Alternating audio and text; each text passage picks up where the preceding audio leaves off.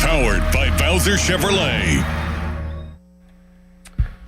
Nicholas Callis here with your Fan Headlines, powered by Bowser Chevrolet. The Pittsburgh Penguins lost yesterday 1-0 in what was the first overtime game of that playoff series between the Penguins and the Philadelphia Flyers. That ends the series. Flyers advanced in 6 games, and the Pittsburgh Penguins eliminated from the playoffs. So that was quite an exciting game, and Arthur Sheelovs deserves a lot of praise for his efforts in that one.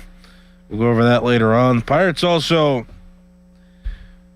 gave up some runs early again in a game against the St. Louis Cardinals. They were making a comeback, and Nick Gonzalez was robbed of a home run late in the game. It was Nathan Church at left field who robbed him of a go-ahead walk-off home run in the 9th inning with 2 outs, but since it was caught, that ended the game. So the Pirates lost 5-4, and the Pirates have officially lost the series against the St. Louis Cardinals, and they've lost 4 games in a row now. Pirates and Cardinals will play again this afternoon. It's a game you can listen to over on 100.1 FM and AM 1020 KDKA. Pirates in jeopardy of being swept in the series. Headlines, they are powered by Bowser Chevrolet. For more, go to 937thefan.com. And the Family Morning Show with me and Nicholas Harry Callis. That's next. You're listening to Sports Radio 93.7 The Fan. Here's a tale of Tina searching up and down for decent GLP-1s, but got spun around. Till GoodRx wrote in, hey, we got something new. GLP-1 prescriptions, all FDA approved. Brand name meds, no flags that are red. Clear pricing from the start. None of those hidden fees in your cart. Delivered to your door or pick up same day. Darn tootin'. Save time and money on prescriptions. I'll put it to goodrx.com/weight loss. GoodRx is not insurance. This is the story of the one. As a procurement manager for a hospital system, she keeps every facility in her network stocked and ready. That's why she counts on Grainger to be her single source for thousands of products, from disinfectants to lighting, air filters, and more. And with fast, dependable delivery, Grainger helps her keep every facility stocked, safe, and running smoothly. Call 1-800-GRAINGER, click Grainger.com, or just stop by. Grainger, for the ones who get it done. I'm Ultima Morgan of Morgan & Morgan. Every time one of my children started driving, it was terrifying. Thousands of accidents happen across the country. We see it every day. If you've been injured in a car accident, call us. Dial #law or visit forthepeople.com for an office near you. No way. Gas prices shot up again. I know, but I got us covered. So generous. What's your deal? What's my deal? I went to Metro and saved. Got 4 lines for just $25 each and 4 free new Samsung Galaxy A17 5G phones, and all on the T-Mobile network. How about we go to Metro today? Get that more for your money feeling. Visit your Metro by T-Mobile store. Just bring your numbers. Not available if you've been with Metro or T-Mobile in the past 180 days. Do you owe the IRS $10,000 or more in back taxes? Penalties and interest are piling up every single day. Wage garnishments and bank levies could hit any moment. If you've been avoiding it out of fear, you're not alone. But waiting only shrinks your options and ramps up the stress. The truth is, the IRS settles with taxpayers every day through legitimate programs, and many qualify to reduce what they owe, in some cases by up to 99%. That's why thousands turn to helpwithirsdebt.com. They've guided over 120,000 Americans, resolved more than $2.3 billion in tax debt, and back every case with their ironclad resolution guarantee. If there's no real path forward, you get a full refund, no fine print. They even randomly select one qualifying client each year and pay off their entire IRS balance. Terms apply. Don't let another day pass. Go to helpwithirsdebt.com right now. It's fast, easy, and confidential. Find out what's possible today. Helpwithirsdebt.com. Once again, that's helpwithirsdebt.com. Hockey is a passion for fans of the sport, but also for the youth who fall in love with the game. With the ever-increasing cost of participating in hockey, many families face financial challenges. The Assisted Goals Foundation was founded to remove financial barriers and to create lasting growth in the sport for current and future players of all backgrounds and communities. Help the Assisted Goals Foundation make the game of hockey available and accessible to anyone, anywhere, at any time. You too can provide an assist. Donate today at assistedgoals.org. Let me tell you a little bit about Pittsburgh sports. The biggest name in Pittsburgh sports media. Ladies and gentlemen, Nicholas Harry Callis. Yay! Oh, Harry. We don't know how he does it. He doesn't know how he does it. But he's up at 5 every morning to get the sports talk day started in Pittsburgh. This is the Fan Early Morning Show with Nicholas Harry Callis on Sports Radio 93.7 The Fan, Pittsburgh's hometown sports station.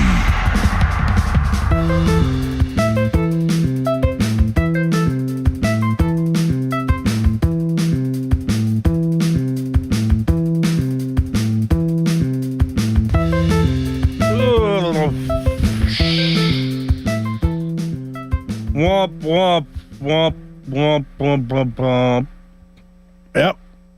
That's how I feel this morning.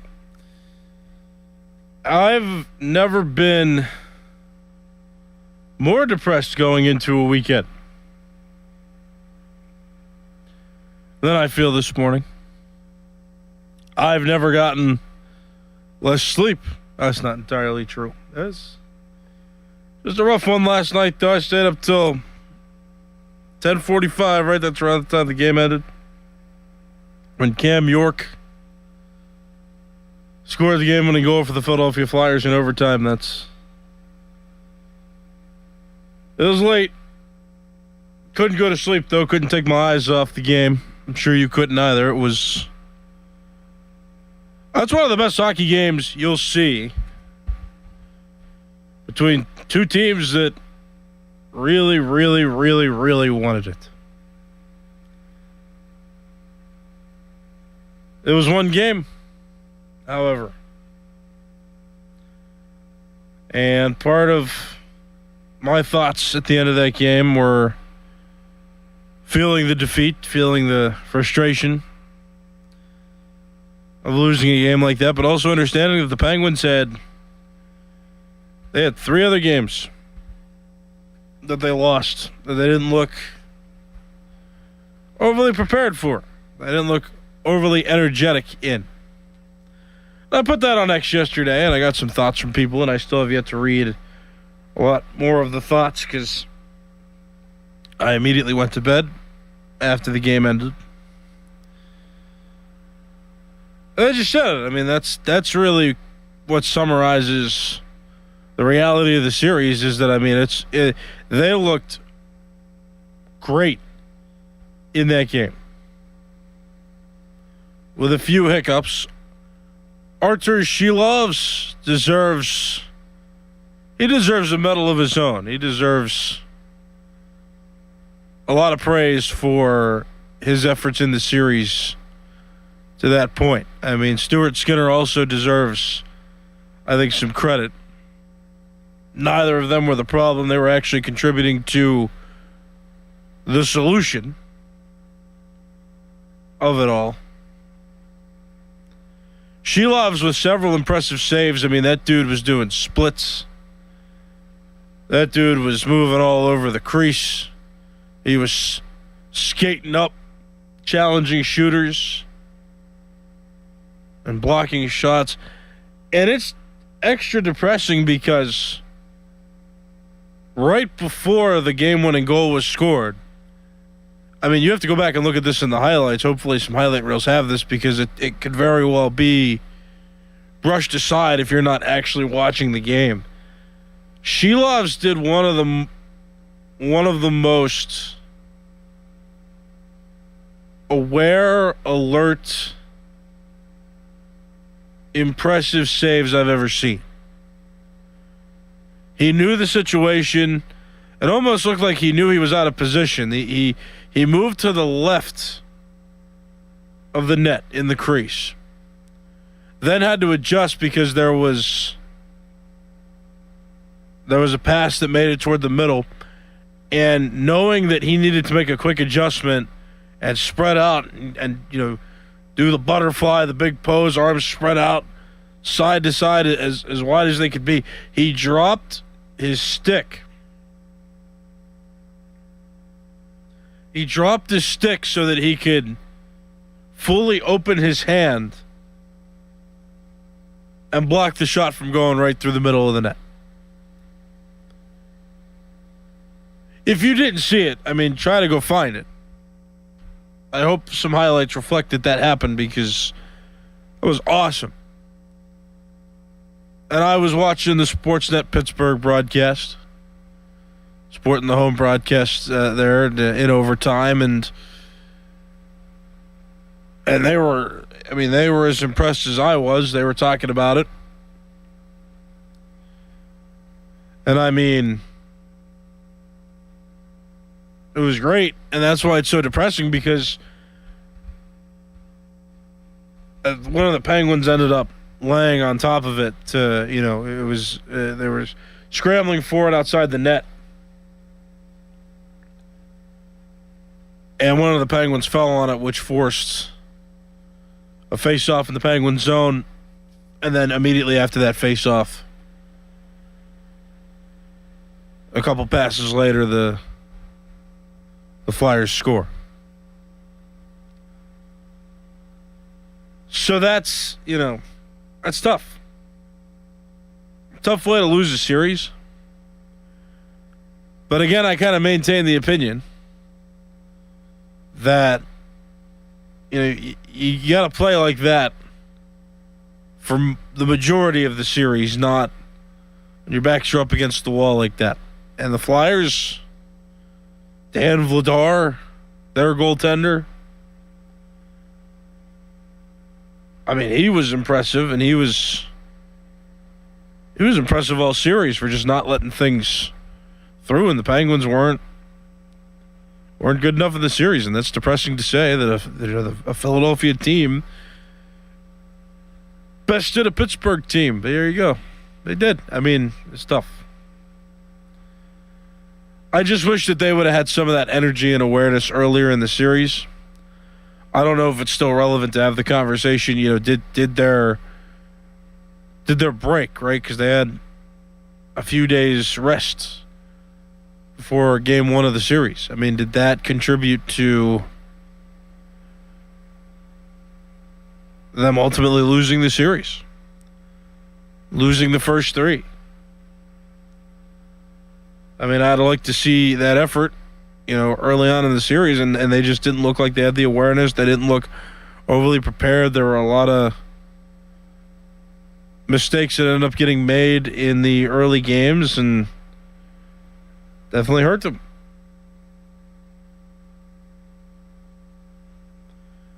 And I'm just depressed because, again, like that's a deflating hockey game to lose. Like, that could have been a series swinging game with how much effort both teams put into working to win that one, if the Penguins weren't already down in the series 3-2.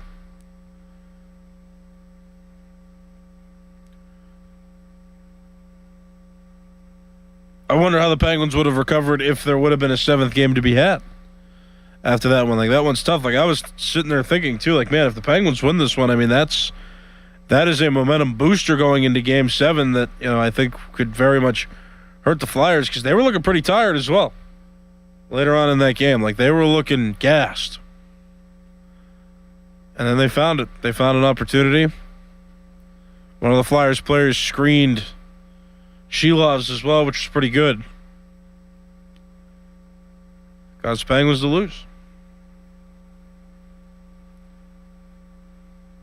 All right, I got some people on the YouTube chat. There's plenty of ways to get in touch with me, by the way. Feel free to react. We're going to reflect on the Penguins season this morning.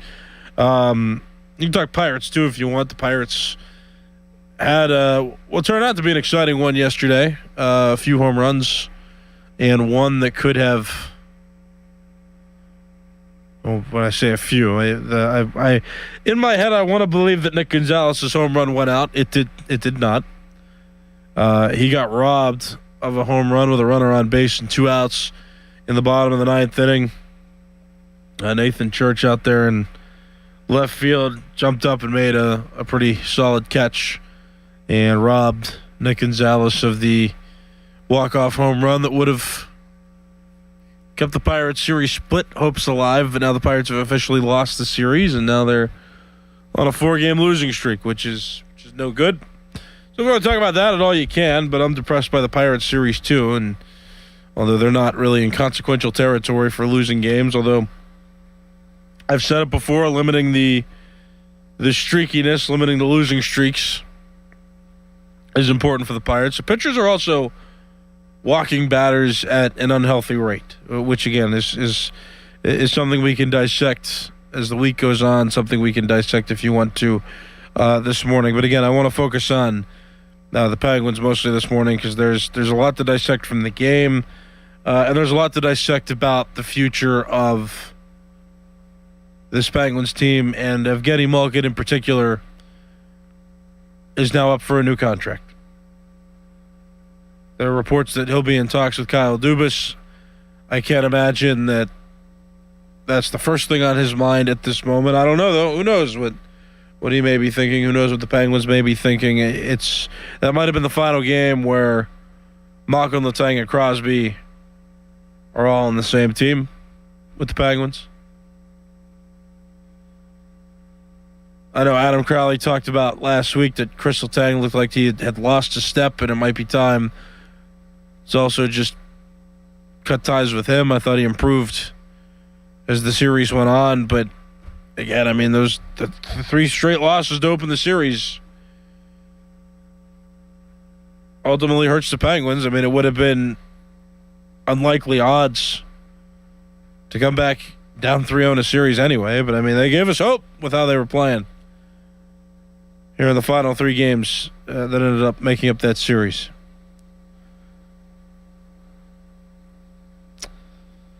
Oh, boy. All right, so 412-928-9370. That's the phone number. You can call 412-928-9370. You can talk to me on X if you tag me in a post at Callas_33. That's CALLAS_33. Be a follow while you're there, too. And you can also see what thoughts are in my head.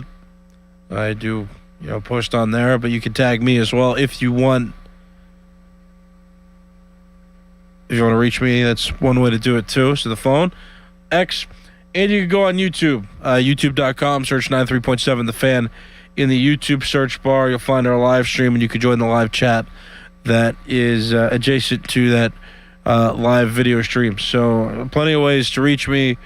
And I'm here till for another 15 or so minutes. So it's time to reflect. 412-928-9370. Reflect on this season, this Penguin season. We already got Cliff Douglas on the YouTube chat saying both those goalies last night played out of their minds.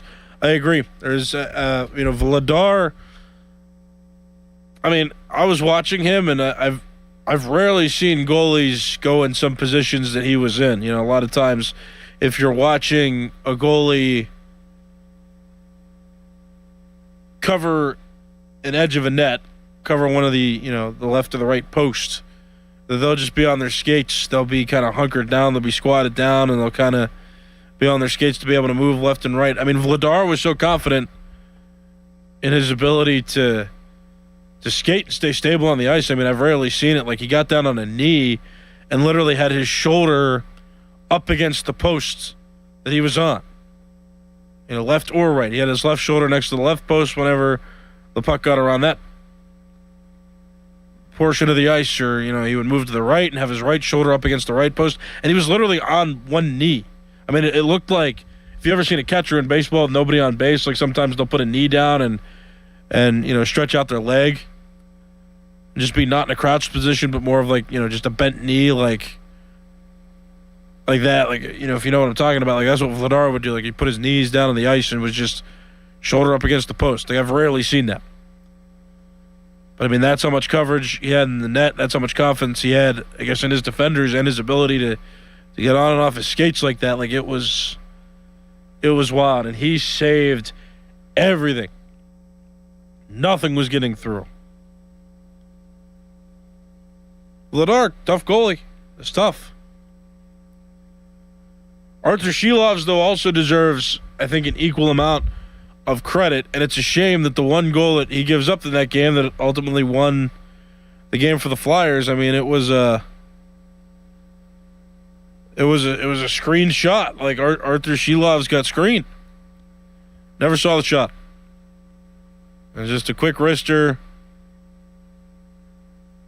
through the net. But he was saving everything. And again, I mean, I cannot praise him enough for the save before that game-winning goal where he adjusted, dropped his stick, and just spread his arms out as best he could to swat the ball, swat the puck away from the net and keep it a scoreless tie for the time.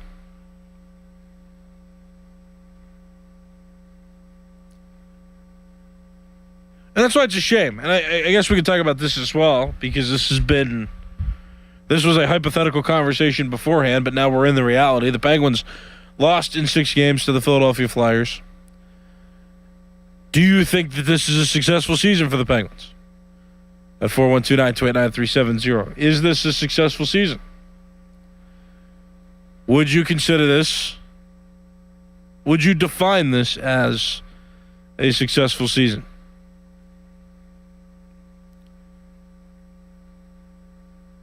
And despite what some think, I still think it is. I mean, this is heartbreaking. But the fact that we're feeling for Penguins hockey again, I mean, I couldn't give 2 rips about the Penguins over the last 3 seasons. There's not many games I watched because they were, I mean, it just seemed like every season they were falling further and further down in the standings. And I mean, the projections in October that we were kind of throwing out there was, can they get a draft pick? Can they get a high draft pick for losing?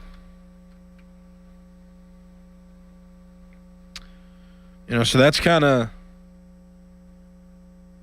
I feel about it, is they exceeded expectations, and despite starting the series down 3 games, I mean, it's not like they didn't recover well, and we thought they could possibly overcome the odds. And if it weren't for a Herculean effort by the Flyers back in that 6th game, I mean, the Penguins would have gotten to a Game 7, and then who knows? So I mean, you look at the series, and while they started off struggling, I mean, they recovered in a way that made us go, "Oh man, they got a shot. They can do this." Look at Sidney Crosby's face. He's intense. That should scare everybody. And I mean, it did. Flyers are just a better team. I think the Penguins did get stunned in the first 3 games. I think there was a lot they could have done better to maybe win at least one of those 3 games. Despite that, though, I mean, the Flyers were the better team in this series. They've got a lot of stars. The goaltender Vladar deserves some sort of most valuable player award. I mean, if I'm giving it to one guy, I mean, he was elite throughout the entire series. Very well done. Goaltending by him.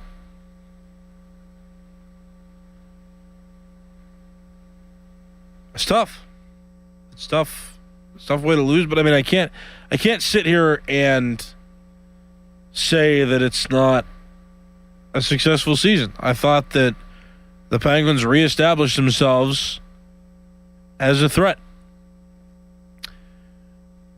And if we're talking about building and improving, I mean, the Penguins have so much more room now to improve and to build on some of the young stars that they have. I think that Penguins fans and fans of Pittsburgh sports in general can be proud that the Penguins are doing what they're doing and that they're back. I mean, they're here. They've got a foundation to build upon now, and I think that this Flyers series should not define their season as a whole and should not define the progress that they've made and the foundation that they've built. They've got their head coach, and he used to get criticized too, I think, during the regular season, and I was one of the people that criticized him because sometimes he looked too calm. Sometimes he looked naive in certain situations. But he learned, and I was proud of him during this Philadelphia Flyers series where I could see him yelling from the bench where he looked disgruntled and disappointed at times, and he looked like he was being intense and he was fighting for his players. When the officials were making certain calls or working on making certain rulings and judgments. I mean, I appreciated him for also, and I feel like he's grown and he grew throughout this season and gained a little bit of extra spirit and extra intensity when this Philadelphia Flyers series came around. You've got the head coach. You've got a lot of young players. You've got a foundation. That, I think, yields a successful season. I mean, you didn't get the result you wanted in the playoffs, and it seems like the first-round exit of Pittsburgh sports teams is a curse that keeps on staying present. Steelers and Penguins have not got past the first round in a little while. Now. Roughly around the same time, too. I think the last time the Penguins got past the first round, it was in 2018. I believe they beat the Flyers that year and then lost to the eventual Stanley Cup winning Washington Capitals. Steelers, it was 2018 when they lost to the Jacksonville Jaguars, if I'm not mistaken. So, this is the thing that Pittsburgh sports got to get through is the first round of the playoffs. Maybe the Pirates can do that for us, but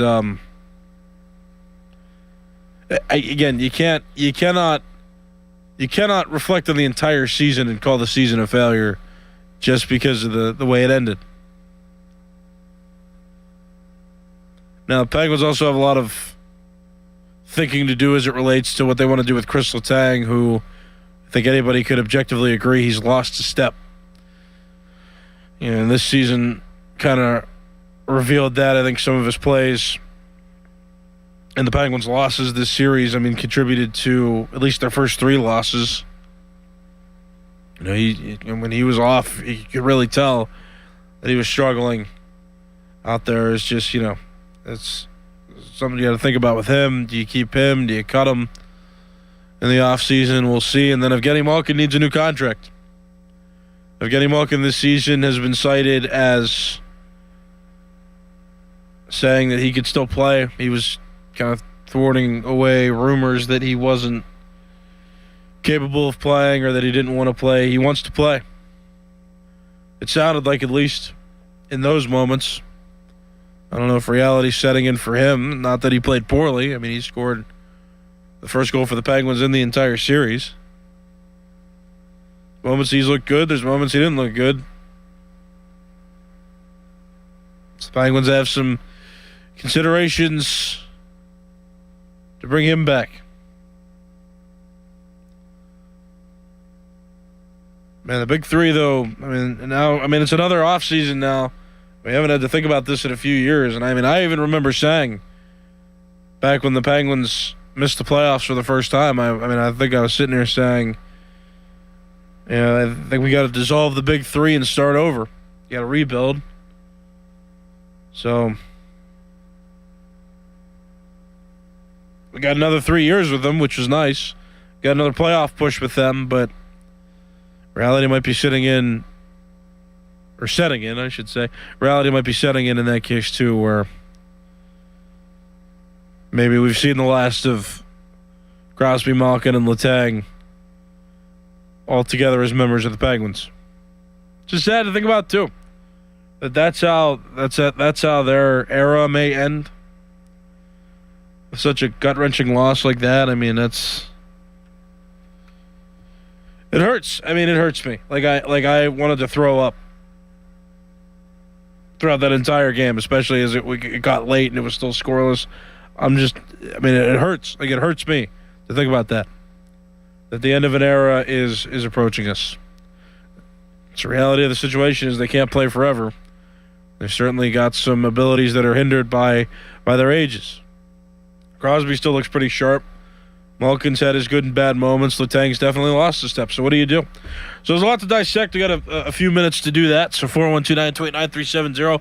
That's the phone number. I'll start taking some calls right now. Good morning. What's your name? Jason, how you doing? Good. You're on the air. What's up, man? Hey, you're the way you sound this morning is how everybody that's a Penguins fan feels this morning. Yeah. You can just feel the hurt in your voice this morning. Yeah. So I just wanted to let you know, man, you're spitting out what Pittsburgh's feeling right now. Yeah, I appreciate it. I try to reflect on how everybody's feelings. I try to give the best opinions and try to think through things in a reasonable manner. And I try to be the guy that's lively, yee-haw, ha-ha. I try to be that guy. Try to make sure everybody can wake up this early in the morning or have a pleasant drive home from a late night shift at work. I try to do that. I just can't this morning. I try to reflect as best I can on these types of things. And yeah, that's how I'm feeling. So I appreciate the acknowledgement of that. Yeah, I mean, it's not fun. It's not fun going to bed later than expected because the game went into overtime, but it was super exciting. Couldn't look away. And then you're on the losing end of it. And it's like, it's just deflating. I'm extra tired now. I'm sure everybody else is tired as well, trying to get up and go to work. It's a rough opening to the weekend. And the draft came to Pittsburgh last week, for goodness sakes. It was a total 180 type of feel from last week to this week. Oh, man, last week the Steelers didn't even have Drew Aller. Think about that. Man, at this time. 412-928-9370. Got GP on the line now. Good morning. Good morning, Harry. Hey, buddy, it sounds like you're giving a eulogy, bud. Well, you have to. They're dead. They're done. Come on, Harry. You woke up this morning, right, buddy? I did. I'm not ungrateful for that. You're breathing, Harry. Everybody's good. They gave us what we everybody. Now you got to agree with me on this one, Harry. When the season started, nobody gave them a chance. No, nobody. Mm-hmm. So now, at least we know now that they have a foundation. The goaltender situation in the beginning of the year, I wasn't too sure that the rotating of the goaltender was going to work, and it worked out pretty good. We got rid of the dead weight at the goaltender. They made some moves. The big three can't go on forever. This is coming, and it's probably going to happen this year, Harry. But at least they made the playoffs. We got to be thankful. I'm glad they at least made it, and they actually turned it around here. They were getting their butts handed to them them first three games. But Philadelphia, that goaltender's pretty good, Harry. I don't see them making a second round. Philly, I don't think they're even going to. They're not going to make the second round. We had the upper team, Harry. We just didn't come out to play the first three games. I don't think it had anything to do with giving them a couple days off. The rookies are strong. The core of the team. I think, like you said, Letang, he's lost a few steps. They're going to have to make some tough decisions, but I can't see that going on forever. So we got the Pirates to look forward to, and hopefully, Harry, when they finally come out, the Steelers come out and say, Rodgers, you're gone, that'll make you feel better, buddy. Well, Rooney wants him to come back. Yeah. Hey, real quick. Have a good day. Wait, one more thing. Go ahead. You did hear me say that the Penguins had a successful season, right? You heard me say I think that? I did. Yes, I did hear you say that, but when I turned it on, you were all sad for a while. And when you get sad like that, Harry, you need to take some calls to cheer you up. You know what I mean? Take some calls, Harry. Have a good day, buddy. You too. All right. I always love talking to GP. He calls in very routinely. He's a nice man. Yeah, I can't help it. I'm sad. And it doesn't help either that I went to bed around 11 o'clock. That's also contributing to this. And now I got a half-hour commute to work every morning because I'm living with my girlfriend. It's great. I love it. I love the house. I love being around her every day. I'm just tired too. I can't help it. It was a long night, and I would have had more energy if they would have won. Coming off an overtime period, they did not win. So it's just how I'm feeling. I'm just expressing how I feel. I'm sure a lot of you do feel the same way though. But yeah, this is what we're doing. It is kind of a eulogy. It's a reflection. It's like, hey, how did the season go? It sucks that it ended this way. But that's what we got to do. We got to reflect now because Penguins do have a lot of decisions coming up as well, a lot of crucial decisions as it relates to the future of many core contributors to this team. 412-928-9370. 412-928-9370. Got time for one more call, so we'll take this one. Good morning. What's your name? This is Garrett. You're on the air. What's up, man? Hey, it's hard to be mad about that game last night. That was a pretty clean hockey game. Other than the little Letang scuffle, I thought, you can't put yourself in a 3-0 hole. That's the kind of games you want to see in this series, not the first 2 or 3. But if that's the end, that's hard to see for Malkin, Crosby, Letang. But looks like they got some things in place for the future here. Yeah, man. Thanks for the call. I appreciate it, and I agree. Like I said, I mean, I can't reflect on this season and call it not successful when they've built the foundation, when they've gotten back into the playoffs, and when I do believe they are a legit threat. They just didn't start the series out, I think, focused enough. They didn't start the series out sharp enough. I wish more games looked like that one in this series from last night.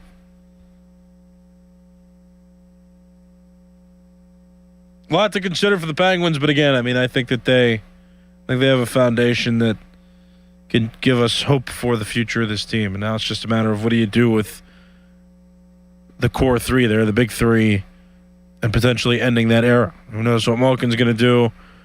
Who knows what they may do with Letang? We'll see. But I'm out of time. My name is Nicholas Harry Callis. This has been the Family Morning Show. Fan Morning Show pre-show with Adam Crowley and Doran Dickerson's next. You're listening to The Fan. Now, from the Spitzer Toyota Traffic Center at SpitzerToyota.com. No major incidents or accidents to report as we begin the Thursday morning rush. Traffic on all 3 parkways as well as Route 28 up to speed. However, the HOV lanes not open yet alongside the Parkway North and the Crosstown. When they do, you can use them with 2 or more in your vehicle until 10 o'clock this morning. Meanwhile, work continues on the Pennsylvania Turnpike. Watch for a right lane closure on the westbound side between the Butler Valley and Cranberry interchanges.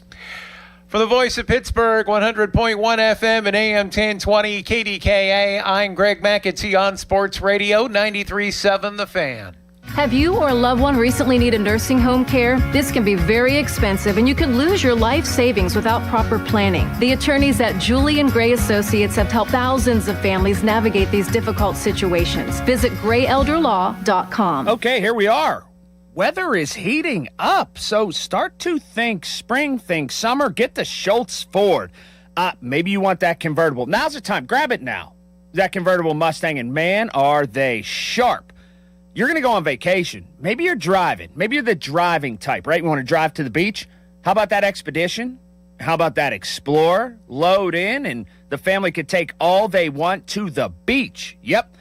Check it out, SchultzFord.com, right?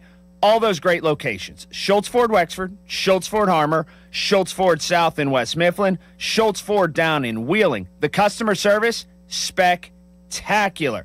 Hey, you need your car serviced? Pickup and delivery. They have that option. Also, mobile service, something small. They'll come right to your driveway, get it done for you, and you don't even need to leave your living room. That's fantastic. So get to all the locations, and if you just want to browse around, check it out online. Always open at SchultzFord.com. Thanks to the Good Feet Store. Are your bad feet making you grumpy all day like Dan was? I was born with a sunny disposition, but I had so much knee pain and foot pain. I wasn't that way anymore. I didn't know what to do. But then I'm driving down the street one day and my knee's hurting and I see a Good Feet store. I thought, what do I have to lose? Good Feet arch supports aren't just a cushion or a flimsy shoe insert. We have a system of arch supports designed to create better alignment for all 4 of your foot's arches. And the only place to get the Good Feet system is at the Good Feet store. Once I got my arch supports from Good Feet, I just went back to being my happy self again. My wife noticed it, my friends noticed it, even my dog noticed it. I just wish that I'd found Good Feet 20 or 30 years ago. I've got my Sonny back. Visit us in Cranberry Township, in Robinson Town Center, in the waterfront, in Morgantown at Suncrest Town Center, and at goodfeet.com. Thanks to the Good Feet store. I'm Ultima Morgan of Morgan & Morgan. Every time one of my children started driving, it was terrifying. Thousands of accidents happen across the country. We see it every day. If you've been injured in a car accident, call us. Dial #law or visit forthepeople.com for an office near you. Ouch! checked from behind. Man, that's gotta hurt. I'd hire Morgan & Morgan if I were them. What? Yeah, Dan, America's largest injury law firm. They serve up justice, ice, cold, law. Know what I mean? I guess. Their gloves come off when they fight for you. Okay. I'm talking a settlement slap shot. Shouldn't we be talking about the game? Yeah, Dan. Morgan & Morgan. Proud sponsor of the Pittsburgh Penguins. Offices Pittsburgh.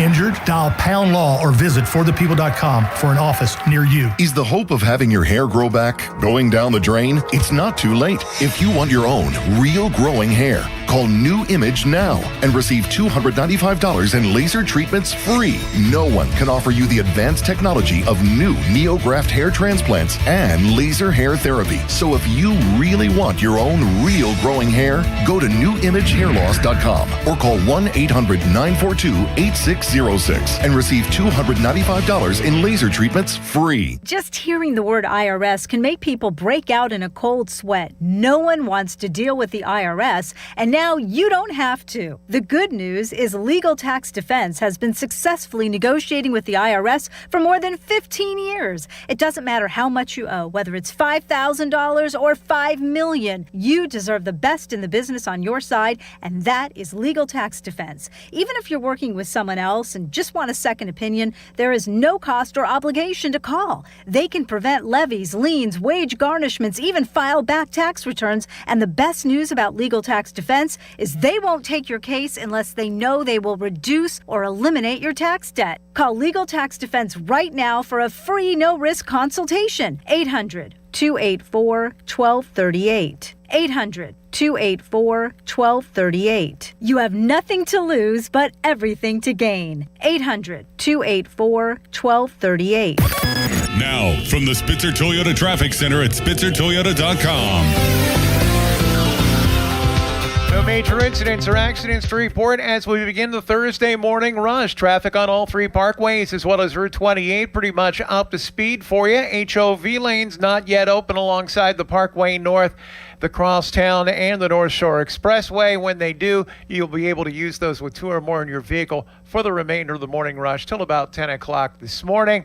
And also, watch for the closure of the ramp from the North Shore Expressway to North Shore Drive as crews continue to clear up what was left of the NFL draft. From the voice of Pittsburgh, 100.1 FM and AM 1020 KDKA, I'm Greg McAtee on Sports Radio 93.7 The Fan. Your hometown building partner since 1956, 84 Lumber. Visit 84lumber.com. Live from the ShoreKeyMitsubishi.com studios, North Huntington and North Hills.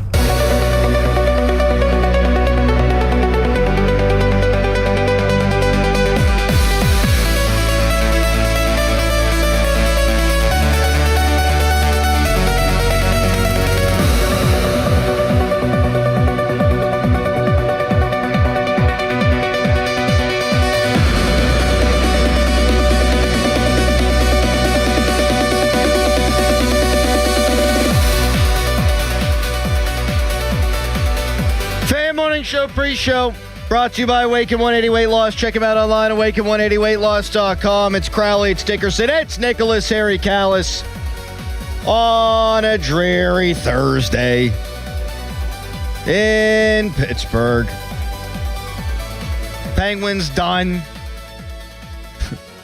Bucks inches away from walking it off last night, but they've lost now 4 in a row.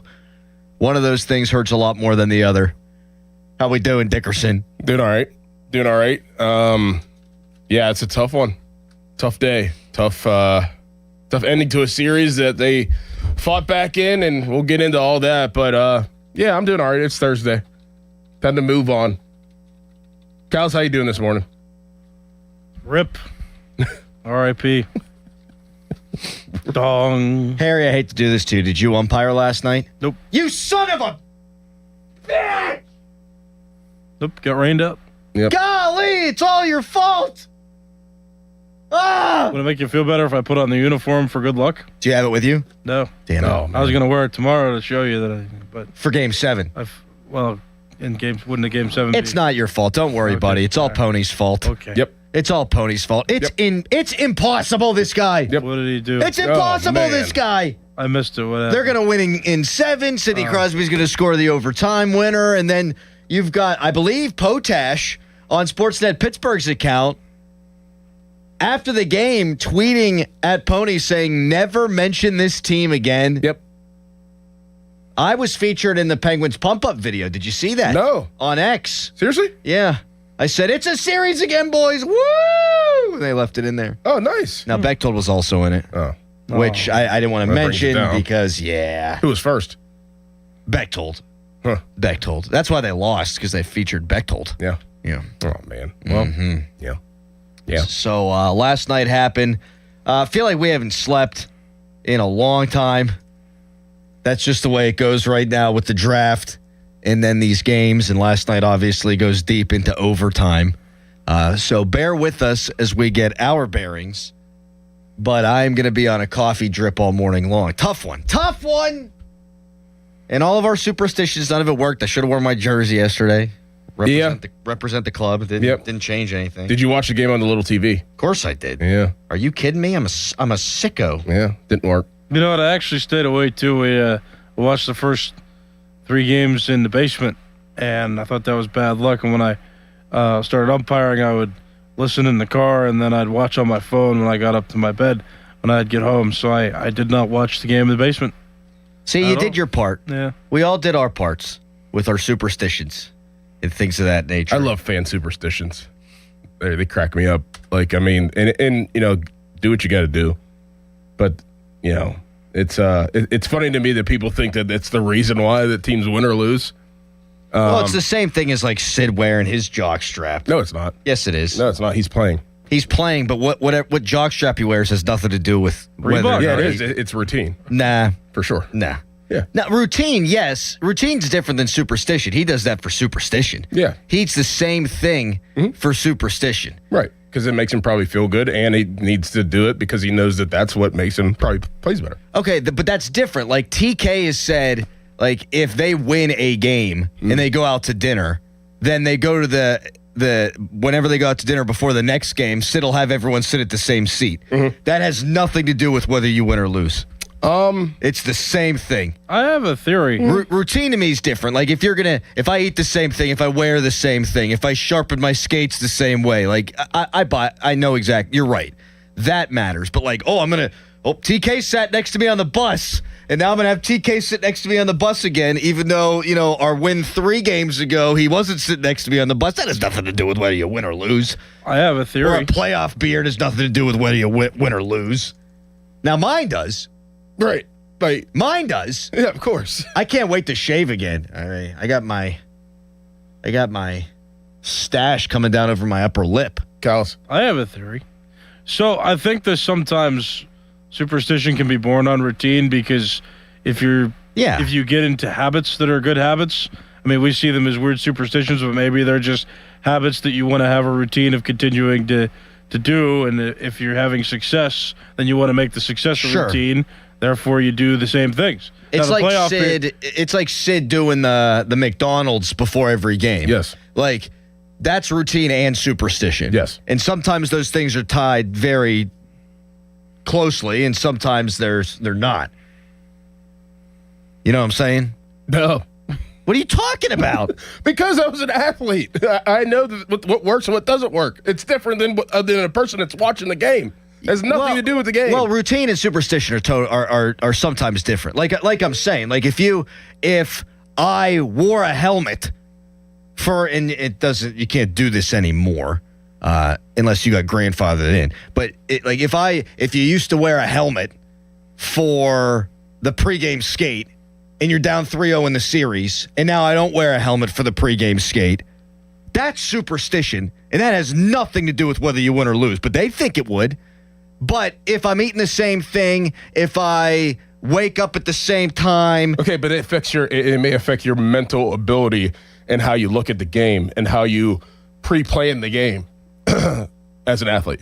So you believe in athlete superstitions? Yes. I think Doran's point is that what we do as fans has we have no effect. And that, I guess, to your point, would have an emotional, mental effect. Yes. Yeah.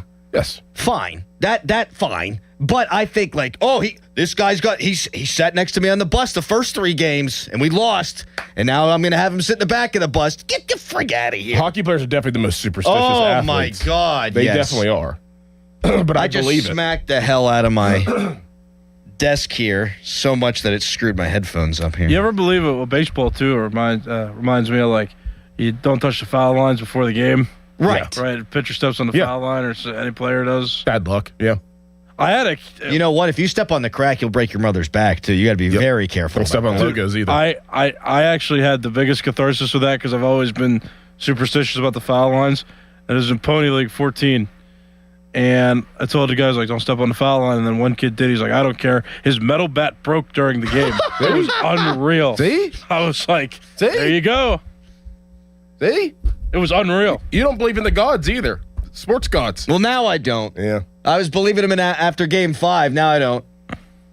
I believe in superstition, Dorn, when it suits me, and I don't when it doesn't. Right. Okay, I'm a fan. Don't you yell at me today. I'm not. I'm saying that it's just funny to me. You could do what you want, but it's just funny.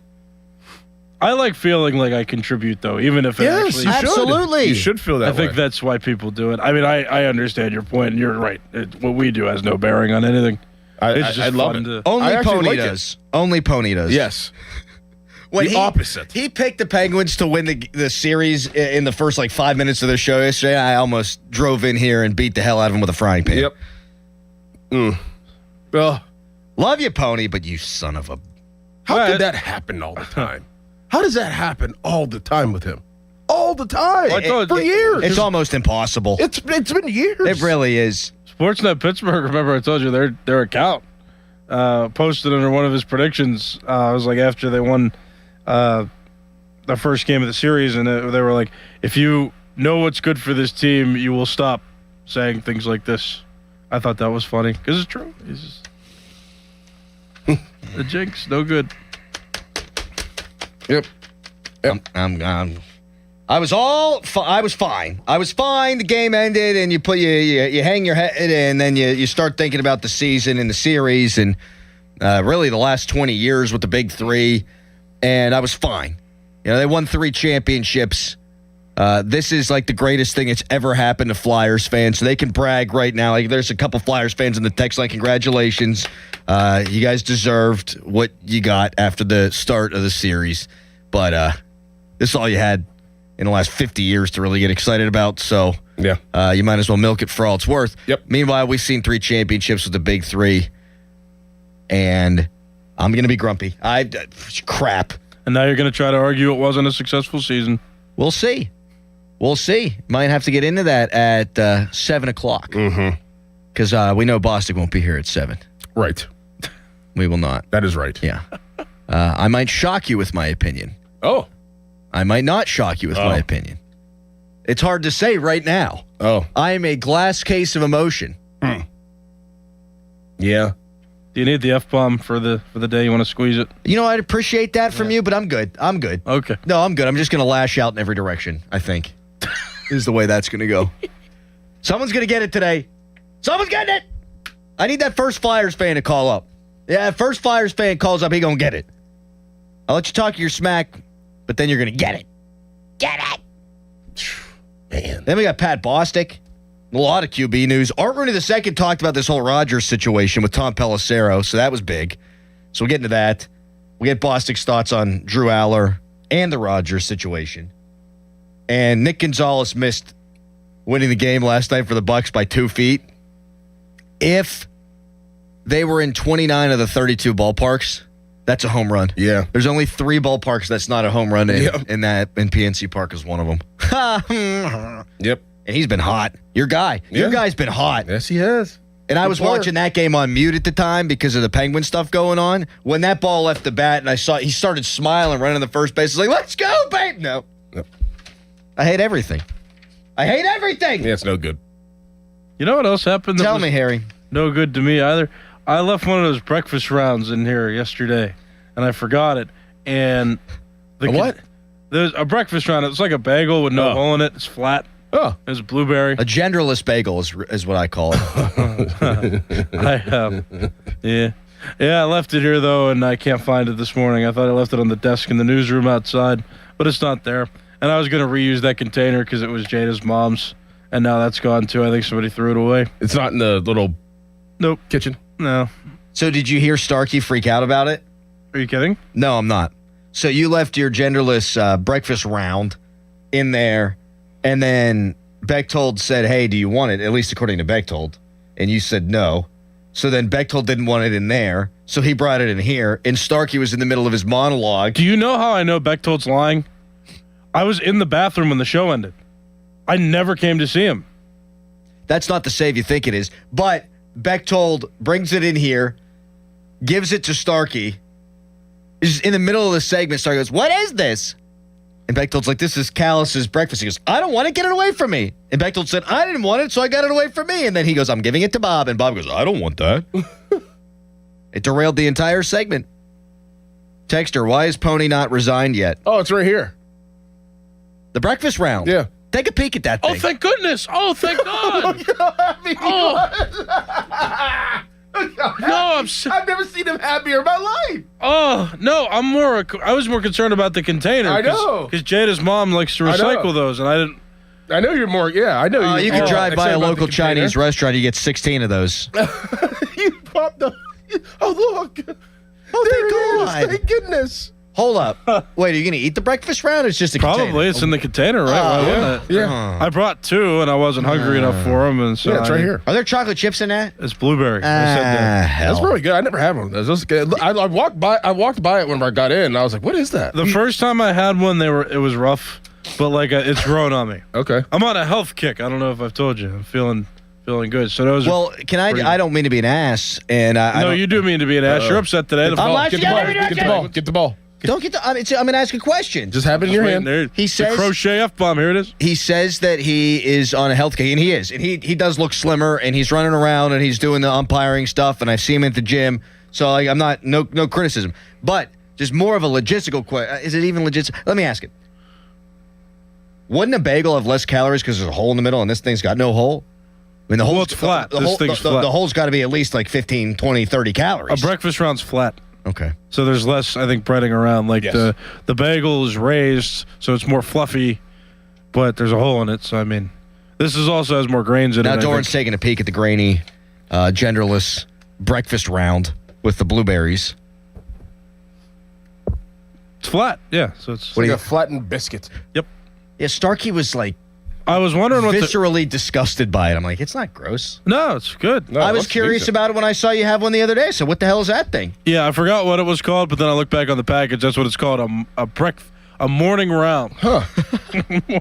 A morning. I could go for a morning round right now. I'll tell you. Me too. People might think I'm talking about sex. No, I could use a beer. Oh, I give you all of it. Oh, yeah. I still have the Icy Yeah, what Light. am I doing? Turning down hypothetical sex. I still have the Icy Light NFL draft beer in my fridge. I need to probably drink that. No, I can't because I got umpire today. I would hate to drink and then something go wrong during the game. Yeah, that's bad. Don't do that. That would not be good. Yeah, umpire smells like beer behind home plate, behind the catcher. Bad look. Very bad look. You throw some honey on this thing, it'd probably be pretty good. Ooh. Yeah, I thought about cutting it in half and putting peanut butter in the middle. Yeah. Oh. Yeah, I just don't have peanut butter right now. You know who does? Amanda from Y108 has a jar of peanut butter in there. Definitely does. Yeah. Maybe I'll go ask. Yeah. Mm-hmm. You should do that because that sounds really good. Mm-hmm. Mm-hmm. Get them calories. Oh, I love peanut butter. Peanut butter and blueberry. I'm going to the Bucko game today with my pops. Oh, yeah, that's right. Yeah. Gonna watch Skeens. Skeens. They going to win? Yeah. Skeens. This is your first time seeing Skeens in person, I think, it right? is. No. I thought. Really? I don't think know. I've seen a pitch with my own two eyes. Didn't he pitch on? No, he didn't. The Pirates haven't had an opening day, like an actual opening day Home opener in a long time. Yeah. Yeah. Well, that's what I was saying. He didn't pitch the home opener, right? Because it wasn't on the schedule. Yeah. Yeah. Wow. How about that? Gonna have a beer there. Yeah. Perhaps a hot dog. Yeah. Boys. Yeah. Boys, gonna have a hot dog, boys. All right. With McPhee. With McPhee. Pat McPhee. All right. Well, you know where we're starting. Why did the Penguins lose last night? Why did they lose the series? We'll start with the micro. You can react. The only show this morning is going to let you react to what happened to the Penguins last night at 412-928-9370. Then we'll zoom out for the nuanced discussion of whether this was a successful season or not. In 30 seconds, bang. Bang! Bang! Bang! HD1 Pittsburgh, an Odyssey sports station. Live from the Jim Shorkey Mitsubishi.com studios, North Huntington and North Hills. Always live and free on the Odyssey app.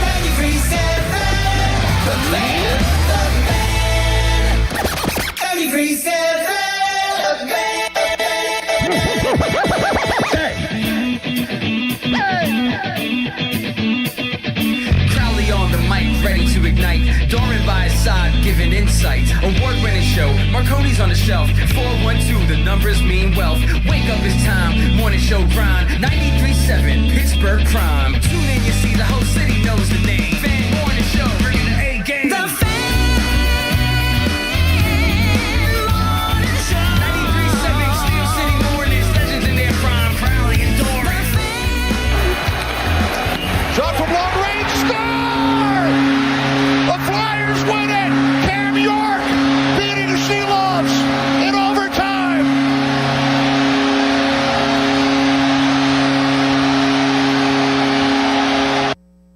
Yeah, it's unfortunate. I thought, especially the second half of that game, overtime, we had some really good looks. We're a shot away from going back to Pittsburgh for Game 7. So, it just comes down to bounces sometimes. But putting yourself in that position is tough. But I think we all had a lot of belief that we could dig ourselves out of it. And, I think our game showed that. It's just unfortunate that we got behind early in the series. That's it right there. Why'd you lose the game? Well, hockey. Hockey happens. That's the analysis at 412-928-9370. The Penguins outshot the Flyers 42-32. The Penguins outshot the Flyers 13-5 in the third. The Penguins had 88% of the expected goal share in the third period, 75% of the shot attempts. They outshot the Flyers 23-11 in the third period in overtime, 10-6 in OT. And Dan Vladar saved 4.98 goals above expected, according to at least one site in his 42 save shutout. Sometimes you do everything right and you get goalied. And that's what happened. And that's why you lose the series. That's why teams that fall behind 3-0 have only come back to win 4 times. Because even if you're the better team for 4 straight games after you fall behind in that hole, you're probably not going to win all of them. Mm-hmm. That's hockey. That's the Stanley Cup playoffs. You're going to have a game every single series that you deserve to win, and you probably don't. And you're going to have a game every single series where you probably should lose and win. That's the sport. And that's the way the cookie crumbled for the Penguins last night at 412-928-9370. They had chances galore. I'm proud of that hockey team today, the way that they battled their ass off. If you go by who should have won the game, it was Pittsburgh, and they should be playing on Saturday night. If you go by who should have won the series, it's Philly because they got out to a 3-0 lead. And it's a bummer that the Penguins couldn't see this thing through. They're just the 26th team to force a Game 6 after being down 3-0. And they were one shot away, as Sid said, from being just the 11th team to take it back to a Game 7. This team was that close to making history. I can't rip a team for showing that kind of guts. And there were some mistakes they made in this game, but I thought they largely played well enough to have earned another game, and it didn't go that way. Yeah, they gave themselves a chance, and that's all you can ask for at that level, and especially in those moments where it's so tight. I mean, that game was tight. And not just like tight by score, but tight by just pressure, feel, emotion. You could feel it through the TV screen. You could feel how just tense that every single shift, every moment was. And Shelov's coming through the way he did. I mean, just mad credit to Shelov's. Mad credit. I mean, the guy played out of his mind. He was unbelievably good. Oh, my God. Vladar had to make a bunch of 10-bell saves, but it was more quantity than elite quality that he had to stop because the Penguins were pushing and pressing the way that they were. I combined the words. You might get a lot of that today. Not a lot of sleep for any of us last night. The way the Penguins were pushing the tempo, the pace, they were going to leave Sheloves out there on an island a little bit, and they did. And he answered the call time and time again. The only time the Flyers beat him, he didn't see that puck. Mm-hmm. And maybe if I had one critique for the Penguins in overtime, they passed up a couple more looks. They had opportunities, and I felt like they could have thrown a few more pucks at the net. They had more possession even than the 10-6 shot disparity would tell you in overtime. And as we saw with the Flyers, man, you get a flyby right in front of the net, and you screen the goalie's eyes for half a second, you throw one to the cage, and it can be over. Penguins hit 2 posts. Yep. Igor Chinakhov, I thought, played his best game of the series. You can't hit a post more flush than he did. And I believe it was Connor Dewar who hit the place on the goal where the crossbar and the post met. And the Flyers then, their shot off the pipe goes off the pipe and in. Mm-hmm. And that's just hockey, man. Yeah. That's just hockey. And it sucks. It sucks.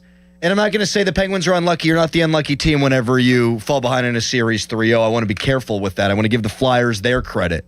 But, if you play that game last night 10 times, I think the Penguins are winning 7 or 8 of them. Mm-hmm. Just think that's the way it goes. Mm-hmm. Just by the way that they dominated that third period, too. You just felt like something was going to break through, but it obviously didn't. And, the Flyers, I don't know what they're going to do in the next round. They'll probably get waxed. But, you can't dig yourself that big of a hole. Can't do that in hockey. So, they fought. That's just the word that comes to my mind. They fought. They fought all season, really. Yes, they did. All season. And I wrote after the game, great effort. Because it was by the Penguins. And I had people saying, well, if only they had tried the first few games. They did. They didn't play that well. The Flyers didn't play that well last night. They won the game. You're allowed to win when you're not at your best. And if the Penguins had won when they weren't at their best in one of those first 3 games, we're having a totally different conversation right now. So full marks on the Flyers. They got it done in a game where they got outplayed. Penguins couldn't find a way, with all the veteran leadership that they have, to do that in one of the first 3 games. That's your story right there. You're allowed to win when you're not at your best. In fact, that is required. I think about the 16 and 17 Penguins. You play those series 10 times against the Capitals, they might go 5-5 in each in 16 and 17. They might lose more times than not in 17. Mm-hmm. Like, the better team doesn't always win. In the Capitals, they controlled play for large swaths of both of those series, particularly in 17.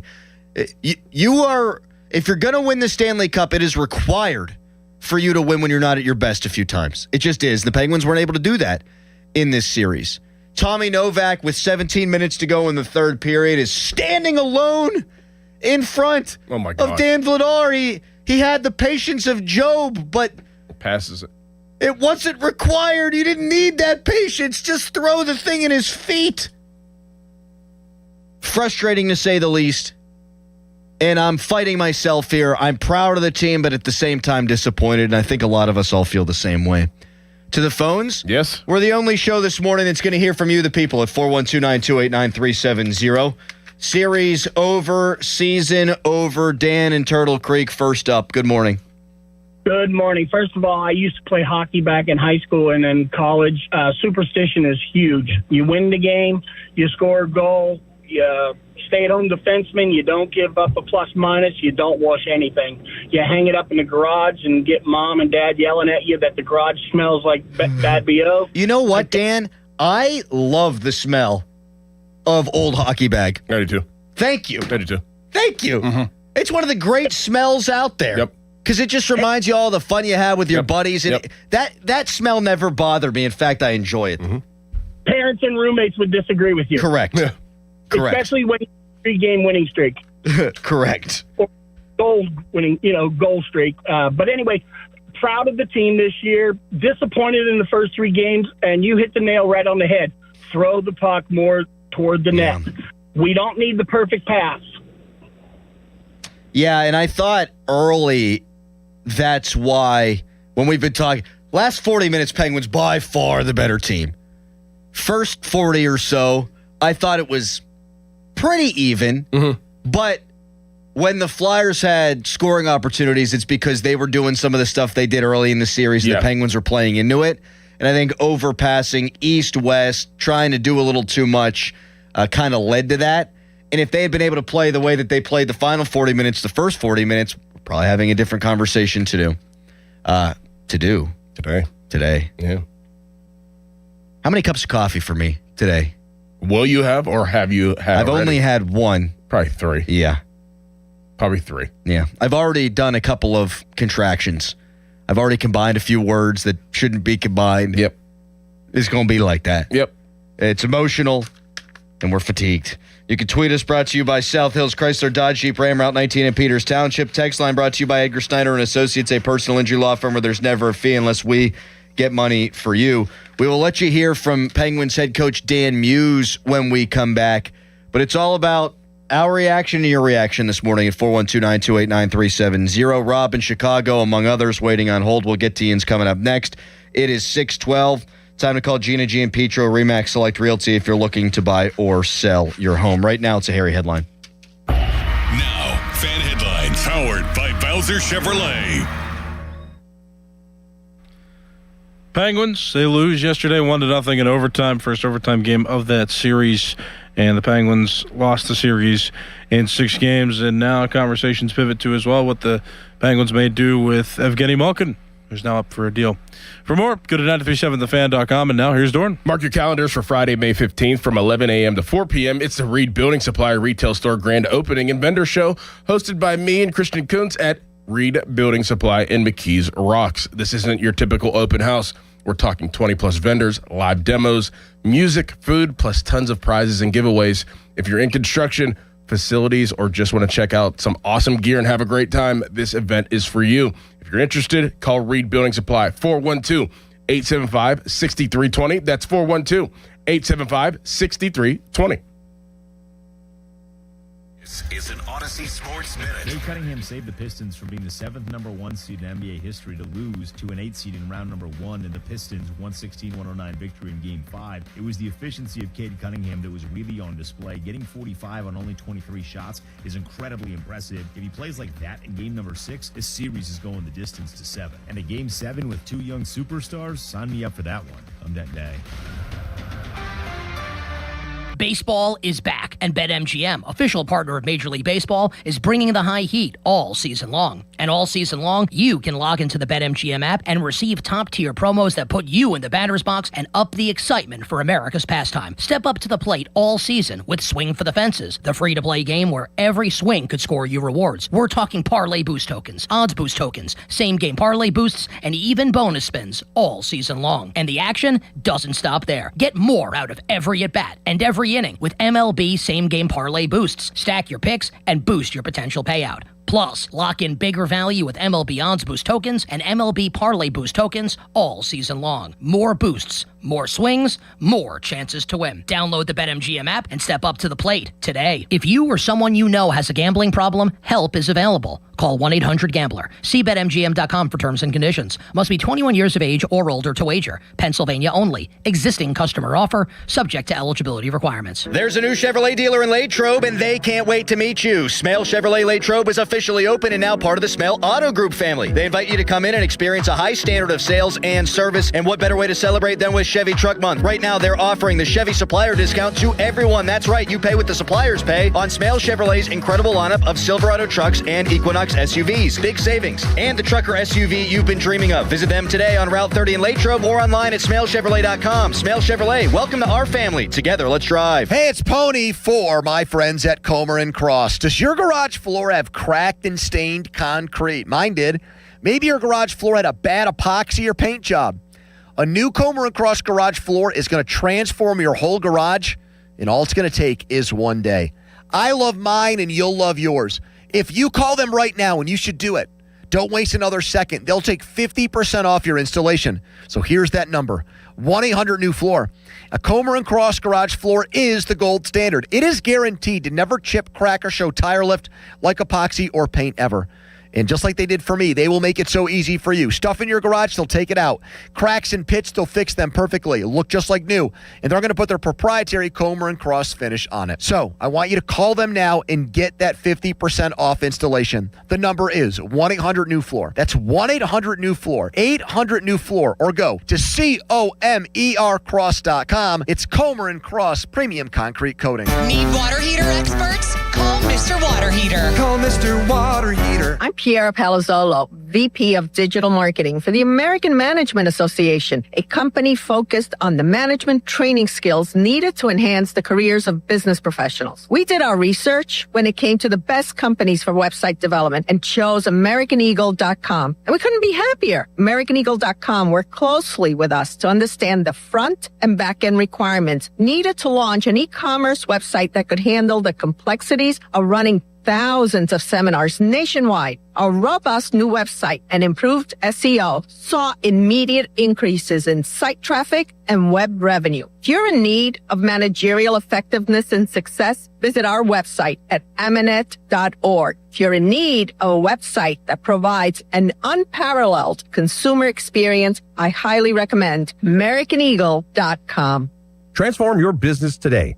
Dial 877-WebNow1 for a free digital consultation with AmericanEagle.com. Clouds and sun today, the high 52. Weather brought to you by Staples. Epic parties start at Staples. Now you can grab Party City balloons, decorations, and tableware, plus matching custom invites, banners, and more right at Staples. That was easy. This is the story of the one. As a maintenance tech at a university, he knows ordering from multiple suppliers takes time away from keeping their arena up and running. That's why he counts on Grainger to get everything he needs, from lighting and HVAC parts to plumbing supplies, all in one place. And with fast, dependable delivery, he's stocked and ready for the next tip-off. Call 1-800-GRAINGER, click Grainger.com, or just stop by. Grainger, for the ones who get it done.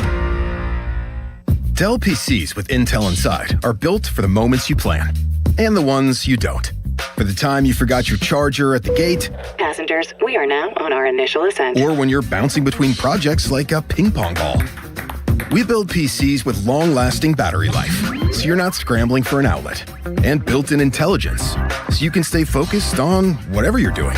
Dell Technologies, built for you. Dell.com/Dell PCs. Now, from the Spitzer Toyota Traffic Center at SpitzerToyota.com. Major tie-up on inbound Route 28. This report brought to you by family-owned Saloni's Italian Bread, Pittsburgh. Multi-vehicle accident blocking the inbound side of Route 28 near Shaler Waterworks. Traffic getting by on the right shoulder of the roadway and stacking back before the Route 8 at the bypass and past the scene. Also, because of some maintenance work, the HOV lanes will remain closed alongside the Parkway North as well as the Crosstown. While that's happening, you'll have to use the main line. It's not expected to reopen until this coming Monday's morning rush. Traffic on the Parkway East, that stacks back at Edgewood Swissvale. Parkway West, delays near the runaway truck sand pile. From the voice of Pittsburgh, 100.1 FM and AM 1020, KDKA, I'm Greg McAtee on Sports Radio 93.7 The Fan. The key to making your tailgate party a hit is the bread, and Saloni's Italian Bread is the key to any great burger or dog. A proud sponsor of the Pirates, Saloni's is family-owned and has served Pittsburgh for over 100 years. Saloni's Italian Bread will be a home run at your next party. Live from the ShoreKeyMitsubishi.com studios, North Huntington and North Hills. Right now it's raw. At no point today did I expect for our season to be over. It's just not the way that this group thinks. It's not the way that I think. And so it's tough right now to be able to kind of really look back and say that I love this group.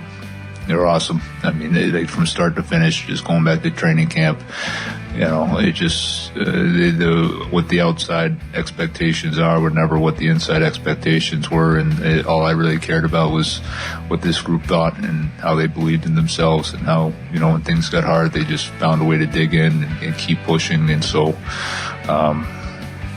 yeah, it was. I'm proud of each guy on this team and everything that we worked to accomplish this year. But in terms of reflecting right now, it's I'm not at the point for that right now. Want to take a bunch of calls this morning at 412-928-9370. It's therapeutic for you. It's therapeutic for us. Your thoughts on what happened last night, what happened this series, and really the season at large. You give us a ring in the hotline presented by Sullivan Super Service, Pittsburgh's trusted plumbing and HVAC provider for over 50 years. I want your prevailing emotion right now, too. Like one word prevailing emotion. I'll give you mine in a couple of minutes. We'll have Doran and Callis give theirs as well. In the interim, we go to a long-timer, Rob in Chicago. Hello, Rob. Good morning, guys. I think that, despite the disappointment of last night, you have to consider this season, a bit of a success. I mean, we weren't expecting them to be this far, but I think that everybody kind of had their chickens counted against Philadelphia, and it didn't quite turn out that way. But they've got a lot to build on for next season. They got some decisions. But I just want to see them get a heavy hitter, a thumper on defense. And I'm not talking about the little gray rabbit. They need to get someone who's going to make you pay dearly if you come in that offensive zone, and someone who can hit against these bigger teams. I think they will revamp the defense corps to a significant extent this offseason. You got $50 million in cap space. Is Malkin going to be back? Is Letang going to be back? Will they field calls on Carlson now because he played really well, and if you wanted to move him before and couldn't, maybe you want to move him now? I don't think they will because he seems to me as part of the solution, not part of the problem. As far as this season being a success, I want to get into that in full detail at 7, but this might tip my hand a little bit. My prevailing emotion right now, the word I would use to describe how I feel, gratitude. Yeah. We got to see the Penguins play a full season worth of meaningful hockey. I did not expect that. We thought they could. We had a discussion. I remember this very vividly, talking about how with a new coach and a new group of guys, every year in the NHL, there's a team or two that plays way above their expectation level. And we said it was possible with these Penguins. Not that we necessarily predicted it. And they did that and then some. And had they gone down and gotten swept by the Flyers, that would have left a different taste in my mouth. This is a really good hockey team. Mm-hmm. They didn't happen to win the series. They battled their nuts off, man. Yep. And I'm grateful for the last 20 years, and I'm grateful that we got to see maybe the last ride of these guys. And that's way better to me than if they had missed the playoffs, had a chance at a top 10 pick, and we didn't get to see Sid, Gino, and Tanger in a playoff series together again. Because we got moments from each of those guys this series. Malkin scored a couple of goals this series. Letang with 2 game-winning goals. Sidney Crosby, 4 points in the prior 2 elimination games. I'm happy we got to see it, so I'm grateful today. Yeah. Yeah. I'm a combined words. Mine's blissful exhaustion. Look at you. You're great. Blissful exhaustion. Like the blissful part, like you didn't expect them to be here. And to watch this season, to see how this season went the ups and downs, and knowing that the veteran players still have something left in the tank, and to see 71, to see 58, to see 87 skate out there and try their hardest every single night to make it to where they made it, it was blissful. It was like, man, like I can't believe that they're still doing this. Man, ain't that the truth? But at the same time, I'm exhausted for them because I know how much effort, you know how much effort that they put into just getting to the playoffs, getting back into the playoffs, watching some of the games. I mean, how many overtime games. This series was exhausting. Going down 3-0, fighting back, winning 2 games in a row, winning on the road, winning at home, exhausted. But at the same time, I'm happy. This team never quit, man. They never quit. They never quit. Blissful exhaustion. And I know that maybe some fans don't want to hear that today. Like, effort is what you got to bring every single game. But this team was not expected to do anything, has an 8-game losing streak in December, and it seems like the wheels are falling off. And then right after the Christmas break, they start playing great hockey. and out of the Olympic break, you've got no Sid. Then Gino gets suspended. Then Gino gets banged up. And you still find a way to the playoffs. Right. Then you get systemed to death in the first 3 games of this series, and you could pack your bag. Hey, we weren't supposed to be here. We'll give our effort, but hey, we're going to go quietly. No. They were a game away, a goal away from every single Flyers fan in Philadelphia not even bothering to watch the game on Saturday night because they would have thought the thing was over and the Penguins were going to win the series. Yeah. Like, they put the seed of doubt back into those fans, and I guarantee damn well to you they put the seed of doubt into those Philadelphia Flyers players. Oh, no doubt. And I thought the Flyers, especially in the second half of the game last night, they played tight. Mm-hmm. And the Penguins forced that by the way that they played these last few. Too little, too late. But we got one last playoff run, perhaps, from the Big Three. I'm grateful for it. Yeah. Give us your prevailing emotion at 412-928-9370. Let's go to one of our favorites. You're live on the air. Jim in Monaca. Good morning to you, buddy. Good morning, guys. I feel the same way as you, Crowley. I think I'm trying to pull the good out of it, right? And part of the good is you got a lot of young players that didn't have any playoff experience that got 6 games worth of really tough competition that they can put as a notch in their belt and take moving forward. And the other thing is you know, the way they fought to come back and the determination, desperation, and compete level that they showed, even some players at their age, you know, I think this season as a whole is a success, even though they lost in the first round. And I saw a funny statistic last night. If you take the year you were born plus your current age and you subtract 50, which is the years they've gone without a cup, and multiply it by 0, guess what? The Flyers are all still zeros, baby. Woo! At least we ain't them, Jim. You're right about that. Yep. 412-928-9370. I mean, that's the thing. Hey, again, all credit to Philly. And they won the game. They won the series. And they got a young team. They got a good team. They got a head coach that I respect. But they ain't won a cup in 50 years. We've seen 3. A lot of us have seen 5. Mm-hmm. And you have a trio that has completed, to this point, something that has never been done in North American sports history, playing 2 decades together. You know, I feel if the Penguins had won 1 championship over that run, that would have felt nice. But I might be sitting here going, at the end of this thing, boy, they could have done more. Like the Atlanta Braves of the 1990s. Yep. They won 3 championships, and it might all be over. That is overpowering me today. As disappointed as I am that they didn't get this thing back to Game 7 despite all their best efforts, how can we not sit here and go, man, what a 20-year run it's been? Oh, my gosh. I never would have thought it would have made it this long. Like, I mean, just in general, in sports. You know, athletes don't really play 20 years. Never thought that we'd be seeing, as I said before, 71, 58, and 87, even skating. Thought they'd be, an analyst by now, or a GM, or like owner. Scott Hartnell. Yeah. So, and by the way, I think Boucher was having a tough time being neutral on the broadcast yesterday. That's just me. This is me as a fan, and a lot of my fan idiosyncrasies and weirdness have come out now because I care so much about the Penguins.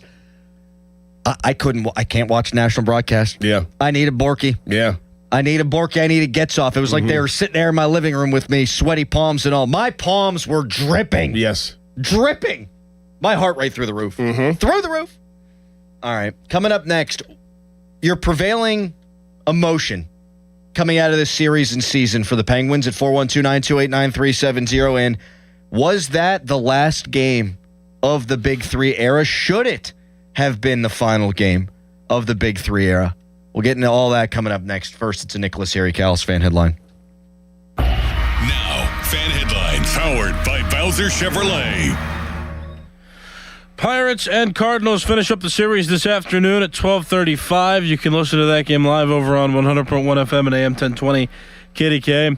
Pirates lost yesterday 5-4 and are at risk of getting swept in the series if they lose today's game. Pirates right now are on a 4-game losing streak. The Paul Skeens, he pitches today.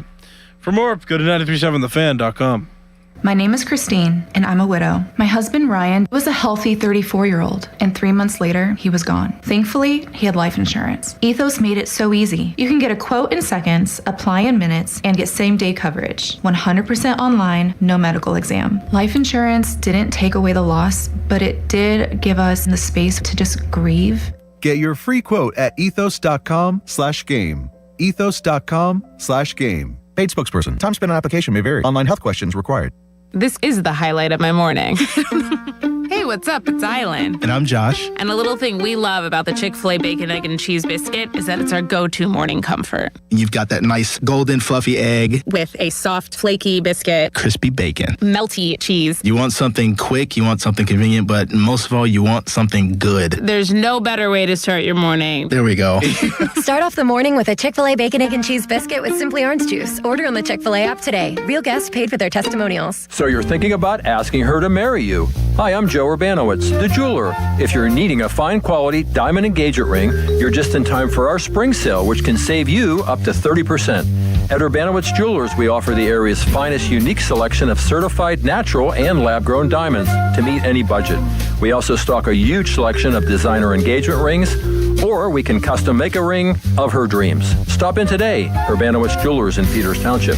Check us out at PittsburghDiamonds.com. LGKG, your home team. Western PA injury attorneys born and raised in business over 90 years. Hi, I'm Dan Zangrilli with Larry Kelly and Joe George. So what exactly is the home team advantage, Larry? You got to know Western Pennsylvania people. You have to know what makes them tick. I like to believe we have credibility with the judges. I've been doing this 40 years. Joe's been doing this 25, 30 years. And you got to earn your bones. It doesn't happen overnight. We have the benefit of our past reputation, our past credibility with the court staff, and the people of Western Pennsylvania. Let's be honest. There's a lot of other firms. This is not where they lay their head at night. So how could they be as effective in a place that they otherwise don't know? When you have that reputation, as we do, in this area, in Western Pennsylvania, that's a competitive advantage. To have that advantage on your side, it's huge. And being from Western PA, knowing the players in Western PA, believe me, it is an advantage to having folks that are right here in Western PA. Accidents MedMel Workers' Comp is at lgkg.com today. Crack open an IC Light. Clean, crisp, refreshing. A true Pittsburgh original now with a nod to the legendary Stargell Star. Praise an IC Light for the hits, the homers, and the hometown pride. IC Light, always a good call. Enjoy 16-ounce drafts during Pirates games at DJ's. Precision Pointing and Restoration. Free estimates, no money down. BrickPointingPittsburgh.net. Running a small business means juggling a lot.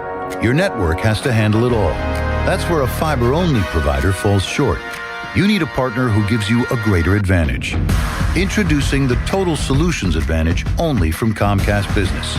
A first-ever combination of the largest, fastest fiber-powered network, the most reliable Wi-Fi, gig speeds with equipment and security included, and a 5-year price lock. Plus, it's all backed by a 30-day money-back guarantee. The Total Solutions Advantage only from Comcast Business. A new standard for small business with reliability, security, and savings in one. Switch today. Get started with a great offer as low as $60 a month. When you add it all up, no one does business like Comcast Business. Offer ends 6/1/26. New customers only. Requires 300 megabits per second internet and security edge.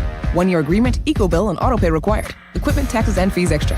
Most reliable Wi-Fi based on Open Signal Awards USA Fixed Broadband Experience Report, May 2025. This is the story of the one. As a procurement manager for a hospital system, she keeps every facility in her network stocked and ready. That's why she counts on Grainger to be her single source for thousands of products, from disinfectants to lighting, air filters, and more. And with fast, dependable delivery, Grainger helps her keep every facility stocked, safe, and running smoothly. Call 1-800-GRAINGER, click Grainger.com, or just stop by. Grainger, for the ones who get it done. Too many tools, too much stress, and way too many bills. Odoo replaces it all. One connected platform for every part of your business, so you can work faster, smarter, and for less. Odoo, the only software you'll ever need. Try it free today at odoo.com. That's ODOO.com. 93.7 The Fan is cleared by aquickdrain.com. And I think I've said it multiple times this year to different people, and similar, questions are asked just about their impact. It's, you see it from afar, and you hear how people talk about all three of these guys prior to being here, and then you get to see it firsthand, and it's special. To be doing what they've been doing for this long at such a high level, just continuing to being able to elevate their games, and especially when things get hard and it's late in the season, and whether it's fighting to clinch a playoff spot or when your team needs to dig out of a hole during the regular season or in the playoffs, they just continue to just elevate and find different levels. I honestly don't think the three of them get enough credit for the fact that they've been doing it together for this long. It hasn't happened before in sports in North America, and there's a reason for it, because it's ridiculously hard and it's so uncommon, and it takes special people to be able to do it. Dan Muse on the Big Three. Texter writes in, gotcha, so now just making the playoffs and losing in the first round is a good season? Where's the same outrage I heard from you in January, Crowley? You know what? I said if the Penguins lost to the Flyers in the first round that it would be a failure of a season. Sorry, not of the mind to criticize them today. I'm just not, because it could be the end of the Big Three. Mm-hmm. And because if you would have asked me, I'm emotional right now. I try to remove emotion as much as I possibly can, and I bet you a lot of people out there feel the same way as I do, and you do, and we all do right now. If you would have told me on September 25th that the Penguins would be playing a Game 6 overtime game in round 1 of the postseason, I'd have signed up for that in blood, man, because I wanted to see Sid, Gino, and Letang get one more crack at the thing. Yeah. And that's how I feel now, because it might all be over. So forgive me for not treating the team that has given us 3 championships, the core that has given us 3 championships, like a piñata this morning. I'm not of the mind to do that. At 412-928-9370. And a texter writes in, why are you criticizing them differently than you would the Steelers? Because the Steelers say they want to win a championship every year, and they put together a roster trying to win the championship every year. This Penguins team had a 3% chance of making the playoffs before the season. Well, it's the expectations. Correct. The expectations going into every Steelers season is they're going to be 10-7, and they're not going to get over the hump. And they haven't done anything necessary really during the Tomlin last decade, to get over that hump. And you still had Tomlin, and now you've changed coaches, but you still feel like it's a 10-7 football team. With the Penguins, it was tank for McKenna. Yep. It was, hey, it's a rebuild. Oh, how many games will they win this year? Will they excite us at all? Will we actually go to a game? The expectations were just so low for everybody whenever it comes to the Penguins at the beginning of the season. That's why it's different. Dan Muse, new head coach. He believed, and the locker room believed. The general manager did not think this team was going to be a playoff team. He put this team together with the idea that he would be probably moving parts at the deadline. Yeah. That's why guys like Mantha and Brazeau got brought in. Have good seasons. We're not going to be in it. You move them at the deadline. If Karlsson has a good season, you do everything you can to move him. The Penguins were a good hockey team early in the season, and he moved Tristan Jarry, who had been playing fairly well. Why? Well, you bring in Stu, but his contract expires at the end of the year. He might give you a chance to win, but you get out from a bad contract, which is supposed to help the future. Dubas didn't believe that this team was going to do it. Now, I'm sure somewhere along the way, you buy in because you're watching the games like we are. But it wasn't just the outside world that didn't think they were going to do this. It was people within the building. Yes. Your ownership group sells you in the middle of the friggin' season because they want to get their money's worth, and they probably feel like, the best thing we can do is make more than we paid to buy the team. But they didn't think probably that the next 4 or 5 years are going to look all that good. And so there's a ton of doubters. Meanwhile, the Steelers, every year they put together a roster and they say we're trying to compete for a championship. If you don't think those things are different, I can't help you. And also, the Penguins were just competitive in a playoff series. Steelers haven't been competitive in a playoff game for a decade. Like, competitive. Right. They've been competitive. 412-928-9370. I do think, though, that was the last we see of the big three. Geno's contract is now up. I think he gets a one-year deal. I don't think Letang will be back. I agree. And I'm fine with that. I agree. And Letang had moments. Thought he was pretty good last night, too. Some ugly moments for him, including the penalty. But, although Konechny needed to go, too. What a weasel that guy is. Gosh. But they always take the second guy. Letang, you've been at this for 20 years, man. You got to know better. Come on. But he played pretty well last night. He played really well the last two games. But that, to me, was like the last gasp. Yep. Whereas I feel like Geno still has more in the tank, particularly on wing, and then Sid should be here from now until he hangs them up. Yeah.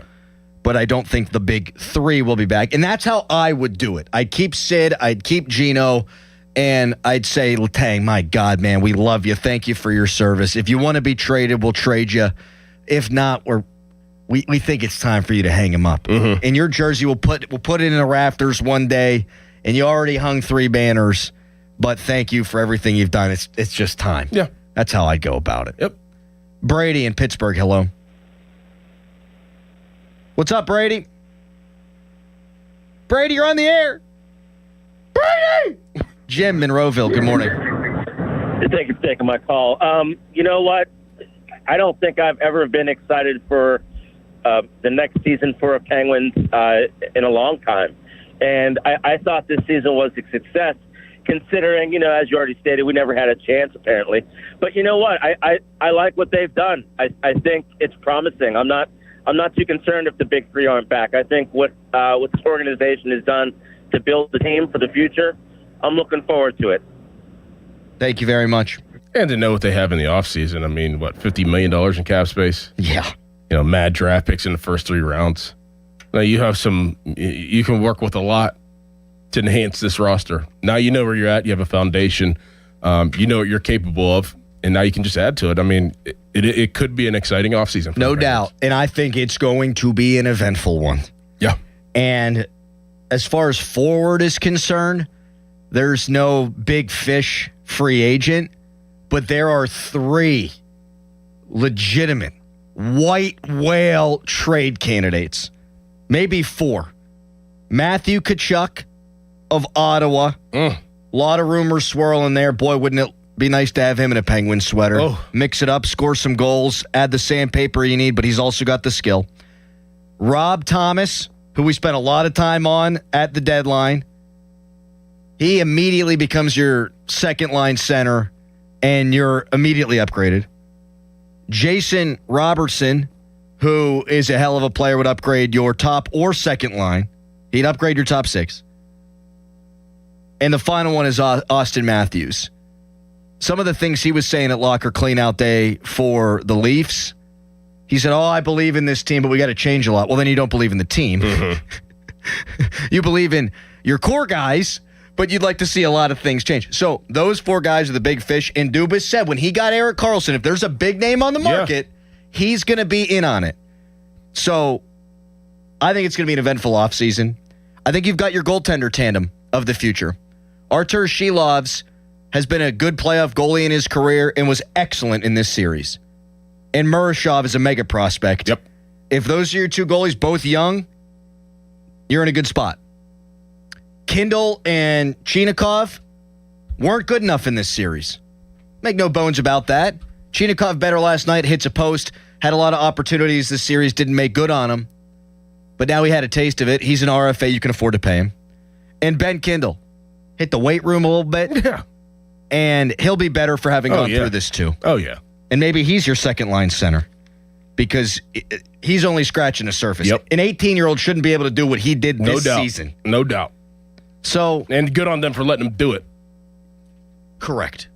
If Mike Sullivan were the coach of this team, A, they don't make the playoffs, and B, we don't know a thing about Ben Kindle, and we might not know a thing about Igor Chinakhov. How much would he have played? Or Elmer Soderblom. Soderberg, as our guy TK calls him. And, boy, did he have a ghastly giveaway. Backhanded pass. Yep. through the slot that led to a breakaway the other way. But I think he did a lot of nice things this series, and he's probably a player in your bottom six that you're now building around. I mean, you got three guys we just mentioned there that are young, plus Shilovs and Murashov that are young guys that can help with this foundation if you add the right pieces this offseason. 412-928-9370. Give us a ring. Fan Morning Show is brought to you by Guardian Protection, your hometown home and business security company. Phone lines are jam-packed. We get to Ian's coming up next. Right now, it's Nicholas Harry Callis Fan Headline. Now, Fan Headlines, powered by Bowser Chevrolet. Pirates losers yesterday 5-4 against the St. Louis Cardinals. Nick Gonzalez almost had a walk-off home run in the bottom of the ninth with 2 outs yesterday, but it was robbed out in left field by St. Louis's left fielder Church. So now the Pirates have lost the first 3 games of the series. Fourth and final game is this afternoon at 12:35. For more, go to 937thefan.com. Now, from the Spitzer Toyota Traffic Center at SpitzerToyota.com. Big troubles on Route 28 inbound. Crews on the scene of a multi-vehicle accident blocking all but the right lane on that inbound side near Shaler Waterworks.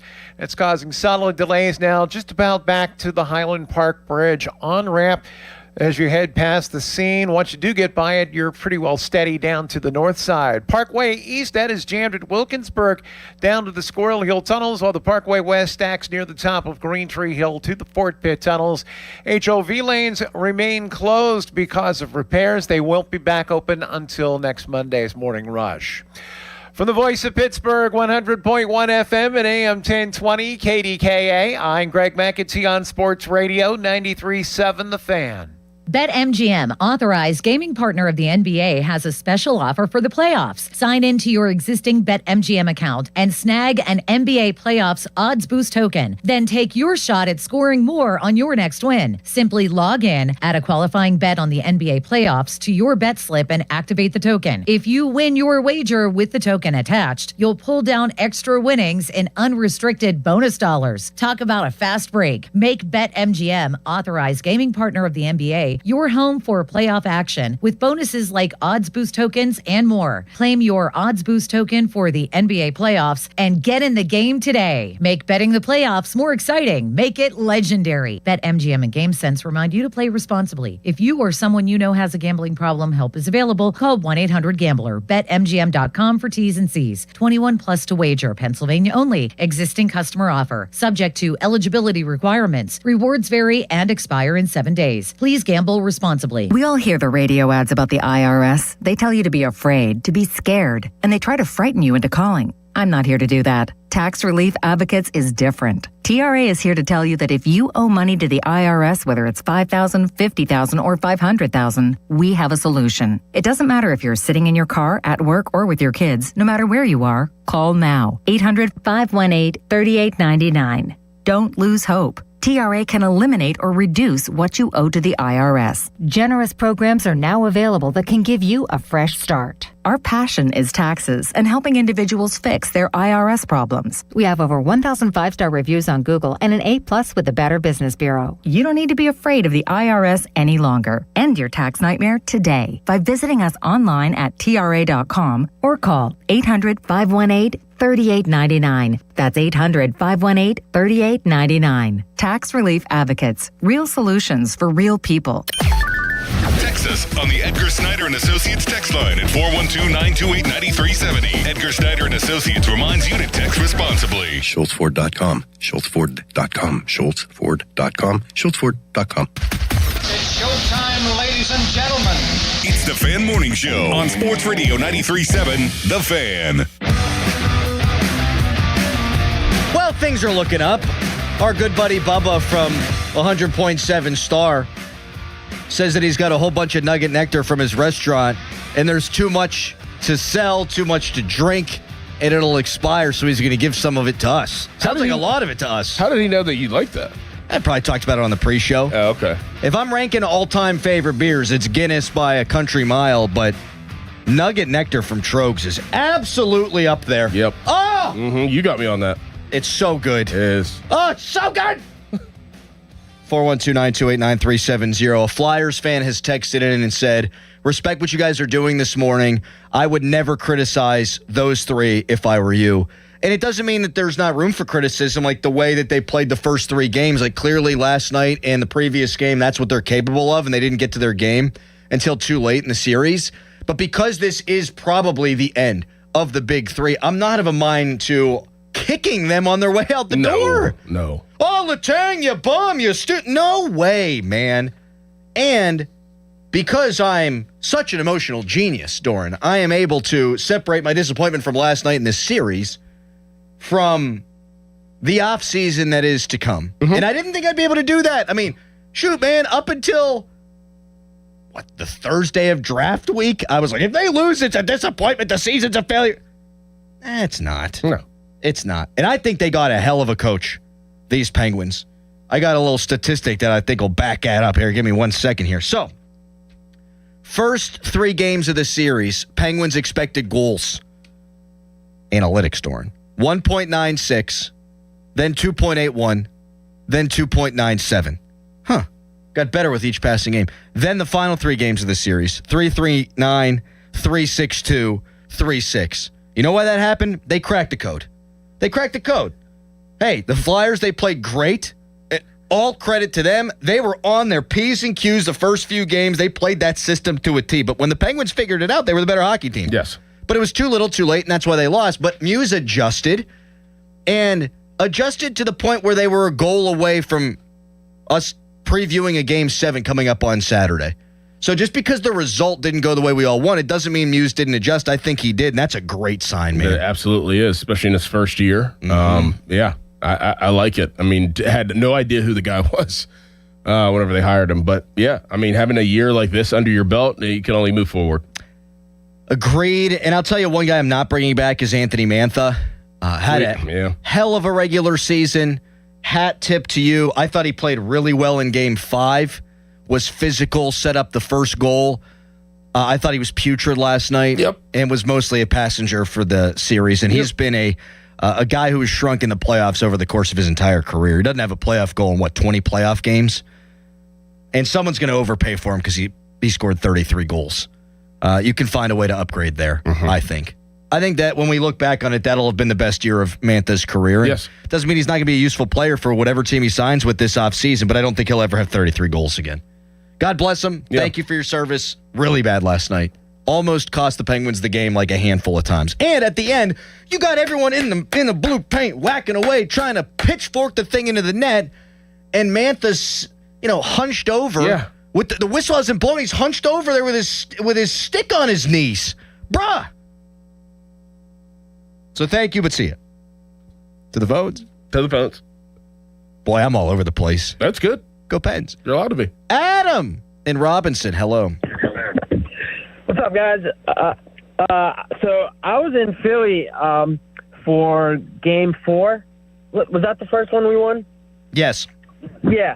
So I was surprised. They weren't hating too much. They were saying we feel like we're beating up on grandpas. I was like, you're not completely wrong there. Yeah, that was probably, if you're a Penguins fan, and you would know better than us because you were there, but if you're a Penguins fan, that was the game to go to because they thought they had the thing in the bag. They're going to be a little nice. Right. And then on television last night, we'll talk to Hathorn about this. This is what I was wondering. I wanted to ask you if you heard anything like the atmosphere or what it was like in Philly. Boy, it sounded tight in the third and overtime. It really did, man. It sounded like, and I feel like it would have been the same way in Pittsburgh. Because it just, I know at home I'm dripping sweat, my heart rate's through the roof, but it was not as crazy an atmosphere, at least coming through on TV, as I thought that it would be. Right. Yeah, and a lot of nervous energy. Yoey was tweeting that out. Yeah, there was a big, during the, dancing, there was a big table of just people watching the game on phone screens, so, yeah, it was cool, but I was honestly shocked at how little they were hating. But it was probably because, they were up and they knew they were going to take the series. So. Thank you, Adam. Have a good day, bud. No problem. All right, you too. Thank you. See you. 412-928-9370. People are saying that Muse didn't coach well because he should have put She Loves in from the get-go. Man, is that revisionist history. Well, Skinner wasn't horrible. No. I don't think there was a single educated Penguins fan going into this series that said Sheilov should start game Not one. one. Not one. That's full-on hindsight 2020. Yeah. That Muse pulled the trigger when he did, I thought was clearly now the right call. He had a .939 save percentage the final 4 games, but Stu had led 2 teams, or at least been part of 2 teams that went to the Cup final in each of the last 2 years and had been the better goalie down the stretch. Don't do the hindsight thing. Muse hit the Sheilov's button and it worked. But the right thing to do at the beginning and the outset was to play Stu. Come on. 412-928-9370. Texter writes in, so if you're a Steelers coach not winning a playoff game in 8 years, you're a bum and need to go. If you're a Penguins captain, you're a hero. Okay, so let's have a little nuance here, you absolute moron. Sidney Crosby's won 3 championships. I mean, do I need to say any more than that? I mean, he won back-to-back championships in 16 and 17. Right. He's one of the top 5 hockey players of all time. Mike Tomlin might make the Hall of Fame. I think he probably will. He's not a top 5 coach of all time. He won 1 championship. Underachieved after that with a Hall of Fame quarterback. Like, what are we doing here? And you're gonna compare Sidney Crosby to Mike Tomlin? Like, what? What are we doing? I mean, what? Are we dumb? 9 years ago that they won, and when's the last time the Steelers won a Super Bowl? They haven't won since 2008, Dorn. That's right. That's a long time ago. It's a good point by you. Yeah. Like, Mike Sullivan did in 2 years what Mike Tomlin never did. And Sidney Crosby's won 3 championships. I mean, how many are you supposed to win is the question I always come back to. No idea in people's minds. If for Ovi, it's 1. Right. Because he didn't win one for so long that whenever he won one, oh my God, he finally did it. So it's all good. Career success. Meanwhile, the Penguins won it so early in Crosby's career that when they were getting bounced from the playoffs in 10, 11, 12, 13, 14, 15, it was, oh my God, they're going to be the Atlanta Braves of the 90s. They're not going to achieve everything that they're supposed to achieve. This team was put together to win multiple cups. Well, then they did. Were they supposed to win 4? Are they supposed to win 5? Are they supposed to win 6? Are they supposed to win 7? Like, when can you be satisfied? For God's sakes. And again, how about this? You've got, Steelers fans, you've got Malkin, Crosby, Letang on probably, in Sid's case, he's on the 18th. He's about to tee off on 18th. Mm-hmm. Malkin's probably lining up his last putt. And Chris Letang should probably have already done the hat tip. And you know what they did? They were competitive in a playoff series. They were a goal away from forcing a Game 7. And the Steelers have not come close to winning a playoff game in a decade. And half that time, you had Ben freaking Roethlisberger. Drive me nuts. Yep.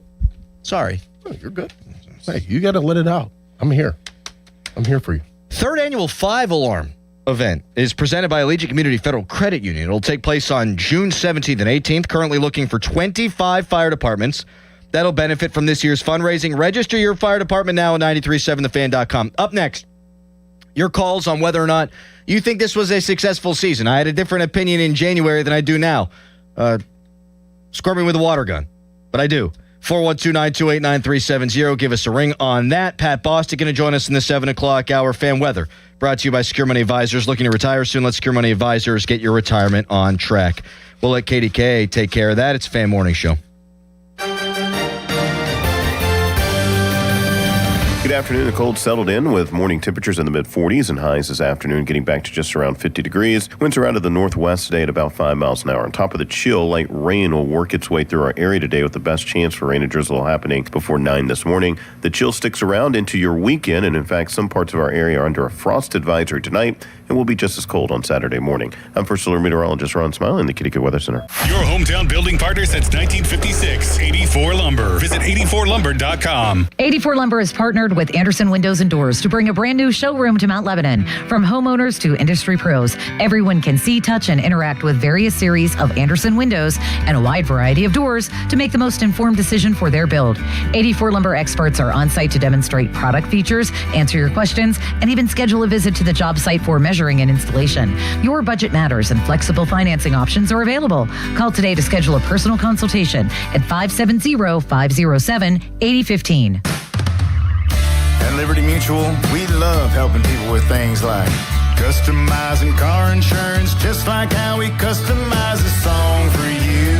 Catered country tune. Liberty Mutual, saving you bucks by protecting your truck. Cause 30 told me to only pay for what I need. Thank you, Limu. I'll always trust in Limu with Liberty, Liberty, Liberty, Liberty.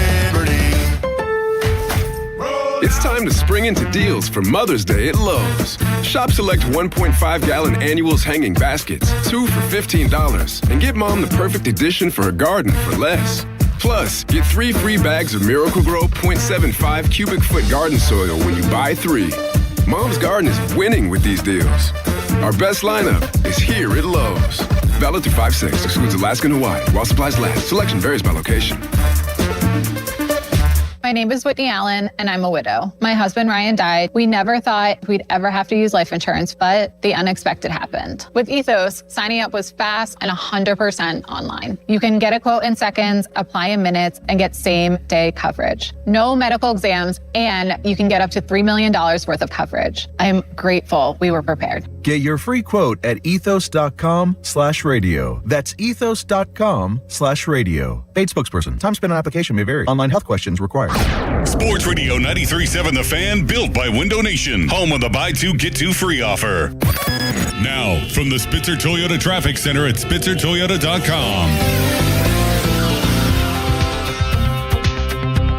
Good news on inbound Route 28. They've cleared the earlier accident near Shaler Waterworks. Traffic's still a little bit heavy as you head past the Route 8 at the bypass and down toward the north side. Meanwhile, we do have an accident now in the Lincoln Place section of the city. This is on Interborough Avenue near the intersection with Mifflin Road. Watch for delays around that. Parkway East, you are jammed at Wilkinsburg down to the Squirrel Hill Tunnels, while the Parkway West stacks near the top of Green Tree Hill. For the Voice of Pittsburgh, 100.1 FM and AM 1020 KDKA, I'm Greg McAtee on Sports Radio 93.7 The Fan. This report brought to you by Window Nation. Right now, get 50% off windows. Sale ends soon, so visit windownation.com now. During Window Nation's The More You Buy, The More You Save sale, you could save up to 50% off on new windows for your home. Plus, you could get them with 0% interest financing for 5 years. Sale ends soon, so visit windownation.com now to book a consultation. HD1 Pittsburgh, an Odyssey Sports Station, live from the Jim Shorkey Mitsubishi.com studios, North Huntington and North Hills. Always live and free on the Odyssey app.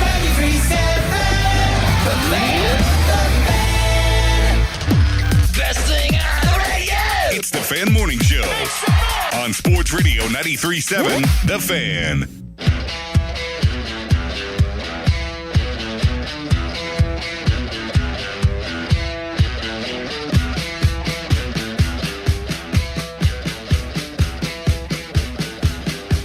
Artur Shilovs, if you're listening, Bubba's given us a bunch of Nugget Nectar beer from Trogs. Love it. You're entitled to as much of that as you want, big guy. What a series by him. What a game 6 by him. The only goal that goes in is the only shot of the game he didn't see. Not his fault.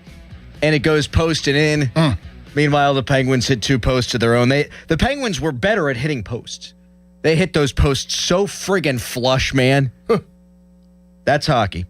You can text us, brought to you by Edgar Steiner and Associates, a personal injury law firm where they always say there's never a fee unless we get money for you. You can tweet us, brought to you by South Hills Chrysler Dodge Jeep Ram, Route 19 in Peters Township. Going to be joined shortly by Pathu Bostic. Do you view this season as a success? Man, was I so anti that sentiment before. Hell yeah. Hell yeah, it was a success. We got to see one last run in all likelihood by the Big Three. I think you found that you got a coach I think there's good young players on this roster. You've got $50 million in cap space, a general manager that we were all kind of like, waiting and seeing on. I think we all have a ton of faith in.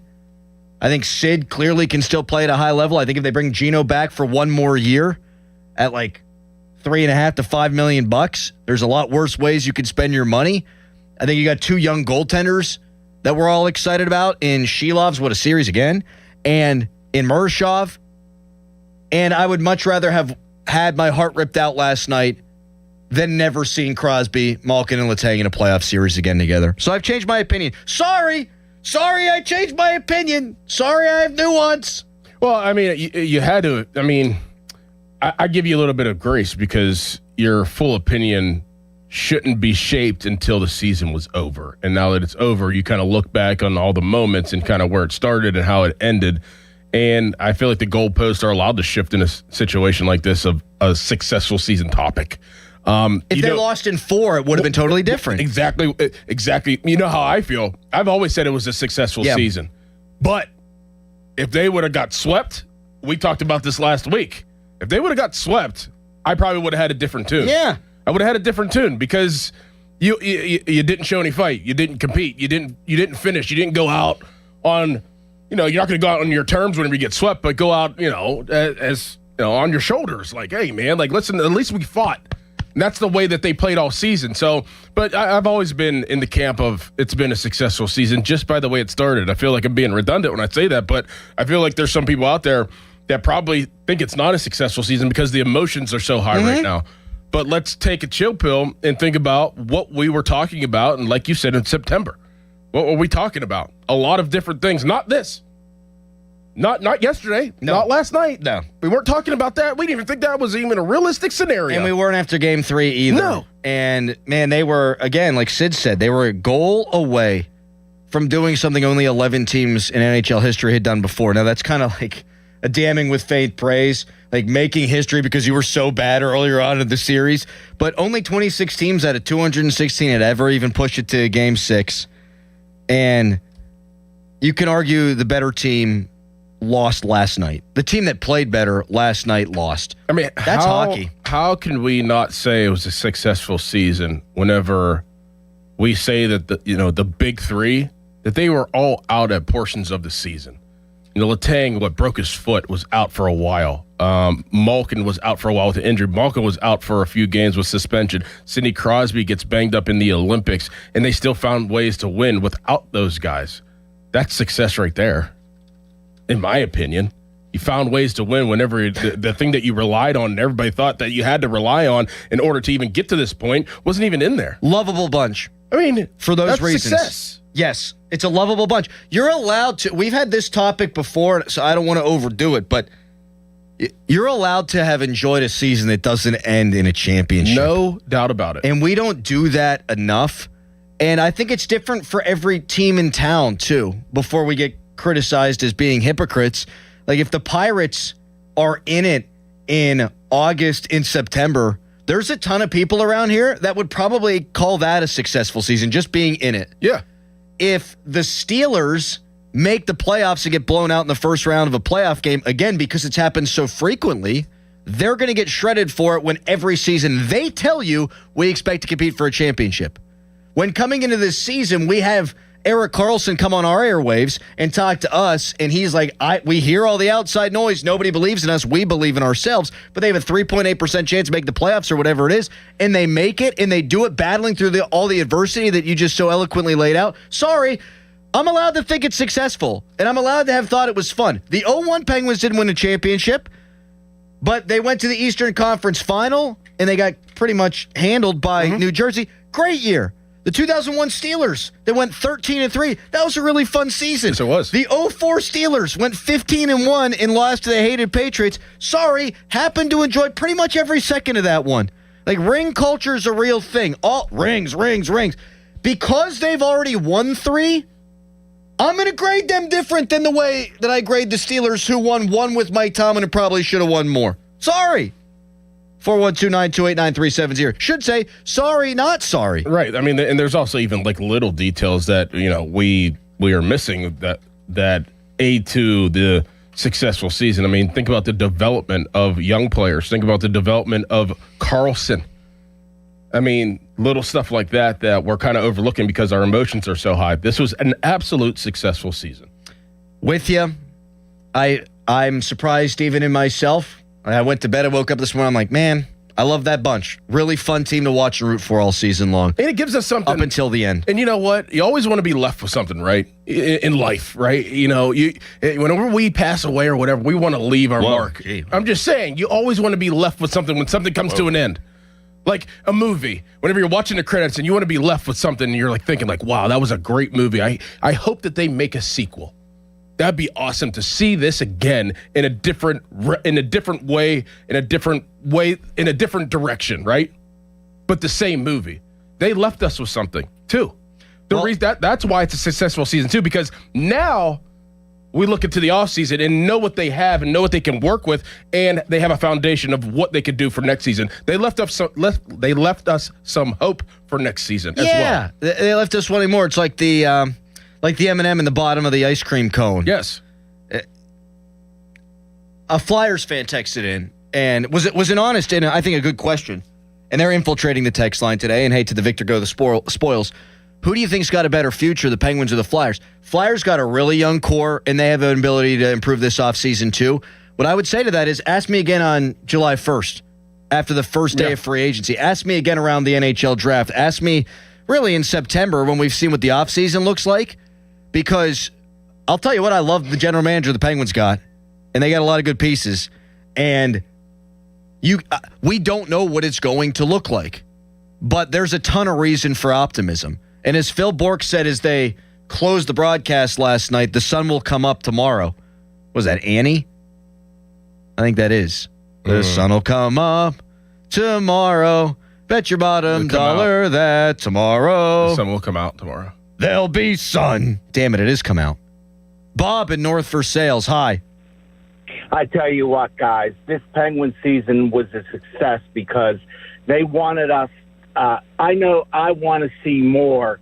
And at the end of the season, even though they lost, I want to see more Penguin hockey. And that made it a success. But unfortunately, the loss last night ruined my summer because when they were trying to jam the puck in the net, I jumped off my chair and I ruptured my Achilles, and I have to have surgery later on this morning. Nuh-uh. Yes. I'll send you a picture, Dorn. Seriously? Seriously. Bob, did you have any summer plans? Any vacations you were planning on taking? Oh, I was going to Myrtle Beach. I was going here. I was going there. Now I have to have a damn scooter. Thank you, Bob. I don't mean to laugh.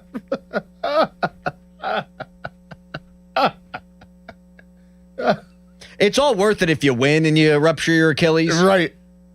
Matter of fact, I'd have torn my Achilles if you would have told me it guarantees the Penguins win in the series in 7 games. Wouldn't. No, you wouldn't. Absolutely. No, you wouldn't. You'd have been unbearable. I'd have quit. I just been dealing with my boot. No. You'd have had surgery. You'd have been unbearable. I'd have quit. Callis, can you give me some water? Callis, can you? You imagine me scooting around? Oh. Pat Bostic is here. He's our friend. What's up, boys? It's good to see a friend on a morning such as this. Hello, Pathu. Good to see you. You would not rupture your Achilles for a series win. Against the Flyers, you wouldn't absolutely. take a punch in the arm from TK. Regular season. To go to a... That was just to go to a game. This is to beat the Flyers. Yeah. Okay. Was that for the Flyers game? No, it was for Washington. I thought it was for the Flyers. It was for the Flyers. Yeah. It was. You're a team player. I respect it. Let me tell you this. No, honestly, you'd rupture your Achilles for a Stanley Cup. Oh yeah, like in Saw, one of the. Like you stand up off the chair and just fall forward. Oh man. Or you have would you rupture both Achilles for a Stanley Cup? Not if one's on the table. No. It's 2 or none. Yeah. And they lose if you don't do it. Yeah. Team player. Yeah. He says that. Man, that was frustrating last night. Yes, it was. That's puck for you, baby. It was an excellent hockey game. For my money, Gino had more quality opportunities than I think I've ever seen him have. He was all over it. They hit 2 posts. I mean, my goodness. Tommy Novak still in front of the net trying to dipsy doodle around. Man, just put the thing in his freaking feet, man. What I didn't realize is they haven't won a playoff series since 2018. Yep. They won enough for me. That's before that. That's okay, They but do. it's we're going on what, 8 years? Yeah, but what did they do the year before that? They won the Nothing. Stanley Cup. Right. Understood, but it's been 8 years. Yeah. With perhaps one of the best nucleuses in the history of hockey. Yeah, but and that's coming to a close. As we all know, in any sport, but in hockey, we've seen it so many different times. You need the stars, but you need the guys around Which them. makes this offseason really, I think it's an inflection point for the future of the franchise. If you stood here today and said, who has a brighter future, the Flyers or the Penguins, with not knowing based on what we know today, the Flyers absolutely. They have more today for the future than the Penguins do. They've got good young talent. I still don't know that they have elite young talent. I mean, when they have their forecheck going, the Penguins couldn't get out of the zone. That could have been 6-0 in the second period last night. She stood on his head. It could have been 6-6, honestly. The first period and a half was yes. Sheloves was great. Tilted. I thought, and then they got nervous. Well, to that the Flyers point, got nervous. The Flyers had fewer chances, but higher quality chances, without question. Without question. And that's why Sheloves was perfect for this series because he's sort of a flop that was an around excellent athletic play. goalie. That was an excellent play by Muse. And I'm with you. I thought Skinner was great. He was in those first couple games. I mean, it was not all on him by all. any stretch of the imagination. Not at all. Yeah, I just struggle with the successful season. It's successful for sure based on what expectations were, but it's hard not to. You left wanting more, but you're knowing the window's closing. Sure. With this trio, But it's I asked- probably closed. Frankly. Yeah, with this trio, no doubt. Now with Sid, I don't think it's closed. No, it's not closed at all. Nope. And that's why, while today was a dark day, the sun will come up tomorrow. Texter, I'd also rupture Adam's Achilles for a cup win. All right, September. I say I walk out, like right as Penguins training camp opens up, and someone just takes a hatchet to my Achilles. And No, you don't want to do that, and I don't want that to happen for me and Callis. You're so nice. He wouldn't even be in here. I'd have to deal with all his He BS. wouldn't even be here. I don't think you understand how much that would hurt too. Yeah, I'm not being serious. If you ruptured both Achilles, I mean, he'd have to be escorted here in the morning.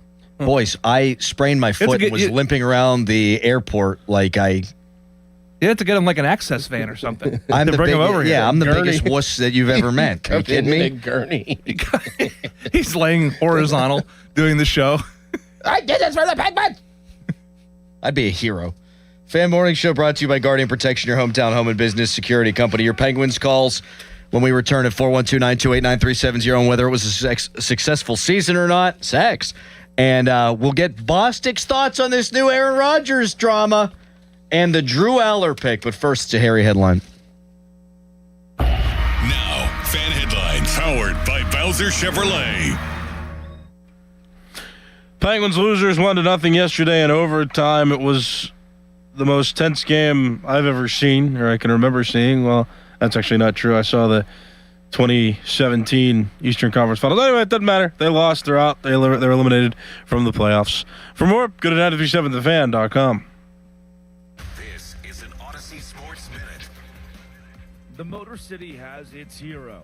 Faced with a shocking first-round exit, the 1 seed, Detroit Pistons were saved by Cade Cunningham, a guy who's been turning the ball over. Well, last night, he scored a franchise playoff record, 45 points to stave off elimination, 116-109.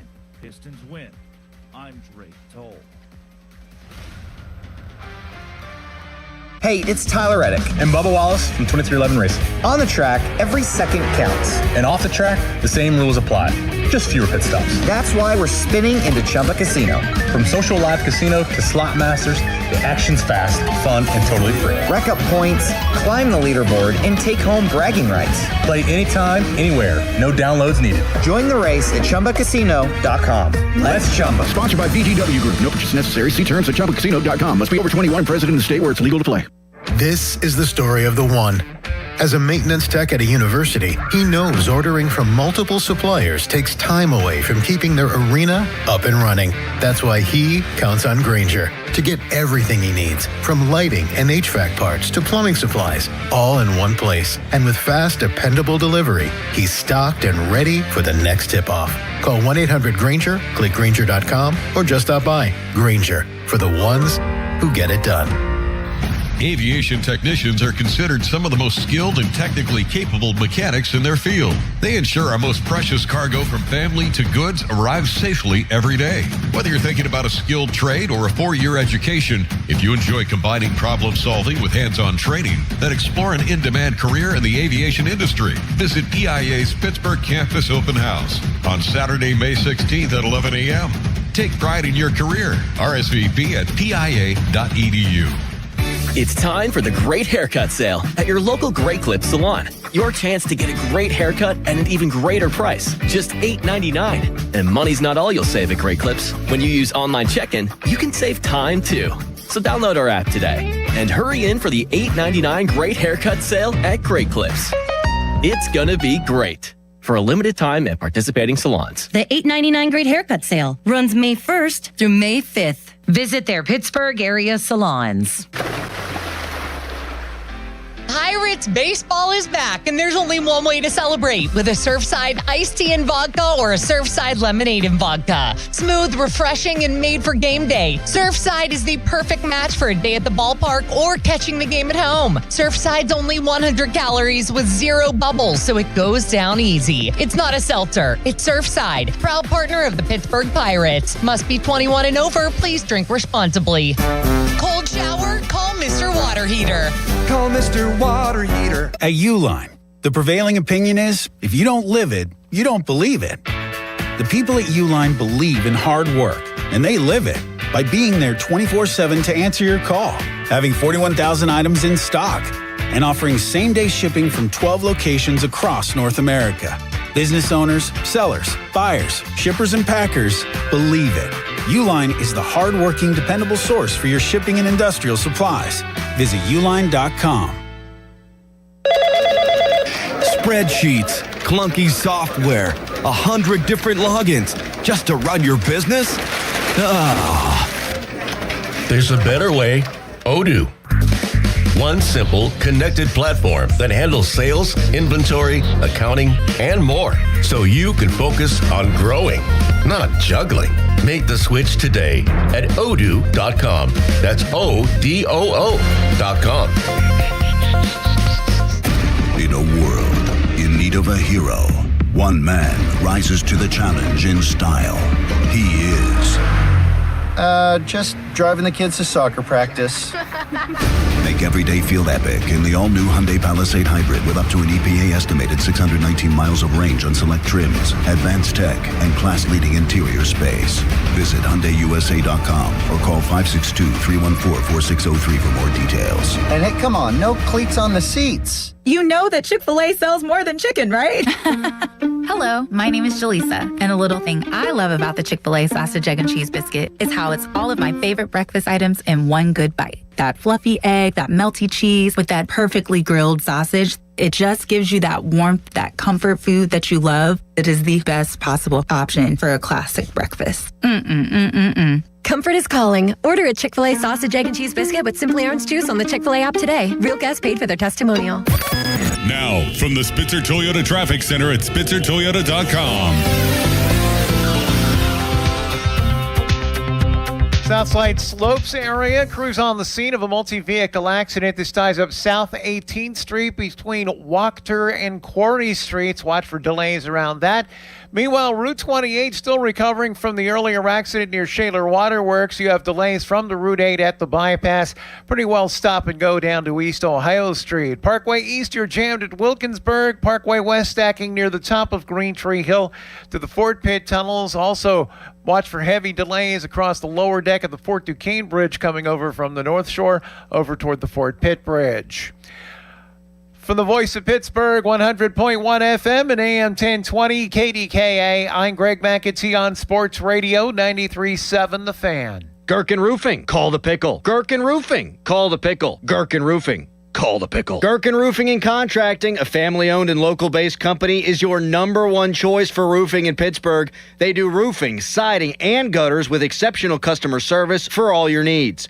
Gherkin Roofing and Contracting. Call the pickle today. 93.7 The Fan Morning Show with Doran Dickerson and Adam Crowley. Aaron Rodgers couldn't take in his good old time, and it's like, all right, well, now we're actually going to slap this tender on you. Slapping a tender. I've always loved that verbiage in the NFL. Slapped him. With the flex tape, with that. Exactly. This is a good commercial. Smacked it right on the glass. Bow. You need a hole fixed? Bam. He's dead, That's Billy Mays you're thinking of. Yeah, the other guy. Who's the other guy? Phil Swift. Yep. Isn't he still dead? No. The Fan Morning Show on Sports Radio 93.7 The Fan. Live from the ShoreKeyMitsubishi.com studios, North Huntington and North Hills.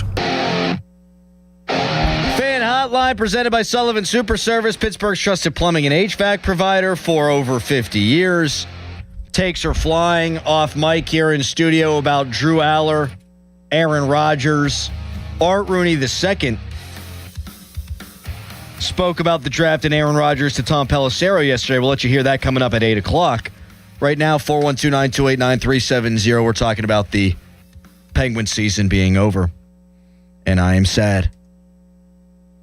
Texter writes in, Penguins haven't won since 2018.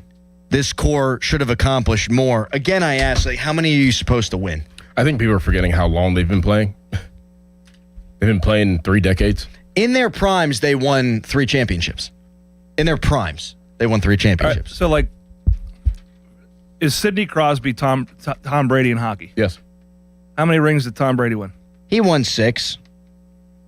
That's the level he's on. It's different, though, because... It's not different. Yes, it is. Why? For 2 reasons. 1, Sid's top 5, he's not top 1. And 2... the quarterback's the most important position in sports. Sid plays 20 minutes a game. You can't do it all by yourself. How many did Gretzky win? 4. That's pretty damn good. It's really damn good. Yeah. So, do you think they should have won more championships? I think they should have won a playoff series since 2018. Yeah. But I put that on. I think it's fair to put them in the last 8 years on Steeler level mediocrity. Yeah, but a lot of that's on goaltending and coaching. Well, on Steelers coaching. Okay.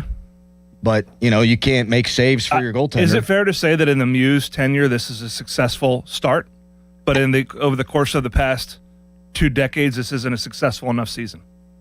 Sure. But there was no expectations coming in, whereas... I think you have expectations anytime Sidney Crosby's on your team. I don't think the general manager would agree with you. I'm talking about fans. You're not talking to the general manager right now. Why would I not adopt the same exact viewpoint? You don't when he makes a mistake.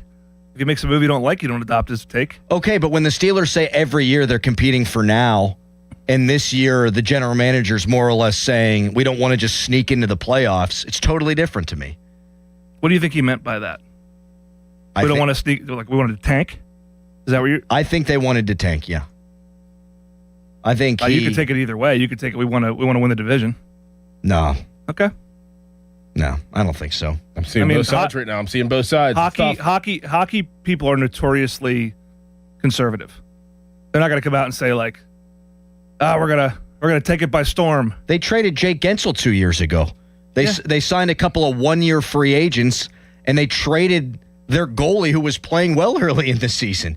They made a move for a goalie that played in 2 straight Stanley Cups. Yeah, but they traded for him because they traded Jarry because he was playing horribly. He wasn't playing horribly at the time. They were a good hockey team, and they traded their starting goaltender and got better.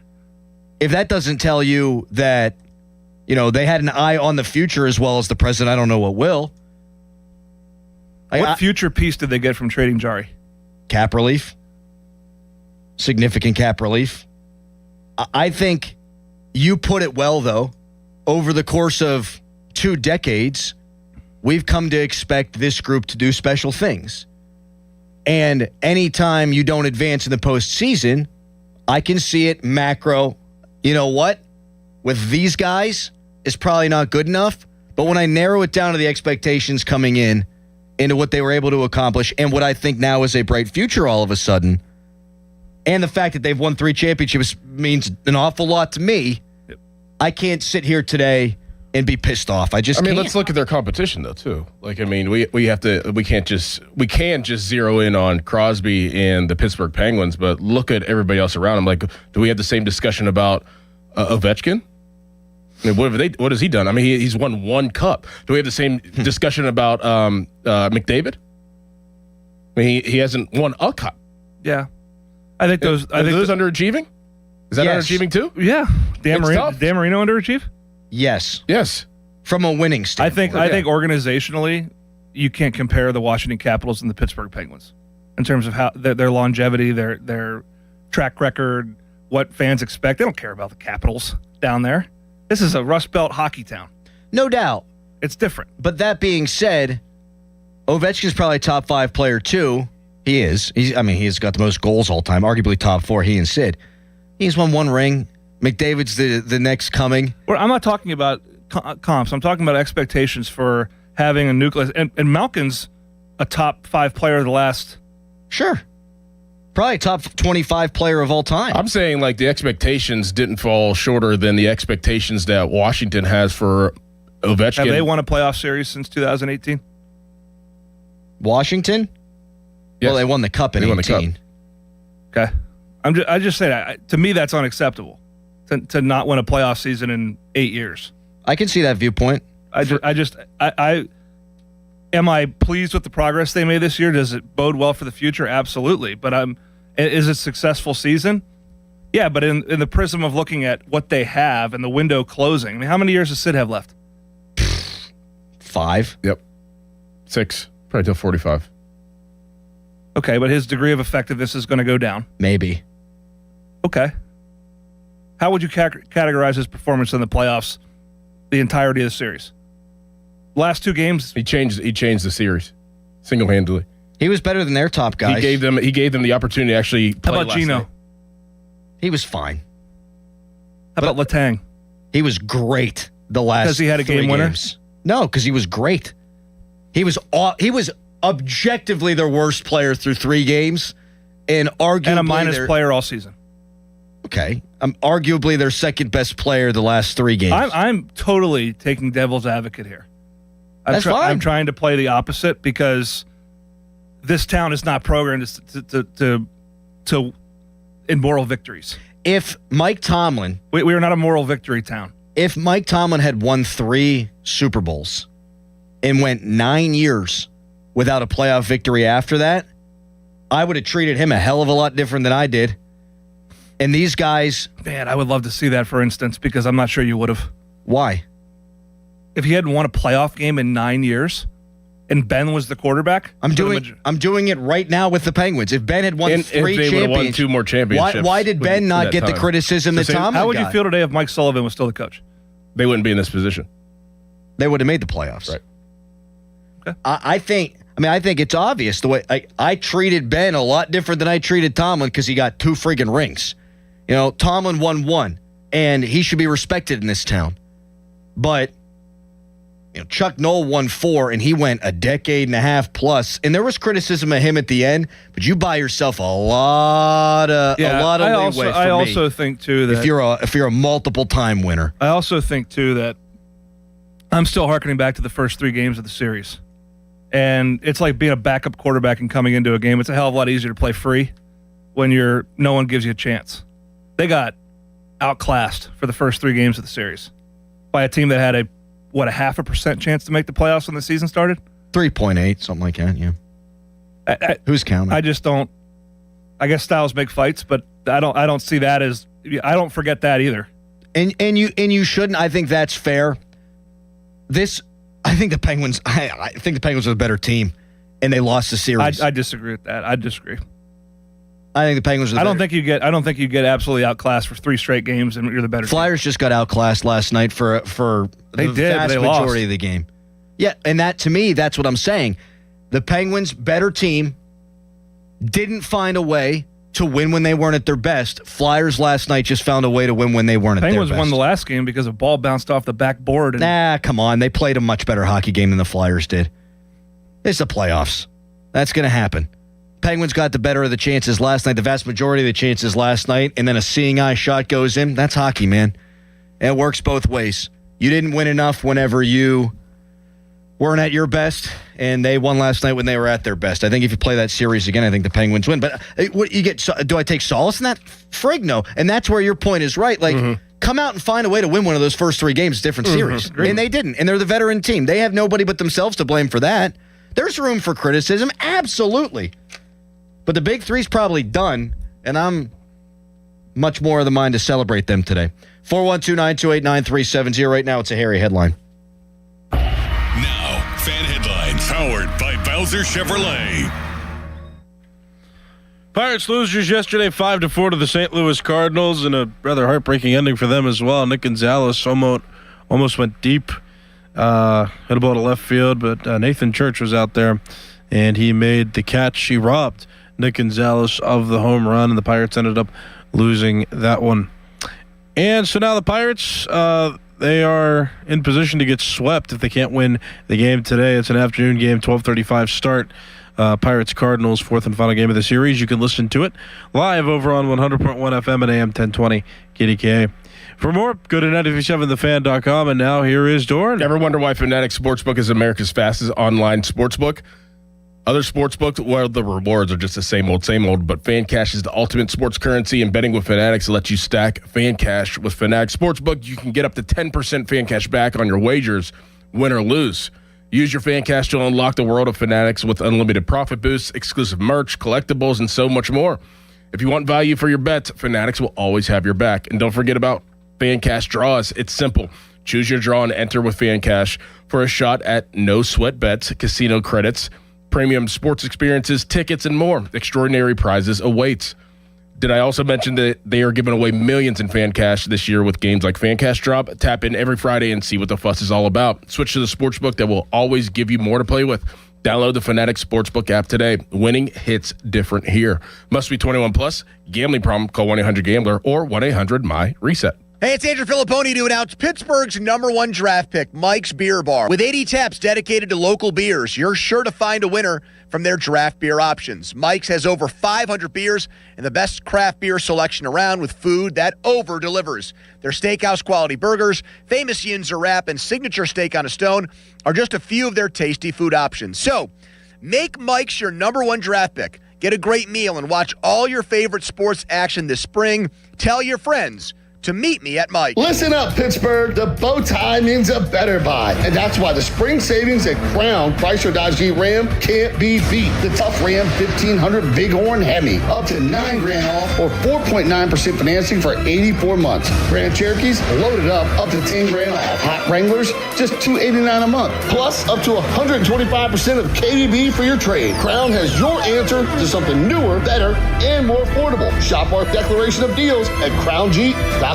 See dealer for details on all offers. The best bathrooms don't just look good, they change how you start your day. West Shore Homes' modern composite walls give you that designer look without the upkeep. No grout, no scrubbing. It's affordable luxury installed by our teams of employee installers, stress-free. It's why over 70,000 homeowners have given us 5-star reviews. And right now, when you buy a full bath remodel, you'll get a shower in a second bathroom free. Plus, get started with no money down when you visit westshorebath.com. See the website for details. BetMGM, authorized gaming partner of the NBA, has a special offer for the playoffs. Sign into your existing BetMGM account and snag an NBA Playoffs odds boost token. Then take your shot at scoring more on your next win. Simply log in, add a qualifying bet on the NBA Playoffs to your bet slip and activate the token. If you win your wager with the token attached, you'll pull down extra winnings in unrestricted bonus dollars. Talk about a fast break. Make BetMGM, authorized gaming partner of the NBA,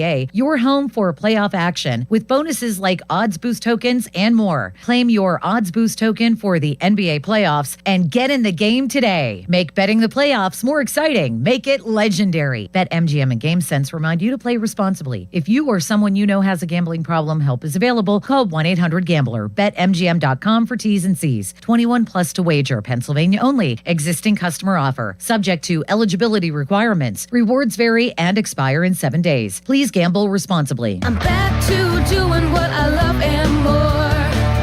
Thanks to the Good Feet store. Don't let bad feet stop you from being active and getting healthy. Trade in your bad feet for good feet at the Good Feet store.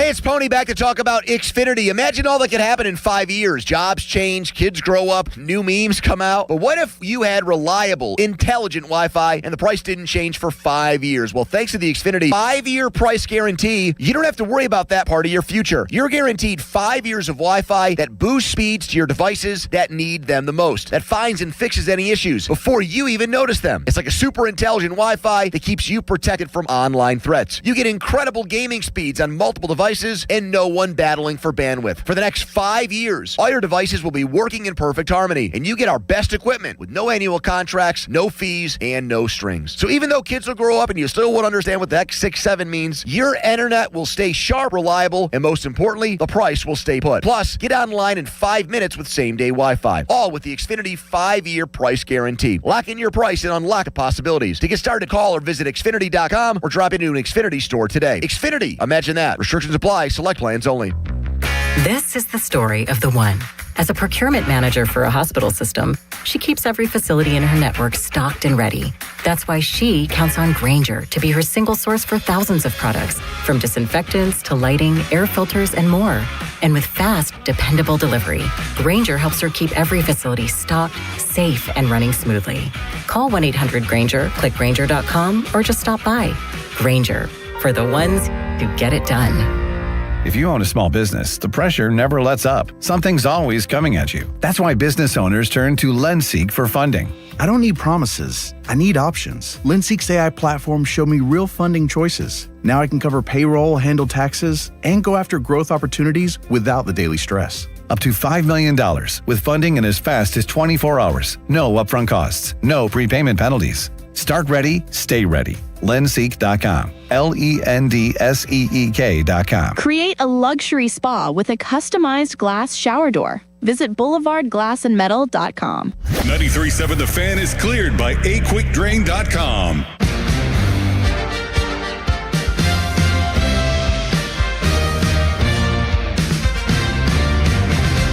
Texture writes in 412-928-9370. Crowley, I never realized you were such a Penguins homer.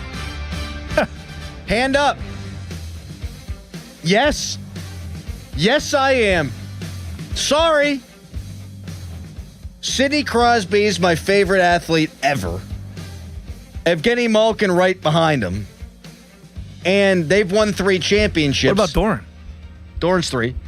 It does, Blastic's 4. It doesn't mean... Right. You're way down. No doubt.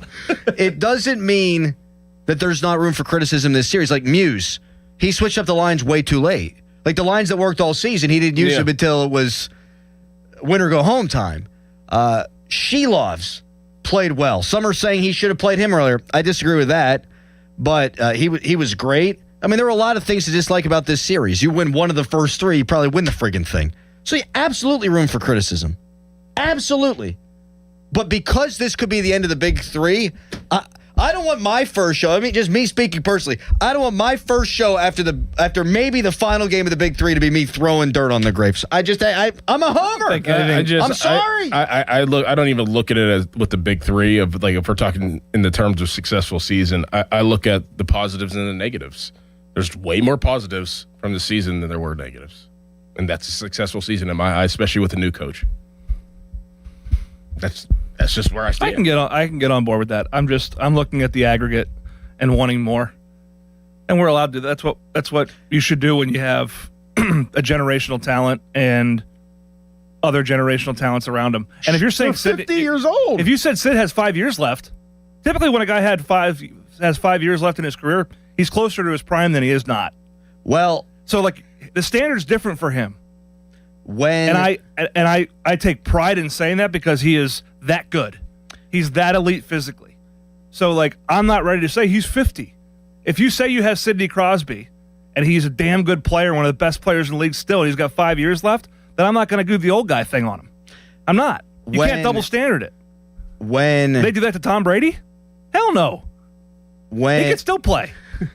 When you get what I'm saying? Yes. So, they're 50 years old. Okay, you've got 5 years left, and he's still one of the best players in the league. I'm looking at that. Okay, fair enough. So the reason Mike Sullivan isn't the coach anymore is because and it was reported differently, but here's what happened. They gave him the walking papers if you ain't going to play young guys.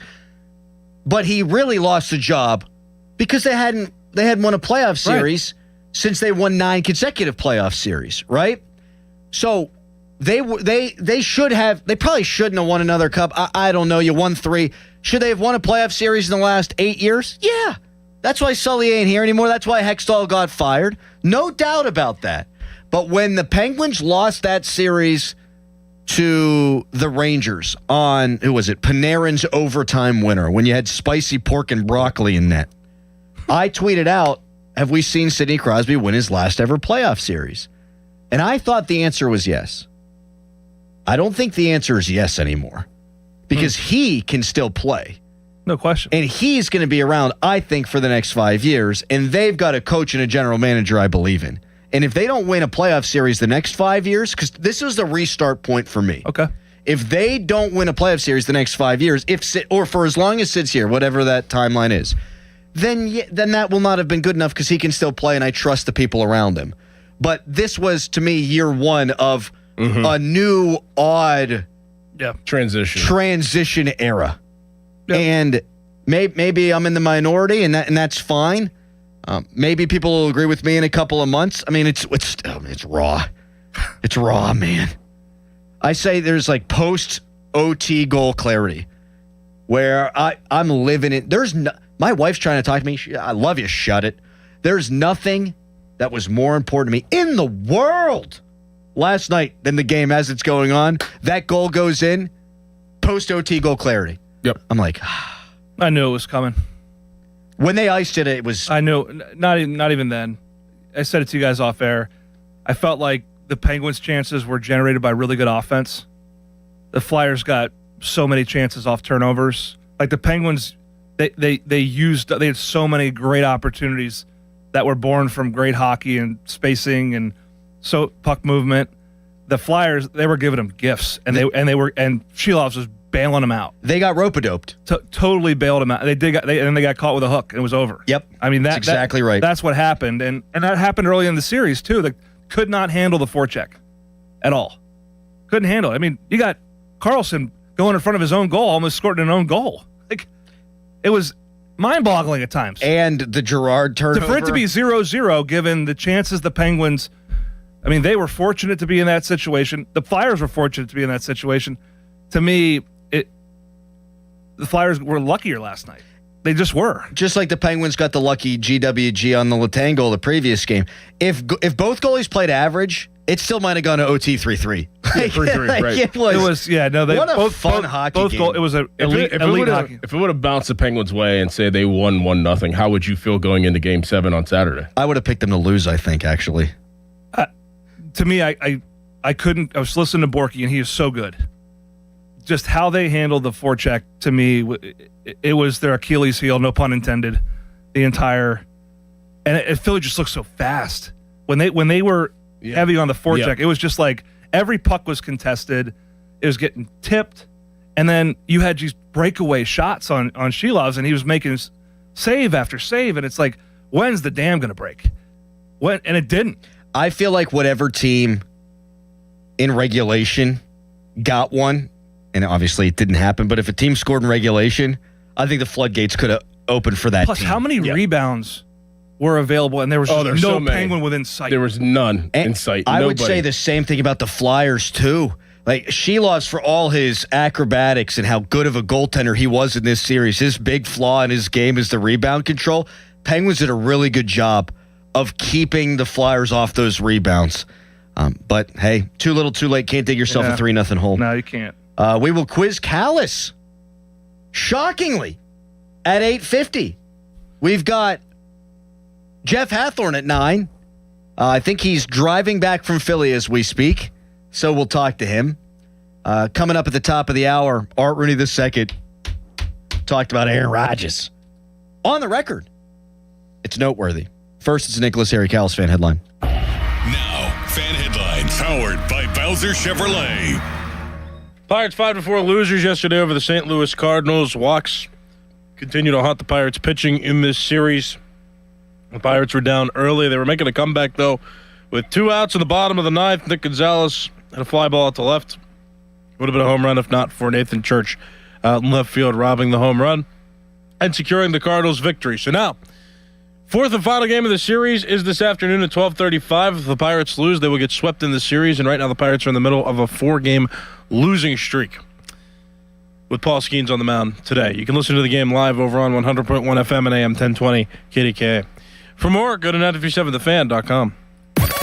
Now, from the Spitzer Toyota Traffic Center at SpitzerToyota.com.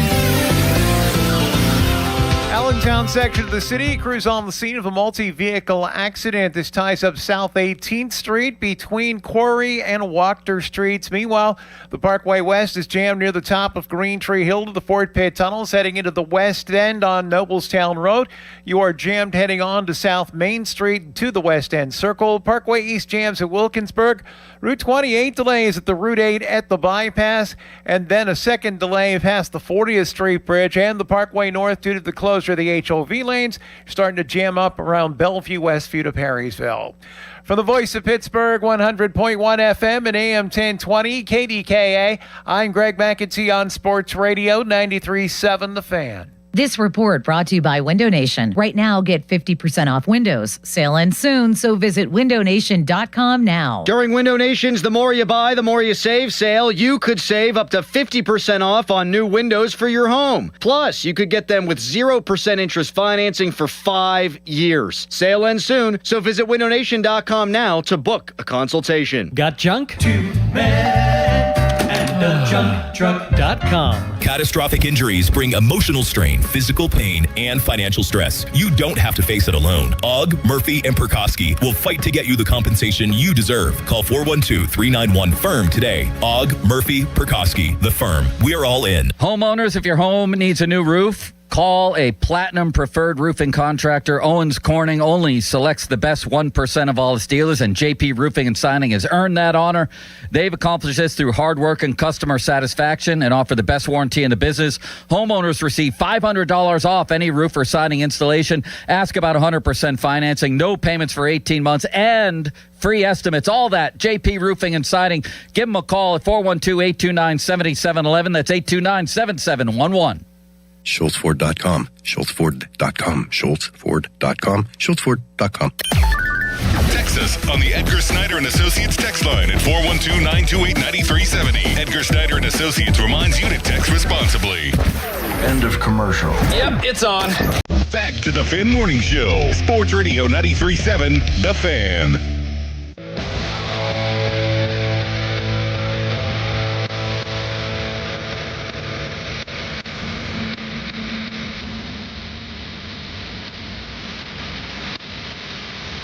Now that the series is over, am I allowed to say something good about Philadelphia? No. Yes. What do you think, Darn Kenny? Sure. Always Sunny in Philadelphia is maybe my favorite show of all time. The Rocky's my favorite movie. Yeah. Which one? The original? 4. 4 is my favorite, too. 4. That's Drago, right? Yeah. 4, 3. I must 2. I must break you. I must break you. 4-3-2. 4-3-2. Creed 2, Creed 1, 5. But you like 1. It's like my least favorite. But you still like it, right? It's all right. Okay. If it's on, I won't watch it. If Rocky 2's on, I'll watch it. Interesting. Mm-hmm. It's my least favorite. TK gave his top 3 favorite movies the other day. Boys. What were they? I can't remember for the life of me. Was it like Mighty Ducks 2? You're the only person in radio that would introduce a topic not knowing what, like... That's right. TK listed his top, like we're waiting for him to list Miracle on the Pond, Mystery Alaska, Mystery Alaska, Mighty Ducks. Like boys, like, and then oddly Goonies. He's a big Goonies fan. I like the Goonies. I like that one kid that like, was it Sean Ashton? Chunk. Chunk boys. Chunk like the candy bars, boys. Oh, TK. Hey, you guys. It was a fun series. Yeah. I'm starting to shift positive here this morning. The coffee's starting to kick in. I've had so much coffee. I was pissed when I woke up. Pissed. I rechecked the score. I do that sometimes.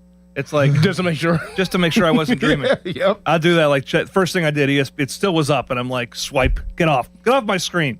kudos to them for making us care after all hope seemed lost after Game 3, but also F them for making us care after all seemed lost after Game 3, because it was going to hurt in a different way to get swept by those jabronis, and then it's just a dagger through the heart. That's the great thing about 7-game series is Sam and I were out to dinner on Saturday night, and there was a couple next to us, and the guy was a season ticket holder.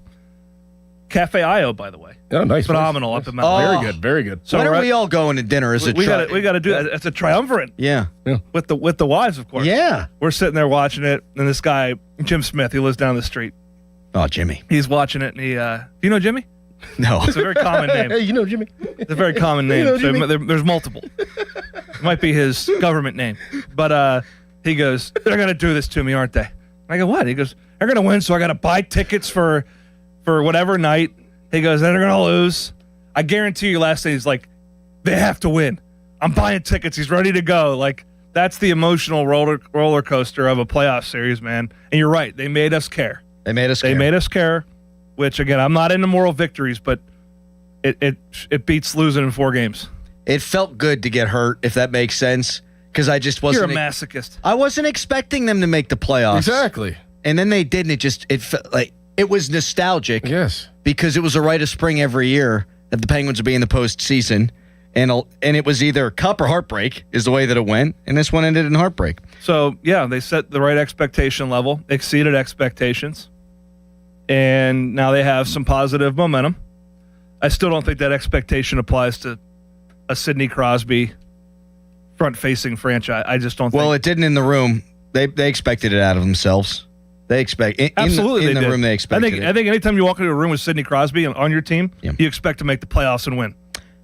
By the way, texters, God love the fans of our show.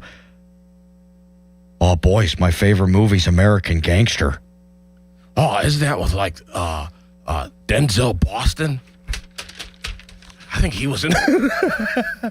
Oh wait, didn't he? Well, he's that running back from Washington. I messed it up. I think it's Denzel Ward. Yeah, right. Denzel Ward. So he had American Gangster, and he also had The Town. The Town's a great movie. Mm-hmm. Ben Affleck. Never seen it. I wonder if he had Departed in there. He did not. In fact, I brought up The Departed because I said that's my favorite. And he said, That's my favorite movie ever. Wait, what was this 3? The Town? You want to watch The Departed together with a couple pints of Guinness? Are you freaking kidding me? I've never seen it all the way through. What?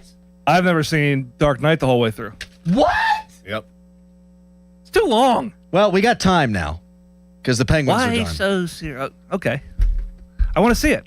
Let's do it. All right. You're scared. You're scared of the I Joker. ain't scared of the Yeah, you Joker. are. He's scared. I ain't scared of no Joker. What was this 3? The Town, Mm-hmm. American Gangster, and I don't remember. Someone will text us. Mighty Ducks. 412-928-9370. No, it wasn't a hockey movie because I said no sports movies. Someone will remind us.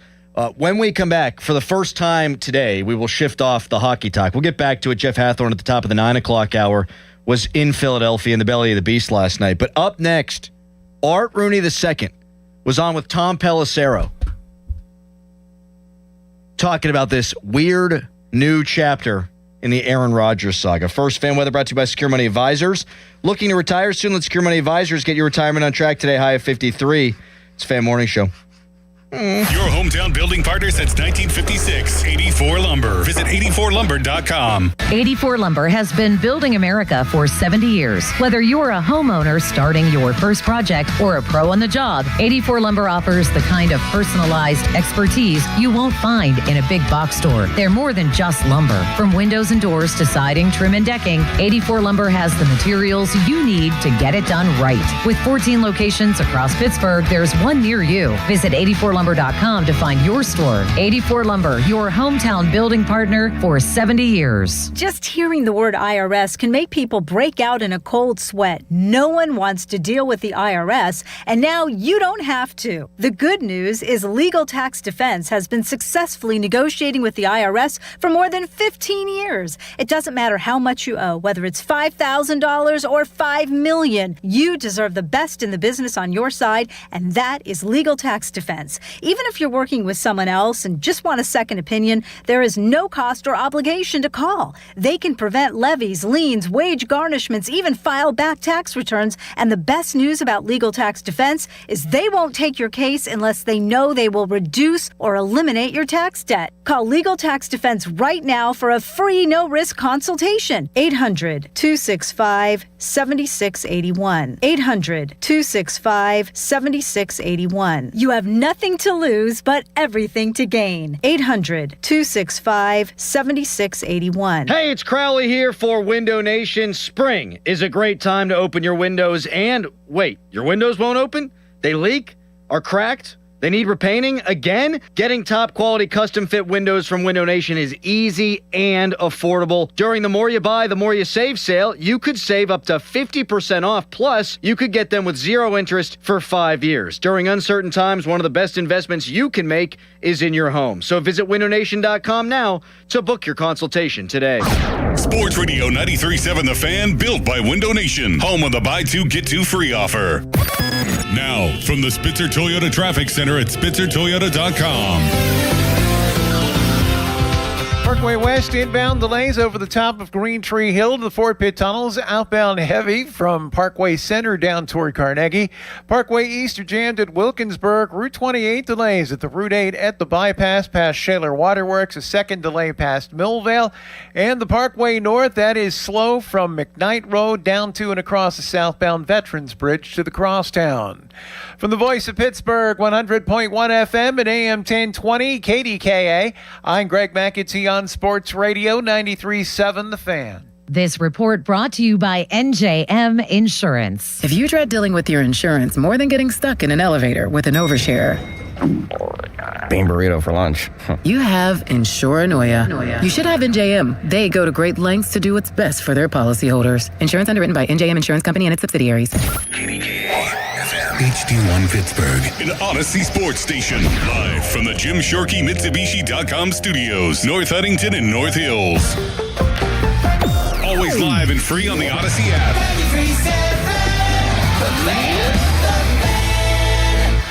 Good radio, you guys. Love the banter. This is the Fan Morning Show with Doran Dickerson and Adam Crowley on Sports Radio 93.7 The Fan.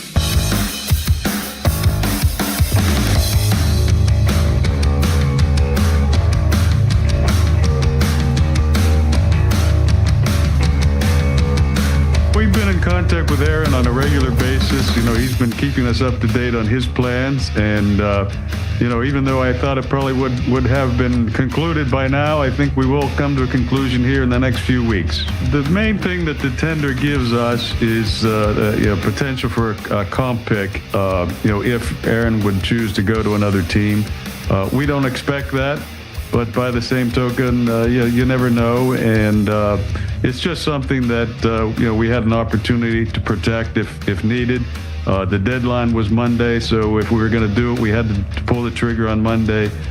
We alerted Aaron and his representative that we were going to do it, and so not a real big deal, but you know, just something that if you know, in the unlikely event that he goes somewhere else. We are eligible for a comp pick in that situation. Art Rooney II with Tom Pelissero. No big deal, says Art. It's a big deal in my mind for this reason. There has been this idea out there from guys like Kaboli that this is exactly like last season and that Aaron has told them that he's coming back. Well, clearly he has not told them he's coming back because he just had Art Rooney II there saying in the unlikely event he chooses to go someplace else. So it might be 95.5. It might be 99.99. Last year at this time, Mike Tomlin knew he was coming. They knew he was coming. Now I think they just are very optimistic that he's coming, and I do think there's a difference there. It's not the same thing as last season. No, but it could be like a matter of when he's coming. Like they may know that he's coming, but they just don't know when. I guess this isn't a big deal.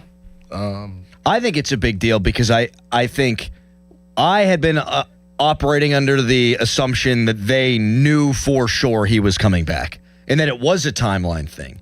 And now I think they think he's coming back and they don't know when. And again, it might all be a hill of beans come mandatory minicamp, but I don't think Rodgers has given them the assurance that he gave them last year. I think he'll be at OTAs May 18th. May 18th? Yeah. Yeah, that's the first day of minicamp. I think he'll be there. What makes you say that? I just think he'll be there. Arch said the next few weeks. He said before the draft. Okay. They said before free agency. Yeah, well, this is the first time he's spoken on the record about it in a long time. He talked about it at the owners' meetings and said it was coming up. I think he'll be with McCarthy at the helm, new coach, new system. He knows that I get. There's going to be changes. You know, Michael Pittman Jr. in the mix. I think he'll be at OTAs May 18th. I think this is protection. You're dumb if you don't do it, in my opinion. So you check the box. Puts a little bit of pressure on him, maybe, to make a decision, throws a shot across the bow.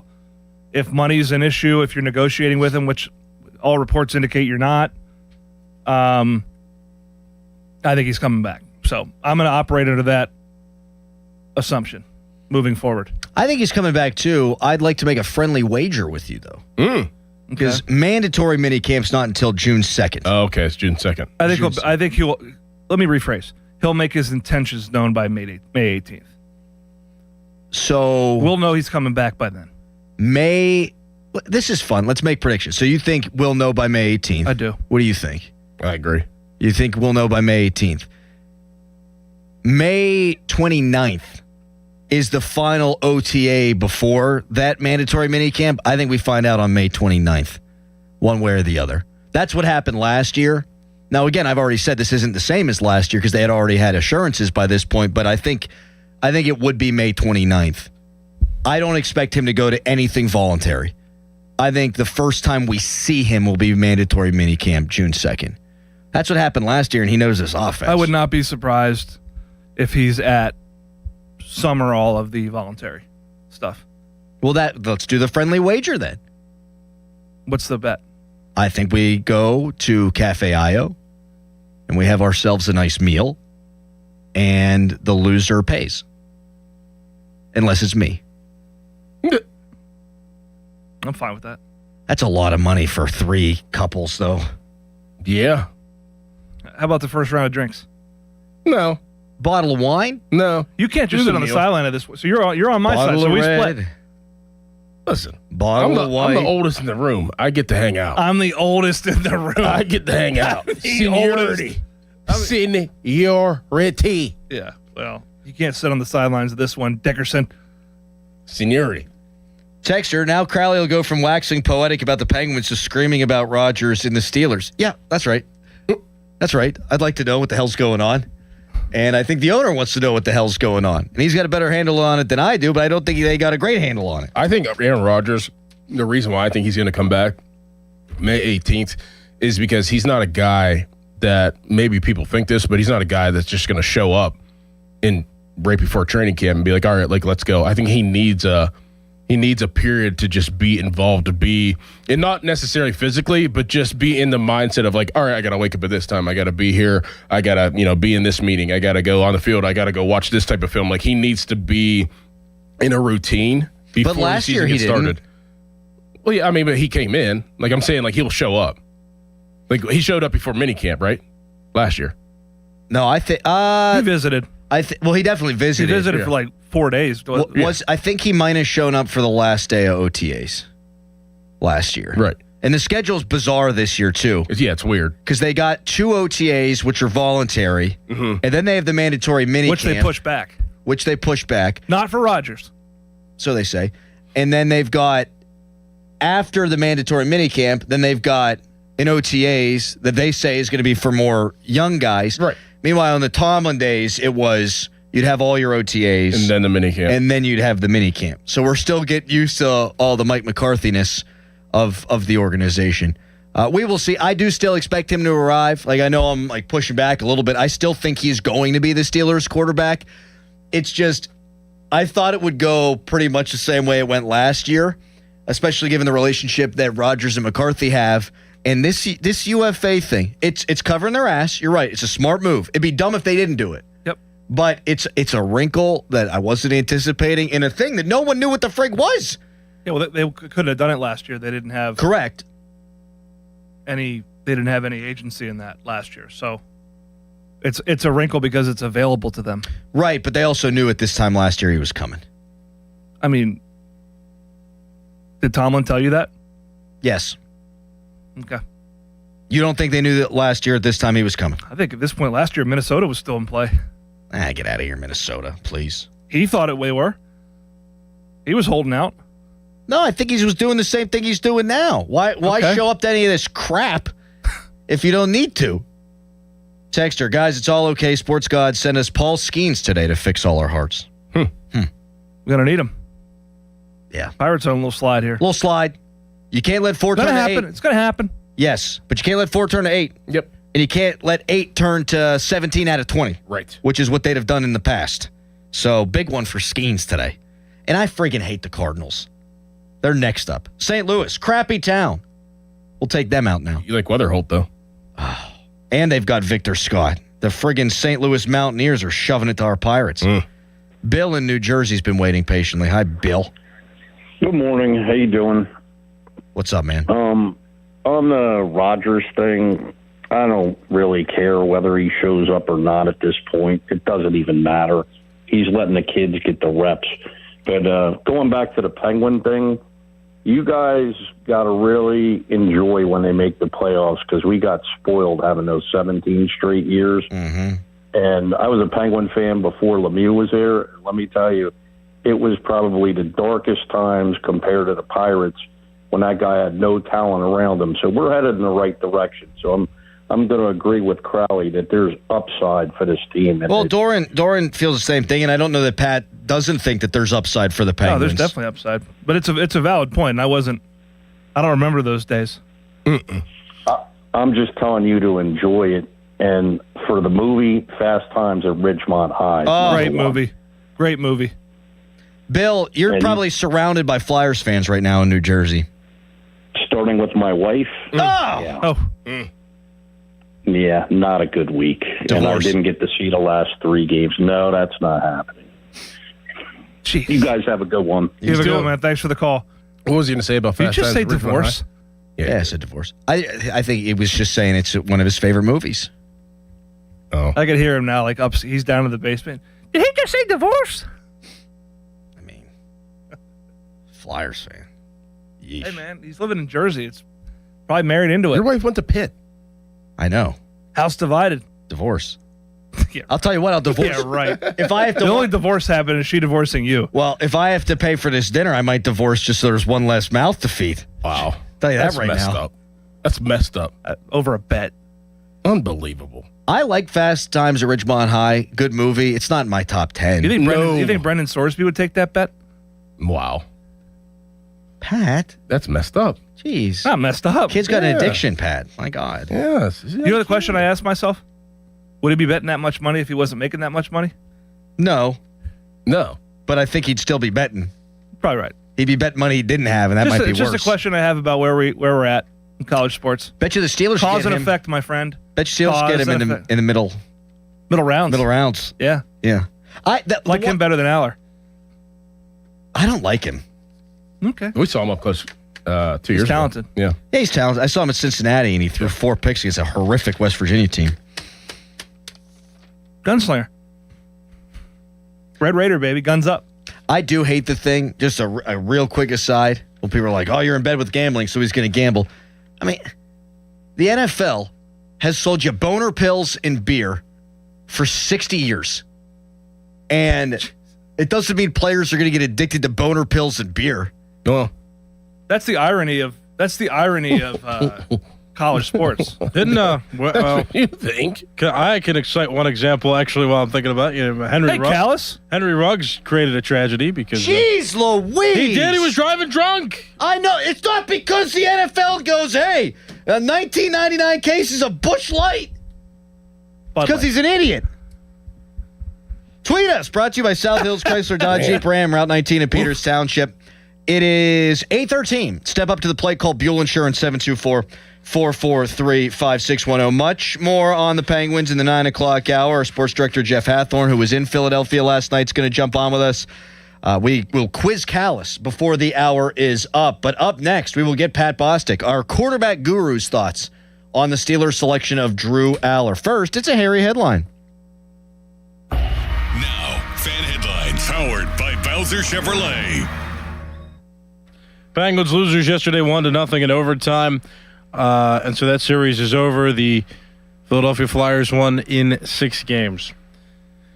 Now, everybody pivots to see what's going to happen to Evgeny Malkin and how the team will restructure and get back into it come next season. For more, go to 937thefan.com, and now here is Crowley. Thank you, Harry. Omaha! Between hybrid work schedules and getting pretty much anything delivered to your doorstep, it feels like there's no reason to leave the house anymore, but I should know, Omaha. Some of the best deals are still in store for you. Literally, at Omaha Steaks, they're known for quality meat delivery, but they also have stores right in our neighborhood, the streets of Cranberry Township, and Settlers Ridge and Robinson. Now is the time to stop by and pick up their Burger Perfection Stack. This bundle includes premium 6-ounce patties made from 100% aged single-cut steak, filet mignon, ribeye, and more. Plus, come in today and get 8 free smash burgers with the stack. While you're there, also ask about the manager special. 4 USDA-certified tender top sirloin fillets for $29.99.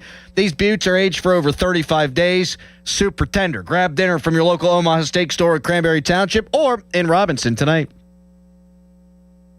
This is an Odyssey Sports Minute. Look, if we were going to treat LeBron like a hero for the first 3 games, then we can't forget now that he played bad. 99-93, the loss for the Lakers at Crypto.com Arena, and the Rockets have pulled within a game of the series. Jabari Smith Jr. led the way with 22 points. The Rockets are back. I'm Drake Toll.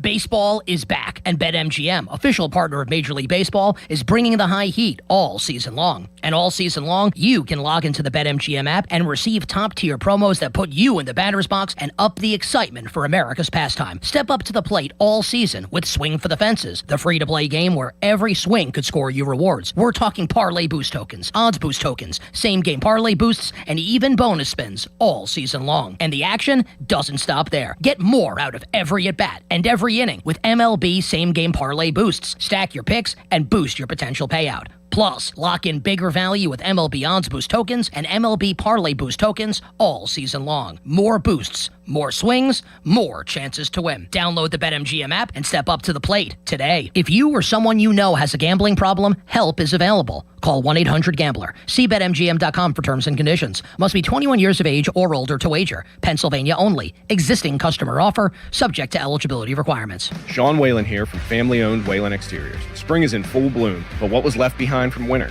A mess you can't see. That heavy ice and high winds likely soak your roof's wood decking. Saturated wood leads to rot and mold growth. Missing shingles? That's a sign they weren't installed right to begin with, and the rest of your roof is a ticking time bomb. Those April showers may start a leak inside. Call the pros with the 5-star reviews at Whalen Exteriors for thorough attic inspections to find the hidden damage before it gets too expensive. Financing packages to fit any budget.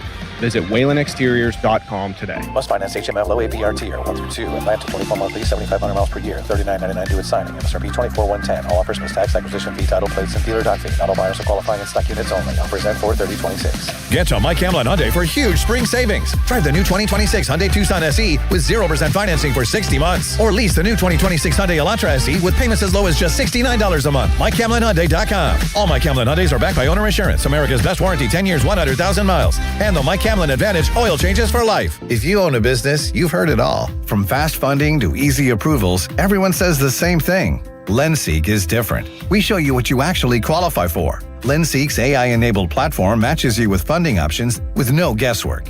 Up to $5 million in as fast as 24 hours. If you've been in business over a year, doing at least $50,000 per month, apply for free with zero out-of-pocket costs and access to over 100 lenders. Start ready, stay ready. LendSeek.com. LENDSEEK.com. Hot water fast. Call Mr. Water Heater. Call Mr. Water Heater. Staples presents Celebrations Made Easy. I went to Staples for a custom printed graduation banner and invites and saw that Party City is now at Staples. Wait, what? Party City is now at Staples. So now Staples has balloons. Yep. Decorations. Yes. Streamers, cups, table covers. Yep, Staples has everything for a party. And now buy two, get one free on select foil balloons. Holy confetti! So the best party start at Staples. That was easy. In 613 select stores, exclusions apply. In-store or buy online. Pick up in-store only. Well, good morning, kiddo. I love that you're home from college. I've missed you. Still taking your Nature Made vitamins? Every day. A multivitamin and a probiotic. You better be taking yours. Still looking out for me, Mom. I'll never stop. Made to care for you every day. Nature Made, the #1 pharmacist-recommended vitamin and supplement brand. Find us in the vitamin aisle, based on a survey of pharmacists who recommend branded vitamins and supplements. This is the story of the one. As a maintenance tech at a university, he knows ordering from multiple suppliers takes time away from keeping their arena up and running. That's why he counts on Grainger to get everything he needs, from lighting and HVAC parts to plumbing supplies, all in one place. And with fast, dependable delivery, he's stocked and ready for the next tip-off. Call 1-800-GRAINGER, click Grainger.com, or just stop by. Grainger, for the ones who get it done. Mother's Day, celebrate her with something truly special. At P.F. Chang's, enjoy a 5-course celebration experience starting at just $89.99. Featuring premium entrees like New York prime strip steak tataki, oolong Chilean sea bass, and lobster and prawn fried rice, plus the bold signature flavors she loves. It's more than a meal. It's a celebration made just for her. Reserve your table now and make Mother's Day unforgettable. Only at P.F. Chang's. Available when you dine in for a limited time only at participating locations. Offer may vary. Now, from the Spitzer Toyota Traffic Center at SpitzerToyota.com. More problems with accidents. This report brought to you by your local super lawyers at LGKG. Hurt? LGKG. Accident? LGKG. LGKG.com, your home team. In Carnegie, crews checking reports of an accident now. The intersection of Glass Street and Highland Avenue. Parkway West, you are jammed over the top of Green Tree Hill inbound. Outbound delays from the top of the hill down toward Carnegie. And then jammed from I-79 out past Campbell's Run Road. Parkway East stacking at Wilkinsburg. Route 28 delays at the Route 8 at the bypass down past Shaler Waterworks. Another delay past the 40th Street Bridge toward the north side, and the Parkway North delays from McKnight Road down to and across the southbound Veterans Bridge. Crosstown also heavy past Bigelow Boulevard.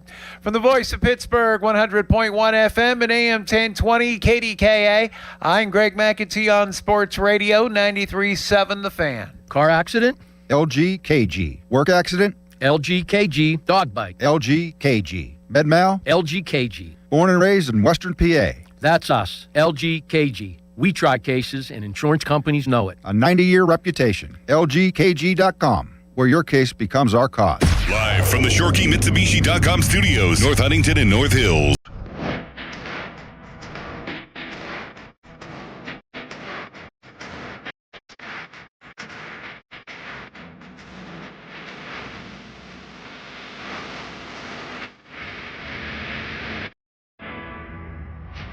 Texas brought to you by Edgar Snyder and Associates, a personal injury law firm. They always say there's never a fee unless we get money for you. And the Fan Morning Show is brought to you by Guardian Protection. Your hometown home and business security company. Have spent vast majority of the show talking about the Pens. Their season coming to a screeching halt last night at the hands of the hated Flyers. We'll get back into them. At the top of the hour, Jeff Hathorn was in Philadelphia for the Madness. Get his thoughts. Texter writes in, you should see the movie V for Vendetta. It's easily in my top 10. You ever seen V for Vendetta? No. Excellent flick. I think I've seen parts of it. Not the whole thing. Who's in it again? It's either Natalie Portman? I was going to say Keira Knightley. Yeah, it is Natalie Portman. I always get those two flip-flopped. How about that? I'm not good with movies, but I nailed that one. It's a really good one. Nailed it. Mm-hmm. They'll get you fired up for Revolution, baby. It's in your top 10? No. Okay. It's in Zach Ho's top 10. It's in my top 10, top 5 favorite movies of all time. So your top 50. I have 10 different lists Top fives. of my top 5 movies of all time. No, you don't. No, I just made that up. You don't even know 50 movies? 50 movies. Yeah, I do. You could not rattle off 50 movies right now. No way. And we're not going to do it, but you couldn't do it. We'll do it off air. I could easily do it. We got time, man. No. You could not rattle off Talk 50 ball. movies. Come on. What movie would you rank 76th of all time? Because that's where the Steelers drafted Drew Aller. 76. Same place they got Mason Rudolph. We have given our opinions. We got an opinion from Matthew Bostic before the draft. Mm-hmm. Your thoughts on the Steelers' selection of the Penn State QB? I'm kind of just lukewarm on it, to be honest with you. I think that there's enough upside there to be intrigued. By all accounts, he's a good kid. I've heard everything from he's a coach killer to he wasn't coached well. I tend to lean towards he wasn't coached well there, and I've said that from the beginning. I felt like Kotelnicki's offense was gimmicky and didn't suit his development. That being said, a couple things. The talent, the arm talent is first round. The decision-making is below where he's at now, where he got drafted. And he has some serious scars that he's going to have to overcome. I mean, the Oregon game, the semifinal, like those are key moments in a player's development, and then to get hurt and sit out. You know, it's just, to me, they have two of what I would consider to be very similar players. Both of them, one of them winning a national title, but also coming off of an injury and an injury-shortened rookie season. And now a rookie coming off of an injury in his senior season who was projected to be higher but has gone through a lot. I don't hate the pick. I also don't love it. And I'm confused with the purpose if they know that Aaron Rodgers is coming back. That's my whole... Now, for next year, it makes sense. Yeah. For next year. But we're not in next year. And to me, it makes Mason Rudolph expendable. Definitely. And that may not be a bad thing either for next year. So I'm more okay with it than perhaps I thought I would be. But I'm not, like, ready to buy the kid's jersey yet either. Yeah, you're lukewarm. I'm lukewarm. I'm like, fine. I'm fine. I would say I'm fine with it, which is not a great radio take, but I'm okay with just being honest on this one. I'm okay with it.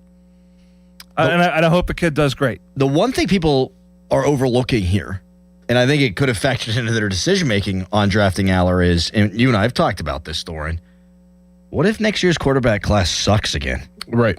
And let's say... It's an insurance pick in that way. Exactly. Let's say you win 10 or 11 games and Rodgers gets you to the playoffs and you win the division again like you did last year and you're picking it in the 20s and nobody's there. Now you got a youngster to roll with in 2027. Right. That you know more about because you've had both these guys for this season. I haven't heard anybody but our show talk about that. Yeah. That's what they're doing. Yeah. It's an insurance policy. And even if there is a quarterback there, you still have 3 shots at it. 3 shots at it. You have 2 guys that you've seen through OTA's training camp and maybe a game in the season, maybe not. But 2 guys that you know about, and then a young rookie that you can roll the ball out there and compete with those guys. And then you have a nice nucleus of young quarterbacks that can be developed by Mike McCarthy. That's exactly where I think that their mindset is. Yeah, I think that's probably appropriate. I look forward to watching the competition, the development. That's going to be great. The development and so forth. There'll be a lot of declarations made based on it's going to be right the sliding scale game to game, right? Who's better? Who's got this shot? Who's going to be? Think about coming on Thursdays in August and have him break down. The first half with Will Howard, the second half. I'm going to watch every clip. I'm going to watch every game. That's going to be unbelievable. And I think just knowing the guys there in Pittsburgh now with Mike McCarthy and Tom Arth, but then Frank Signetti and Brian Angelico and that group, like those kids are going to have every shot. Those players are going to have every shot to develop, and they're going to get trained. They're going to get reprogrammed, knowing what they do in the offseason, the rigor of the quarterback school they're going to do. They're going to get reprogrammed. And that's why I'm fine with it. If it was status quo and Mike Tomlin was still the coach and they were still where they were at, I would not like the pick because I wouldn't. The track record's not good enough with development. But, yeah, I mean, they're the same in terms of their mid to late round picks that, you want to punch above their weight, but they're different, Howard and Aller, in that I feel like Howard's intangibles, decision-making, toughness, personality, leadership are his shining light, whereas Aller, it's not really that. It's more the guy's just a thoroughbred, right? He can just whip it. Yes. He's got a howitzer for an arm and was perhaps misguided. So if you could find gold with either of them, you've done well. Mm-hmm. You've done really well. Want Pat Bostic's thoughts on the draft at large coming up next. Is that okay with you, Pat? That sounds great. That sounds great. So we'll do that. Before the hour's up, Quiz Callis. Fan hotline presented by Sullivan Super Service, Pittsburgh's trusted plumbing and HVAC provider for over 50 years. And right now, it's a Nicholas Harry Callis fan headline. Now, fan headlines powered by Bowser Chevrolet. The Pittsburgh Pirates, they lost 5-4 yesterday to the St. Louis Cardinals. They gave up early runs again in that game. They also had some walks haunt them. They were down late. They were making a comeback, but they ultimately lost by a run. And so now they've officially lost the series, and if they lose today, they will get swept by the Cardinals. And right now the Pirates are in the middle of a 4-game losing streak going back to the final loss they had in the series against the Milwaukee Brewers. The game time today at 12:35. Paul Skeens is pitching, and it's a game you can listen to live over on 100.1 FM and AM 1020 KDK. For more, go to 937thefan.com, and now here's Crowley. Thank you. Doran, I watched a 10-minute video on how to install something at home. Took me 4 hours. And at least 2 trips to the hardware store, right? Minimum. That's why Guardian Protection is offering free professional installation with the new security system. So no guessing, no rewatching the same video 5 times, just experts who set it up right. And it's protecting you from day one intrusion, fire, cameras, all of it. Call 1-800-PROTECT or visit guardianprotection.com/FAN today. Terms and conditions apply. At Pittsburgh Regional Transit, we're not going anywhere without you. We're now hiring mechanics and automotive repair persons, and we're offering great pay and benefits. You could even qualify for a starting bonus. Learn more at rideprt.org/careers. PRT is an equal opportunity employer. Okay, here we are. Weather is heating up, so start to think spring, think summer. Get the Schultz Ford. Maybe you want that convertible. Now's the time. Grab it now. That convertible Mustang, and man, are they sharp. You're going to go on vacation. Maybe you're driving. Maybe you're the driving type, right? You want to drive to the beach? How about that Expedition? How about that Explorer? Load in, and the family could take all they want to the beach. Yep. Check it out, SchultzFord.com, right? All those great locations. Schultz Ford Wexford, Schultz Ford Harmer, Schultz Ford South in West Mifflin, Schultz Ford down in Wheeling. The customer service, spectacular. Hey, you need your car serviced? Pickup and delivery. They have that option. Also, mobile service, something small. They'll come right to your driveway, get it done for you, and you don't even need to leave your living room. That's fantastic. So get to all the locations, and if you just want to browse around, check it out online. Always open at SchultzFord.com. Running a small business means juggling a lot. Your network has to handle it all. That's where a fiber-only provider falls short. You need a partner who gives you a greater advantage. Introducing the Total Solutions Advantage only from Comcast Business. A first-ever combination of the largest, fastest fiber-powered network, the most reliable Wi-Fi, gig speeds with equipment and security included, and a 5-year price lock. Plus, it's all backed by a 30-day money-back guarantee. The Total Solutions Advantage only from Comcast Business. A new standard for small business with reliability, security, and savings in one. Switch today. Get started with a great offer as low as $60 a month. When you add it all up, no one does business like Comcast Business. Offer ends 6/1/26. New customers only. Requires 300 megabits per second internet and security edge. 1-year agreement, EcoBill, and autopay required. Equipment, taxes, and fees extra. Most reliable Wi-Fi based on Open Signal Awards USA Fixed Broadband Experience Report, May 2025. Crack open an IC Light. Clean, crisp, refreshing. A true Pittsburgh original now with a nod to the legendary Stargell Star. Raise an IC Light for the hits, the homers, and the hometown pride. IC Light, always a good call. Enjoy 16-ounce drafts during Pirates games at DJ's. Pirates fans, the Cincinnati Reds are in town on Saturday, May 2nd for a free t-shirt night. The first 20,000 fans take home a Pirates-themed band t-shirt thanks to your local Pittsburgh Hyundai dealers. Head to PNC Park to watch your Buccos take on the Reds at 4:05 p.m. and enjoy a fun evening at the best ballpark in America. Get your tickets and see all the 2026 giveaways at pirates.com/promotions.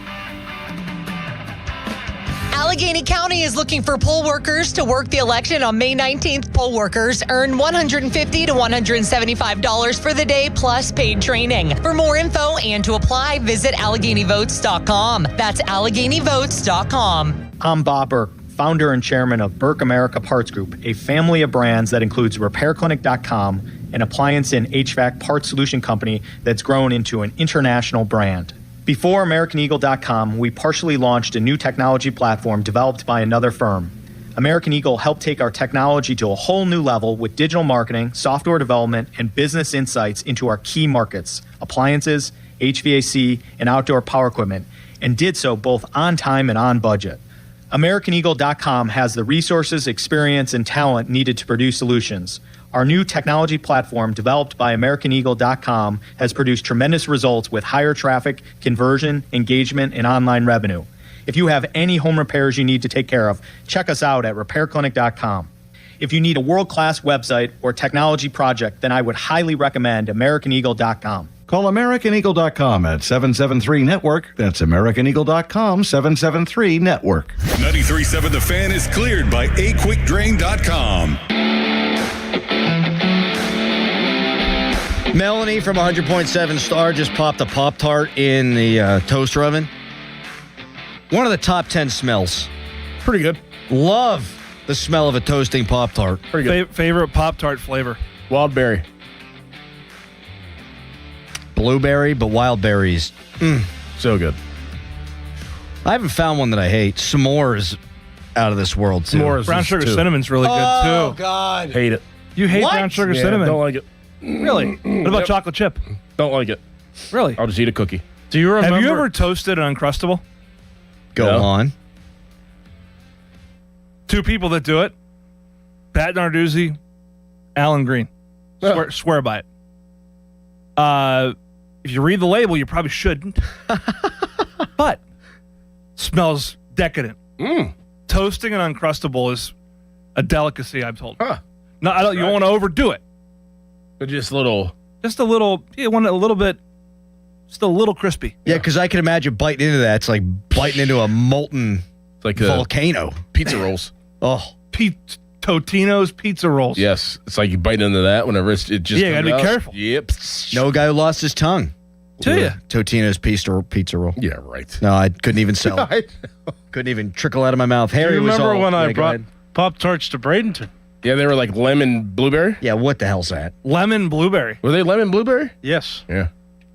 What the hell's what? You said you didn't taste one you never liked? I didn't taste one They're of those. making they have so many different flavors of all these things now. You got to keep. I was walking through the cereal aisle. Sorry, Callus. You got to keep them exciting. That's why I think there are that's so everybody's many doing it. different flavors. Favorite cereal? Tricks. Reese's Puffs. Reese's Puffs is a solid play. Shredded wheat. Shredded wheat. Yeah. Not even Really? frosted. Grape nuts. Yeah. You're a shredded Not wheat even, guy. Not even frosted. Yeah. You know what? Cinnamon. I'm a cinnamon life guy. Oh, Yeah, that's good. I That's love good. life. I love the way that life crumbles in your mouth. Yeah. You guys ever think about though how like little new cereals we've gotten over the last like 30 years? No, but There's there's a lot. variations. There's variations. Yeah, like Frankenberry. But like there's nothing. Yeah, but it's like See, when it's you like have a derivative kids, of something Harry, that already exists. you'll be stunned. Like, your kids will be watching TV. I was eating space food. Yeah, and you'll get you'll see all the commercials. Because I'd have thought the same thing as you. Like, if I ain't seen this commercial, like before I had kids, like, where's all the new cereal development? Then you go through the cereal aisle and pay attention. Yeah, there's 1,000. Thousand. And then there's the little stanchion pop-ups that have like all the different. They got the Halloween flavors. They got all the different types. Mm-hmm. How the hell we get off on this?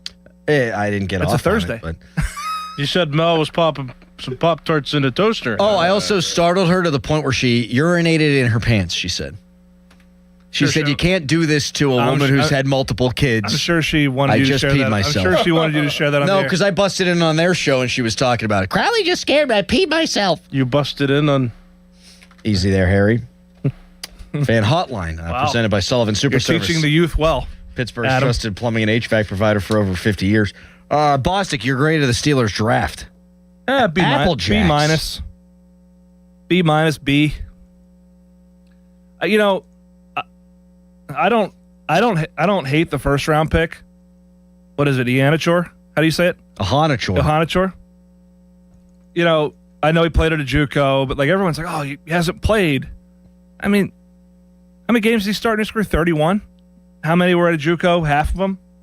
I mean, he's played, but and he played well. They had 5 tackles taken before him, and clearly, the Malachi Lemon thing didn't work out the way they wanted. I think that, by the way, happens more than people think, where someone's called and it just hasn't been. It just hasn't been televised or recorded. So I'm going to give the Steelers a pass on that because I think that happens more than you think. Well, they're getting investigated. Okay, but I think it's not. I like the player. Do you know how much stuff is delayed on the like? I mean, shoot, like everything is made for TV. So what's happening is not necessarily in real time. What's televised is later than a guy finds out. Oh, Doran has legitimately, back when you were doing this and when you were in the game, I would venture to say I think it's minutes. Well, Doran would he would know the 3 picks beforehand. I think it's minutes, if 3 not picks, yeah. like 10 minutes before that stuff is actually happening. So, a live shot or an Instagram, whatever. Okay. I don't. The returner from Iowa, I didn't really get. Aller, I'm fine with. I love the guard from Iowa.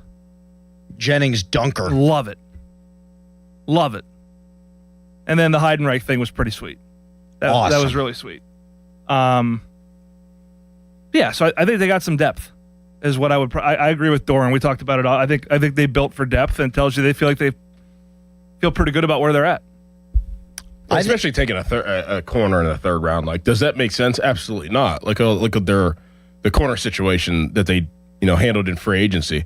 You take a corner in the third round, it's a young depth piece. I think Jeremy Bernard is a really valuable pick. I like that pick. Yeah, a lot. I think he can play multiple spots, which is huge for McCarthy. So this is just my personal opinion. I don't care that they didn't get Lemon. Blueberry Lemon. I have my worries about guys that play for Lincoln Riley, receivers that play for Lincoln Riley playing at USC. Like I think he's good, but I think you get equal value with Bernard where you got him. And I like the fact that they got a tackle in the first round. Like I don't think the dude's a generational talent. I don't. He ain't Justin Jefferson. Who, Lemon? Yeah, he's not. I think Bernard's a hell of a football player. I've watched a ton of him now. I mean, we watched him beforehand, but you really hunker down on guys after they get picked. He's an impressive player, man. He's a really good third receiver. Player. A really good third receiver. And I think he could be a very good number 2 in the NFL with potentially more than that. Agreed. He gives me Anquan Bolden vibes a little bit. Mm-hmm. Yeah. Tweet. Kind of gives me Tyler Boyd vibes. That's probably better. Which if they got Tyler Boyd out of that, yes. Second round. Yeah, they probably could. Probably what it's going to be. Here's a tweet. You guys have to try a deep fried Uncrustable. Oh. Johnny says, I had one last year at a theme park. It's next level good. Wow. There's a golf course that I played at that has a peanut butter and jelly with bacon on it. Yep. Yeah, I'm not into that. Like candied bacon. That's tremendous. What do you mean? I'm not into it. You ever had it? Yeah. Have you, Cal? Peanut butter and bacon sandwich. Absolutely. Oh, no. What about the jelly? I'm not a big jelly fan. I love bacon jelly. No. Bacon jam. Oh. Bacon jam. Same thing, right? What's the difference between jam and jelly? I'm on it. We looked this up before. I think we did. You know who's got a really good bacon jam? The jelly is has more preservatives and sugar in it. Jam is made from crushed or pureed fruit, resulting in a thick, spreadable texture. Conversely, jelly is made solely from strained fruit juice, producing a smooth, firm, and transparent spread. Interesting. What about preserves? Strawberry preserves. Real chunks of strawberry, so you know it's good. What about apple butter? Yes. Okay, apple butter, man. Now we're talking. And where does marmalade fit into this whole conversation? Apple butter on a biscuit.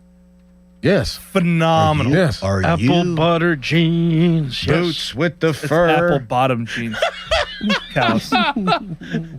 Adam just kept singing along. Callus is. I like my protein shake shaken, not stirred. Bostic. Yeah. Who's got the great bacon jam? You're about to say it? Spoonwood. You ever been to Spoonwood? Oh, yeah. You know what I love at Spoonwood is their pizza's really good too. It's outstanding. I love that we went there for my dad's 5-year heart anniversary. That's my favorite beer in the whole world, the Killer Diller. I love the Killer Diller. Beer. They have this coffee beer too. Yeah, they do. Oh, what's it called? It's gonna drive me crazy. Oh shoot. But it's really good. Yeah, it does have a hint of coffee to it. Where's it at? Wotherspoonwood? No, it's down in Bethel Park. Oh. Yeah, I didn't know. You can go there. You can watch the McPhee show. Oh, yeah? McPhee. All right, coming up next. Y'all thought it was gone, but it's still here. It's Quiz Callus, and I'm going to stand in the corner. Now a Harry headline. Now, fan headlines powered by Bowser Chevrolet. Pirates, they lost yesterday to the St. Louis Cardinals. This game was close, but walks by pitchers continue to haunt the Pirates in this series. They're on a 4-game losing streak, and they're in jeopardy of being swept in this 4-game series by the Cardinals because the Pirates have lost the first 3 games. But Paul Skeens pitches today. You can listen to the game live starting at 12:35. That's game time over on 100.1 FM and AM 1020 KDKA. For more, go to 937thefan.com. Now, from the Spitzer Toyota Traffic Center at SpitzerToyota.com. Parkway West inbound delays over the top of Green Tree Hill to the Fort Pitt tunnels, while the outbound side, we do have reports of an accident right before Parkway Center, and that is causing some slow traffic there up over the hill down toward Carnegie, and then again from Roslyn Farms out past Campbell's Run Road. Parkway East, you are jammed at Wilkinsburg, and delays on Route 28 at the Route 8 at the bypass to the north side. Parkway North, you are heavy from the McKnight Road interchange all the way down toward East Street. A second delay heading up onto the Veterans Bridge toward the Crosstown. From the voice of Pittsburgh, 100.1 FM and AM 1020 KDKA, I'm Greg McEntee on Sports Radio 93.7 The Fan. This report brought to you by Liberty Mutual Insurance. Liberty, liberty, liberty, liberty. Brought to you by Liberty Mutual Insurance. Why pay full insurance when you can customize and save? Switch to Liberty Mutual and they'll customize your auto and home insurance so you only pay for what you need. Liberty, liberty, liberty, liberty. Here's how it usually goes. You buy something to install at home, you open the instructions, and suddenly your whole Saturday is gone. Skip all that. Right now, Guardian Protection is offering free professional installation with the purchase of a security system. That means no tools, no frustration, just experts who set everything up the right way right from the start. From intrusion and fire protection to smart cameras, it's all handled for you. Call 1-800-PROTECT or visit guardianprotection.com/FAN today. Terms and conditions apply. Kohl's has Mother's Day gifts that feel like a treat because moms deserve something nice. Preferably something that doesn't involve snack duty, carpool, or reminding anyone where their shoes are. Make her day with 25% off across the store during Kohl's Friends and Family Sale at KohlsandKohls.com. It's just too bad you can't buy her the one thing she really wants, a nap. Select styles, 25% offer ends May 3rd. Some exclusions apply. See store or Kohls.com for details. Hey, it's Crowley here. Beat the spring cleaning rush with big savings and priority booking by calling our heroes at Zero Res. It's spring, which in our house means it's time for softball, means the dogs running around outside. That also means mud. It means grass stains. Well, let Zero Res help. Step into a fresher, cleaner home this spring with Zero Res. Zero Res removes winter's buildup as well and lingering odor Motors, giving your home a fresh, spring-ready feel, preparing your home for the brighter days ahead. Check out the over 10,000 raving customer reviews online with a 4.9 Google rating and see what all the hype is about. And this month, what a special. Get Zero Resified from Pittsburgh's #1 carpet cleaner and buy one room of carpet cleaned and get one cleaned free. Unlimited rooms. Also, get a whole system duct cleaning for just $599. Call Zero Res right now, 412-701-1188, or go online at ZeroResPGH.com. Say you want the fan special. Spell it backward or forward. It spells the same. Zero Res. SchultzFord.com. SchultzFord.com. SchultzFord.com. SchultzFord.com. Text us on the Edgar Snyder and Associates text line at 412-928-9370. Edgar Snyder and Associates reminds you to text responsibly. Back to the Fan Morning Show. They seem to be having a good time. On Sports Radio 93.7, The Fan.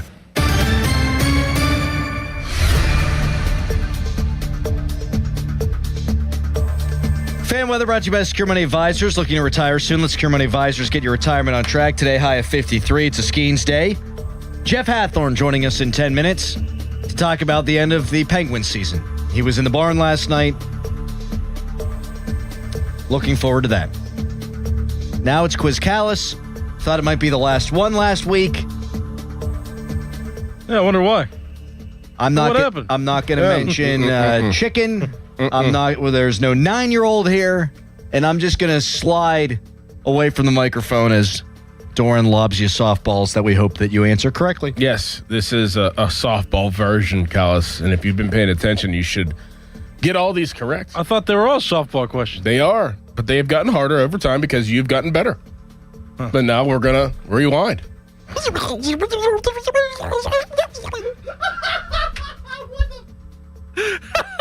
We rewind back to the beginning. That was good. That was really good. That was really good. Callis. Sounded like a chipmunk. Quiz Callis for today is Steelers draft picks and where they went to college. Great. 2026 draft picks and where they went to college. This should be a softball. We've been talking about it for over a week. All right? Yay. Are you ready? Mm-hmm. Number 1, Max Ihanachor. Arizona State. There you go. Oh, good job. 1 for 1. 1 for 1. All right. Number 2, Jeremy Bernard. Georgia. That is incorrect. Jeremy Bernard went to Alabama. Good confidence, though. Right conference.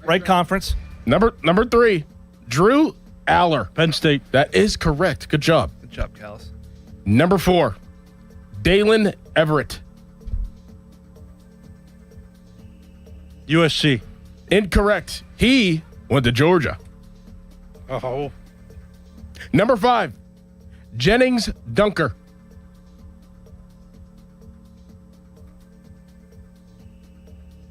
Alabama. That is incorrect. Jennings Dunker has a mullet, and he went to Iowa. Number 6, that guy, yeah. Caden Wetjen.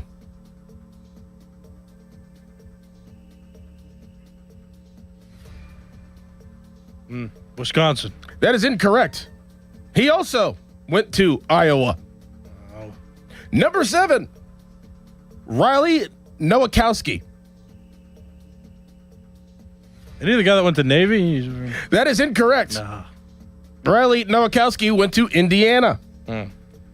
Number 8, Gabriel Rubio. And as Crowley likes to call him, Gabriel Rojas. Florida. That is incorrect. Gabriel Rubio went to Notre Dame. I think he Marco Rubio'd that. Yeah, right. Yeah, he did. He had Rojas and said, Rojas. That'll happen. Number 9, Robert Spears Jennings.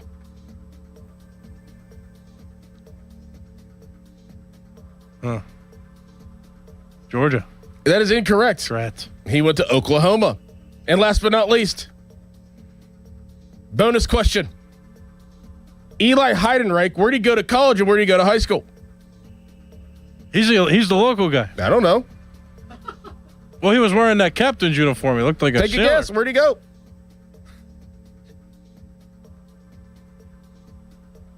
Pitt.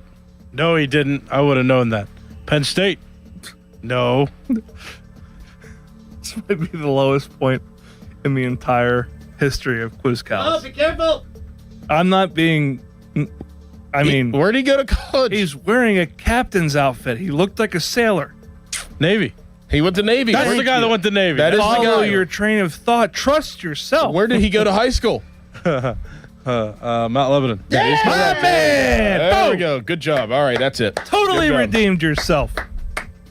All right. He was wearing that captain's outfit. He looked like a sailor. Penn State. Apple butter jeans. Ross. I'm getting eviscerated by Flyers fans on the social media. Are you? Oh, yeah. Turnabout fair play. Did the victor go to the spoils? 1975. I thought this segment was about me. Why are you making it about you? Who cares about the Flyers fans making fun of you? Just trying to take some of the heat out of your kitchen. Now you're overcompensating. That's exactly right, baby. I've done that before my entire life. My entire personality is based on overcompensation. Oh. You don't say. Good category. You think? Mm-hmm. All right. Jennings Dunker. Barely know her. Pat. It's been real. We're going to have dinner soon. We are. Rogue Rogers. Pat, did you know Riley Nowakowski was black? No, I just know he's a good player. Oh, that's the guy you guys were talking about the other day. Yeah. Yeah, whenever he flashed across the street, I was like, oh, that's that guy? The name didn't really fit the way he looked. Tight end from Indiana named Nowakowski who grew up in Wisconsin. Hey, man. Yeah. It's America. Yeah. Land of the free, home of the brave. Good player, man. What's he laughing about? It's hard to say. Guy, I mean, he was going down a dark path. He's wearing a sailor's outfit. Penn State. I knew they drafted a guy from Navy who was a local guy. I just didn't realize he was so far down there. I was at, quick story. Of course. Was that a lacrosse game with a bunch of Lebo parents when he got drafted? It was so cool. They all jacked up. Everyone just went crazy. Nice. Did you happen to see they showed our Mars baseball friends on the Pirates broadcast last night? No. I was like, I know that kid. I know that kid. I know that kid. I know that kid. Yeah. It was really cool. Really cool to see that. And then didn't the Steelers just give didn't Tesca just get a rookie invite? He did. He did. Bob Palco. Lebo. Lebo, baby. It all comes back. It's triangulated. Yes, it is. All right. See you guys. See ya. Thank you. Bye, Callus. Bye-bye. Someone was nice on the YouTube chat and said, Callus is just faking it. He knows them all. And I'm really glad they said that. I think that's the magic of Quiz Callus. People don't know. Yep. Mm-hmm. They never will. Coming up next, Jeff Hathorn.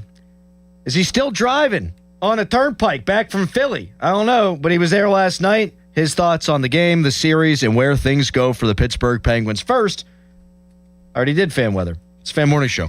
Your hometown building partner since 1956. 84 Lumber. Visit 84lumber.com. As we emerge from a tough winter, it'll certainly mean a ton of home repairs this spring. But there's good news.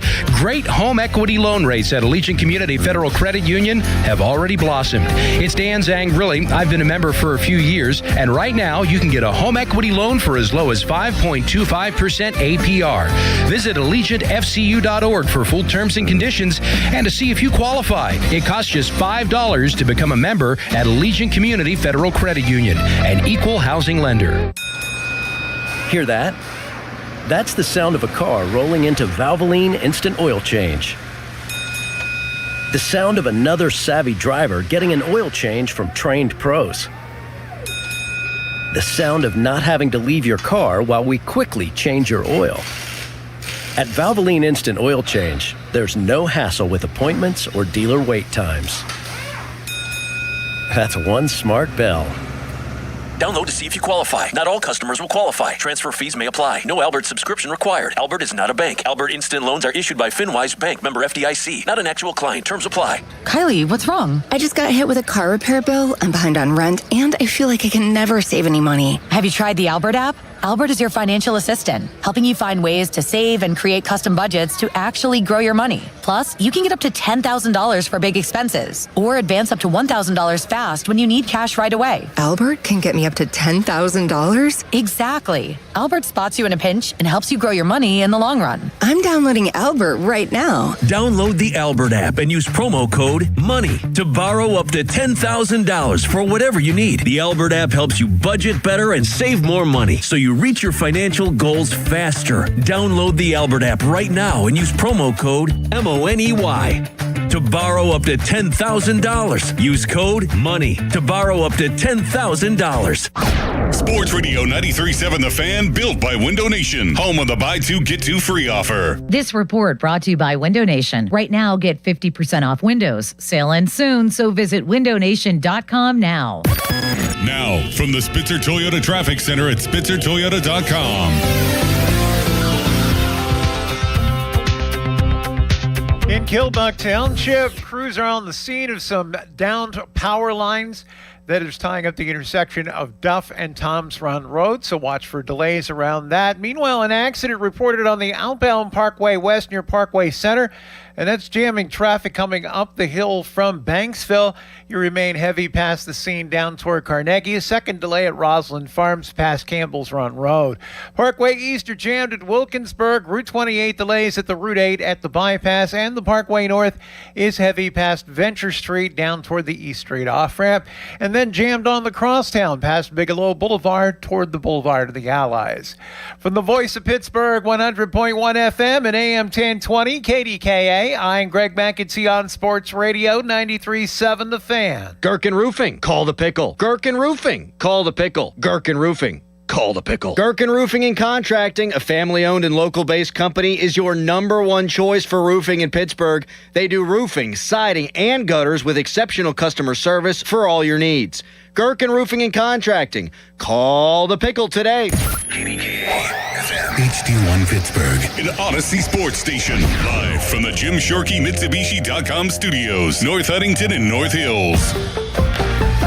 Always live and free on the Odyssey app.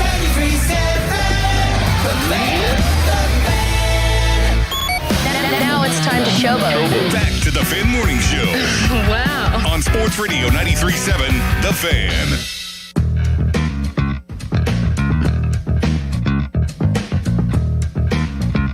.93.7 The Fan and the Pittsburgh Pirates want to visit your teams in action for our youth baseball and softball showcase. Parents and coaches send an email to us at youthsports@937thefan.com. Register your 12 and under team, and 93.7 The Fan may make a stop to your field. Brought to you by Keystone Custom Apparel. Details at 937thefan.com. Fan Morning Show is brought to you by Guardian Protection, your hometown home and business security company. Jeff Hathler going to join us here momentarily. He was in the Penguins dressing room last night after the game, after the loss, and I have a significant eye twitch this morning. There's a lack of sleep, playoff stress. Jeff's driving all the way to Philly and back in one night and doing his job. So kudos to Jeff. Stick tap? Is that what we do in hockey? Yep. Little stick tap. You can text us, brought to you by Edgar Snyder and Associates, a personal injury law firm. They always say there's never a fee unless we get money for you. And you can tweet us, brought to you by South Hills Chrysler Dodge Jeep Ram, Route 19 in Peters Township. Jeff joins us now. All right, Jeff, it seemed like there was a ton of nervous energy in that building. I thought the Penguins had the better of the play, maybe significantly so for like the last 40 minutes of the game. How did you see it? What was the atmosphere like? We can start there. Yeah, I mean, they controlled play the last, they had a dozen more shots in the third and into overtime. You felt like the pressure was there. The opportunities were there. Not as many great chances in the first couple of periods, but still, I think the Pens got to their game. They just couldn't solve Vladar last night. And this. I think they needed more traffic in front of the net. They needed some guys to crash in front of the net. They needed to make it a little bit harder than they did for Vladar, and they, left it up to a chance. One goal, one shot, one deflection, whatever it was, and Philly ended up getting that done. All right, Jeff, the ultimate question: successful season or not a successful season in your eyes? I still think successful season. I mean, you found out about your new coach. He was able to put in a system that players liked, got a lot of respect for him. It was a fun run. I realize you could look back and say, well, what if you could have been fighting for the first round pick or had that option? I think it was important for this organization, missing the playoffs the last 3 years.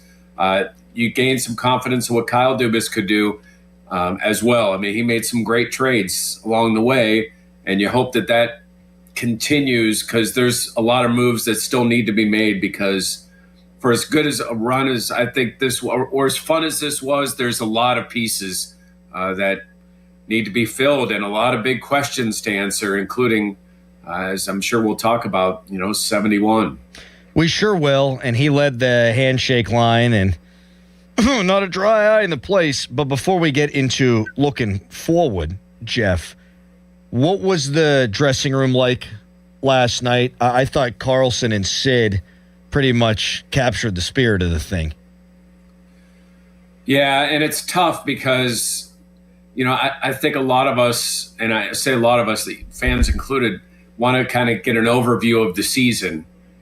And it's like, Doran, you could attest to this, like your minutes after playing in a game, your heart's ripped out, the season ends, and you want to ask them, well, what do you think about the year? Or what are your thoughts on the overall, was it a successful season? And it's hard to ask those questions because it's so raw. I mean, it meant a lot. I'm sure there's reflections, especially from those two that you mentioned, about how many more shots of this do we got? And, the room was what you would thought it would have been. I mean, they believed. It wasn't like you know what, good try. We were down 3-0 and gave it our best. They honestly believed that they were going to get it back to Pittsburgh and, have a chance to advance in this series. Jeff, who were you most disappointed in this series, player-wise? Ooh. I mean, Mantha didn't I thought he, that play with Ristolainen, I thought maybe that would jumpstart him. I thought we would see something big from him, but he wasn't where he needed to be on the ice. Chinakhov hit a post. You needed more out of him. You needed to find secondary scoring. I mean, Connor Dewar was good in this series. Like there were some guys who stepped up in this series, but they just didn't get enough from some of the other guys. And quite frankly, for being truthful, given what he can do, like Sid wasn't good enough in the first couple of series. He was great towards the end, but he didn't add enough in those first couple of games, and the entire team just. But especially, here's where I look at this series being lost was the second period of Game 3, because you had gotten to your game, yes, and then it fell apart. You had an opportunity right there to make it 2-1, and that second period of Game 3 is where it kind of fell apart. Well said. Jeff Hathorn, our sports director, here with us on the Fan Morning Show. We will get into the big three here in a second, but you mentioned Mantha. I mean, I can't think that he'd be back. Heck of a regular season. Helped set up the goal by Elmer in Game 5, but your leading goal scorer has no goals in a playoff series, 1 point -5, and was doing some of the after whistle stuff. Price tag's going to be high. I wouldn't think he's back. Yeah, price tag is probably as big a one, because you can step back after a couple of weeks or month and say, well, that was a weird playoff series. And I mean, maybe there's an outside chance he's still back. I just think they've got to. Dubas said it last year. They need to get younger, and they still need to. They've got a bunch of draft picks. They've got to figure out a way to find some more young pieces to the core. And when you look at it, I mean, McGroarty, Koivunen, they didn't develop, at least last year, as they would have hoped. And those were two pieces they were hoping were going to be a part of what they were doing going forward, and they just really didn't factor much into this season. Sheloves is your guy next year, right? I mean, he played unbelievable. A lot of credit to him in the way he played last night. Yeah, I mean, I think he's in the mix, but I think Miroshov will be the one. Okay. Sheloves will probably go into the season as the one, but I think Miroshov will be given every opportunity to be the guy. And I mean, that's one of the things that you can look back and say, well, maybe they should have just played Miroshov to give him a playoff run. I understand that philosophy, but when you've got guys that are in their late 30s that have done so much for an organization, and you're thinking about another run, to turn to a rookie at that point is a very tough decision. It's early, subject to change. Your thoughts on whether Evgeny Malkin is back next year? I go back and forth. He obviously wants to come back. And there's people in the organization that want him back. I don't know if one of those people is the GM. Man. So the Hoffman sale isn't complete.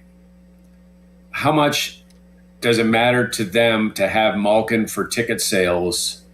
Like as you're looking at factors, does that factor in? Gino was good at times. There's a legacy there. There's a uniqueness to what they still have, but I would say this. I think he really helped his opportunity to come back this year by being agreeable to play wing, because then that gives him some more options. I don't think the door's shut, but it sure as heck isn't wide open of, hey, whenever you want to come back. What about Letang? I think he'll be. I think, well, especially if you judge off the playoff series, you feel good about how he played for the most part in the series. I think Letang will be back. I don't know that they have enough young defensemen knocking at the door to where you would say, we can get rid of Chris. I think he'll be back. My eye is twitching like crazy. What time did you get in today, Jeff? Or are you in a hotel? Where are you? You were in Philly last night. I'm at a hotel. Okay, good. I'm at a hotel. Got to bed around 3 or something like that once you get done with all the stuff. And check out some of the posts. I mean, I thought you mentioned some of Carlson's comments, Sid's comments, the emotion, and you could see it in a couple of the clips on X and on Instagram, like the emotion from Muse about him saying, I didn't expect the season to be over, and I think it just hit him like a door in the face, and it's the toughest thing about this time of year, but man, it was fun for those days to ride that emotion again. To kind of have that feeling of this team's going to do something really special. Yep. Like, playoff hockey is just, it's special. It's a shame how it ended, but it was cool to be back in it. Jeff, the Penguins have, according to Spotrac.com, $46.5 million in cap space this offseason. Now, new ownership, I mean, who knows? Like, are you going to spend the cap every year? You would hope so. This figures to be a very busy offseason for Dubas, no? And there aren't very many big ticket free agents, but there's at least 4 prominent forwards that could be available via trade. Do you think he goes big game hunting? What do you expect out of him? I think if he does, it's something under a long-term deal with someone younger, but like Rob Thomas or Jason Robertson, like something like that. Yeah. I mean, but that's going to cost. Mm-hmm. I mean, but you have, like we were talking about last week with the NFL draft, they've got all of these picks. You could package some stuff up. Like, I would hope, and I don't think so, that they realize that there's still a lot of work to be done. Even though they flipped the script and got in the postseason, there's still a lot more to do for this team, and they've got some pieces to fill. And most of their best players are still old. Like they've got to get younger, and you never know when you're in the process of being purchased what that new ownership is. I mean, you kind of assume every year you spend to the cap. We don't know enough about this group, and in fact, they haven't officially purchased this team yet to know if that's what the Hoffman Group's thinking. Jeff, Dan Muse. So I want to pull this up so I get it right here. So first game of the series, the Penguins, getting the fancy stats, expected goals for 1.96. Then it went 2.81. Then it went 2.97. Then 3.39, 3.62, 3.6. I thought that, the line combos coming in, I didn't think were the right ones. I don't think that they had success. I know they didn't have success against the trap early, but I thought he did adjust both in line combinations and helping his team get on the forecheck, get through the neutral zone. I'm actually left, despite them losing the series, feeling pretty good about his future here in regards to what it might take to win a playoff series in the future. Yeah, I agree. I think after the first 2 games, you could easily say, listen, Rick Tocchet took the kid to school. That he got to his game. Philly played exactly what they wanted, and the Pens didn't adjust. But the Pens did adjust. They did switch back and put Raquel on the top line and Chinakhov on the second. While it didn't impact the second as much, it did the top. I mean, Raquel had a good series. Sid had a good series. I feel pretty good about Muse. Plus, there's a mindset, there's a calmness, there's a determination about Muse that I like. And really, again, for that second period in Game 3, the last 4 games, I think the Penguins played to their game. They just couldn't get a goal last night. Yep, that's what happens when you dig yourself that hole. Like, you can play better for 3 straight games, and it doesn't guarantee anything. They can play better for 4 straight games, and you're going to lose one sometimes in the Stanley Cup playoffs that you're supposed to win. Jeff, this was delightful. Thanks for all the hard work you put in, because it's made our show an awful lot better today. And get some Z's, and we'll talk to you soon, bud. Thanks, boys. Thanks, Jeff. Jeff Hathorn, our sports director, texted me yesterday. He's like, I'm going to Philly. Oh, dear God. Man. Dear God. Man. Good stuff by Jeff. Where'd Harry go? Oh, he's right there. My bad. Jeff's just hanging out. I don't know. So sorry about that. Chilling. Just didn't want to say nice things and Jeff have to hear them. Right. They don't want that. So Jeff's like 50-50 on Gino coming back. And he said there were people in the organization who want him back, but one of them might not be the GM. So open phones for the rest of the show at 412-928-9370. What do you want them to do with Gino? He's a UFA. Letang's under contract for a couple more years. What do you want them to do with him? Do you want to see the big 3 broken up? Who do you want to see gone? You want them to all stay together for the last dance, if you will. 412-928-9370. That's 412-928-9370. We want your calls on this. We'll give our opinions too. Plus, the Penguins have 6 UFAs. Who should they keep? Who should they say goodbye to? It's all on the way, but first, it's a Harry headline. Now, fan headlines powered by Bowser Chevrolet. The Pittsburgh Pirates lost 5-4 yesterday to the St. Louis Cardinals in Game 3 of that 4-game series. Walks haunted the Pirates early on in that game, and it continues to haunt the pitching staff in this series. The Pirates fell behind early again. They tried to mount a comeback, but ultimately failed to do so, and now they're on a 4-game losing streak with the first 3 games of this series against the Cardinals at losses. Paul Skeens pitches today, though, and it's an afternoon game for the Pirates at home in Game 4 of the series, with the Pirates in jeopardy of being swept. But you can listen to that game over on 100.1 FM at AM 1020 KDKA. For more, go to 937thefan.com, and now here's Crowley. Thank you, Harry. Crowley here, like he said, for Window Nation, and it's going to feel cooler the next week or so, but spring has arrived. It'll be summer soon. Great time to open your windows, unless they won't open easily or they leak when it rains, or they've got cracked glass or they need repainting. Well, getting top quality custom fit windows from Window Nation is easy and affordable. And right now, during the More You Buy, the More You Save sale, you could save up to 50% off on all your windows. Plus, you can get them with 0 interest for 5 years. With Window Nation, you'll get windows that easily slide open and close, unlike my throat. And they're made with top quality seals so they won't leak when it's rainy or windy. And unlike other windows, they're maintenance free. Unlike me, I'm high maintenance. They're so good, Window Nation stands behind them with a lifetime warranty. And they're rated A+ by the Better Business Bureau. Don't wait to put an end to your window problems. Save big. With Window Nation's The More You Buy, the More You Save sale going on now. Sale ends soon. Visit windownation.com now for a consultation. This Odyssey Sports Minute is brought to you by McVeigh Plumbing, Heating, Cooling, and Electric. Call McVeigh today. This is an Odyssey Sports Minute. Viva Las Vegas. With Drake Toll in the house, the Golden Knights are 1 win away from the second round after a heart-stopping 5-4 double overtime thriller out west. Dorofeev sent the Fortress into a frenzy with a hat-trick sealing goal in the final minute of regulation. Man, hockey is long. I'm Drake Toll.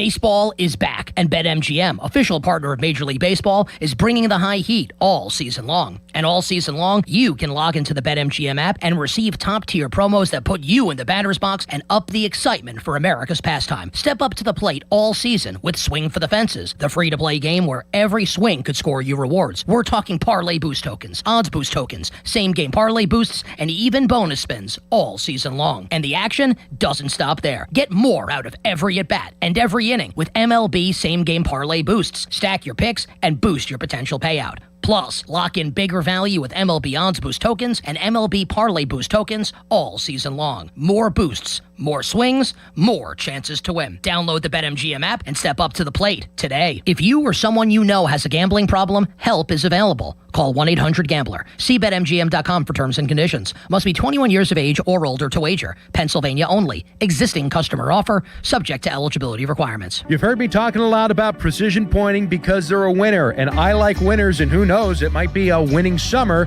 in the Pittsburgh area on the baseball field.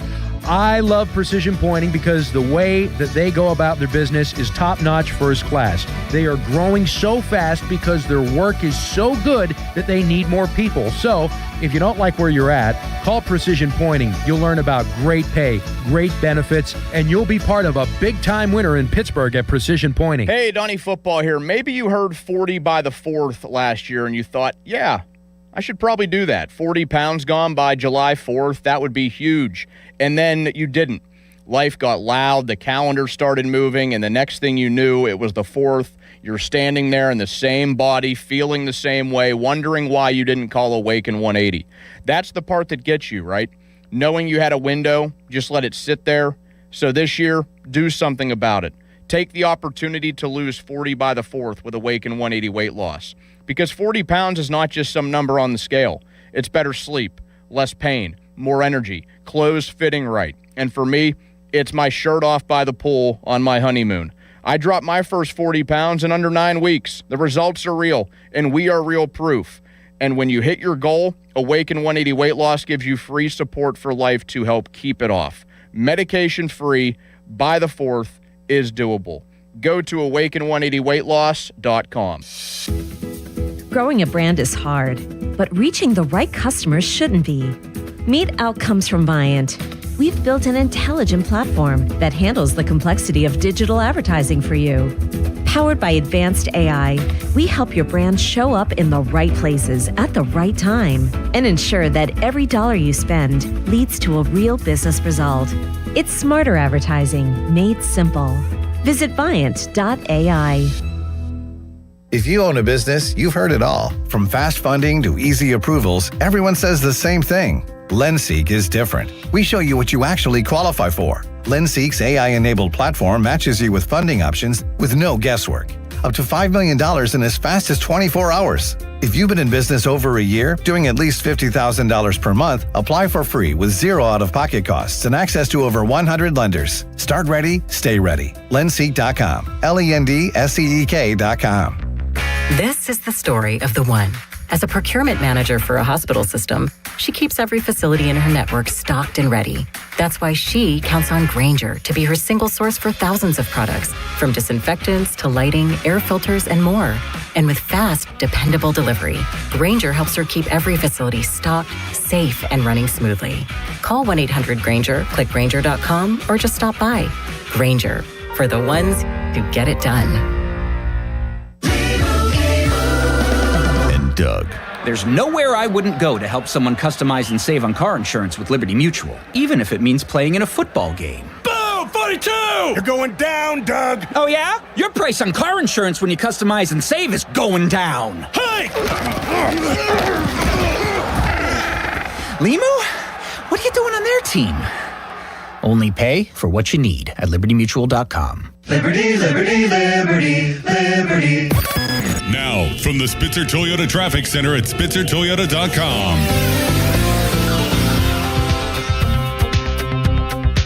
Disabled vehicle blocking a lane on the outbound side of Route 65 Ohio River Boulevard at the Brighton Heights Boulevard on-ramp. It's across from the McKees Rocks Bridge. Watch for delays heading through that intersection. Inbound, you got a multi-light delay at that intersection as well. Parkway West, you're jammed near the top of Green Tree Hill to the Fort Pitt tunnels. Outbound delays at the top of the hill toward Carnegie, and then again from I-79 past Campbell's Run Road. Parkway East, you're jammed at Wilkinsburg to the Squirrel Hill tunnels, while Route 28, that stacks at the Route 8 at the bypass past Shaler Waterworks. From the voice of Pittsburgh, 100.1 FM and AM 1020, KDKA, I'm Greg McEntee on Sports Radio 93.7 The Fan. This report brought to you by Valvoline Instant Oil Change. Hear that? That's the sound of another savvy driver rolling into Valvoline Instant Oil Change. No hassle with appointments or dealer wait times. That's one smart bell. Live from the ShoreKeyMitsubishi.com studios, North Huntington and North Hills.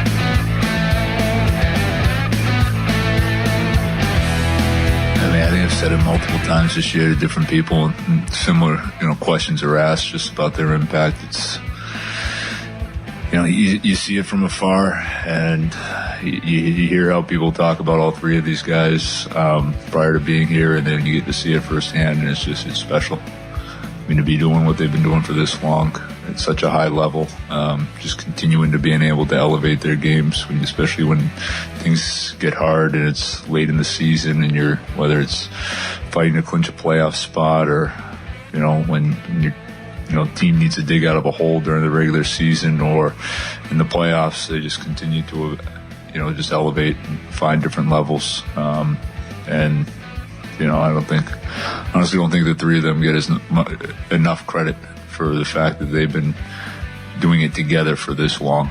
I mean, it hasn't happened before in sports in North America, and there's a reason for it, because it's ridiculously hard and it's so uncommon, and it takes special people to be able to do it.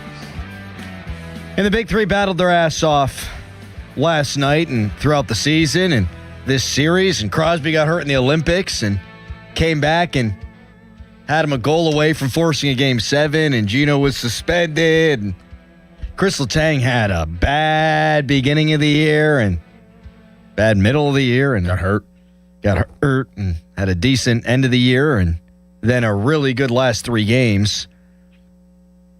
Jeff Hathorn said there are people within the Penguins organization who want Evgeny Malkin back. He said, I don't know that the GM is that guy.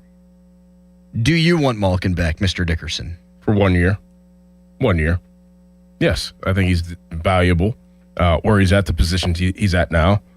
Yeah, I'll give a 1 year deal to him, but that's it. That's it. You can't go beyond that. Can't go beyond that. I mean, if he plays better than he did this year, then maybe we'll sit back down next year, but of course. But yeah, 1 year, I'll take him back. I would too. I think 1 year's perfect, and I think you handle this situation better than the Pirates handled McCutchen if you don't want him back.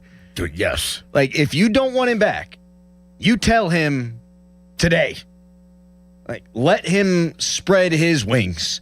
If he wants to go play in Florida or Tampa or Washington or Russia, whatever, but you give him the opportunity to think about that. You don't string him along. Now, I would bring him back. And if you offer him a 1 year, $5 million deal, you're still going to have $41 million in cap space left over, and I think he would sign in blood immediately. I bring him back. He's not blocking anybody. He's playing wing.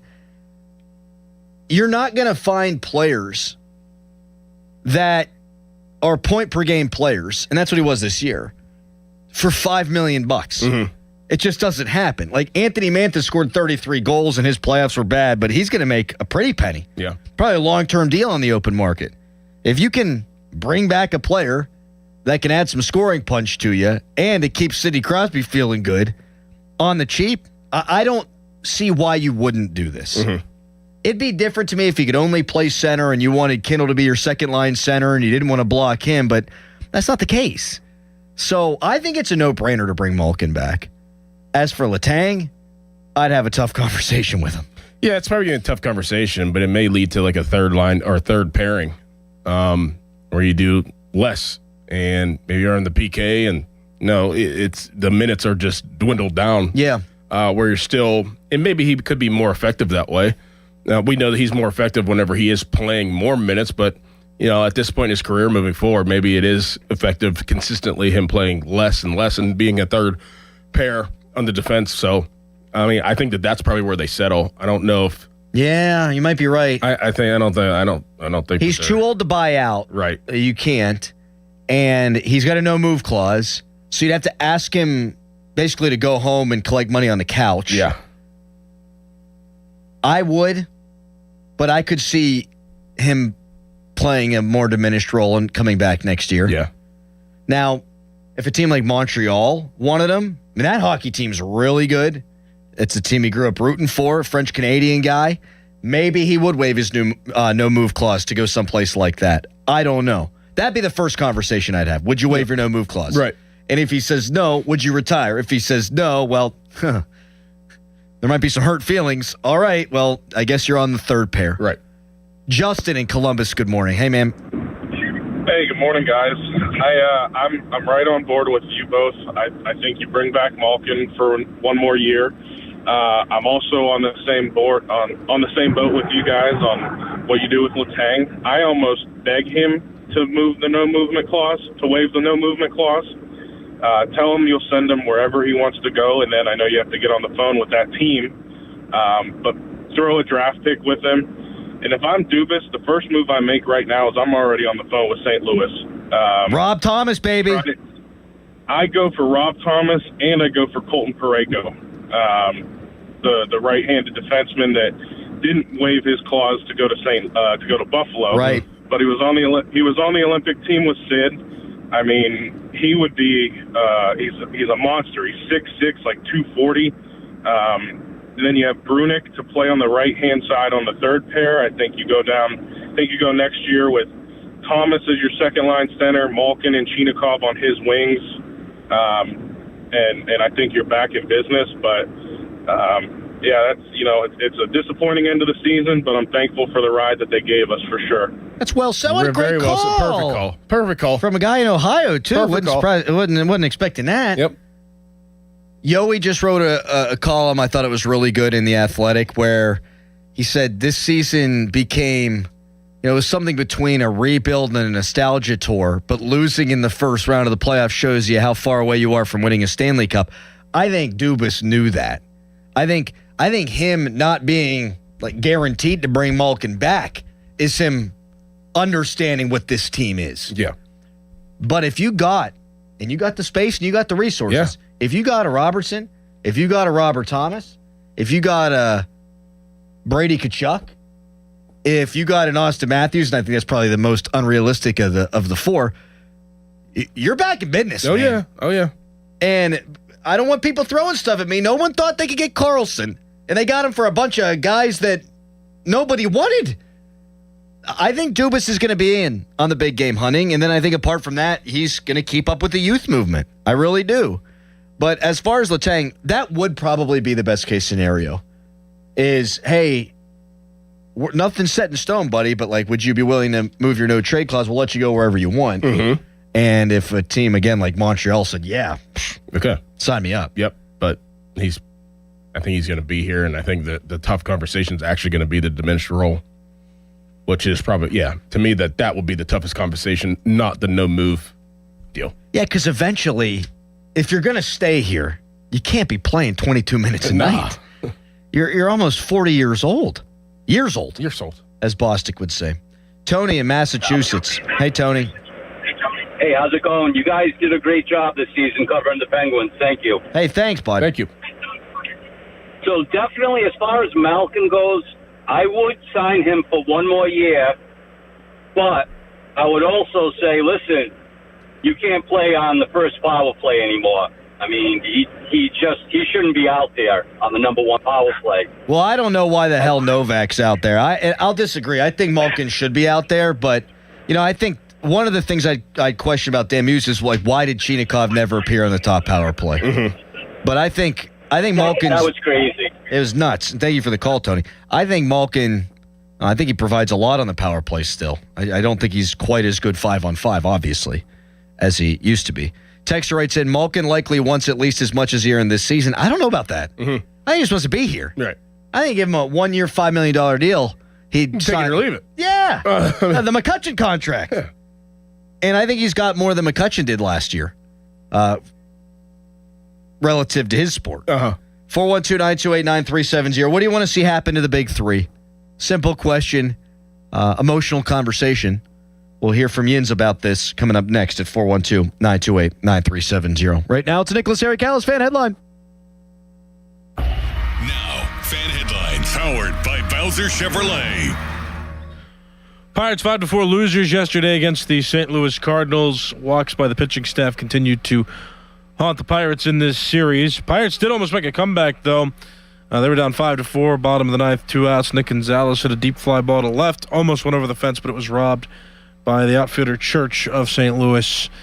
So the Pirates ended up losing. So they've lost the first 3 games of this series, tacked that onto their loss against the Brewers to end that 3-game series last weekend. They've lost 4 games in a row, and they're in jeopardy of being swept today. Game time at 12:35 this afternoon. Paul Skeens is pitching for the Pirates. You can listen to the game live over on 100.1 FM and AM 1020 KDKA. For more, go to 937thefan.com. Brad Evans here to help you beat the Bulls with Westwood One Sports. In the Sac Sandlot, the A's Shea Langoliers is set to launch. KC's Noah Cameron, who has a 5.59 road ERA, is a beatable southpaw. Considering the A's Big Poppers batting .344 versus LHPs, he is ready to rake. Cash in the over on 1.5 hits plus runs plus RBI and 6 of his last 7. Langoliers does it again. Bet smarter, beat the books. Download the BetMGM app today. Straight Talk Wireless presents Pickup Truck Wisdom. Turns out, talk isn't cheap. Just talking about affordability doesn't make things affordable. Straight Talk's had the same price since 2009. Plus, their Gold plan includes a Walmart Plus membership and $20 in Walmart cash when you activate. That's more than just talk. Find us at straighttalk.com and Walmart. Straightforward, always. Valid through May 17, 2026. $20 in Walmart cash for Straight Talk Gold or Platinum plan customers newly enrolling in Walmart Plus. Limit 1 per enrollment and account. Same price claim applies only to base monthly price of the $45 Straight Talk plan, beginning October 2009. No way. Gas prices shot up again. I know, but I got us covered. So generous. What's your deal? What's my deal? I went to Metro and saved. Got 4 lines for just $25 each and 4 free new Samsung Galaxy A17 5G phones, and all on the T-Mobile network. How about we go to Metro today? Get that more for your money feeling. Visit your Metro by T-Mobile store. Just bring your numbers. Not available if you've been with Metro or T-Mobile in the past 180 days. Hey, Pittsburgh, it's Andrew Filippone. It's that crazy time of year when you need heat in the morning, air conditioning in the afternoon, and then back to the heat at night. Ain't that the truth? No matter what the temperature swings, McVay Plumbing, Heating, and Cooling and Electric keeps your home comfortable and worry-free all year long. From repairs and maintenance to new installations, trust the honest local heating and cooling experts at McVay to get the job done fast and right. Call McVay Plumbing, Heating, and Cooling, or go to callmcveigh.com to schedule an appointment online. Here's Sports Radio 93.7 The Fan's Fan About Town. Wet, moldy, or musty basement? Call Joe the Waterproofer at Veteran Basement Waterproofing in Bethel Park.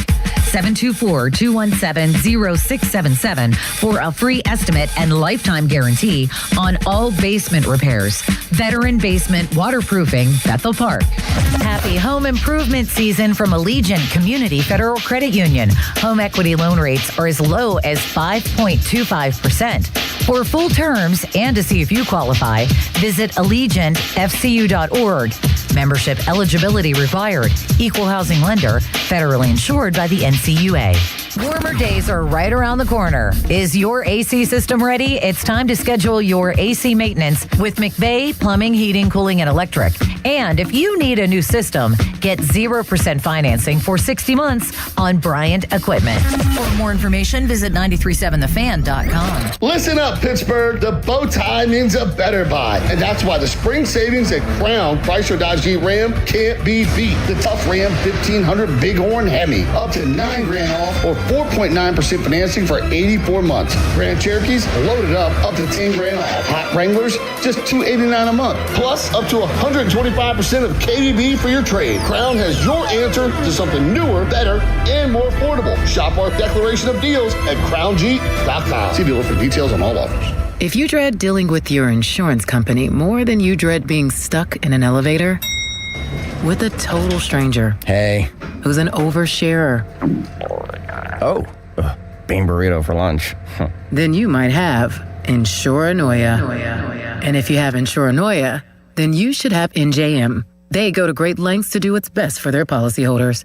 No jingles or mascots, just great insurance. NJM. Insurance underwritten by NJM Insurance Company and its subsidiaries. Book us to redandajunktruck.com. Hi, this is Jill Schlesinger, CBS News business analyst, certified financial planner, and the host of the Jill on Money podcast. With the new year upon us, there's no better time to take control of your financial life. And the Jill on Money podcast is here to help. It's your questions that make it possible for me to provide unconventional and, I hope, entertaining insights on your money and, more importantly, on your life. Follow and listen to Jill on Money wherever you get your podcasts. 93.7 The Fan is cleared by aquickdrain.com.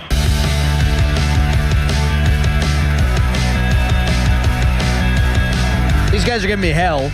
Andy, the web guy, city limits in here, because I bring a phone charger every day, and it has my name and phone number on it. Yeah, that's just... And Andy said it's like when you go to a kid's birthday party and you write your name on the red Solo cup. Yep. Yeah. My wife just knows me. I leave stuff all over the place. You can't just get a new one? That's such a pain in the ass. Oh, so you'd rather have some rando freako call you and return No. And return your charger, or you have to go meet them and then they sock you in the mouth? The only place I leave it is in here, so I figure, Is it really that big of an inconvenience? Everybody that's in here has your phone number. Good point. Oh, I mean, and is it even that big of an inconvenience? Because, you could go to any gas station It is and they for someone like me. It is for someone like me because instead of getting a new one, what I would do is I'd share my wife's until she got mad enough to buy me a new one.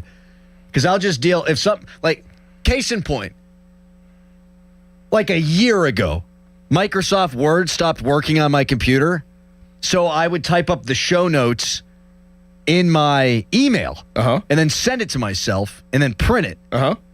Never got the Microsoft Word fixed, and now I just do it that way. And it's a much more of a pain in the back. Sounds like a you issue here. That's what I'm saying. Well, stop. So wait, it's like the line from The Departed. I will deal with something being wrong my entire life. There's so many more hurdles you have to go through to get your phone charger back than to just go get a new one.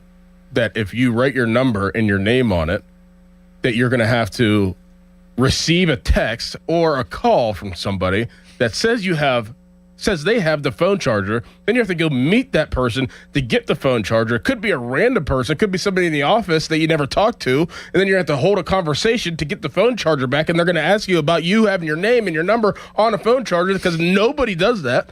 Yeah, it's like... But instead of that, you could just go up the street and get a phone charger at a gas station. And from your perspective, it's like, oh yeah, somebody that I know is going to find this. But that's not necessarily true in all circumstances. It's the only place I bring it is up in here. And if they don't know me, my name's on there. They call me. Bang. But that's Doran's point. Like, do you want to interact with a stranger? Love meeting new friends. Okay. Do you? No, it's one of my least favorite things. I mean, the guy that escaped from prison you thought was listening to the fan during his escape, you're telling me. What if he found it? I wouldn't think he'd call. That guy's moral compass was broken. You don't think that guy would try to deceive you, knowing that you're a radio host? You don't think... You're he thinks he actually can get something out of allowed you? to put your phone number on there. People are saying that these chargers are expensive. What do you think they cost? At a gas station, probably $20. Yeah, $24.99. I'd rather just meet a stranger in a parking lot. Okay. Do you want the? I have a warped worldview. I know this, but because of said warped worldview, I can't see your point of view. Okay, I mean, I'm a freak. All right, so do you want the Penguins to keep the big three intact for next year? 412-928-9370. While we wait to talk the ins, here's some other UFAs. You tell me yes or no if you want this guy back. Okay. Connor Dewar. Played well in the playoffs. I love him. Yes. I love him. And you already signed Lizotte, and Achari is a UFA. I don't think they'll bring him back, but if you can keep Dewar and Lizotte together, that's 2/3 of what was one of the best fourth lines in hockey. Yeah. Yeah. So yes, I'd bring him back. Yeah. Mantha. No. There was a point where I was like, yeah, maybe, but no, not for what he didn't do in the playoffs. But there's a part of me that's like, well, if he can give that performance again in the regular season, helps get you there. Right. Yeah, but no, though, at the end of the day. I don't want to kick that guy on his way out the door. He had a terrible playoff series. But they don't get there if he wasn't as good as he was. Ryan Shea. See ya.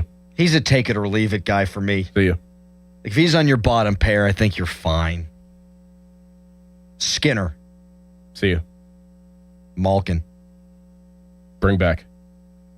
That's really it. Yep. So you're going to keep most of this team together. The key parts together. But who would be a trade asset for a big a whale? Well, you got Chinikov, who's an RFA you're going to pay, right? Elmer. They'd have to trade prospects. Right. It'd have to be like Brunick, who for me would be untouchable. I would not trade Kindle. My hope would be you can give up for one of those big time guys we talked about, a couple of first round picks. Okay. Now, is Dubas going to want to do that? I mean, he's been collecting these picks for a while. Is he collecting them to make them, or is he collecting them to make some and trade others? I guess we'll see. But you do have draft capital to be able to move. But I'd bring Dewar back for sure. I think that fourth line, he's 26 years old. He's exactly what you need. Yep. He's a young-ish veteran at 26. Chinikov's young. Kindle's obviously young. You do have a lot of younger guys. Elmer's not an old player, but they still need more young guys. The great thing about getting a Robert Thomas or a Jason Robertson is that those guys, they're long tenured star players who aren't north of 30. So they kind of fit the best of both worlds. 412-928-9370. I'm getting just absolutely murdered still on the text line about this. No, about this Charger now. Yeah, it's kind of wild. It is wild. Especially you that just overanalyzes everything and worries about literally every single thing that could happen in life. You're going to put your name and your phone number on a phone charger. And if you leave it somewhere, I could get lured. Oh, yeah. Yeah. I could wind up with a bag over my head in the back of someone's van. Yeah. Over $25. Right. I mean, the great Adam Crowley sitting there like, oh, $25? That's a lot of money. Well, and I got to drive to the gas station. So I'll probably buy Zyn. So that's you got a hybrid car. You can drive an electric. $32 when I go to the gas station. Or get lured and God knows. Sold. Oh, boy. Oh, boy. Listen, boys. Could you imagine if Crowley got sold to the cartel? What would you do? Die. Well, I mean, yeah, but I'd give them all the information they need. Whatever they're trying to get out of me, I'd give it to them right away. Do you know anything about the border? No. I know it follows the Rio Grande. Texter, Hayes' contract is up too. Yes, and fine. Yeah. Avery Hayes, on the other hand, if Achari's gone, your fourth line could be Avery Hayes. Get that youth injection. As a fourth line player, I think would do quite well. And you put him with Dewar and Lizotte. Or, Texter writes in, Dewar gives them the Lizotte Dewar Soderblom. That's what I was about to say. Soderblom, yeah. Yeah. And I like Achari. And boy, that guy, he doesn't get shortchanged, man. He plays his tail off. Great penalty killer. Wins faceoffs for you. You need guys like that to win, but not at the exception of youth. All right. One last segment, then we're out of here. What? What are you giggling about? Just me, the whole thing? No, because it's funny because I recognized that and never brought it up to you. Whenever we were in Bradenton, you guys shared a room, and I went to use the charger. Remember, I was like, "Can I use your charger?" And I took it out of the wall, and I looked at it. I was like, "This guy has his name and number on the damn charger." I remember thinking that. Never said anything. And now we're talking about it. My wife writes my name on the tag of all my clothes. No.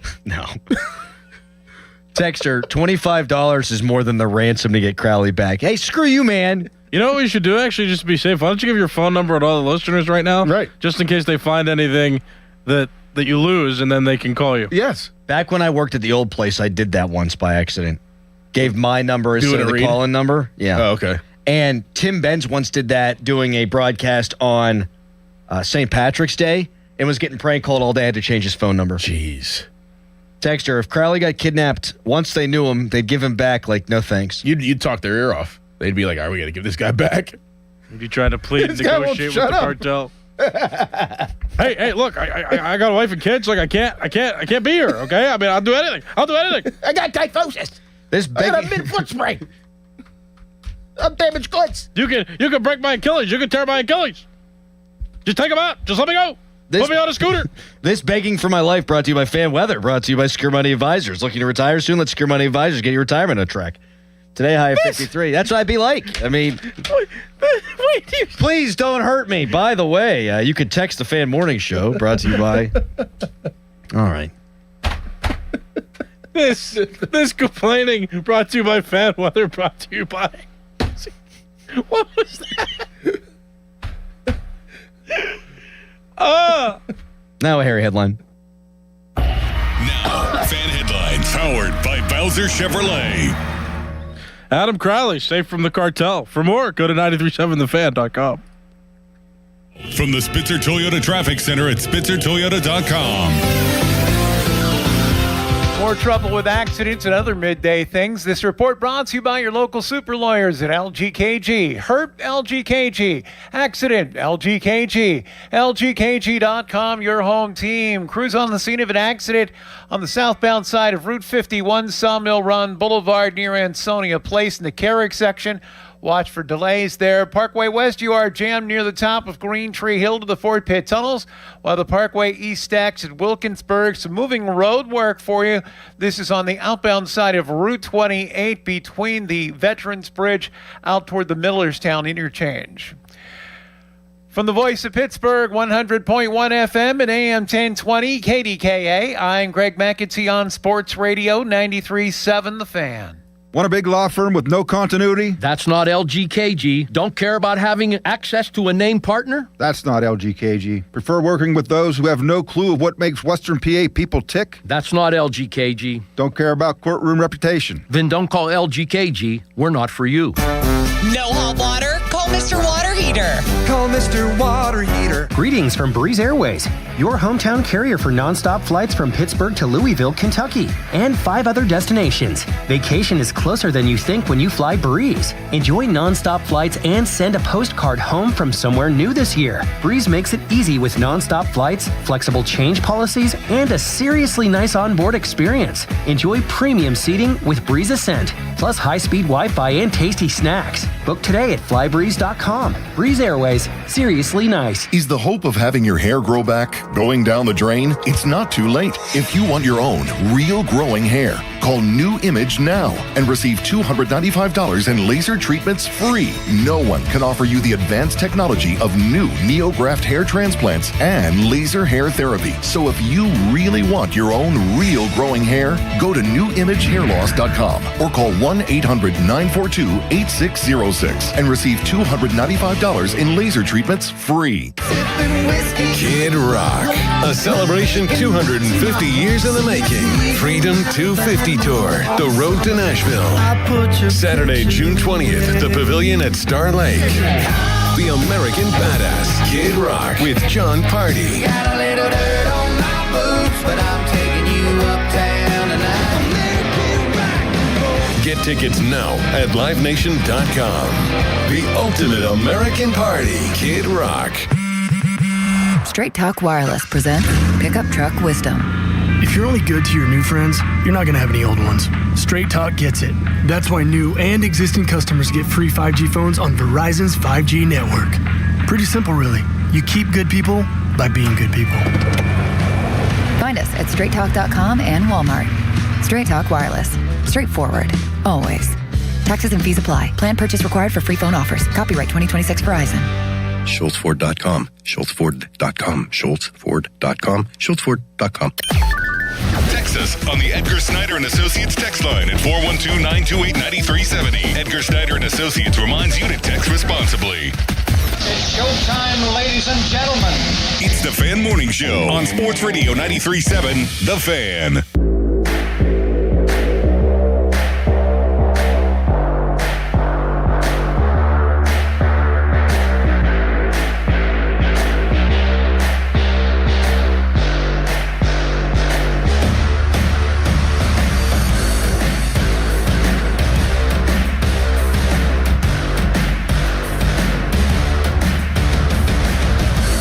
heard Starkey and Pomp coming up the stairwell, and they weren't bickering.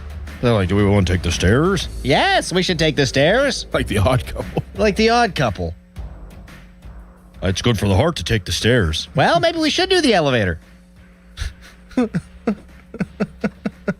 Now, Joe he and Austin got into it big time about and this is before the playoffs, is the season a success if they lose to the Flyers thing? And Joe said, no, absolutely not. And Austin said, yes, absolutely. And they got after it. Huh. But I heard Joe say the other day that his mind may flip depending on how the rest of the series goes. So looking forward to that. Yes. Will Joe move off his spot? And if he does, will Austin take a victory lap? And if he does, will Joe then say, well, as circumstances change, then so too should opinion? Because I think he might. Skeens today. Let's end this streak at 4. Yeah. You're going to the game, right? I'm going. Yeah. Don't lose your charger. Why? Andy, the web guy, texted me and he said, I found your charger. Meet me in the woods to get it back. Get the hell out of here. Well, Texter, what type of phone you have, Crowley? I got you on charger since times are tough. you know what? Here's another thing you might not have considered. What if somebody takes your charger, rips off the tag, and just takes it for free? Now you have a lost charger and you have to buy a new one anyhow because they're not going to give it back. What are the odds somebody would actually give that charger back if they found it? That's the question. You can't walk around with somebody else's charger not with someone else's name on it. Then you're an ass. What is it made of? On it. Put some white out on it. What's the tag made of? Is it just paper? A tag? There's no tag. No, he wrote it on the actual block. Oh, just take the block off the thing and get my own block. I mean, there's a lot of ways you could do it. Like I'm not giving it back. I know that. Probably there's some tape you could just like seal over it. Nobody asks any questions. Oh, listen, my pragmatism here is a big joke for you guys, but you're going to be laughing whenever I lose my charger and someone brings it back to me. Yeah, or we're going to laugh when you lose it and then nobody gives it back. Or you're gone, kidnapped. You don't show up. Gone. Adam sacrificed his life for a charger. He could have paid $25 for a $24.99 even. I can't believe that's the amount of money that you're just like, yep, that's too much. And driving down there. I've explained this. Makes no sense. Like I shot a hockey ball through my window a couple of weeks ago, but if my wife didn't exist, I would never get that fixed. It'd be cardboard and garage or what do you call it? Garbage bags all up on the thing. Right, but nobody stole your window. No, but the point is, like, I'll just deal with something being broke. And that's just, instead of finding a solution, my new painful reality is just how I live. Do you write on your credit cards your name and number? That says it right on there. Do you write your phone number on your credit cards? I do. Do you write your phone number on like cash? No. If you lost $20? No. I don't do it on my credit cards either. That is interesting. Where do you draw the line? Yeah. You write it on your car? Is it on the front of your car or your hood? I'm not going to lose my car again. Look, I get stolen. Not since I did lose your car. You did call the police because you lost your car after you went to the bar the one time, and it was in a different lot a block away. That's unreal. You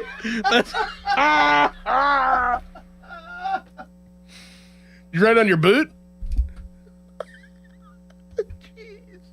I did write it on my boot. We'll talk to you tomorrow at 5:40. Oh, my. Doran's got a long weekend. He got fun stuff going on. So enjoy it, my friend. Thank you. Harry. Well, I guess I'm calling off tomorrow, too. It's just you and me tomorrow, buddy. I'm calling off. Have the F-bomb handy. Talk to you tomorrow at 5:40. Bye. Your hometown building partner since 1956. 84 Lumber. Visit 84lumber.com. Hey, it's Pony for my friends at Comer and Cross. Does your garage floor have cracked and stained concrete? Mine did. Maybe your garage floor had a bad epoxy or paint job. A new Comer and Cross garage floor is going to transform your whole garage, and all it's going to take is one day. I love mine, and you'll love yours. If you call them right now, and you should do it, don't waste another second. They'll take 50% off your installation. So here's that number, 1-800-NEW-FLOOR. A Comer and Cross garage floor is the gold standard. It is guaranteed to never chip, crack, or show tire lift like epoxy or paint ever. And just like they did for me, they will make it so easy for you. Stuff in your garage, they'll take it out. Cracks and pits, they'll fix them perfectly. Look just like new. And they're going to put their proprietary Comer and Cross finish on it. So I want you to call them now and get that 50% off installation. The number is 1-800-NEW-FLOOR. That's 1-800-NEW-FLOOR. 800-NEW-FLOOR. Or go to COMERcross.com. It's Comer and Cross Premium Concrete Coating. Do you owe $10,000 or more to the IRS like Mark? I've been doing home remodeling for 30 plus years, but the economy crashed. I wound up losing my home, losing my job, and on top of that, owing the IRS a ton of money. I owed the IRS $114,000. It really, truly was the worst part of my life. Then Mark found Tax Relief Advocates. On news radio, I heard about TRA, and I thought, what's the worst that could happen? So I picked up the phone and I called them. When it was all said and done, TRA settled my $114,000 debt for $100, and I'm telling you, I was ecstatic. Could not believe it. Would recommend TRA to anyone. If you owe 10 or even hundreds of thousands of dollars to the IRS, don't lose hope. Do what Mark did and call TRA for a consultation. But TRA did. They gave me a second chance, and I'm forever grateful. Visit TRA.com or call 800-491-9914. 800-491-9914. That's 800-491-9914. We all hear the radio ads about the IRS. They tell you to be afraid, to be scared, and they try to frighten you into calling. I'm not here to do that. Tax Relief Advocates is different. TRA is here to tell you that if you owe money to the IRS, whether it's $5,000, $50,000, or $500,000, we have a solution. It doesn't matter if you're sitting in your car, at work, or with your kids. No matter where you are, call now. 800-518-3899.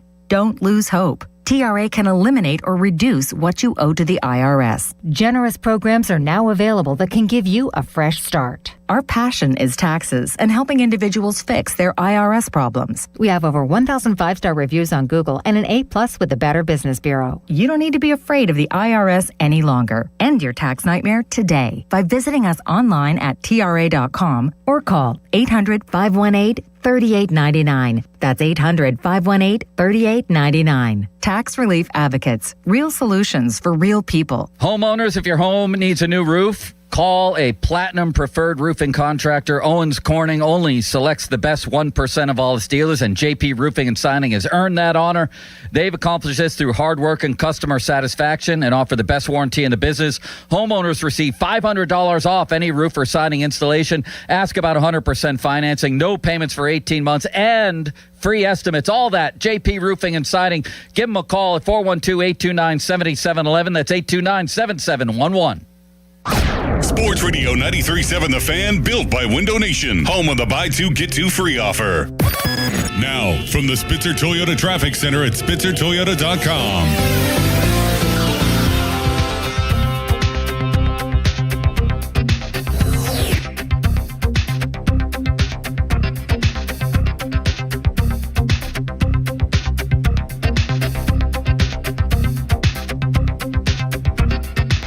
Heading toward the South Hills, Route 51, Sawmill Run Boulevard, tied up by an earlier accident near the intersection with Ansonia Place. So watch for delays there. Parkway West, you're jammed inbound near the top of Green Tree Hill. Outbound delays from Green Tree down toward Carnegie. Parkway East jams at Wilkinsburg. Route 28 slow approaching Millvale, heading down toward the 40th Street Bridge, and pretty well steady from that down toward the north side. From the voice of Pittsburgh, 100.1 FM and AM 1020 KDKA, I'm Greg McAtee on Sports Radio 93.7 The Fan. KDKA FM. HD1 Pittsburgh, an Odyssey sports station. Live from the Jim Shorkey Mitsubishi.com studios, North Huntington and North Hills. Always live and free on the Odyssey app. 93.7 The Fan. Running a business means wearing multiple hats. So if you're like me, you probably started out using your personal phone, taking client calls and texts nonstop. As my business grew, I needed something smarter. That's when I switched to Quo, the #1 business phone system. Quo works right on your phone or computer. No carrying 2 phones, no clunky landline, just one easy app you can try for free. Your team can share one number and handle calls and texts together like a shared inbox. Any teammate can jump into the conversation, so customers get faster responses. And Quo's AI assistant summarizes your calls and responds to customers 24/7, so you never miss a lead or opportunity. All this starts at just $15 a month. That's basically 2 coffees. You can even keep your current business phone number. Find out why 90,000 businesses trust Quo. Money is on the line. Always say hello with Quo. Try Quo for free at quo.com/sports. That's quo.com/sports to try Quo free. QUO.com/SPORTS. Now, fan headlines powered by Bowser Chevrolet. Last night marked the end of the Penguins season as the Flyers take the series 4-2, an overtime game winner, 1-0.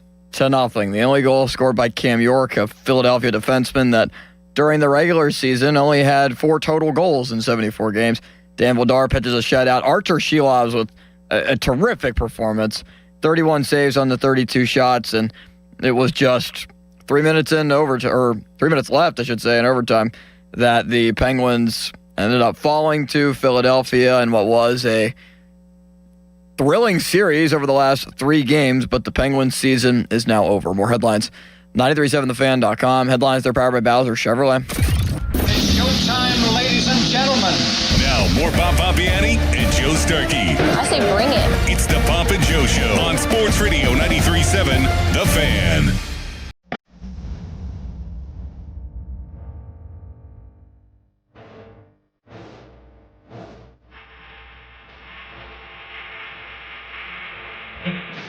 Right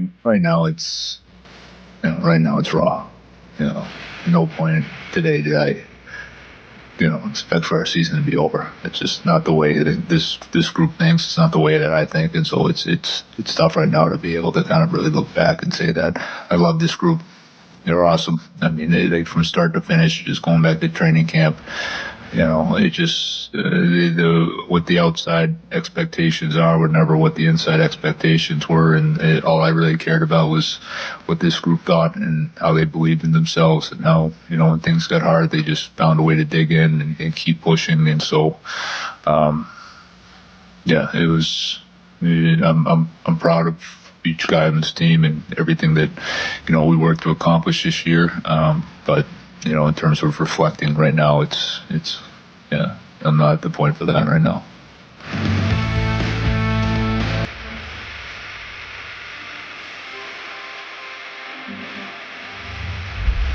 That, of course, was Penguins coach Dan Muse. And Bob, it's all over now. It's all over but the shouting, and it shouldn't have been this way. That's my first thought. Yes, we're going to talk about the future and Malkin and Letang and all of that, but the feeling I had at the end of the game, at the end of the series last night, was that the better team didn't necessarily win. It just took the Penguins too long to get into the series. You can't give up 6 breakaways in game 1. You can't have two games where you wind up not scoring, but it was really the first 3 games that buried them, and then you have no margin for error after that. You can't take 3 games to figure out somebody's system. You just can't. No, and listen, Joe, for me it was, and we talked about this at the very beginning of this series, that Philadelphia was on a heater. They were coming in. They had to play their best hockey just to get into this playoff tournament. The Penguins, on the other hand, had done something that I don't think many people expected. They clinched early, 1 second in the division. So they played the last week with a lineup that was largely kind of sporadic, with no reason to play other than to protect people from injury. I think those two together made it real difficult for them to lose their mojo with Philadelphia playing the way they had. And now I think as this series rolled on, Philadelphia had hit a little bit of a wall. They had been playing really playoff hockey for the last month and a half just to get here. That wore off while the Penguins finally got back to the game, which we saw largely through most of the regular season. But it was too late when you fall behind like that. And that's why when you're going through the end of the season, there's always that debate about, do you rest people? What do you do?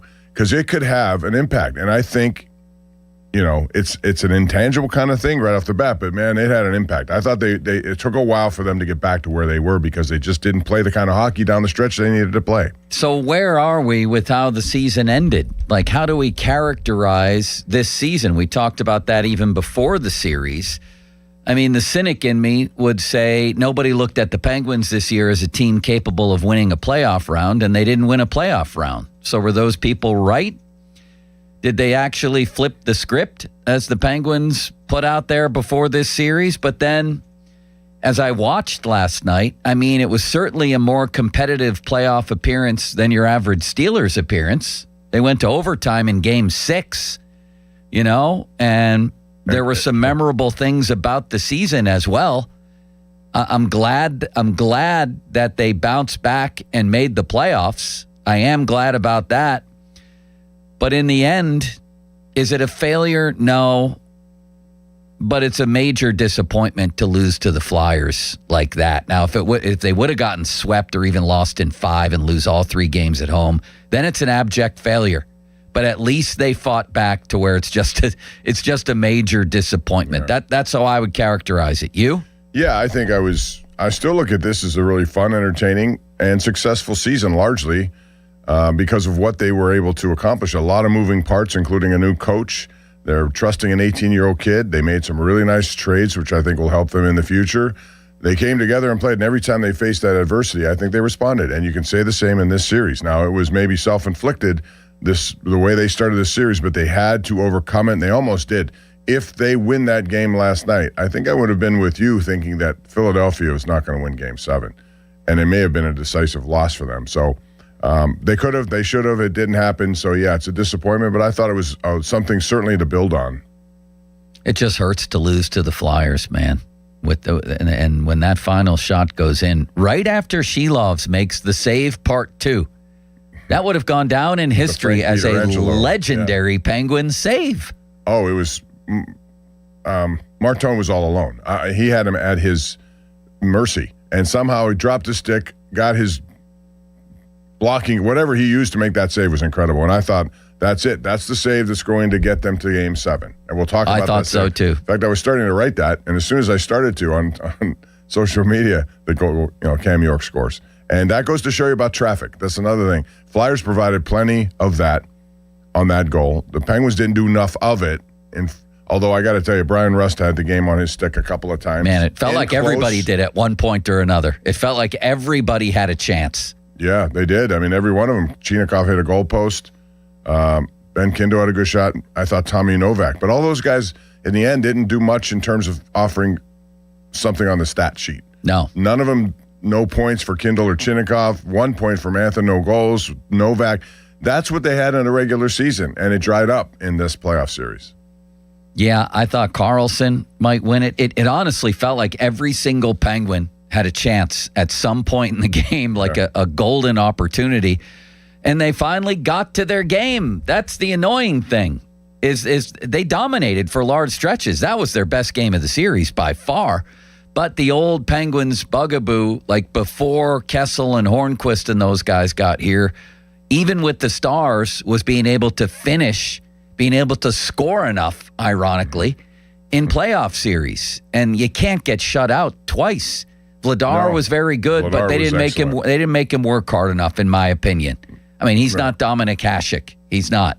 No, he played well. And we'll find that out against Carolina. Well, I see a lot of people saying on this social media streams, Flyers are going to give Carolina. I go the opposite way. I think Carolina. Now, the only thing that may affect them is this layoff, starting the series again.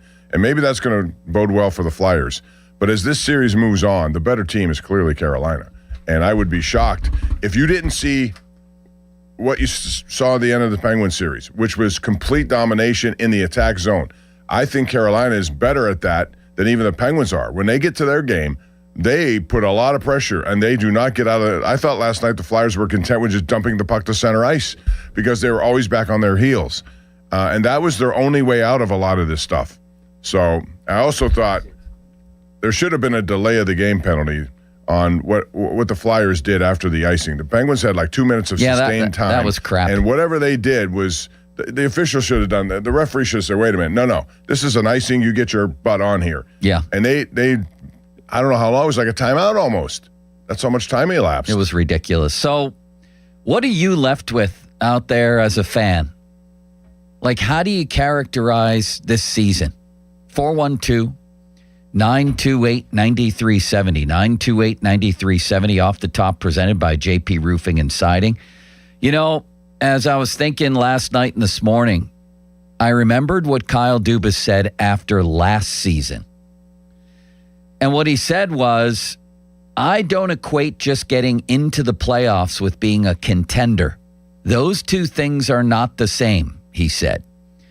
I think if you ask the fan base if it was the decision between just get back to the playoffs once next year, meaning this year, or make the moves that are going to set us up to contend in the long run, they would probably choose the latter, and that's my focus every day.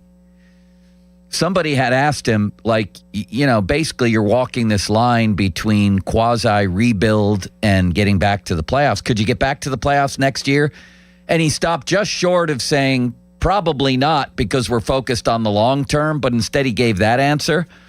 They surprised even him. They surprised everybody this year.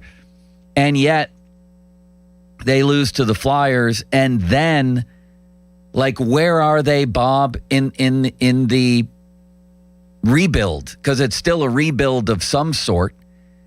And you heard what Dubas said. It's not enough just to get back to be a fringe playoff team.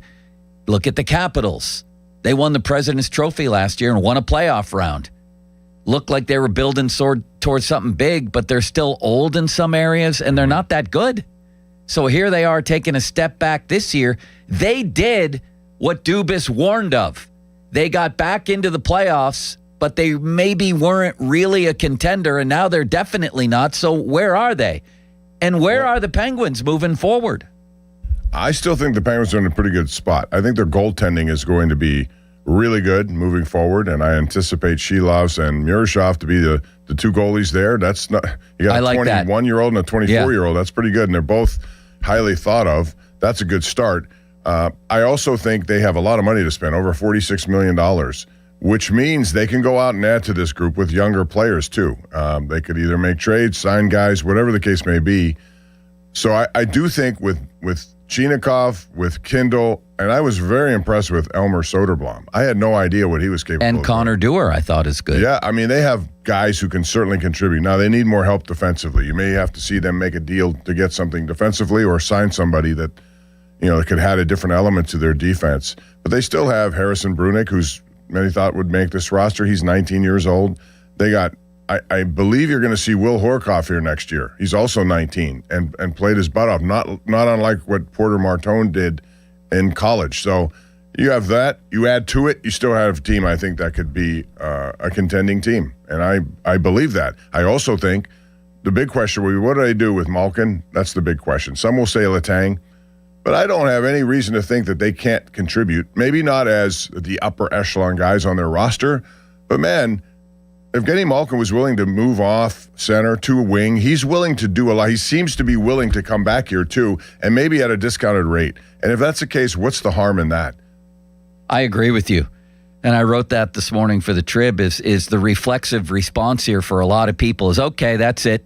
Two of the big three got to go. Gino got to go, and Letang has to go. Well, not so fast, in my opinion.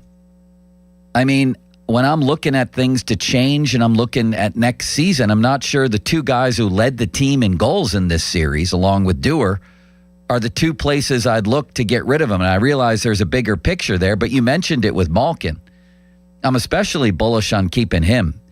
It's not like either one of these guys is blocking some massive wave of high-end prospects. The Penguins don't have that. They don't have a horrible farm system anymore, but it's not teaming with those kinds of guys. You can still work in the guys that you mentioned and go sign a free agent and keep these guys. Malkin is more than a point-per-game player. He didn't have a great series. He wasn't great last night, but he could have had a multi-point game. Skated in alone at one point, and Vladar made a pretty good save. Set up a couple guys. I think he set up Novak late in the game. He could have easily had a multi-point game. Point being, Bob, that he can be a role player for you as a winger and take a lesser salary, and he's still a good player. That's not the problem. Letang's kind of a different story. He was up, mostly down this season, but he was a beast the last two games. And how exactly are you going to get rid of him? He has a $6.1 million cap hit. He would have to agree to it. Buying him out would be silly. He's still a functional player. He's a 34-point defenseman who just delivered two, I thought, outstanding performances in a row late in a playoff series. I can still work in younger defensemen and keep Letang. They're not the problem. You want to look at the problem? We can start with the supporting cast for the older guys. Tony Mantha with 0 goals, again, and 2 egregious errors last night late in the game. And then Kindle and Chinakhov, you mentioned, hopefully they learn from it, but I'm sorry, they had 0 points and -8. So they need to be better. In other words, Bob, the theme of my thesis here is instead of getting rid of the old guys, help them with the kind of people you talked about, sign a free agent, and have the younger guys be better in the biggest games and get rid of the dead weight like Mantha. Right. It's sort of like a weaning off these guys eventually, especially, Malkin and maybe Letang. Letang still gives you 25 minutes a night. He's a workhorse. He and Carlson had the most ice time in there. And I think Carlson got better too as this whole thing went on. What a good year it was for him. You still have guys that you could add to the roster to help them. And maybe their roles are somewhat reduced. That's a good thing. Yeah. If you get guys who then eventually are emerging to take over the minutes that they get, I think they'll be okay with that. So I'm not going to overreact to this in terms of just getting rid of everyone and saying they don't have enough in their system to just say get rid of people and plug and play. They Exactly. don't. But they do have money to spend, and they do, are certainly in a position where they can go out and spend it and help themselves in areas of need. So defense is one of them, a big kind of different kind of defenseman that they have. You can make trades for that. You can acquire that. But, give me a legit 40-goal scorer on the free agent market. And I think there are a few that could be had. The problem would be if you were depending on Gino and Letang to be 2 of your best 5 players next year or something like that. They're not anymore, and they're not counting on that anymore. They can play lesser roles. Gino can play on a lesser salary. And if he says no to that, by the way, okay, then fine, then move on. But he's already shown that he's willing to move around to play the wing. He seemed to really embrace that. And I thought at times was an impact player in this series, and even when he wasn't having his best game, was still generating some chances. Maybe if some guys could finish around him, he would have had some points. Chinakhov was a disaster in the series. It's fine, he's 25. But him and Kindle got to learn from this and be better. Bring up a couple guys, go sign an impactful free agent. That doesn't mean you have to get rid necessarily of Gino and Letang, but that's where so many people go immediately. Where are you on those two, Oh Limitless Wonder? I would have a very difficult conversation with Chris Letang regarding minutes, and also, is it time to be a third-pairing defenseman? Because the season was a roller coaster for him, and there were a lot more lows than there were highs. But I'm with you guys on Malkin. I would bring him back. Still an effective player, still a point-per-game player. I would sign him to a 1-year deal, keep him on the wing on the second line, and run it back. I think he's earned that. He's earned that right to come back on like a 1-year, $5.5 deal or $5.5 million deal. I think he would be fine with that. He's made enough money. But it was interesting that he led the handshake line. Normally you don't see that. That's a little against protocol. And I wondered about that when I saw it. Who would normally? It's the captains that always start it. Normally. Right? All right. Is that true? I mean, that's what I normally... think so. Yeah, yes, I think so. I think it is. But you read into that? I don't know what I read into. I was just a little surprised that he was... Maybe he just want to get off the ice. Maybe he said, I'm going to go. We can ask Steige about that. Yeah. He's joining us at noon. I'm Good. Not exactly sure what exactly the protocol is there. It was interesting to see him doing that, and I think they mentioned that on the broadcast too. Yeah, he was quick to do it. He jumped. He just kept going. And I don't know what was on his mind at that point. And neither him nor Letang apparently was available after the game, probably because they didn't want to answer these kinds of questions. Right. Let's take Letang. What exactly would you do? Because he has to agree to go. I don't think I do. I keep him. I was encouraged by. I know what he is. Aren't you kind of forced to, though, Bob? Yeah. But I also know what he is. He's a guy who can make mistakes. He, like Malkin, prone to what we saw last night, lose your mind a little bit, take a penalty that could have killed them at the end of the second period. He can do that. But he plays with such emotion, and he does log lots of ice time. And he's capable of giving you 40 points a year, 10 goals, 12. I mean, you go find defensemen who consistently do that. They're hard to find. And if you do, they're probably $7 million a year. So I'm not going to be sad. I'm going to let that ride out.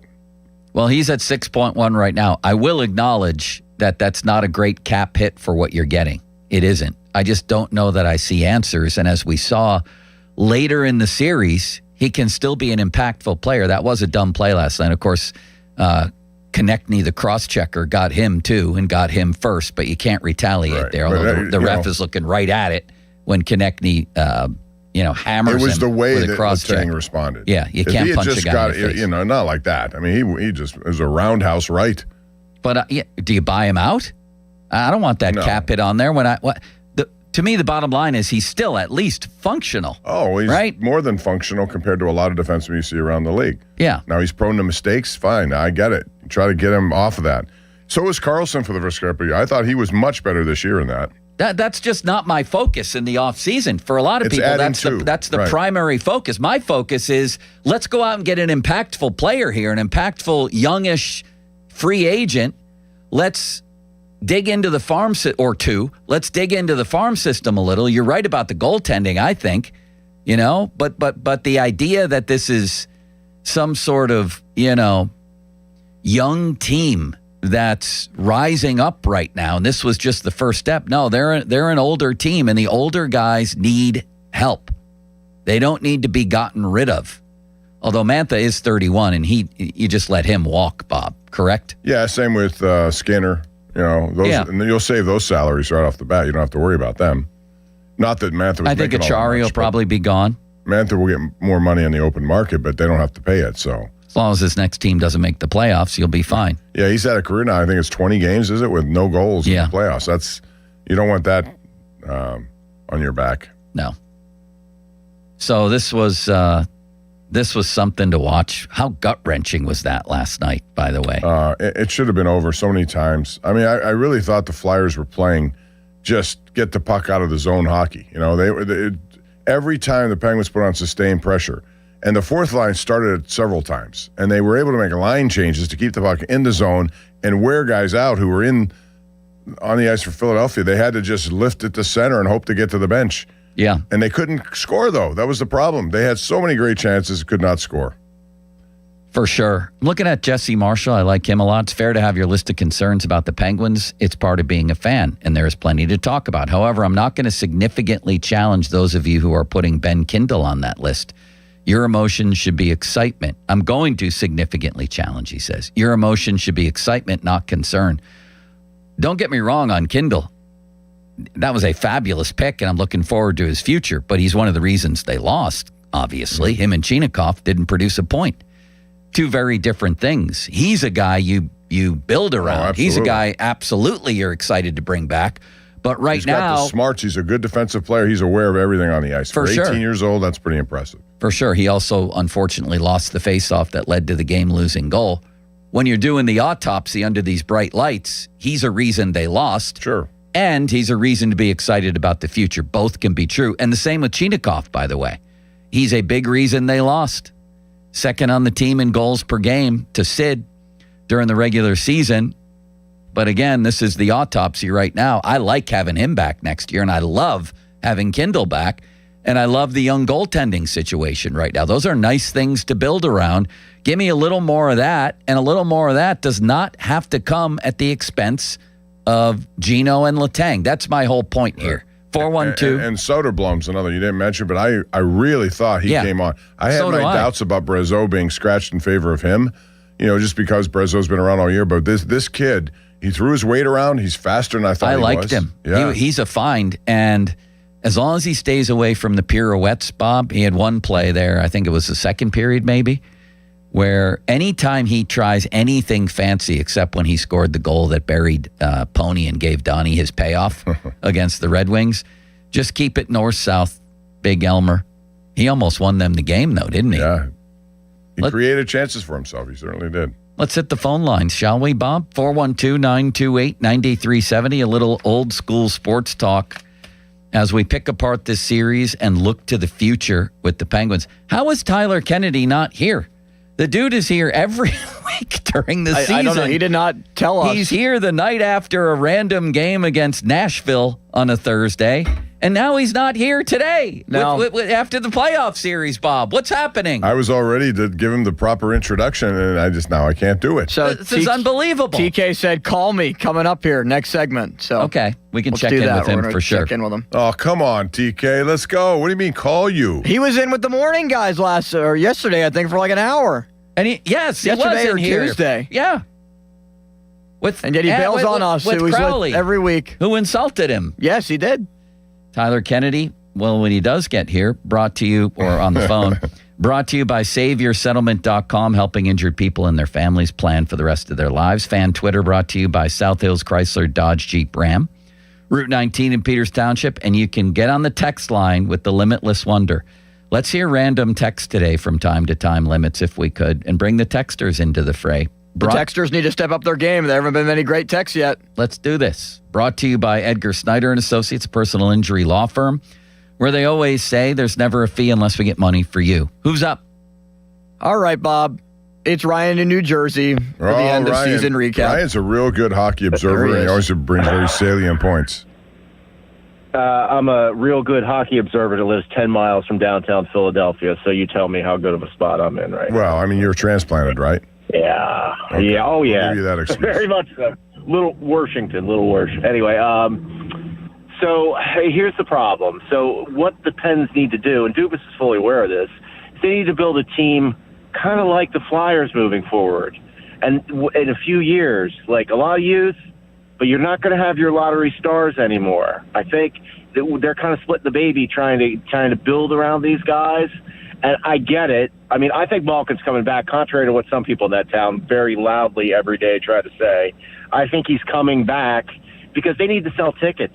I mean, look at the ownership here. What's going on?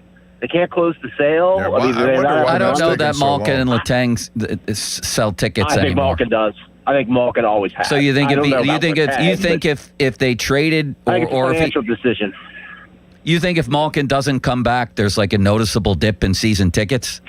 Well, their attendance has been down for 5-6 years now. It's been sinking. Which is proof that he doesn't sell tickets anymore necessarily. Well, that is true. But they also were not making the playoffs, and Mike Sullivan kind of ran them into the ground. I mean, let's be fair about Listen, that. I'm in favor of keeping Malkin. I don't think necessarily that he's a big swing in the season ticket base anymore. Either way, I think if you keep him, that's the reason. But he is. I mean, if you get him for $4 million a year, you don't get 60 points for $4 million out on the open market. You just don't agree. Do it. So, do you, Bob? I mean, That's what I'm saying. He averaged a point per game. You can tell me all you want about, what he is, what he isn't. He's still, and he was in position to make a couple of plays. He scored in this series more than other guys have done.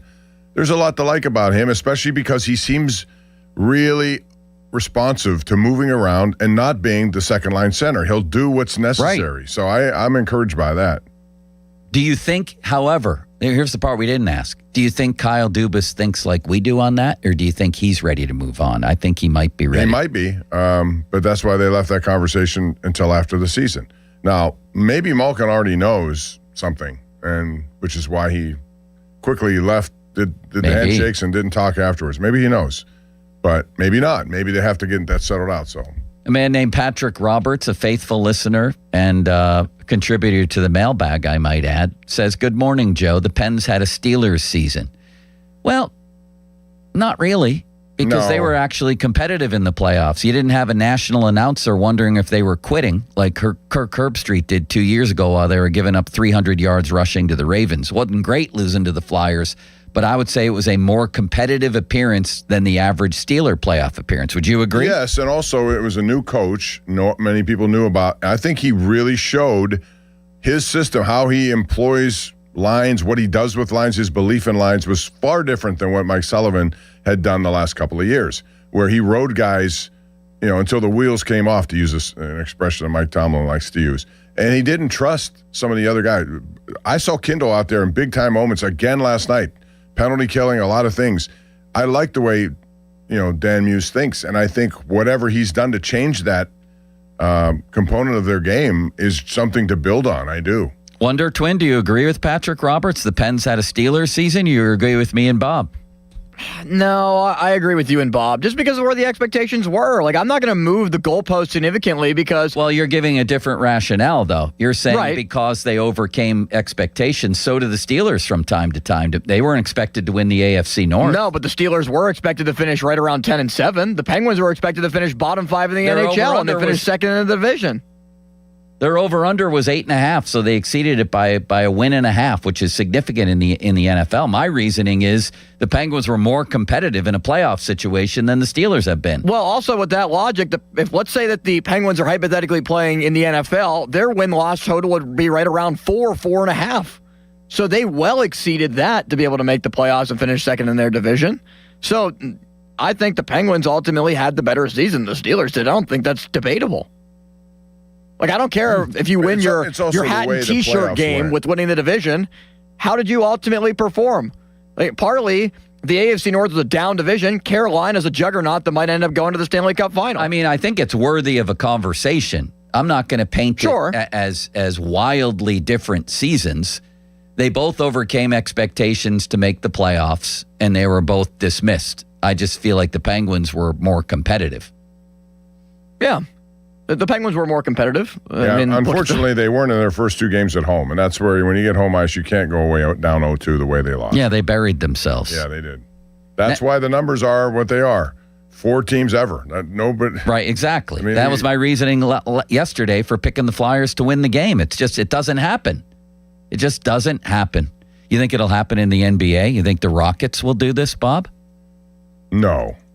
They've won 2 in a row. Yeah, but I don't think they're going to do it. And there's no Luka. I think it might happen. It's never happened in the NBA. Next. Emmanuel in Carnegie. Hello, Emmanuel. Hello, how y'all doing? What's up, Emmanuel? Just sobbing over that loss last night. It was a great competitive series. Yeah, it's not like the Steelers. It was more competitive. We had our chances. Last night, and I think you run it back.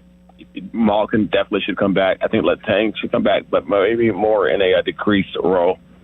Let our young guys play. I thought our goaltending was pretty well. I mean, they played well throughout the series, I think. That's a very encouraging sign. I thought if we would have lost this series, it would be because of our goaltending. I thought we played well. Did you literally cry? I wonder, I think if I were like a diehard fan, that might have made me cry, Bob, that whole thing last night. Did you cry, Emmanuel?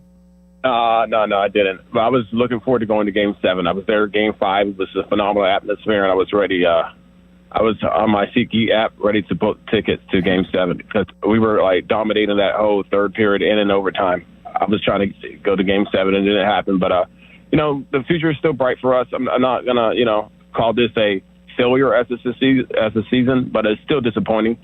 And last thing is now it got me second guessing. Maybe we should have went more harder in the trade deadline and try to get a couple pieces because we were a couple pieces away from being in the second round right now. Yeah, I just think they were flat coming in based on how they ended the season. Sometimes I really wonder, and I've talked to a lot of people in sports, when you clinch early and you're kind of worried about injury. We've seen it in football all the time where teams you don't have any kind of momentum going in, and that was to me very obvious in the first 2 games. The Flyers had it and they jumped on it. And then it started to end, and the Penguins picked up their game, which is why you play games that are less meaningful down the stretch a little bit more competitively than they did. Yeah, and it's hard to win when guys who were literally leading your team in scoring, which Mantha was in goals at least during the season, Chinakhov, second on the team in goals per game. Kindle had, 17 goals in the end. None of them scored. I would have. It's going to be tough to overcome that. Yeah, I would have tried Avery Hayes at some point in this series. I really would have. He was a guy who plays that kind of nasty style, but he can score too. I would have tried Avery Shriver, Bob. You remember him? No. On the Doritos commercials, the big thick mustache. Oh, that was his name. I didn't know that. Avery Shriver.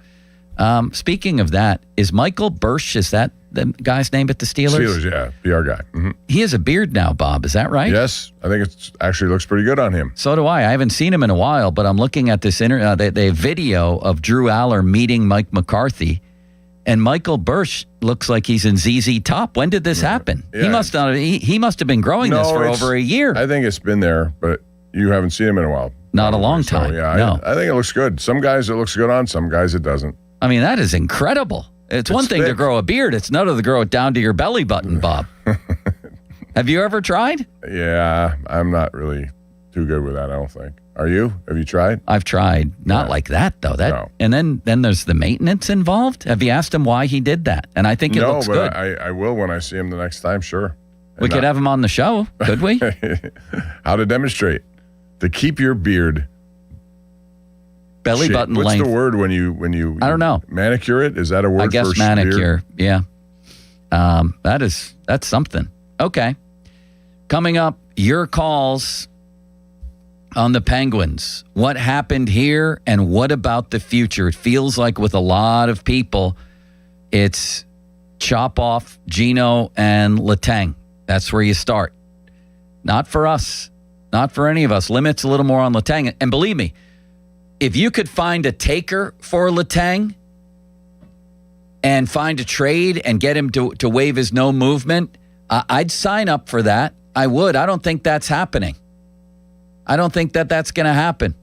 And 6.1 is a decent cap hit. That's a good size cap hit is what I mean there. So I wouldn't be averse to moving him, but I don't think we've reached the disaster buyout stage either. I really don't. I thought he was a beast the last 2 games. Am I crazy, Bob? No, I thought he was. And again, if you look at players. Did you say yes, Limits? Yeah, I just said it with my mic off just to say He it. just shouted yes. Am I I, didn't think you'd hear crazy? me. Limits said yes. You don't think he played really well in I was games just 5 and playing around. 6? No, I think he did. I didn't think you'd hear me. I was just saying that to say it. I'm not buying that, Bob. He was yelling to himself that I am crazy. I'm just looking You are. at some of the defensemen who that was on the mic, who make what Letang makes or what their production is. You'll find that many of these guys who are making $6 to $8 million on defense don't put out the amount of numbers that Letang does. Now, they're probably better in plus minus. I haven't gotten that deep, but Letang comes up with chances, and he's good at making those chances. And he's accepted his role as second fiddle to Erik Karlsson, another guy who's concession a little bit, So, I guess my point is there that keeping him is not the worst thing in the world. I still think he's a functional player. He's a 34-point defenseman. Again, if you had like a bunch of guys who were knocking on the door who were transformational prospects, yes, you have Brunick. Great. There's still a spot for him. Why would Letang be blocking him? And I don't know who else. Pickering, you think he's ready? Owen Pickering should be ready by next year. Seems to be disappointing He at has this been, point. but I mean, those are 2 guys who you can have, a path to the roster and should be able to, hold their own. Yeah, that's fine. I still say there would be a spot for Letang. Do you? Yes. Again, you're going to go through the season. You're going to need 8 defensemen at some point, however you do it. I thought Wotherspoon is somebody worth, he was really good. The amount of minutes he played and how he played, really outstanding. Girard got better as this season went on. I didn't like how he was playing heading into the playoffs, but they obviously believed in his abilities. He significantly had lots of minutes in this series too. Yeah, I thought he had some rough moments in the series, but I thought he played pretty darn good last night, and he's a keeper, and I think he's a good partner for Karlsson. 412-928-9370. The phone line's lit like Mulsey in a craft beer house. Fan hotline presented by Sullivan Super Service, providing trusted plumbing and HVAC service for over 50 years. Bob, do you go to craft beer where they give you the little checkoff list and you take a little shot glass and I don't know what you do after that? What do you comment on it? Yeah, I don't do that. Yeah. So I don't have an answer for you. Okay. Limits, have you been to these places? I have not. I thought you had. What's wrong with you today? Something seems to be wrong. Nothing's wrong. Other than You're not yourself. the You're moratorium usually- of the Penguin season. That's the only thing. Are you It's a depressed? dreary- You're usually very, I'm very depressed today. Look enthusiastic. at the weather out there right now. It's Bob, it's tell him to dreary. jump in more. There's something wrong. Can you tell? I think he's having just a day of mourning. Okay. He expected a game 7. He I was did. gonna I was clear very up for game upset. 7. I was already Did you on cry? ticketing websites. I did not cry, but I was already on ticketing websites ready to purchase tickets. Nick Faribault and I were planning to go to Game 7 if they won. I know a lot of people who said that, actually. Can you imagine with that? I love including game 7 Emmanuel too. from Carnegie. Yeah, he was all ready to do it. I What tell a you what, game that you would want to have talk been. about the Flyers being tight. If that had gone to game 7, Oh. all the pressure in the world is on them. I think that Tocchet made a good move scratching the haunted Hathaway. I think that idiot would have maybe won the game for the And Penguins. whatever he did to get Mishev back in this game, He was a factor, good. yeah. He scratched him, all that stuff that went on with him, and then he got back in the lineup, and he was motivated. All right. We'll be back to you in just a moment. You can listen to this show every Wednesday to hear about Starkey's Card of the Week from the Baseball Card Castle in Cranberry. Contests run every Wednesday through Friday at noon at the 937thefan.com contesting page. Now, fan headlines powered by Bowser Chevrolet. Well, today's an important day for the Pirates. We won't call it a must-win, but it's a 4-game losing streak type of game that they need. 16-15, want to avoid going to 500. As Paul Skeens is on the mound trying to play stopper for the Buccos. 2.48 that ERA now for Skeens after, of course, giving up 5 runs and just 2/3 of an inning in that first start. Skeens already has his ERA down to 2.48. So the lineup, Cruz, Lau, Reynolds, O'Hearn, Gonzalez, Horwitz, Griffin, Mangum, and Davis. With O'Hearn DHing, Ozuna is out for the Pirates against Hunter Dobbins. 12:35 first pitch at the ballpark. Listen on 100.1 FM and AM 1020 KDKA. North Shore Tavern leadoff show at 11:30. More headlines at 937thefan.com. Headlines are powered by Bowser Chevrolet. This is an Odyssey Sports Minute. Maybe it's just Gen X nostalgia, but it's obvious the NCAA is coming to kill our March vibes, deciding to expand the tournament to 76 teams. Have fun filling out your brackets and heading out for wings with your boys on the first Thursday when you don't know who's actually going to be on the 11, 12, 15, or 16 lines, and when half the teams that are there have losing records. Way to fix what wasn't broken, guys. I'm Chris Mack. Introducing Home Care Plus, a new subscription service from Lowe's that helps make life easier by giving members a hand with home maintenance. Let Lowe's tackle the tasks you keep meaning to do, like electric dryer vent cleaning, replacing hard-to-reach light bulbs, and more. Subscribe to Home Care Plus for just $99 a year and consider your to-do list done. Members get more at Lowe's. Available in select zip codes only. Cancel anytime. Non-refundable fee. Product purchase required. Terms and service restrictions apply. Details at lowes.com/terms. Subject to change. Sound familiar? At Mattress Firm, we understand there are many problems that can keep you up at night, like snoring, aches and pains, or sleeping hot. Our sleep experts have the unrivaled know-how to match you with a mattress that can help. And now at Mattress Firm, get any size mattress for one low price starting at $219.99. For the great sleep you deserve, visit Mattress Firm. We make sleep easy. Restrictions apply. See store or website for details. Did you hear? Allstate car insurance now costs even less. So when you bundle with home, you can save even more. Check Allstate first to bundle and save with a new lower auto rate. You're in good hands with Allstate. Not available in every state. Only applicable for new auto insurance business. Rates will vary by several factors, including how you purchase the policy. Potential savings may vary. Allstate North American Insurance Company and Affiliates, Northbrook, Illinois. It's time to spring into deals at Lowe's. Freshen up your yard with Stay Green Premium 2 cubic foot mulch. 5 bags for $10. Then get what you need to keep clothes, food, and dishes fresh with up to 35% off select major appliances. Plus, save an additional $100 on select laundry pairs. Our best lineup is here at Lowe's. Valid through 5/6. Mulch offer excludes Alaska and Hawaii. While supplies last. Selection varies by location. See Lowe's.com for more details. Guys, it's time to upgrade your watch game, and Louis Anthony Jewelers is the place to do it. We have precision timepieces, standout style, and a team that knows exactly how to help you make the right pick. Have we met? This report brought to you by Window Nation. Right now, get 50% off windows. Sale ends soon, so visit windownation.com now. Your hometown building partner since 1956, 84 Lumber. Visit 84lumber.com. Everything you knew about reaching customers online is being rewritten. Time to rethink your approach. Outcomes from Viant finds real customers, not impressions, not clicks, customers. Our AI maximizes every dollar of your budget against the outcomes that matter most and proves it happened. It's smarter advertising made simple. Visit Viant.ai. Some days, self-care starts with Nature-Made gummy vitamins, a deep breath, and a little encouragement. Mom, I'm really nervous. Me too, honey, but we've got this. Repeat after me. I'm gonna have a good day. I'm going to have a good day. I choose joy no matter what comes my way. I bring joy wherever I go. Quality gummy vitamins from Nature Made, the #1 pharmacist-recommended vitamin and supplement brand, based on a survey of pharmacists who recommend branded vitamins and supplements. Text us on the Edgar Snyder and Associates text line at 412-928-9370. Edgar Snyder and Associates reminds you to text responsibly. Sports Radio 93.7 The Fan, built by Window Nation, home of the buy two, get two free offer. Sports Radio 93.7 The Fan. Now back to the Pomp and Joe Show, presented by JP Roofing and Siding. Live from the ShoreKeyMitsubishi.com studios, North Huntington and North Hills. 93.7 The Fan is cleared by AQuickDrain.com.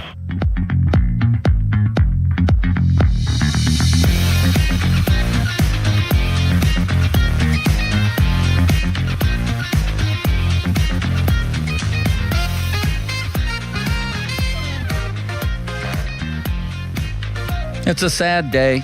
It is. Great game, at least as far as, drama, intensity. Like watching a movie, wondering how it'll end. And it ended with that. Ugh. With the Flyers celebrating in Philly with those fans, Bob. That's a dagger, isn't it? Yeah, I mean, what are you going to do? I thought it was a really entertaining game, though. I was on the edge of my seat the whole time watching it. I was flipping back between that, Pirates, and some other stuff, watching a lot of this other. Montreal's a beast, by the way. They took Tampa at home, and now they're going to have a chance to win it. There were some really good games. Bob, shall we rip Tyler Kennedy for not being here when we get him on the line here? Why don't you introduce him right now? Penguin Stanley Cup champion. Tyler Kennedy. Oh. It's a combination of them losing and him not being here in person. Where are you, Tyler? You were here every week for the whole season. You showed up for all 82 games. And now you've gone and pulled an Anthony Mantha, not shown up for the playoffs. Yeah. You know what? I have a little bit of a cold cough, a pretty heavy cough right now. I don't know what I'm dealing with. That's why. Come on, you're a hockey player. I'm glad he's not in, Bob. No. You know how paranoid I am. Thank you for not coming in. Well, we got to set up a screen here then. Come on, he's a hockey player. Cold is going to get you down. Come on a second. You were in here yesterday. Did you get Crowley sick? Because if you got him sick, then he's going to get me sick. Yeah, I think we're all feeling a little under the weather, right, after last night. Jeez. Man, that was a tough one. What's your biggest takeaway from that entire series? That's what there's a couple things. I think, one, that's what happens when you let a team go up 3-0, right? One mistake and it costs you the series. And another one, we talk about the line combinations. It was almost a tale of two teams. Once they went back to the original Chinakhov, Malkin, Rust, Crosby, Raquel, like it was a different series. Like last night, I thought the Penguins had the momentum more and played better than Philadelphia. They were all over Philly, especially from halfway through the second period all the way to the end of the end of the game. Like the Penguins pretty much dominated Philadelphia. They had their chances, but the Penguins were playing on their toes. It looked like it was a do or die for them a lot more than Philadelphia.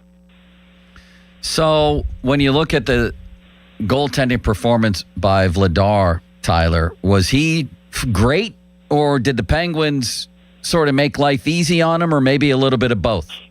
A little bit of both. I thought he played well. Like he had some really key stops. I saw, there was some post hit, but the save on Brian Rust was a game changer, right? That one was one you would like to see go in, because even the rebound.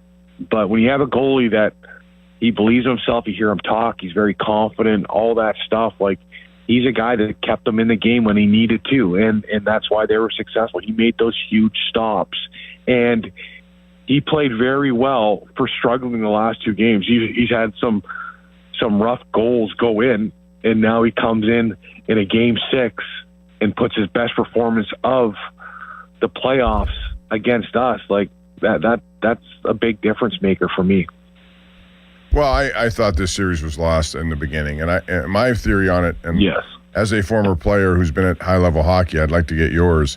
I just thought not playing competitive games at the end of the year, resting players, took them out of their mojo a little bit while the Flyers were as red hot as can be, and I think that told the story of the first two games until the Penguins kind of shook out of it and started playing the way they played all year. Yeah, they rode the hot streak through playoffs, and they got a hot start, right? They started on their toes the first 2 to 3 games, and it took the Penguins that long to get into playoff mode, to get into Pittsburgh playoff hockey mode. If you watch the last 2 games, the Pittsburgh Penguins were a lot better than Philadelphia. You watch the first 3 games, it was a completely different story. But again, I don't know. I don't think Dan Muse can win. If he sits guys, he doesn't win because they start slow. If he plays them hard all the way to the end, and maybe someone gets hurt now, he's on the, he's hearing a lot of controversy of why he did it. So that's a tough call by a head coach. But ultimately, I don't think it was a right decision. They didn't start off playoffs the right way. They didn't start off eager enough, playing the right way, and it does come down to how you finish your year. And when you're sitting guys and it's last week of the year, it's kind of not vacation, but a little less light. I do think it affects the start of the playoffs. TK, was Game 6 the final NHL game that Sidney Crosby, Evgeny Malkin, and Chris Letang will play together? I don't think. I don't see Malkin. I don't know what he's looking for price-wise, but I'm telling you right now, you can't let Malkin walk, because you know where he's going to go, boys? He's going to Washington Capitals. He's very close with Ovechkin. I think Ovechkin's coming back, and if they don't sign Malkin, who do you think his first call is going to be? He's going to Washington Capitals to play with Ovechkin his last year, and that's the last thing I want to see, the last thing the Pittsburgh Penguins want to see. Is that a theory, Tyler, or do you know something? No, that's a theory. I just see when the last 2 games they played against Washington, you see Malkin at Ovi's house. They're extremely close. They're countrymen. They've become very close over the years. And when you hear Malkin talk about Ovi and how he still has,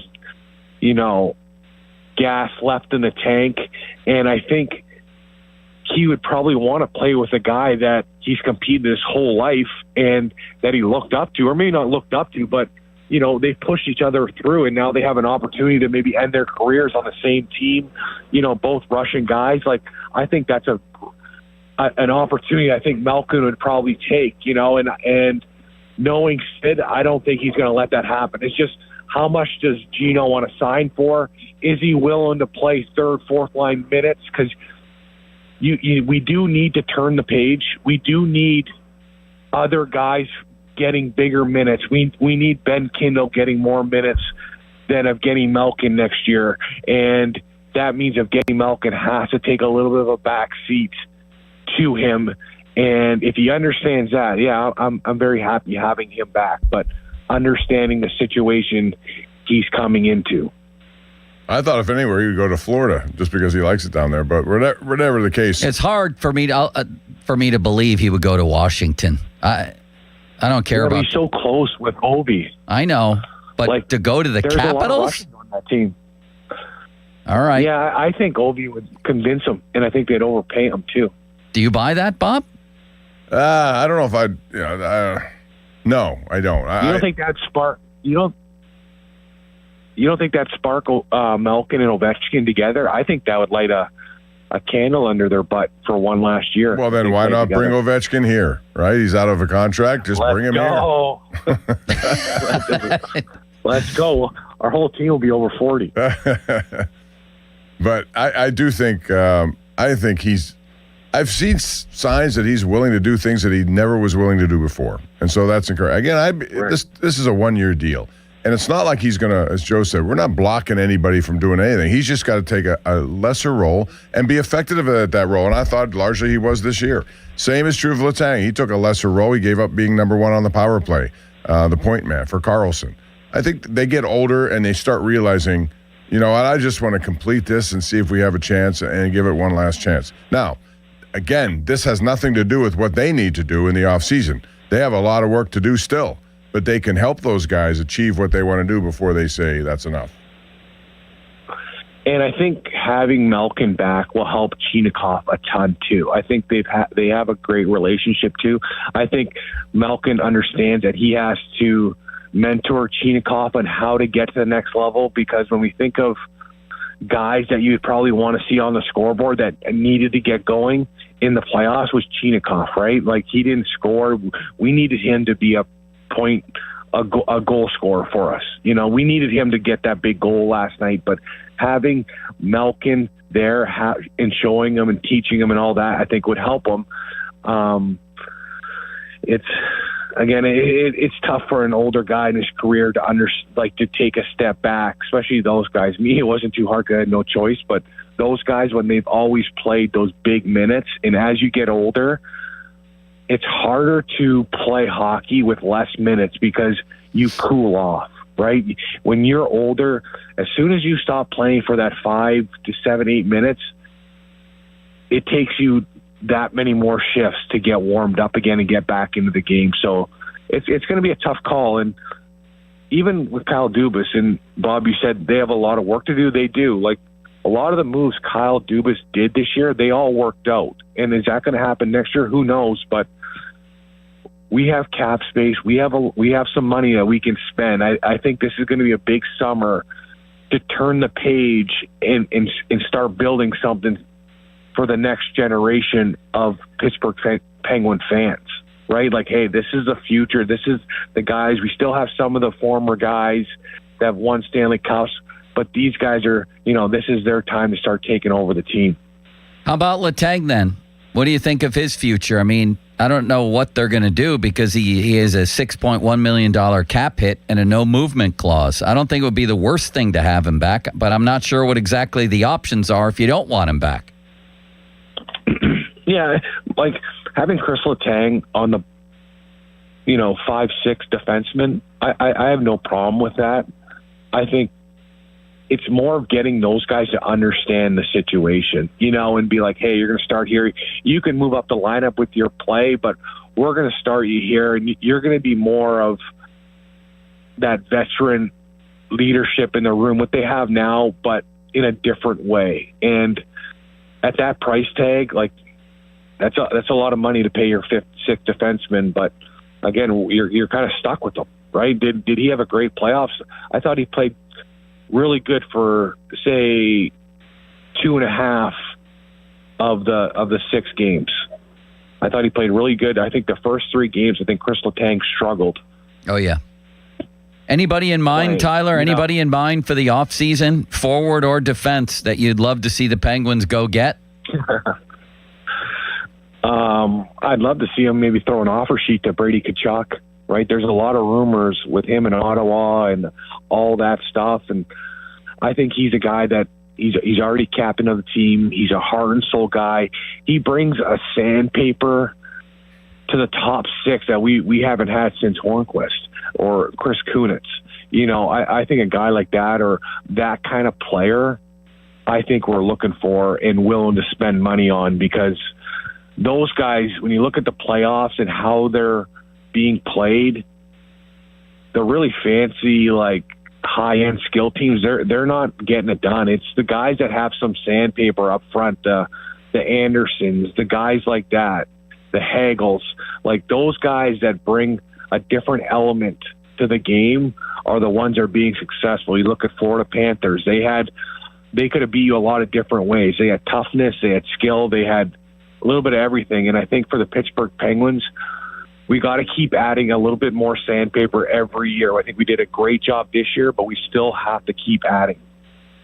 I bring up this name because we always have talked about him. Jason Robertson is a restricted free agent. And is Brady Tkachuk a restricted free agent or an unrestricted free agent? Because I don't. I think he might be restricted, right? Which means you can offer him and they can match if they want to. But they have a lot of guys who fall into that category if you want to make a play, but they're going to cost you quite a bit, I would imagine. But, Robertson's somebody who would make me interested. He was a 40-goal scorer again, one of 2 on that team. He's young enough where you can do it. He's making 7.5 right now. I don't know. I just find that it's interesting that he is potentially available. And, next year is Carlson's last year on that big contract, right? Like, he might be an easier target to get rid of because he's only got 1 year on that target. And in my opinion, I think you're better off paying a Robinson 13, 14 compared to a Carlson making 11.5, in my opinion, or 10.5.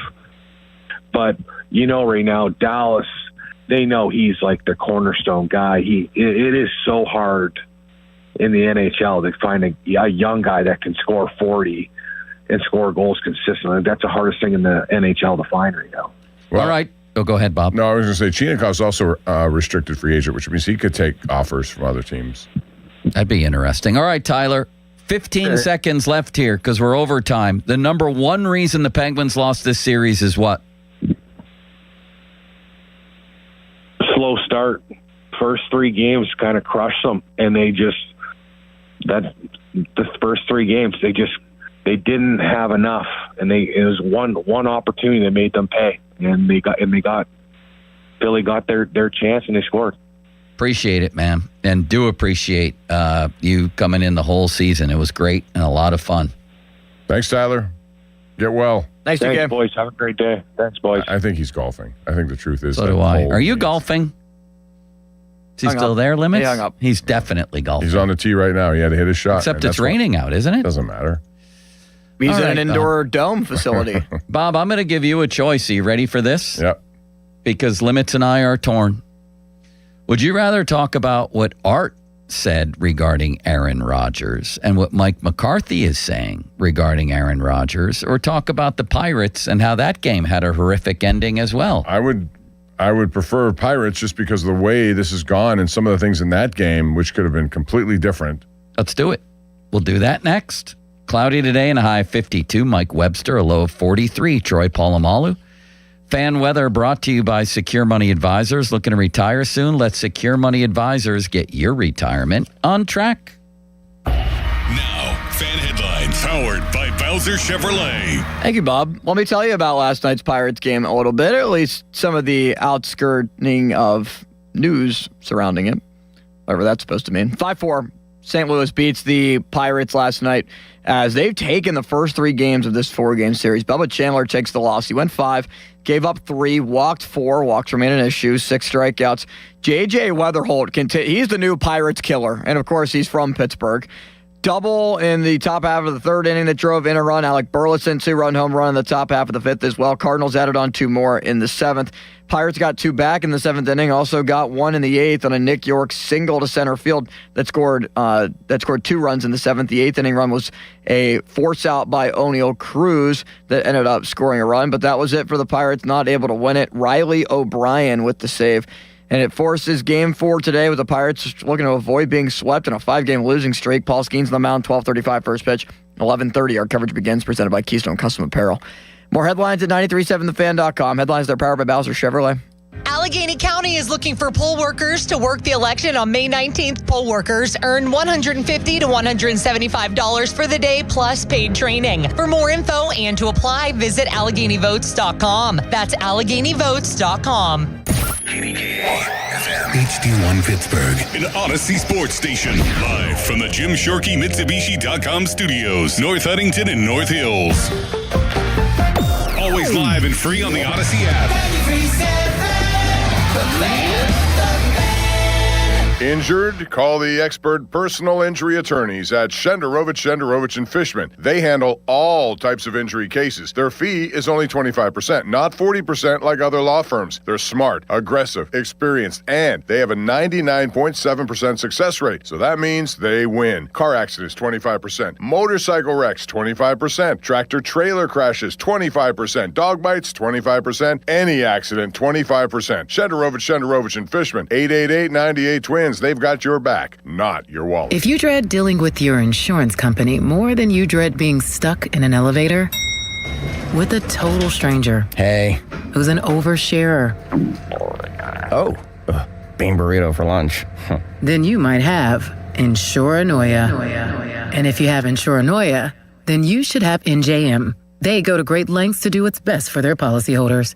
No jingles or mascots, just great insurance. NJM. Insurance underwritten by NJM Insurance Company and its subsidiaries. If you're drowning in IRS debt and can't afford to pay, then you need to take advantage of special IRS tax programs that are available and free yourself from IRS collection efforts once and for all. Due to the financial hardship consumers are facing throughout the country, the Internal Revenue Service has made it easier to settle delinquent tax problems. An open phone line has been established by Community Tax for consumers to call and see if they qualify. Take down this number or store it in your cell phone, but call the Community Tax Helpline at 800-642-3615. If you owe back taxes to the IRS and cannot afford to pay them back, or even if you have years of unfiled tax returns, there's no need to fear anymore. But you have to call the Community Tax Helpline today at 800-642-3615 for the help that you need. Don't take on the IRS alone. They can attack your wages, savings, pension, home, and even your Social Security check. Call 800-642-3615 for your free consultation and to see if you qualify. That's 800-642-3615. Pony, imagine all that could happen in 5 years. Jobs may change, kids will grow, new memes will come out. But also, what if you had reliable, intelligent Wi-Fi and the price didn't change for 5 years? Thanks to Xfinity 5-year price guarantee, you actually don't have to worry about that part of your future. You're guaranteed 5 years of Wi-Fi that boosts speeds to your devices that need them the most. That finds and fixes any issues before you even notice them. It's like a super intelligent Wi-Fi that keeps you protected from threats online. All with our best equipment with no annual contracts, no fees, and no strings. So even though kids will grow up and you still won't understand 6-7, your internet will stay sharp, reliable, and most importantly, the price will stay put. 5 years, same internet price. Lock in reliable fiber-powered gig Wi-Fi for effortless streaming, plus get the Disney Plus Hulu bundle and Peacock Premium included on us. Xfinity, imagine that. To get started, call visit Xfinity.com or drop into an Xfinity store today. Restrictions apply. Peacock Premium included for 3 years. Programming subject to change and availability. Actual speeds vary. Xfinity Internet is powered by fiber and connected to the premises by coaxial cable. Springs are the most critical and dangerous part of your garage door.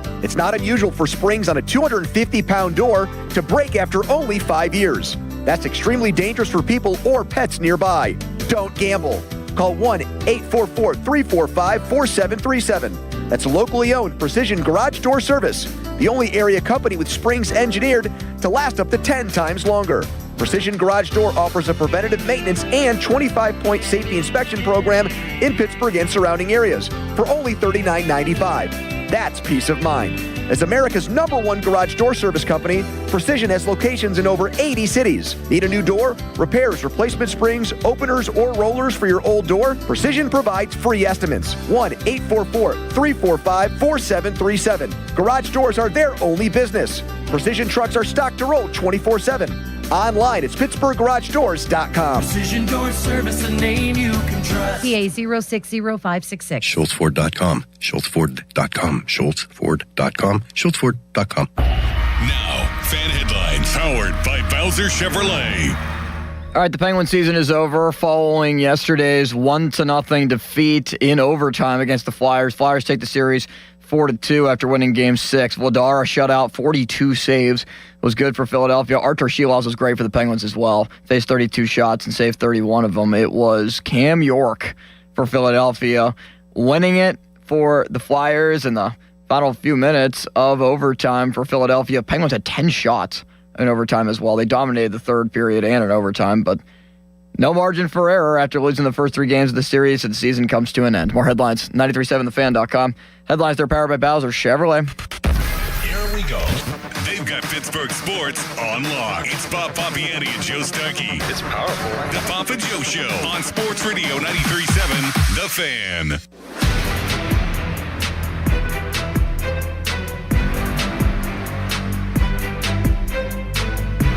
All right, Bob. While that was happening last night, I had the Pirate game on my laptop. God bless me. And I looked up at one point, a very important point, the game on the line in the 9th inning, and crack goes the Nick Gonzalez bat, And I think that he just won the game with a walk-off home run, only to see, who was it out there in left field who reached over the fence? Church. His prayers were answered. If there's such a thing as a routine home run saving catch, I think that was it. It wasn't like this ridiculous, spectacular play, but it was a good play. And there goes the game. And now the Pirates are in last place again. I know it's all relative. They still have a winning record. Every team in the NL Central does. But man, just the other night, they had a chance to go 5 games over against St. Louis in that bullpen game. Santana blows that one. Are you concerned at this point? Are they going to be something more than a team that hovers around 500 all year, Bob? Yeah, I do think. Ron, Yes, I do say Ron. Thank you, Mr. Hester. My man. No, I think if you look at all these teams, they're kind of slogged together with record-wise. Now, this was a bad loss. There have been a few of them. The bullpen game, which went so well through 8 innings, imploded on them, and so they lose. I'm not sure if Santana is the everyday closer. That's what my conclusion out of that was. The other thing is, more than anything, last night, Bubba Chandler was not good again, and they have a lot riding on him, and he's not been able to do it so far. But also, when you have chances to add on, and they certainly could have in that 2-0 or that 2-run loss, 4-2, when Santana gave a 4 in the ninth. Last night in the bottom of the 7th, they're down 5-3, bases loaded, 1 out. Ryan O'Hearn comes up, strikes out. Marcell Ozuna comes out, grounds out. They also had bases loaded in the 8th inning, and they could get nothing done. That's where you need to make those hits. And listen, it doesn't have to be a grand slam. Just put the ball in play and get some runs, and they couldn't do it. Well, Chandler is an issue right now, and he's young, very young. He's 23. Wildly talented. It's not about that. It's about what is he giving this team right now, a team that has designs on the playoffs. And the answer is not much. He walks too many people. He has 27 strikeouts and 20 walks and an ERA that's hovering around 5. And it looks like Curt Schilling was right when he said this dude needs to go down and get tons of innings in the minors. Now, I hope Bubba Chandler proves him wrong. But, Bob, I'm not so sure that Schilling wasn't more right than wrong. He looks like a guy who still needs to refine his arsenal and learn how to pitch a little more. You agree? Yeah, I do agree, because it's he feasts on his arm.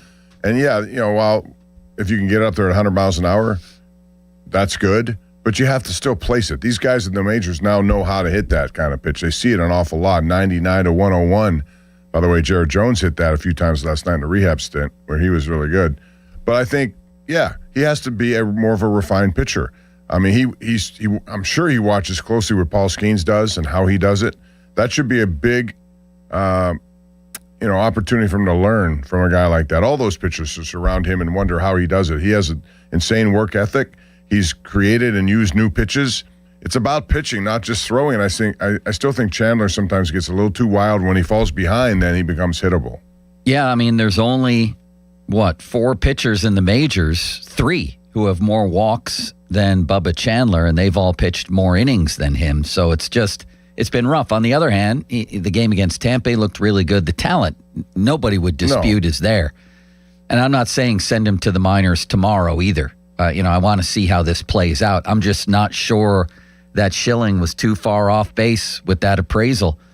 Limits, you're a big Pirate guy. What do you think of Bubba so far this year? I'm concerned.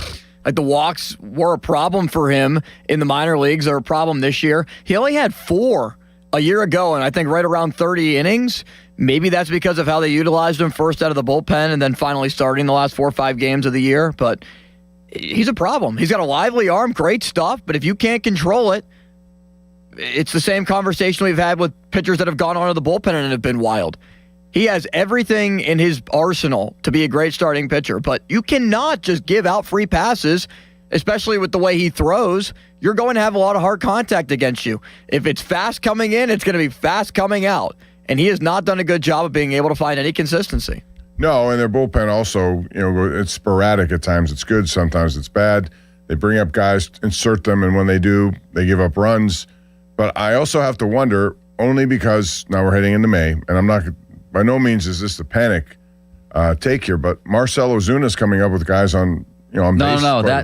I'm starting to panic on Ozuna. I think, for me at least, that is a borderline panic take because he looked like he was going to rebound. Yeah, I thought so too, but he's had many opportunities and just in this series anyway has not worked. It looks like the McCutchen versus Ozuna conversation has just become, both are having bad years.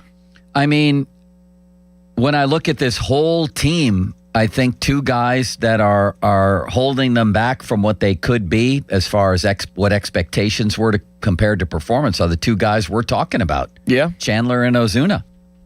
I would agree with that, Bob? Yeah, I do. Largely, those are the guys. You expected Ozuna to come through with more like what he did in 2024, not so much last year. We were assured that his hip injury was anything, but over. So you expect, and again, he is a slow starter. I'll give him that. I've watched his career. I've looked at his numbers, and he does heat up as the season goes on. They better hope he does. They better hope. He's a minus player right now. Minus 0.8. Yeah, in WAR. Of course, his numbers. Henry Davis makes Marcell Ozuna look like Henry Aaron, for God's sake. By the way, Andy Rodriguez went 4 for 4 last night. Did he? Well, that's getting interesting because the catching spot offensively is killing them. And I know Bart had a couple hits last night. Absolutely killing them, right? Yeah, I mean, collectively, they're 160. I'm disappointed, Bob. I'm disappointed that they're hovering, that they're one game over. They might be under 500 here or at 500 at the end of April. Well, they have Skeens going today, so I would imagine that they get a win in this game. I hope. Joe, can I give you a stat that somebody tweeted at me? Please. This guy had 40. This guy had 79 home runs combined in 23 and 24. And then in a down year had 21 last year, Ozuna. A man named Nick Reyes tweets at UNI and says, this is interesting. Bubba Chandler's career splits by catcher. He has a 9.92 ERA in 4 games caught by Joey Bart. In 8 games, 39 innings with Henry Davis, a 2.08 ERA. Well, then why isn't he with Henry Davis every time? Just like, so here's the thing. They lined up Chandler and Skeens back-to-back. And it's a day after night game today with Chandler going last night, Skeens going today. You know that Davis is going to catch every single Skeens start. Davis should be catching Chandler every single start too, but you run the risk of, here we are since they're back-to-back. We don't want Davis to catch a day game after a night game. Yeah, I'm happy that Henry Davis is good defensively. You raise a good point. So does that guy. Because Joey Bart can't hit or catch. No. Or throw. Or run. Yeah, right. Other than that, he's an all-star. Out of the 5 tools, he has maybe one. He's a one-tool player, Bob. But let's go back to Henry Davis because you, Limits, assured me about 4 weeks ago Henry Davis is fine. Mm-hmm. And all I heard on the broadcast and everywhere else was, I love Henry Davis's approach this year. Oh, it's way different. He's going to be fine. Look at Henry Davis. Bob, it's no exaggeration to say you wouldn't notice a difference if there was no DH in the National League and you still had a pitcher batting ninth instead of him. Yeah, I mean, that's exactly what it is. Let me put it this way. The offense does not make up for the defense with him. No, he has to be better. And the defense is great. It was an unexpected turn in his career. I mean, the defense does not make up for the offense. But he needs the offense to at least get respectable. It doesn't have to be anything crazy, just respectable. And when you take a catcher situation that hasn't produced a lot, when you take, a first base position, which is average, when you take a third base, which is growing now with Gonzalez there, Reynolds has been stuck on a little bit of a, lack of RBIs situation. You got to get offense from a lot of different people. It can't just be the same 3 or 4 that you count on. Listen, By the way, last night, did you see what happened also? What? For the second time this year, Brandon Lau was pinch hit for with Nick York. And Nick York came through. He came through. So I give Don Kelly credit for that. He wasn't going to let that first situation with the bases loaded. He batted for Lau, changed his opinion of the strategy in that situation. He stood by his guns. I still vehemently disagree that when a guy is as hot as Honus Wagner, which was the situation the first time around, that you pinch hit for him, but I do give him credit for that.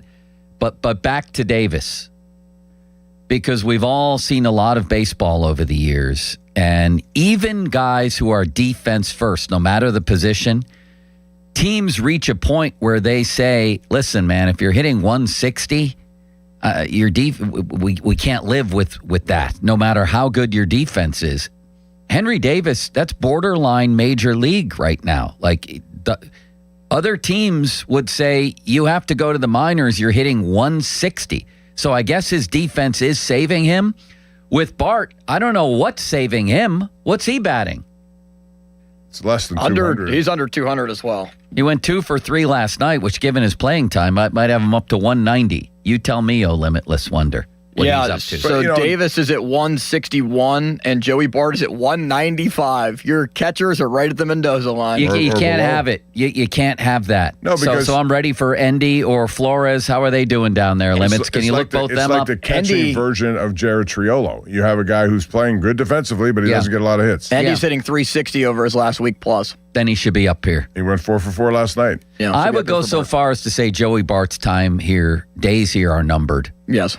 Would you? I would agree. Yes, because he's put them in a position where they need to, and if they have somebody hitting the minors, they seem to like Davis. He does more defensively and as a play caller than, what Joey Bart does. You bring up one of those other guys and you pair those two together. By the way, I'm willing at this point to sell out to Henry Davis swinging on every pitch like it's Game 7 of the World Series.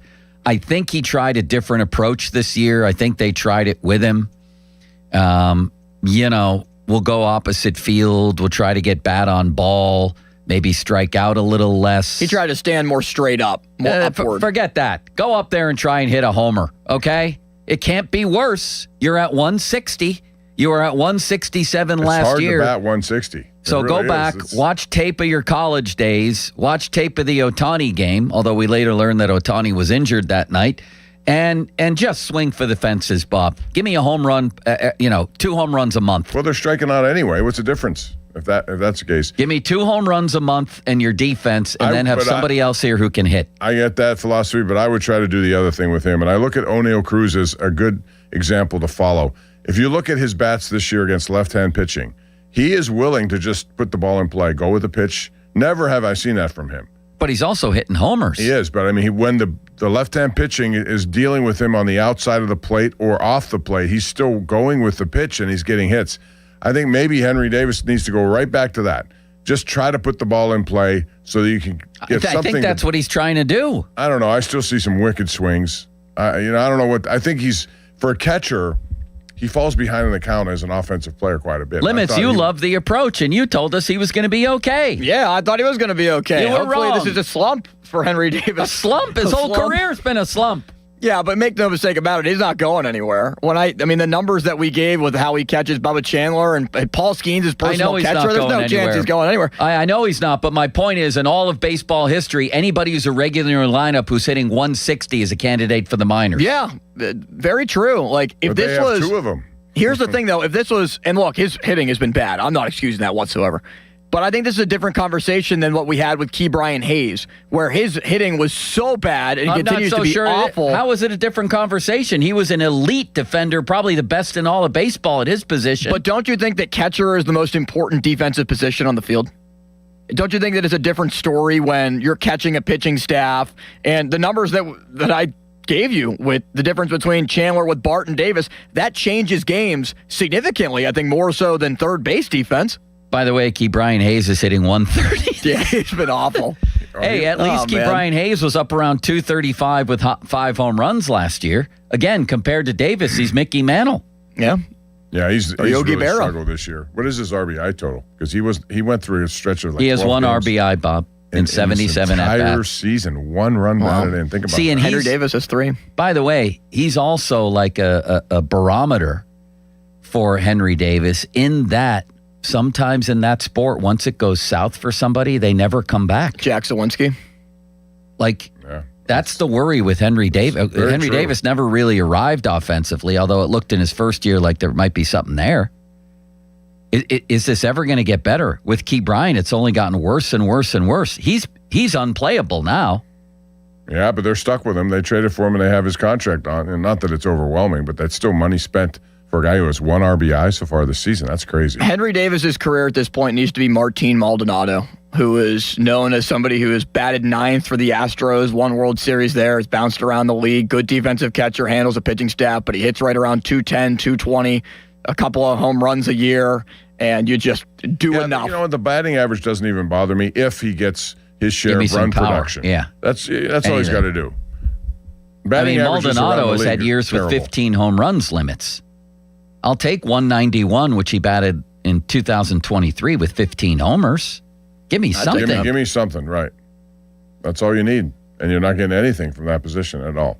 If I get one more person who's calling me trying to buy my house, Bob, I'm going to become upset. But you can't talk back into the phone because then they record your voice these days, and then they use your voice with other people. Did you know that? I don't answer anything anymore. Don't answer. I answer like this now. I'll either pick up and listen until they talk, or I'll pick it up and say, hello, just like that. Yeah, but that's you. They know you. You identify as a Yelper. But they couldn't use my voice to fool like Yes, somebody they in could. my family and say, "Oh, listen to this." They know you Yelp. Try it, Bob. Do it. Hey, Joe, what's up? You know what you can't replicate? I did not know that. You know what can't be replicated? What? You can find someone to perfectly grab that and utilize against you, Joe. That would be fascinating. Bob, do you pick up? Stop. Do you pick up the phone and when it's an unfamiliar number and say hello in your real voice? I never pick up a phone that I don't recognize the number. So you Never. don't? Okay. And I won't. Not only that, I'm sure I've missed some emails that I think are spam or something. Like I look at it and it looks real to me, but I don't know why it's coming. I don't answer it. And unfortunately, I'll probably leave some people out that I need to get back to, but I'm just not. It's worth it, I'm I not think, going down that road. Well, if you did It takes answer one time. Right. These guys That's it. fish They around, capture your voice and they and go to then other people in your family, particularly older people, Hey, and I they need say, some money. Yeah, right. That's exactly right. Yeah. So if you did disguise your voice on a phone, what would it sound like, Bob, so they couldn't capture it? You're not going to get one from me. Okay. I'm not going to answer it unless I know it as a name on that call list that I Interesting. recognize. Okay. So Yeah, if I anyone agree. calls me and sees it goes to voicemail, it's by design. I'm not picking up. If you don't have They keep wanting to buy my house. I don't want them to not do for that. I sale, don't too, want to right? hear, well, everything's for sale for the right price, but none of these people want to give me the right price. And But it is I don't for want to sale or talk not to for them. sale? Everything's for sale for the right price. Your house is. I don't Somebody know. came I mean, along and said well, $2 million for your house. okay. Suddenly your house is for sale. Bob has $2 million. He doesn't need another 2. Oh, yeah, you're right. I'm not gonna give my voice away. Bob confirmed he has it's $2 million. It's like the Little Mermaid when Ursula comes and grabs her voice. Hello. Remember when we looked up Bob? Remember when we looked up Bob's net worth that one day? No, we don't remember that. I never did that. Yeah, we did. Remember? We were back here What? looking up Bob's net worth. It's inaccurate, whatever you Yeah, find. Bob said it was inaccurate. It's way more than what they claim. It's inaccurate. All right. In order to distract you from your penguin torture, let's delve more into your pirate torture at the moment. They've lost 4 in a row. What would you do with some of these people? Bubba Chandler, Henry Davis, Marcelo Zuna. Come on. Another guy like this, Bob? Why can't they ever get an aging free agent who comes in here and hammers the ball? We have to live with, start naming them. You name one, I'll name one from Pirates history. Tommy Pham. And I know he got better when they were 10-60. Tommy Pham, you name one. Go ahead, Limits. An Join older the guy, game. A free agent who came in here and peed all over the place instead of hitting the ball. Michael A. Taylor. Jeremy Michael A. Taylor. Burnitz. Jeremy Burnitz is a good one. I was going to say him. Adam Frazier who was the guy- 2.0. Who was the guy in center field? Reggie Sanders. I thought he was pretty good for them. Not long term, he wasn't. But he Lonnie fits- Chisenhall, who never played. Lonnie was Great probably call the there. worst. What did they give him? 2 years, $4 million? No, it was a 1-year deal, but it was like right around 5, I Yeah, thought. it was a lot of money. Adam LaRoche, who didn't start hitting like Pham until they were in last place in June. Todd Frazier at third base. There you go. You were like 99. Remember that? I mentioned Adam Frazier. Look at this. And right away, is that you calling me, Bob, to bust me? What does that say on my I'm phone? not- my phone's over there. I'm What not does calling it say? you. No caller ID. Therefore, No don't caller answer. ID. Someone's trying to get Right, to you. right when Yeah, when no I caller mentioned ID. that. So then don't answer So it. now they listen, and now they do it, and they're torturing me. Did you answer once before? Hello? No, don't do that. Nobody now they there. have my voice. Why are you answering? Because they can't capture my voice that way. It doesn't matter. Yes, it does. No, it doesn't, Bob. They You can can't use that you know voice what? You in can any. accidentally forget you thought you hung up and you didn't. How would you answer Limits? Now it's Limits calling me. Why are you calling me? No, just for the fun of it. Are we So you ordering do have a caller ID. You do have Yeah, that's why it said no caller ID. So then never answer it. Just hit the decline button. But then I'm afraid I'll miss something, and I'm afraid I've got all kinds of... if it's no caller ID... No, there's insurance situations I have happening in my life right now. With They people will leave a calling me. message. No, they won't, because they my will. answering machine's broken. So I have to pick it up. No. It is broken. You got to get that fixed. If you call Joe, it won't beep or there's no message saying, "Hi, this is Joe." No, here's the thing. You know how much I paid for this thing? This iPhone, whatever it is, 10.0? I'd like to take this and whip it against that wall. Plus, I see these little Apple charges in my cell phone bill every month. They nickel and dime you to death. For what? $237. I get Apple $836, charges for $12.99. $197. $10.99. What am I paying for? I don't know. Then That's I'll a good show up question. at the place and You know say, what you have to what's do? the problem? And they won't know, and they won't replace the phone. What place are you going and to? here's the other What thing place are they you going do. to? The Apple Store. That's where you have to go. The Apple Here's Store. the other thing they do, Bob. They upgrade everything by every year, so suddenly this brand new, state of the art iPhone that you had is a relic a year later. Plus, even the chargers that you put in it don't fit anymore, so they get you on the charger. Boy, I'd like to whip this against the wall. You know what commercial I love? The one where the guy takes his iPhone at the beginning and throws it in the ocean.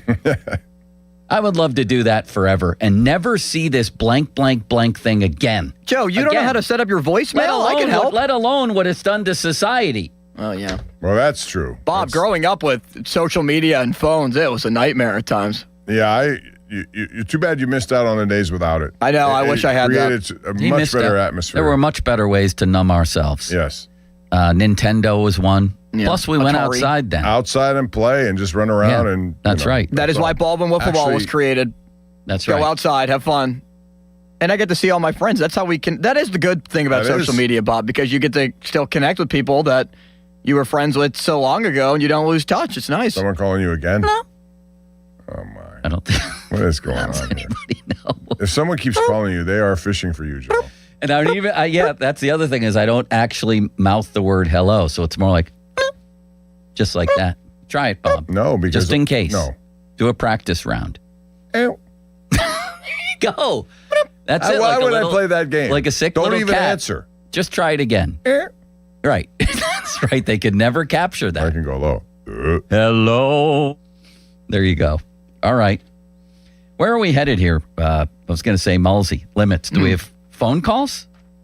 Anybody on the Pirates? Go to hell, Mulsey. We had a couple, but I think they were deterred by our phone conversation. They don't want to call us under any circumstance right now. Not now, no. All right. Then let's, you want to call in about the Pirates. What would you do with any number of their issues right now? Well, this guy from says, Ozuna to Henry Chris Davis. Kingman says, Joe is so worried about having his voice recorded, but he's on the radio. Can they do that? Can they Don't give him any ideas now, Bob. I'm just saying, can they do that? Of course they can. Yeah, they can do anything. that. So we're vulnerable for everything. Then what do you My worry? God, I hadn't thought of I that. hadn't thought of that either. I might as well just answer the phone normal. No. Somebody said that they work in a call center, and when somebody even answers the phone and doesn't say anything, you best believe the company is calling back. Just block the number and don't answer. Well, if they get... But I never heard about, maybe he's right. Maybe your voice on here, they could just record it. Of course they could, Yeah, they Bob. could just record it here. Well, then what are we doing? Probably getting scammed in one way or another at some point. You just put the idea in those people's heads. Sorry. Texter, I'm trying to reach Joe about his extended car warranty. Texter, is Joe aware that he is able to block the spam callers and then an iPhone will reject calls from unknown numbers? Just saying. I don't even know how to get my answering service working. I'll tell you what. I'm paying a That is a visit to problem. that store tomorrow, and it's going to this will be on the air Monday. This is going to be one of It's those going to get moments. ugly fast. No, don't let it get ugly. Because I'm gonna no, and I never blame the people. I just got into a dispute with somebody from Bob's Discount Furniture the other night, and the first thing I said was, "I'm not blaming you for this at all, but here's my grievance, and I've got a lot of them." And then they came through with a nice piece of furniture, I might add. It's a wonderful place. But what was the other thing you asked, Limits? I don't remember. I don't remember. Texter, Joe better quit with that sound. They're going to think he's the next great voice actor for the Muppets. dream? Or you could be the Charlie Brown teacher. Wah, wah, wah, wah, wah, wah, oh, my goodness. What's happening? We're off the rails again. Why did the Charlie Brown teacher sound like that? Seriously. No, because a lot of us were like that. We could relate to that. Mrs. Snowden said, Joseph Starkey, you're never present. That was her quote. I would just daydream in her class, and her voice was like someone yelling underwater from the background. So you're in class. Oh, I wonder what I'm going to do after school today. Right. And all you hear is wah, wah, wah. That's exactly wah, right. Pumpy, wah, wah, Yeah. wah, wah. That's exactly right, Bob. Do you remember listening in class or no? I listened, I think. I was Did a you good get student. good grades as a kid? Yeah, I was a good student. I worked hard for them. I didn't come natural, I can tell you that. What? You better believe this is our new show promo that's being cut up today. All right, let's move on then. If people don't want to talk and air their grievances about the Pirates, they can maybe air them about the Steelers then next, Bob. We have Art's thoughts on Aaron Rodgers. Drew Aller has spoken. Let's get into a little bit of that next before we have Steige at the top of the hour. Yes, Paul Steigerwald breaking down this series at the top of the hour. It's Pomp and Joe, fan Twitter, brought to you by South Hills Chrysler Dodge Jeep Ram, Route 19, Peters Township. Fan text line brought to you by Edgar Snyder and Associates, personal injury law firm, where they always say there's never a fee unless we get money for you. And the third annual Fan 5-Alarm event is presented by Allegiant Community Federal Credit Union. Takes place June 17th and 18th. Currently looking for 25 fire departments that will benefit from this year's fundraising. Register your fire department now at 937thefan.com. Bob, you have a message for the populace. Thank you, Joe. And yes, I think that's a great thing for the 5-Alarm. That was a big successful event last year, and I'm sure it's going to be even bigger and better this year. And speaking about bigger and better, how about your bathroom? Yeah, you can make it look good, and it doesn't just have to look good. They change how you start your day when you think about it. When you go, it's the first place you go when you wake up, right? At West Shore Home, they built a reputation on making that possible for homeowners across this country. They are America's most trusted home remodeler, and with good reason. They make home remodeling fast, efficient, convenient. They have this tremendously successful modern composite wall system that gives you custom design aesthetic without any of the upkeep. There's no grout to worry about. You don't have to scrub it all the time. Just affordable luxury, engineered to last. And getting there is easier than you think. Their own teams of highly trained employee installers handle everything. No subcontractors there at all. No strangers in your home. No stress involved. And that's not just what they say. That's why 70,000 homeowners have given West Shore Home 5-star reviews after trusting them with the project. Now it's your turn. Buy a full bath remodel and get a shower in the second bathroom absolutely free. That's right. You heard it right. Free. Get started with no money down and lock in finance options when you visit westshorebath.com. It's westshorebath.com. See the website for details. Now, fan headlines powered by Bowser Chevrolet. Paul Skeens Day at the ballpark for the Pirates. First pitch in an hour. Right now, pregame coverage on 100.1 FM and AM 1020 KDKA. Catch the North Shore Tavern leadoff show. Skeens going against Hunter Dobbins for the Cardinals. More headlines, 937thefan.com. Headlines, they're powered by Bowser Chevrolet. This Odyssey Sports Minute is brought to you by McVeigh Plumbing, Heating, Cooling, and Electric. Call McVeigh today. This is an Odyssey Sports Minute. Sponsored by Prevagen. Prevagen, made for your brain. I'm sure the atmosphere in Cleveland today is going to be kind of weird. You're breaking ground on a new stadium while also considering life with Deshaun Watson as your starting quarterback again. Reports came out yesterday it's Watson's job to lose, and considering Jimmy Haslam's sinking nearly as much money into Watson as he is the stadium, it's not surprising. It'll be even less surprising when Watson plays poorly at some point and Todd Monken's forced to play QB roulette all year. I'm Chris Mack.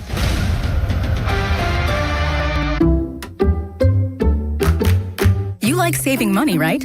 We all do. That's why Allstate just lowered the price of car insurance. Not, but wait, there's a catch. Lower. Actually lower. So if you're shopping around or just want to see how much you could save, check Allstate first for a new lower auto rate that could save you hundreds. You're in good hands with Allstate. Not available in every state. Only applicable for new auto insurance business. Rates will vary by several factors, including how you purchase the policy. Potential savings vary. Allstate North American Insurance Company and Affiliates, Northbrook, Illinois. This is the story of the one. As a procurement manager for a hospital system, she keeps every facility in her network stocked and ready. That's why she counts on Grainger to be her single source for thousands of products, from disinfectants to lighting, air filters, and more. And with fast, dependable delivery, Grainger helps her keep every facility stocked, safe, and running smoothly. Call 1-800-GRAINGER, click Grainger.com, or just stop by. Grainger, for the ones who get it done. BetMGM, authorized gaming partner of the NBA, has a special offer for the playoffs. Sign into your existing BetMGM account and snag an NBA Playoffs Odds Boost token. Then take your shot at scoring more on your next win. Simply log in, add a qualifying bet on the NBA Playoffs to your bet slip, and activate the token. If you win your wager with the token attached, you'll pull down extra winnings in unrestricted bonus dollars. Talk about a fast break. Make BetMGM, authorized gaming partner of the NBA, your home for playoff action with bonuses like Odds Boost tokens and more. Claim your Odds Boost token for the NBA playoffs and get in the game today. Make betting the playoffs more exciting. Make it legendary. BetMGM and GameSense remind you to play responsibly. If you or someone you know has a gambling problem, help is available. Call 1-800-GAMBLER. BetMGM.com for T's and C's. 21 plus to wager. Pennsylvania only. Existing customer offer. Subject to eligibility requirements. Rewards vary and expire in 7 days. Please gamble responsibly. Hey, Mom, now that I have an after-school job, I think I want to buy a drum kit. Okay, Rockstar. Let's look at your account. When kids start making money, Chase has easy-to-use tools and expert bankers to help them learn how to manage it.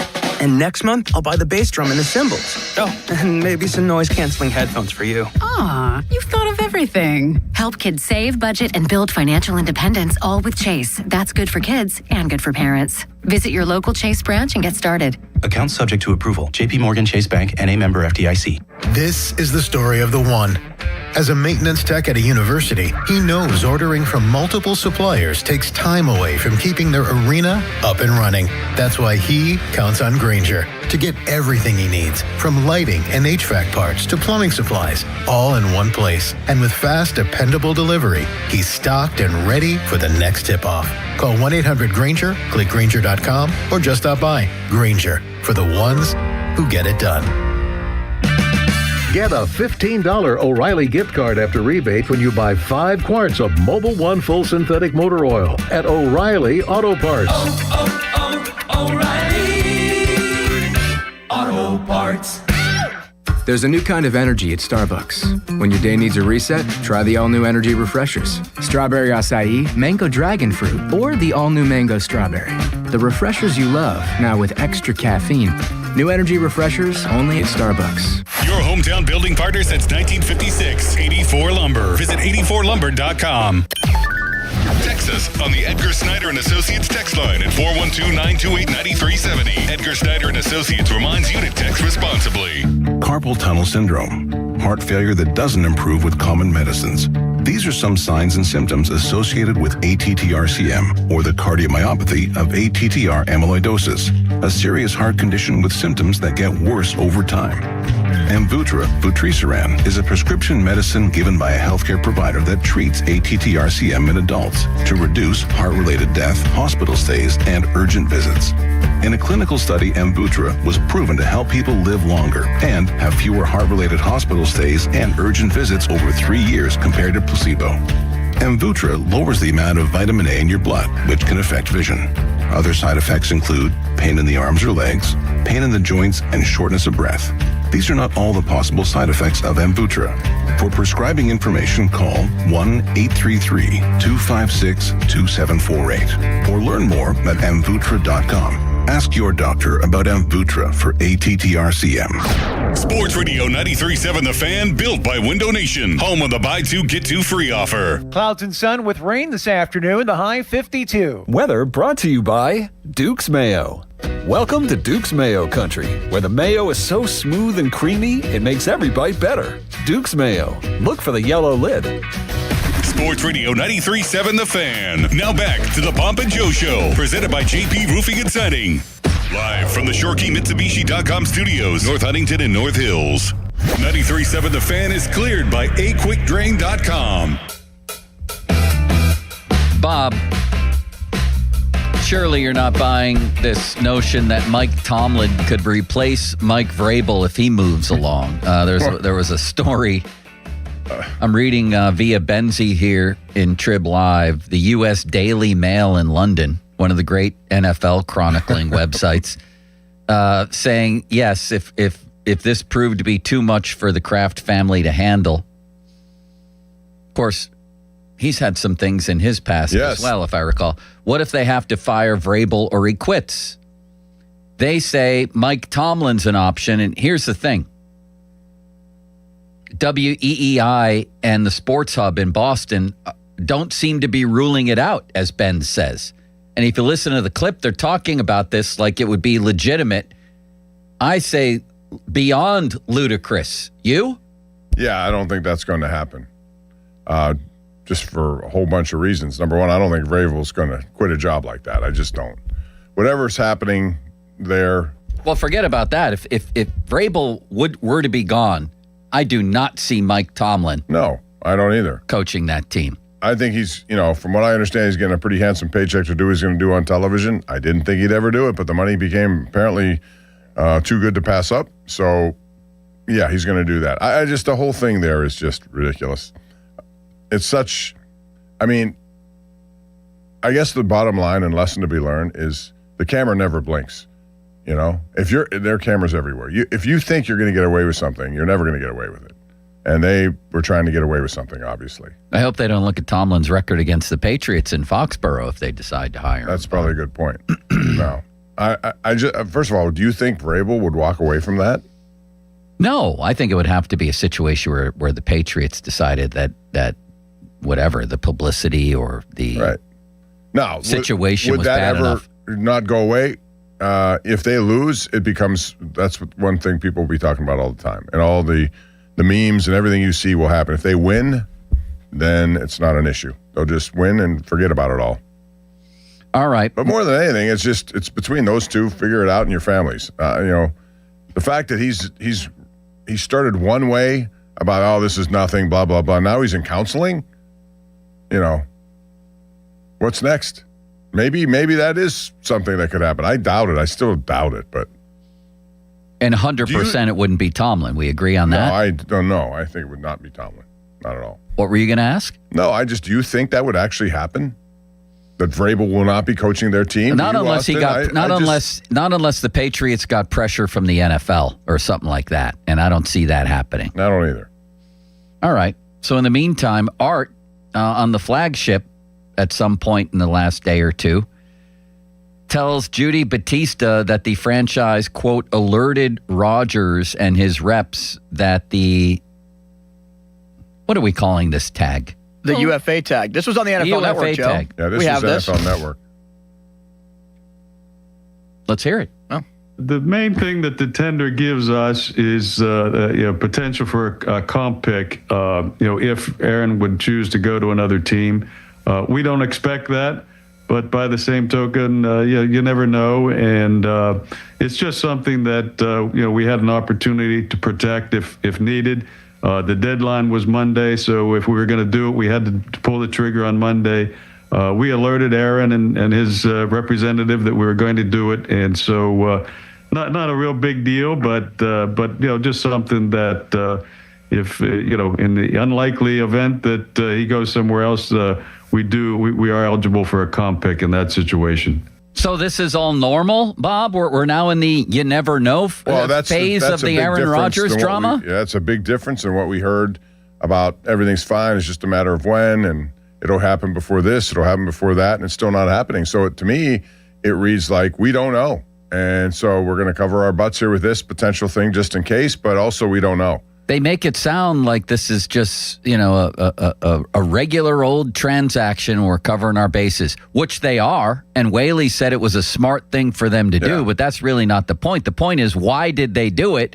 And more to the point, if they had 100% guarantee, if they knew this guy was coming back, they had a handshake and they were positive about it, then they wouldn't even think of doing this. Not only did they think of it, they did it.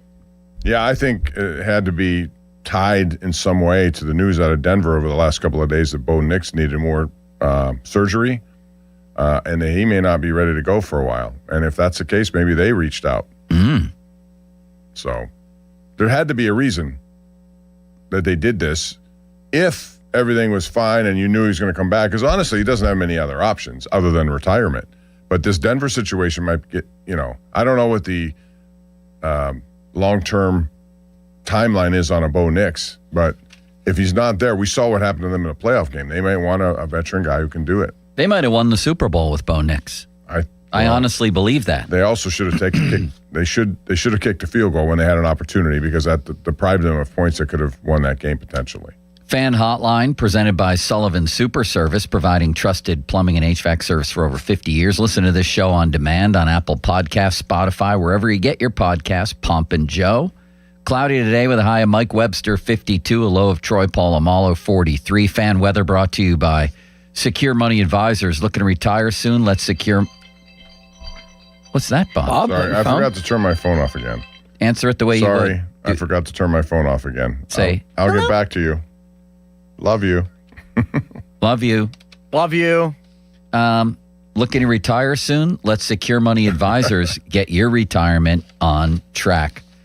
Bob, what did you think of the news that came out of Cleveland? Mary Kay Cabot reporting that Deshaun Watson is number 1 on the depth chart, and it's her belief that they should just go ahead and name him and move forward with him as the guy. Your thoughts? 2 things. Number 1, tells you all you need to know about Shedeur Sanders and Dylan Gabriel, and they may turn out to be wasted picks. That's Pro Bowler Shedeur Sanders to you. Right.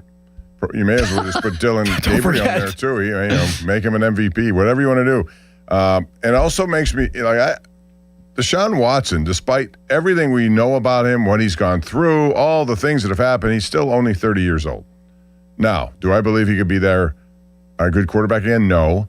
But is he their best option? Probably yes. We've seen things from him before all this happened that you'd argue and say, well, he was he was one of the best in the game at that time. Then he got injured. Then all the, the massage parlor stuff came up and all this other stuff. And so I don't know. I think it's a waste for no matter who they pick. They probably should have redrafted the position again, and they may do it next year. Who knows? Well, he's only 30, which is it's incredible that he's only 30. About 38 based on all the times we've talked about him. Yeah. And before he got hurt last time, let's take a look at that, shall we, That Bob? Achilles injury for him really messed him up, too. He is better than Shedeur Sanders.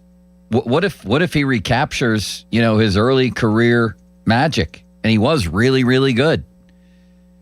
I don't think that'll happen. This is Jimmy Haslam saying, I've given him a lot of money. I got to get something out of this, right? Yeah, Jimmy Haslam's the same one who said not long ago, we swung and missed. We swung and missed. But they may have Watson. swung and missed on the other guys, too, that they drafted. So they're swinging and missing quite a bit.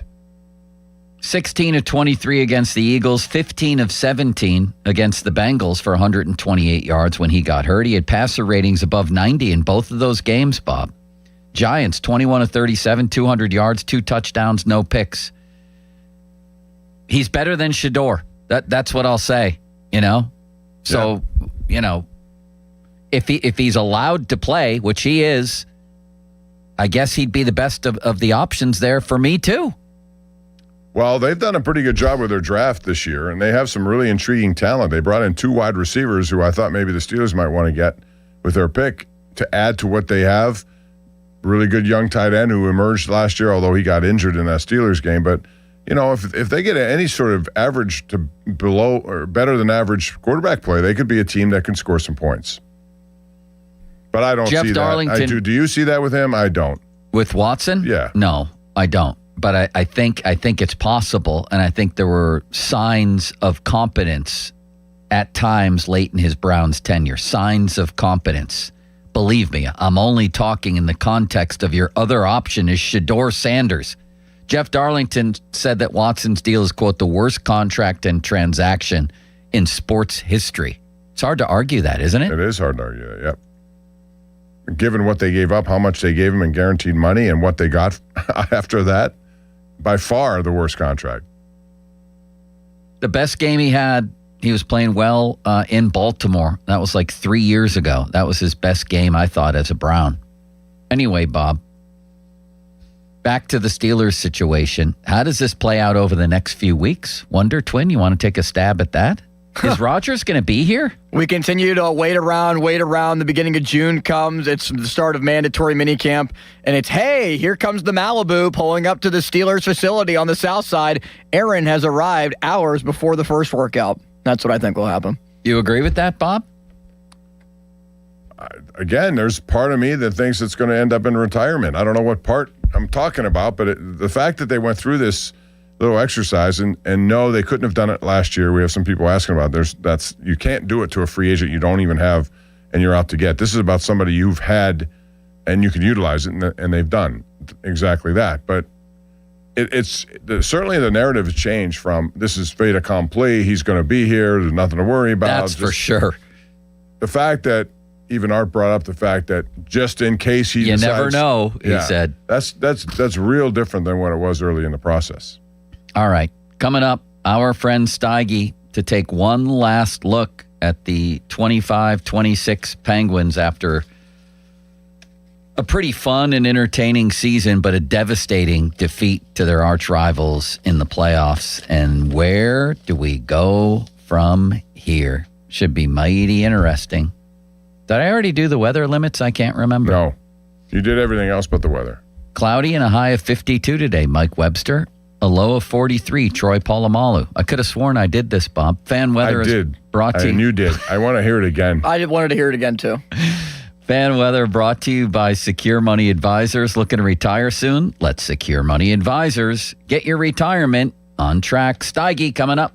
Now, fan headlines powered by Bowser Chevrolet. Penguins lose. They have not won a playoff series since 2018. The city as a whole, the big three teams at least, Penguins, Pirates, Steelers, have not won a playoff series or playoff game in the Steelers' case, since 2018 when it was the Penguins who won the first round of the playoffs before losing to the Capitals, before the Capitals went on to win the Stanley Cup in 2018. Evgeny Malkin is a free agent. Chris Letang has 2 years left on his deal. Sidney Crosby, 1 more year left. What happens to the big three? That's the big question moving forward and into the offseason with decision Kyle Dubas has. It's a big one. And who will return in 26, 27? More headlines. 937thefan.com. Headlines, they are powered by Bowser Chevrolet. Sports Radio 93.7 The Fan. The Fan is once again answering the call to help local volunteer fire departments. The 3rd annual Fan 5 Alarm, presented by Allegiant Community Federal Credit Union, will take place June 17th at Wexford Volunteer Fire Department and June 18th at Robinson Town Center. We'll select a minimum of 25 volunteer fire companies to receive a deserving donation. Nominate your local VFD at 93.7 The Fan. The Fan 5 Alarm is brought to you by McVeigh Plumbing, Heating, and Cooling, Guardian Protection, True Green, and Oakmont Bakery. On Sports Radio 93.7 The Fan. Sports Radio 93.7 The Fan. Get the latest on Pittsburgh sports from anywhere with the Odyssey app. Listen to shows and Pirate Games live. Check out our exclusive interviews and content anytime. Download the Odyssey app now and never miss a minute. Sports Radio 93.7 The Fan. HD1 Pittsburgh, an Odyssey sports station. Live from the Jim Shorkey Mitsubishi.com studios, North Huntington and North Hills. Always live and free on the Odyssey app. Is the hope of having your hair grow back going down the drain? It's not too late. If you want your own real growing hair, call New Image now and receive $295 in laser treatments free. No one can offer you the advanced technology of new NeoGraft hair transplants and laser hair therapy. So if you really want your own real growing hair, go to newimagehairloss.com or call 1-800-942-8606 and receive $295 in laser treatments free. Listen up, Pittsburgh. The bow tie means a better buy. And that's why the spring savings at Crown Chrysler Dodge Jeep Ram can't be beat. The tough Ram 1500 Bighorn Hemi, up to $9,000 off or 4.9% financing for 84 months. Grand Cherokees loaded up to $10,000 off. Hot Wranglers, just $289 a month. Plus, up to 125% of KDB for your trade. Crown has your answer to something newer, better, and more affordable. Shop our declaration of deals at crownjeep.com. See dealer for details on all offers. Spring is here. How about a fresh start? Baseball is back, the excitement of the draft, and sunlight finally filling your home again. Pella Windows and Doors welcomes the season with energy-efficient windows that brighten your space, elevate curb appeal, and keep your home comfortable all year long. And right now, get 55% off installation or 0% APR for 48 months. Call 855-77-PELLA or visit PellaPittsburgh.com. Pella, Pittsburgh's trusted window company. After an accident, you need an injury attorney who fights for you. Ogg, Murphy, and Perkoski are ready to take on the insurance companies and win you the compensation you deserve. Call 412-391-FIRM. Ogg, Murphy, Perkoski, the firm. We're all in. Pirates baseball is back. Celebrate with Surfside iced tea and vodka or Surfside lemonade and vodka. Smooth, refreshing, and your game day must-have. Made with real vodka and zero bubbles. It's not a seltzer, it's Surfside. Proud partner of the Pittsburgh Pirates. Must be 21 plus. Please drink responsibly. This is the story of the one. As a procurement manager for a hospital system, she keeps every facility in her network stocked and ready. That's why she counts on Grainger to be her single source for thousands of products, from disinfectants to lighting, air filters, and more. And with fast, dependable delivery, Grainger helps her keep every facility stocked, safe, and running smoothly. Call 1-800-GRAINGER, click Grainger.com, or just stop by. Grainger, for the ones who get it done. Wait is over. Time for lunch. Tired of waiting for building supplies that never show? You need a reliable partner. Great projects start with great partners. Get top quality building materials delivered on time from your local expert, Reed Building Supply. They have it all. Visit reedbuildingsupply.com today. Join the Pittsburgh Riverhounds Saturday, May 2nd at 7 p.m. as they take on Phoenix Rising FC at FNB Stadium for Austin Powers Night. The first 750 fans will receive a Groovy on the Mon Austin Powers themed t-shirt. A shagadelic night of soccer fun and giveaways on the South Shore. Kid Rock, a celebration 250 years in the making. Freedom 250 Tour, the road to Nashville. Saturday, June 20th, the Pavilion at Star Lake. The American Badass, Kid Rock with John Party. Got a little dirt on my boots, but I'm taking you uptown tonight. Get tickets now at livenation.com.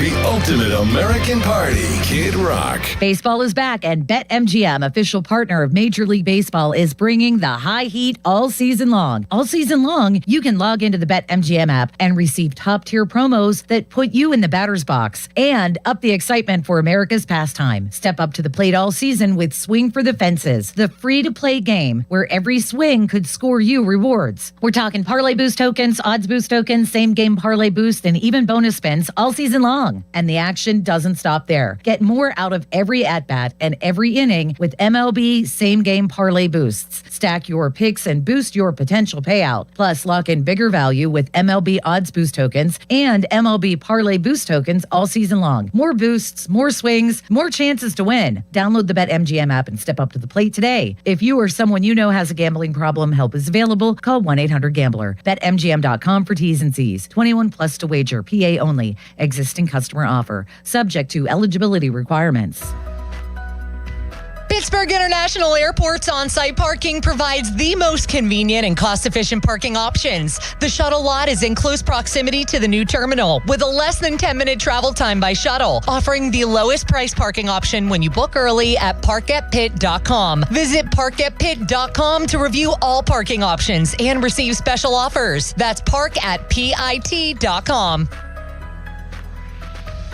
Hey, Donnie Football here. Maybe you heard 40 by the 4th last year and you thought, yeah, I should probably do that. 40 pounds gone by July 4th. That would be huge.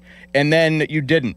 Life got loud. The calendar started moving. And the next thing you knew, it was the 4th. You're standing there in the same body, feeling the same way, wondering why you didn't call Awaken 180.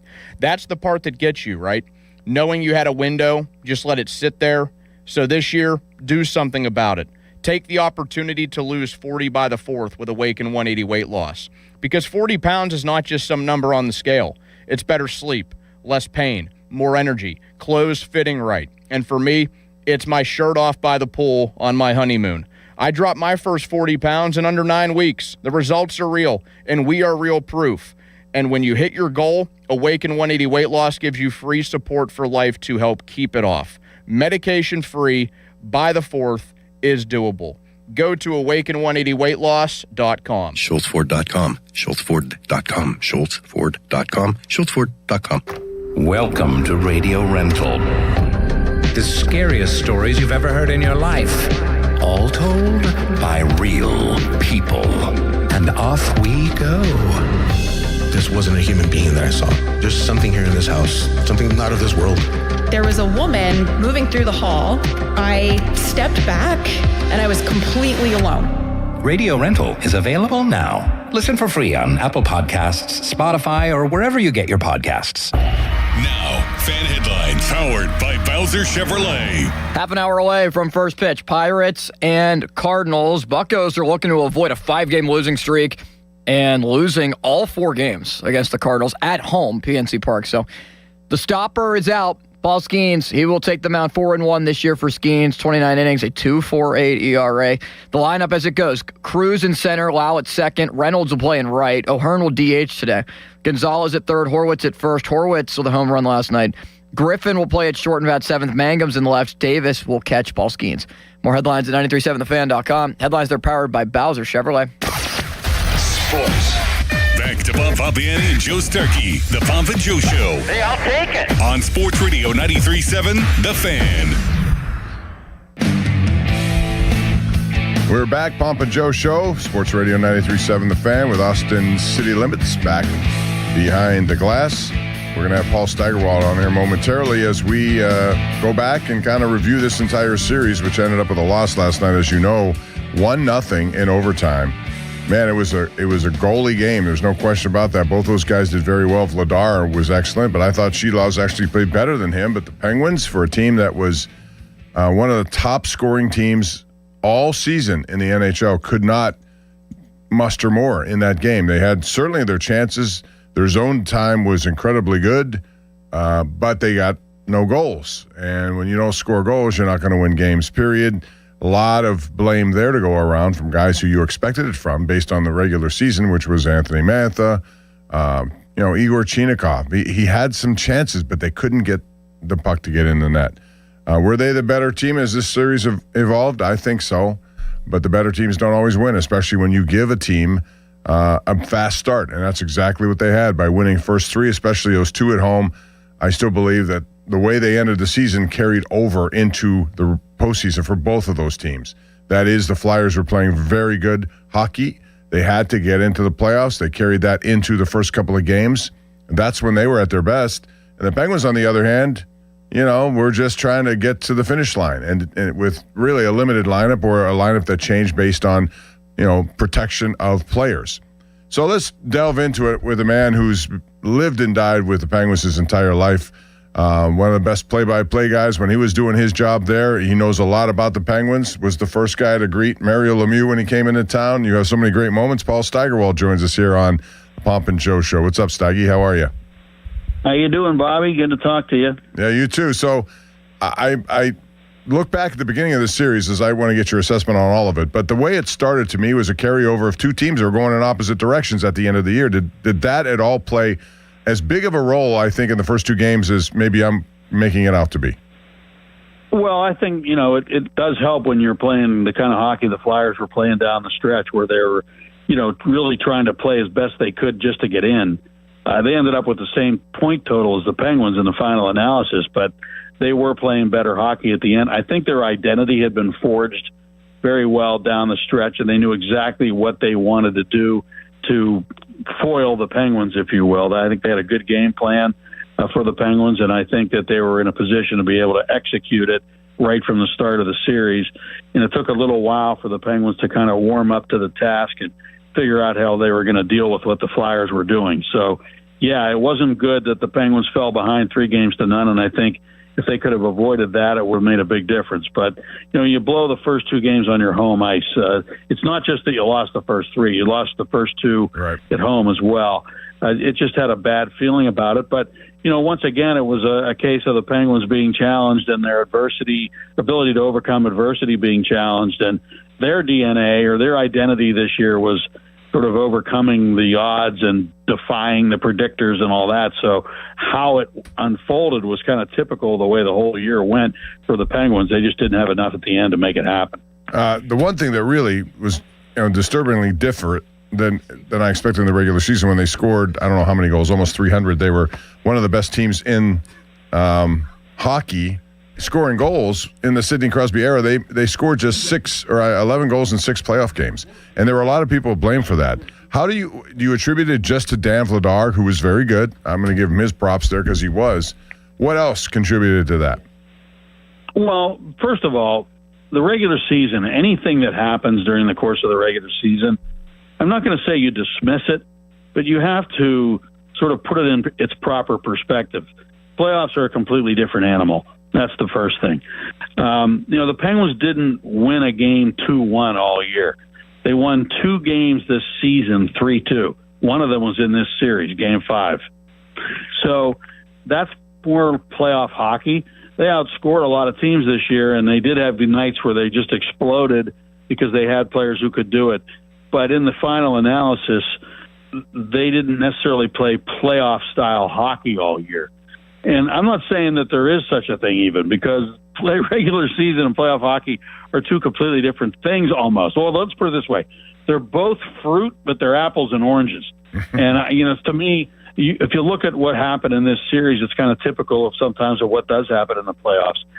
Teams, it's matchups, it's styles, you make the match, things of that nature. So you can't get too caught up in the fact that a team could score a ton of goals in the regular season and then would necessarily be able to outscore the opposition in the playoffs, because you're dealing with a team maybe they're built on playing defense, or maybe their goalie gets hot, or any number of things that can happen that can kind of throw you that out of whack. So you've got to be able to win different ways when you get to the postseason. And the Penguins were I felt like, and then we've seen this in the past, back in the 90s, I think, when EJ was the coach, sometimes they'd have to kind of learn how to play playoff hockey on the fly, and they would figure it out and then turn it into a good run. And I kind of felt like that's what was happening here. All right, Steige, 2 of the big names looking forward, the lightning rod names really, are Gino and Letang. First, let me ask you this, though. Bob, and I think also people on the TV broadcasts, noticed that Gino was first in line with the handshakes. Is that significant in any way, do you think? Yeah, I do. I think that I think also that Gino wanted to hurry up and get off the ice. Yeah, I agree with that. I think Gino wanted to exit stage left, and he didn't want to stay around too long, and he just wanted to get on with it. And, like, it was over, let's get it over with. And I can't even tell you what might be going on in his head right now. I think his head is kind of swirling, and it would be, I think, for anybody who spent 20 years of his life dedicated to one team and accomplishing all the things he accomplished, and now here he is in a situation where he doesn't know exactly what his future is with this team or in general in life, maybe even too. So it's hard for us to get inside of his head and figure out why he did what he did or what his thoughts are. I know that, he's still Gino. He was still loose during this series. He kind of applied his sort of loose and sense of humor to the whole situation. I think that kept the team kind of loose. He came up with a couple of big goals in the series, but it might not have any impact whatsoever on what Kyle Dubas's decision is, because I think he may have already decided what he wants to do. And it might be that he might want to bring him back under certain circumstances, depending on the terms and those things, or he may have already decided in his mind that he's moving on.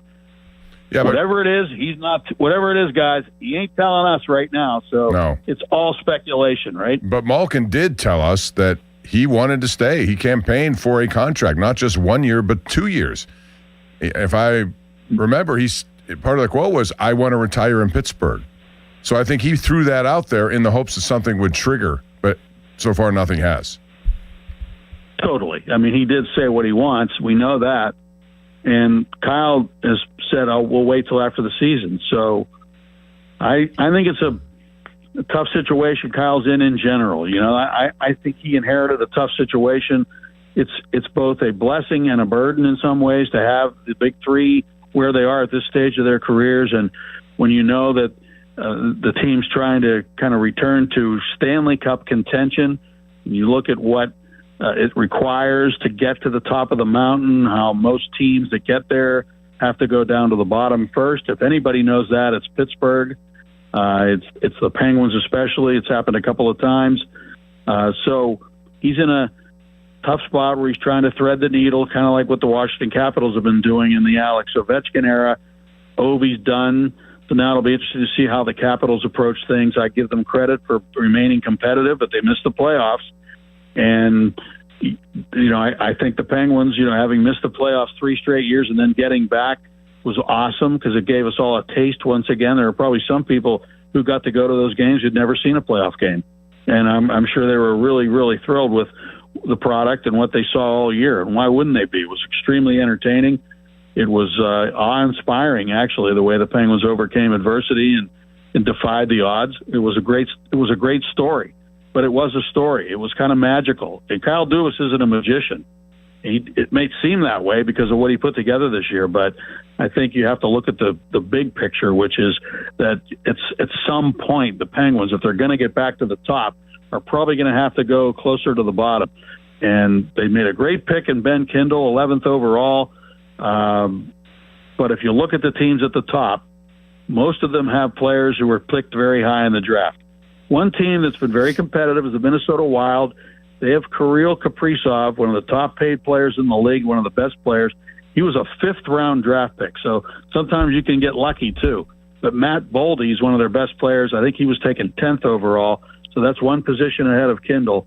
But generally, Carolina took Andrei Svechnikov. They missed the playoffs 8 straight years. They took Svechnikov 2nd overall. Nathan McKinnon, 1st overall. Cale Makar, I think he was, 3rd or 4th overall? Yeah, top 5. Yep. You know what it is, Bob, and we all know the story. People are afraid to say it, but, at some point, that's probably the reality. And the key is not to be Chicago, okay? You keep doing it year after year and show no signs of progress. Right. I don't care what anybody says. They went scorched earth, and everybody thought that was great that they did that. But one of the players they traded while they were going scorched earth is one of the best players for the Tampa Bay Lightning, Brandon Hagel. I think there's a way to do it, and I think Kyle knows that there's a way to do it without going into hell, to get to heaven. It's similar to the Steelers, right, Joe? And looking for a quarterback. You find yourself in this situation where you have to figure it out, but you're trying to compete, you're trying to add some to rebuild or retool or whatever. It's the mushy middle. It's tough. Stoggy, what do you think of Tyler Kennedy's notion that if Ovechkin does come back and Malkin isn't wanted here, he would go there to play with some of the Russian guys there, notably Ovechkin? I thought of that. Brian Metzer and I were discussing that one day, about the possibility of that happening. But I don't think Ovechkin's coming back. It's kind of a fantastical notion. Those kinds of things do happen. I guess it's a question of whether or not Ovi and Gino. Listen, Gino went to Ovi's house and hung out with him when they were in Washington at the end of the year. So anything's possible in this world, okay? I mean, those Russians stick together, and if it happened, it wouldn't shock me. Let's put it that way. Well, what about Chinikov? He's Russian. He seems to like Malkin. They play together. There's a lot. I think. Yeah, well, no. Listen, this is bigger than Igor Chinikov. It's even bigger than Evgeny Malkin.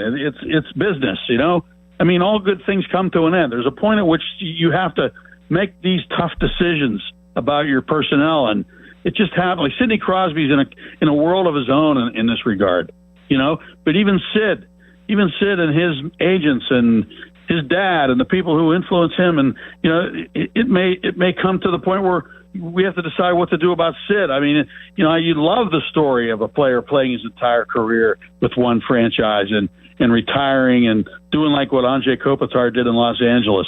Those are great stories, but they're not necessarily what you have to do to fulfill, your career or your promise, on this earth. I mean, it's sometimes the greatest players go somewhere else at the end of their career, and then they come back and their number's retired, and that's the way it is. I'm not saying that's going to happen with Sid. I'm just saying there are some things that just you can't say that it can't possibly happen. I think anything's possible in the world of sports, especially now the way the money's being thrown around. I mean, look at Sid. Sid's been making $8.7 million a year, while there's guys that are now making $14, $15 million a year. Like 17 the guy's done everything he can for this franchise. You can't ask him to do anything more. It's unbelievable what he's done for the Penguins and for Pittsburgh. Unbelievable. I know Letang's. You couldn't. Sorry, Staggy, go ahead. Go ahead. No, go ahead. I'm done. You know what I'm saying. It's like anything that would happen with Sid regarding his future, it doesn't matter because what he's done in the present and the past for the Penguins is so far beyond what anybody could have expected or asked for that it's ridiculous to even question any decision he would make going forward as being something that you would think less of him for. I would say that about all three of those guys, actually. I mean, 21 years together. Go ahead, Austin. Well, let's say that all things are equal. I know Letang still has 2 years left on his contract.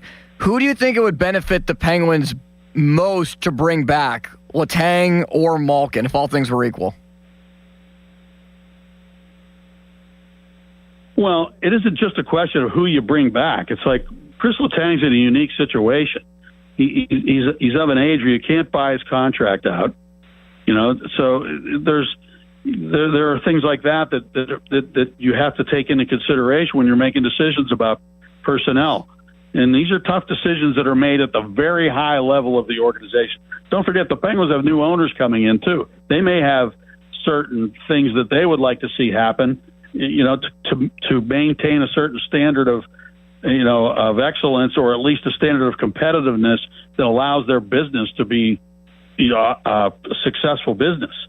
So it's a business decision as much as it is a, decision that we make about our hockey team and how, it looks or who's on it. Okay. It's way bigger than that. So it isn't just about, for this piece, we need this piece more than we need that piece. It's I think, a way bigger story than that. Steige, I'm just thinking about this because I've been thinking about it since after the game. You say that you think they might need to go back toward bottom to rise. Their farm system is middle of the road right now. They've got some good young players, some still really good older players, and money, I think, this summer. Why can't this continue to move forward in a direction of winning, like without having to sink toward the bottom? It seems like if Kyle Dubas wanted to do that they would have had a total rebuild type situation. Now I think that they're headed down a certain path where I think if you make a couple of ads this offseason, you sign an impactful free agent, you have one or two guys come up from your farm system, I think that they could win a playoff round or two, maybe moving forward here without having to sink to the bottom. I agree with that, but you're not you have to decide what it is you're trying to accomplish. I mean, you saw what happened. It's exciting as hell getting into the playoffs. And then it's gut-wrenching to get to a Game 6 and lose in overtime, and that's as far as you go. So what are you trying to accomplish? As I said, I don't want to be Chicago and go scorched earth. I just don't want to do it. But at the same time, some teams miss the playoffs for a couple of years, get a couple of high picks, and they go right back to the top again. I have such faith in Kyle Dubas and his staff and his ability to kind of thread that needle, if you will. I don't disagree with you, but just operating on the premise that you want to get into the playoffs and maybe play a couple of exciting rounds for your fans, that's pretty cool. It's fun to watch. It was a great year from a business standpoint. People filled the building, and it was awesome. But, Kyle talks about wanting to get back up to the top again. The goal is to get to the very top. And the reason why you have to kind of thread the needle right now is because you have Sidney Crosby, and you can't just go scorched earth with Sid in your lineup. It's not going to work. So you got to, as long as Sid is still here and he wants to compete, you've got that to take into consideration. But you also have to look downrange and think, what is our ultimate goal here? Where are we trying to go? I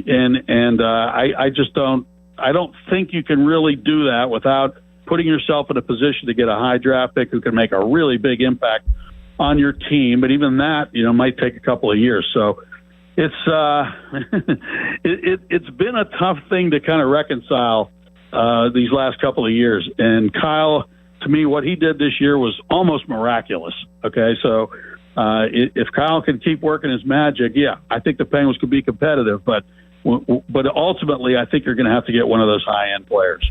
Yeah, not unlike what. And by the way, look at the teams right now that are challenging and are rising up. The Montreal, the Anaheim Ducks, the Utah Mammoth, these teams are, even the Flyers, are starting to look like one of those good young teams on the rise. They need that upper echelon offensive player to kind of complete the puzzle, and I don't know if that's going to happen. But I look at these other teams and who they're drafting. Like even Utah, they got Logan Cooley from Pittsburgh. He's a really good player. They got Dylan Guenther. He wasn't picked at the very top. He was like 12th or something like that overall. You can get great players down there in that mid-range, okay, which is where the Penguins got Ben Kindle. I think they had Kindle ranked 4th overall. And you saw what Porter Martone's doing already for the Flyers. And I said they didn't get. They do that. You do have him. He's a hell of a hockey player. Yeah, and he's only 19. So the Washington Capitals, they've drafted some pretty nice players. I go to Montreal, Staggy, because I look at them and they went for years struggling until they put together the kind of picture you're talking about with Cole Caulfield, with Slavkovsky, who's emerged as a really good goal scorer, Lane Hudson defensively. Where did they get Slavkovsky, Bob? Where did they get him? Do you remember where they drafted him? I don't remember. I know he's a draft pick, but I don't remember. They drafted him 1st overall. Well, that's what I'm talking about. They're all I know. That's key what picks. I'm saying. Like, where did they go? They went to the bottom. How many years did they miss the playoffs? And how many years were they drafting and missing on guys? And suddenly... Many years. Right. Many. I mean, look it up. Just look at their year-by-year results, and I guarantee you're going to see a lot of misses. No, exactly, and that's the problem, though, and Chicago's done the same exact thing. Let me ask you this about all the money they have to spend. It's $46 million. Where can they best utilize that money? Well, you're not going to sign guys that are old. I mean, no, but there's some young guys out there that you can get. You might be able to get a couple. I don't think there's any good free agents right now in that range. There may be somebody coming along here that we're not thinking of. I know there's a guy. Apparently, I heard Seattle might be interested in moving Matty Beniers, who's a nice player. I don't know, Bob. I'd have to sit down and talk to somebody who's really into this stuff and knows all the players that are available, free agents. I don't really involve myself in much of that. Just I don't play GM much. I never have because Bobby, we and I worked together KDK for years. At some point you just got to be good at what you're good at. You know what I mean? I don't try to be a general manager to make all those decisions. They're so complex, and now you're talking about big money, new owners. I mean, there's so much stuff involved in what the Penguins are trying to accomplish. And Kyle Dubas has paid a lot of money to come up with those stuff. I just know that his thing is create a good system for developing players, find good players everywhere you can find them, try to put a good team on the ice that the fans find entertaining, and do it under the circumstances or the cards that you've been dealt. And one of the cards he's been dealt is that he has acquired or inherited a team with 3 aging, great legendary players. And he's trying to navigate his way through all of that to still have a competitive team and eventually get back to the top. It's a very difficult way to go about it, but I believe he's one guy who might be able to pull it off. Paul Steigerwald on the Sullivan Super Service Fan Hotline. Fan Twitter brought to you by South Hills Chrysler Dodge Jeep Ram, Route 19 in Peters. Fan Text Line brought to you by Edgar Snyder and Associates Personal Injury Law Firm, where they always say there's never a fee unless we get money for you. Steige, you were a big Shelovs guy, and man, was he great. Oh my gosh. And I think next year we're going to be starting out with him and Miroshov, and they could be a nice duo for a long time. Do you agree with that? Yeah, and I think it'll be, Wilkes-Barre Scranton is in the playoffs, and Miroshov's going to be playing, and I think it's going to be very entertaining. And they open their series tonight against Hershey in Wilkes-Barre. And if you want to have some fun, watch some of those games, because that's important. They played in that first round, that 3-game series the last couple of years, and you lose 1 game and you're out. This year they're in a 5-game series to start. And I'd love to see them win and keep going, and we'll see what Miroshov can do in the big games. And if you think it doesn't mean anything, just look at Shelovs. He won the Calder Cup last year, the American League, and was the MVP. Think that might have served him well? I think it did. That's one of the more underrated trades, by the way, that I think the Penguins made with Kyle Dubas. To get him at the time, a lot of people didn't know anything about him, but he was a good trade. No, what Kyle Dubas did, I'm telling you, it was ridiculous what he did. Okay, the reason why the Penguins had such a good year is because he made not just one, but many really good deals, smart deals, man. I mean, Parker Wotherspoon turned out to be a number 2 defenseman who played with Erik Karlsson. He changed Erik Karlsson's profile for the Penguins by being a good partner for him. I mean, you can go down through the list. Anthony Mantha had a career year, scored 33 goals. Justin Brazeau was a role player for the Bruins. And now they got him. All of a sudden, he scores goals at the beginning of the year. You go down through it. It was just amazing. That deal he made for Chinakhov, come on. I mean, he did a great job of making this team competitive this year, and it's going to be hard to sustain it. And what made this year so great was that it was unique, and because it's unique, you can't expect it to happen again. It's just it's stupid to think that this is necessarily sustainable in exactly the same way that it was this year. But what I do think is sustainable is Kyle Dubas's ability to continue to develop players and also acquire players. He'll prove that he can do that no matter what. But that next level that you want to get to the very top, you might have to have a couple of bad years. Doesn't mean you got to go 8 straight years of futility to get there. But you look, it may take, even Montreal, they're a pretty competitive team for a few years now, but it was just only a few years ago that they dropped to the bottom and got Slavkovsky. But here they are now, and they're liable to upset Tampa, but that still might not be good enough. Yeah, exactly. They still might not be good enough to win it all, and they're getting closer, but it is hard to get all the way to the top. And you look at Colorado, they're unbelievable. They were an amazing team. Beginning of the year, it looked like nobody could beat them. I think it's going to be interesting to see if they can get back to the point where they're unbeatable. It kind of looks like they are right now, so we'll see. Steige, we appreciate you taking the time. Thank you. Always appreciate it, Paul. Thank you. Okay, guys, take care. See you, buddy. The Fan and the Pirates want to visit your teams in action for our youth baseball, softball showcase. Parents, coaches, email us at youthsports@937thefan.com to register your 12 and under team, and the Fan might make a stop to your field. Brought to you by Keystone Custom Apparel. Details at 937thefan.com. And Bob, I might also add that 93.7 The Fan trading cards are brought to you by the Baseball Card Castle, your go-to destination for sports cards, collectibles, and memorabilia. These cards have pics and stats of the Fan hosts, and you can pick them up at the Baseball Card Castle in Cranberry or anytime we're out in the community. Jeff Hathorn was in Philly last night. He's going to join us at 1 for the whole hour, Bob. We can touch on Penguins, Pirates, Steelers. But in the meantime, we're about to take off on a little trip. We're about to board the Limitless Express. What do you got for us, big boy? Well, I'm going to lead off here with a very important Penguins question. We're going to go back to the very start of the year, and I'm going to ask you a question that I think is you're going to find very, very fascinating. That's how we'll start it off and dive into much more as we get ready for Bucks, Pucks recap. Yeah. On the way. And the Pirates are in action today, too. Yes, they are. are. Right about now, right? And Paul Skeens is on the mound. He needs to stop this bleeding. Bob, you have a message for the people. I do. I do. I will. Hey, I'm here to talk about West Shore Home and all the good work they do, especially bathrooms, because they don't just look good. They change how you start your day. Yeah, you start your day in a bathroom. I know I do, and I'm sure a lot of you do. You wake up, you go there. Meanwhile, at West Shore Home, they've built a reputation on making it possible for homeowners across this country because they are America's most trusted home remodeler. And they make home remodeling fast, efficient, convenient. They make it simple for you, the consumer. Their modern composite wall systems give you a custom designer aesthetic look without any of the upkeep. There's no grout, there's no scrubbing, no worrying for you, just affordable luxury engineered to last, and getting there is easier than you think. They're teams of highly trained employee installers, and that's the key word, employee installers. No subcontractors, no strangers in your home. That means no stress. And that's just not what they say. That's why 70,000 homeowners have given them 5-star reviews after trusting West Shore Home with their project. And now it's your turn. Jump on board. You can buy a full bath remodel and get a shower in the second bathroom absolutely free.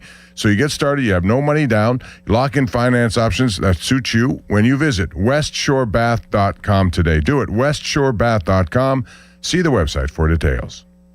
Now, fan headlines powered by Bowser Chevrolet. If you want to hear the Pirate game, go to 100.1 FM and AM 1020 KDKA. Paul Skeens about to throw the first pitch against the Cardinals. Pirates on a 4-game losing streak. They've lost 3 in a row to the Cardinals in this series. The Pirates are now last place in the National League Central. They are a game over 500, but hey, this is like 2015 all over again, and the NL Central is good because the Reds are 8 over. The Cubs are 7 over. Both teams have 19 wins. Cardinals at 17 and 13. The Brewers, just like the Pirates, 1 game over. They're 15 and 14. Pirates are 16 and 15. More headlines, 937thefan.com. Headlines, they're powered by Bowser Chevrolet. 93.7 The Fan. The Fan Morning Show with Doran Dickerson and Adam Crowley. Aaron Rodgers could have taken his good old time, and it's like, all right, well, now we're actually going to slap this tender on you. Slapping a tender. I've always loved that verbiage in the NFL. Slapped him. With the flex tape, with that. Exactly. This is a good commercial. Smacked it right on the glass. Bow. You need a hole fixed? Bam! He's dead, That's Billy Mays you're thinking of. Yeah, the other guy. Who's the other guy? Phil Swift. Yep. Isn't he still dead? No. The Fan Morning Show on Sports Radio 93.7 The Fan. This is an Odyssey Sports Minute. Sponsored by Old Trapper Beef Jerky. Old Trapper, what's your beef? An era may have come to an end in Philly last night, which I know feels poetic for Flyers fans, dispatching Sidney Crosby, Evgeny Malkin, and Chris Letang from the playoffs in their 20th season together, but should also be appreciated, not just in Pittsburgh, around the sports world, where we'll probably never see a trio of players like this, or the Steph, Draymond, Clay trio that ran Golden State for years, stay together this long ever again. I'm Chris Mack. This is the story of the one. As a maintenance tech at a university, he knows ordering from multiple suppliers takes time away from keeping their arena up and running. That's why he counts on Grainger to get everything he needs, from lighting and HVAC parts to plumbing supplies, all in one place. And with fast, dependable delivery, he's stocked and ready for the next tip-off. Call 1-800-GRAINGER, click Grainger.com, or just stop by. Grainger, for the ones who get it done. I need a little range, step to the range. There's a new flavor in town, the Jalapeno Ranch Club at Chick-fil-A. With that juicy Chick-fil-A original spicy or grilled chicken, a buttermilk ranch bun, candied bacon, pepper jack cheese, and jalapeno ranch sauce. It's got big ranch vibes with a little heat.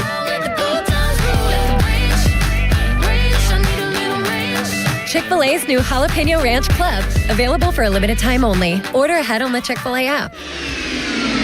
Welcome.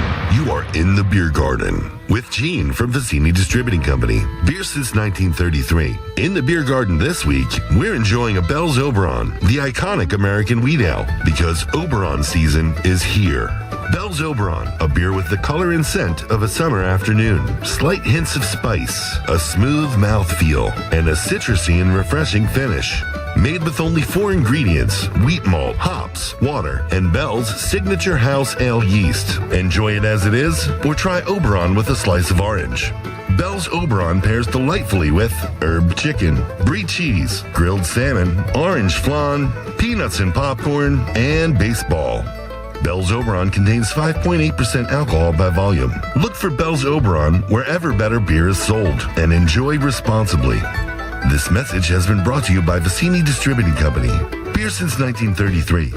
Cheers. Hey, it's Pony for the FanDuel Sportsbook, the official sportsbook partner of 93.7 The Fan. FanDuel, in partnership with Valley Forge, is serving up a happy hour every day during the playoffs. We're talking special drops you won't want to miss, from profit boost to bonus bets and more. And the best part, it's every single day. So whether you're betting the early game or gearing up for prime time, make sure you open the FanDuel app and see what's waiting for you today. Head to FanDuel.com/Andrew to get started. One of the more competitive series has been the 1-8 matchup in the East between the Pistons and Magic.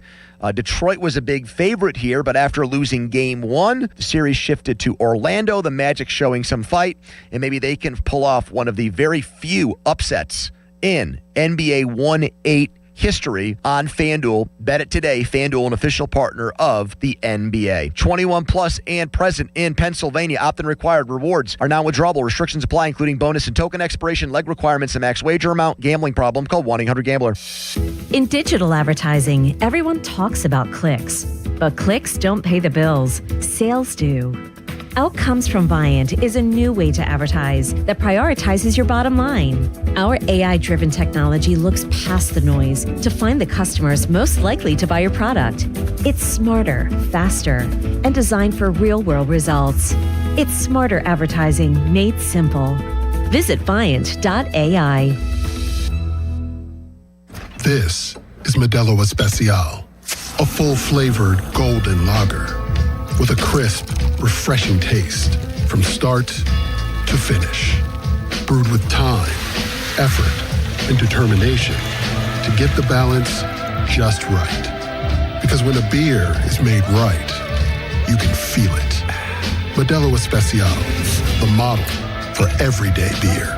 Drink responsibly. Beer imported by Crown Imports, Chicago, Illinois. It's time for the once-a-year Spring Patio and Hot Tub Roadshow, only at Pool City. Pool City has Pittsburgh's largest patio furniture selection designed to last a lifetime. New or pricing, your choice for only $14.99. Plus, accessorize with a free outdoor area rug on your patio purchase. Complete your patio with new models from Jacuzzi. Huge deals at every budget, like the 6-person Sun and Soul Hot Tub, only $79.99. Pool City's Patio and Hot Tub Roadshow ends May 4th. Hurry! Before the first tee time and before the sun comes up, the Cedarbrook Golf Grounds crew is mowing and rolling greens. At Cedarbrook Golf Club, they believe public golf should feel just as good as a private golf club. Cedarbrook Golf Club works hard every day to keep the greens smooth and fast and fairways nicely mowed. Come experience the difference and book your tee time today. Check it out at cedarbrookgolfcourse.com. That's cedarbrookgolfcourse.com. Sean Whalen here from family-owned Whalen Exteriors. Spring is in full bloom, but what was left behind from winter? A mess you can't see. That heavy ice and high winds likely soak your roof's wood decking. Saturated wood leads to rot and mold growth. Missing shingles? That's a sign they weren't installed right to begin with, and the rest of your roof is a ticking time bomb. Those April showers may start a leak inside. Call the pros with the 5-star reviews at Whalen Exteriors for a thorough attic inspections to find the hidden damage before it gets too expensive. Financing packages to fit any budget.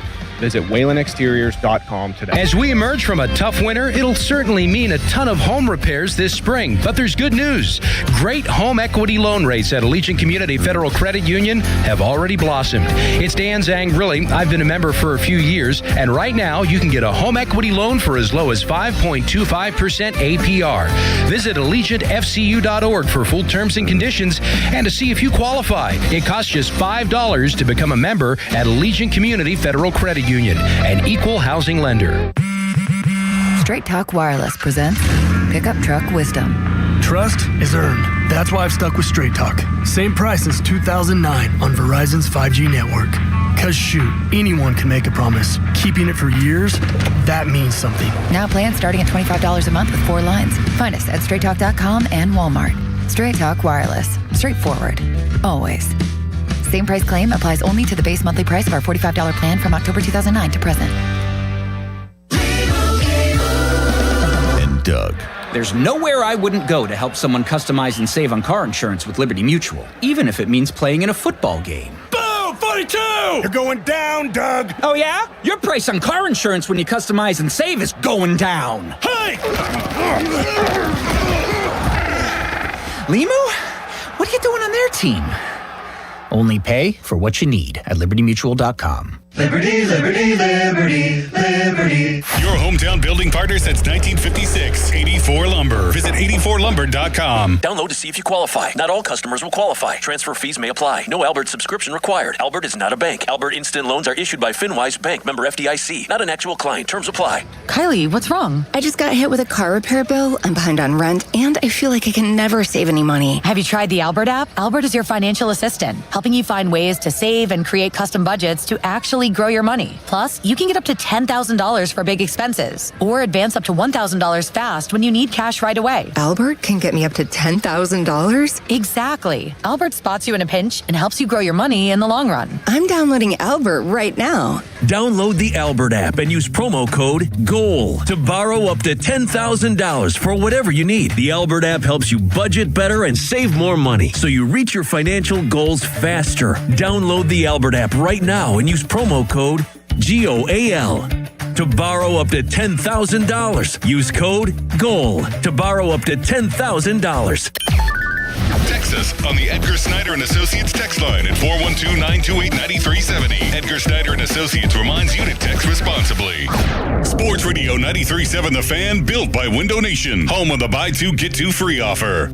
Sports Radio 93.7 The Fan. Now back to the Pomp and Joe Show, presented by JP Roofing and Siding.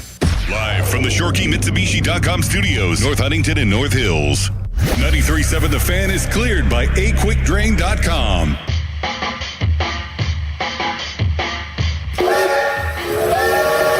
I love you. I love you. They call them trolls or whatever, people that just sit behind a computer in their mom's basement. You idiot. It was a joke. Hold on, let me put my wooden teeth in so you can understand me better. And we're sitting here again. We're sitting here again talking about the same thing. Now you're insulting my intelligence. No, I'm insulting your integrity. That's incrinculant. All aboard! Bob, the intro's longer than the train ride itself, but I sure do enjoy it. Do you not need glasses, Bob, at your age? Do you wear them at all? Ron? I have them over here. I just don't. I use them to read and to drive, but I don't like putting them on here. Interesting. Because you're reading stuff over there, aren't you? Yes, but this big. If you ever saw my font, my font. I don't know if I want to see you. All right, limits. Let's go. Let's start this thing. JJ Weatherholt, home run. JJ Weatherholt, lead off. Are they going to get swept by the Cardinals? What is happening here? JJ Weatherholt, I think, already, and this is 4 dang games, eventually, because it's just a start, might end up becoming a bigger Pirate killer than Ian Happ was. And remember Ian Happ had like a 25-game on-base streak against the Pirates? Was that against the Pirates or... No, wait. I'm thinking of this way wrong. I think it was like 40-plus games on-base streak. Are we looking at is it Weatherholt versus Griffin into the future here? Oh, yeah. Who is the bigger young star? That's why I asked that question to Jonathan Mayo on opening day. Like, they both play in the infield. They're both, one plays in Pittsburgh, one is from Pittsburgh. They came up in the same year, only a couple days apart. Uh-oh. Like, what is the... Uh-oh. Oh, gosh. My word. What happened, Bob? Another homer? Yeah.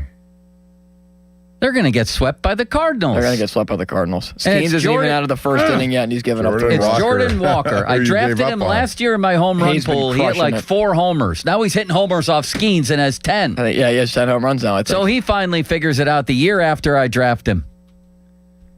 Paul Skeens, who is supposed to play. That's not even a bomb. It's not a terrible pitch. No, but you got inside half of the plate. That's a great pitch for a power hitter to drive. Oh, was that the guy had it right in his hands and he let it go. Bob, why aren't you mad that they're going to get swept by the Cardinals? It's only first inning, Joe. I can't stand St. Louis. Bob, they're not going to score 4 runs in this game. I think they might. St. Louis's pitching's been better in this series, but it's hittable, and I think they'll get some runs. Every time the Pirates are good, the Cardinals end up kicking their ass. Every time. And they're doing it with a lot of guys who, most people would never hear of or never know. Remember Alan Craig in like 2013 batted .350 with runners on base? Remember that, Bob? Maybe it was runners in scoring position. Alan Craig had 100 RBIs in a year. They win the 100 games in 2015, the year that the Pirates won 98 games.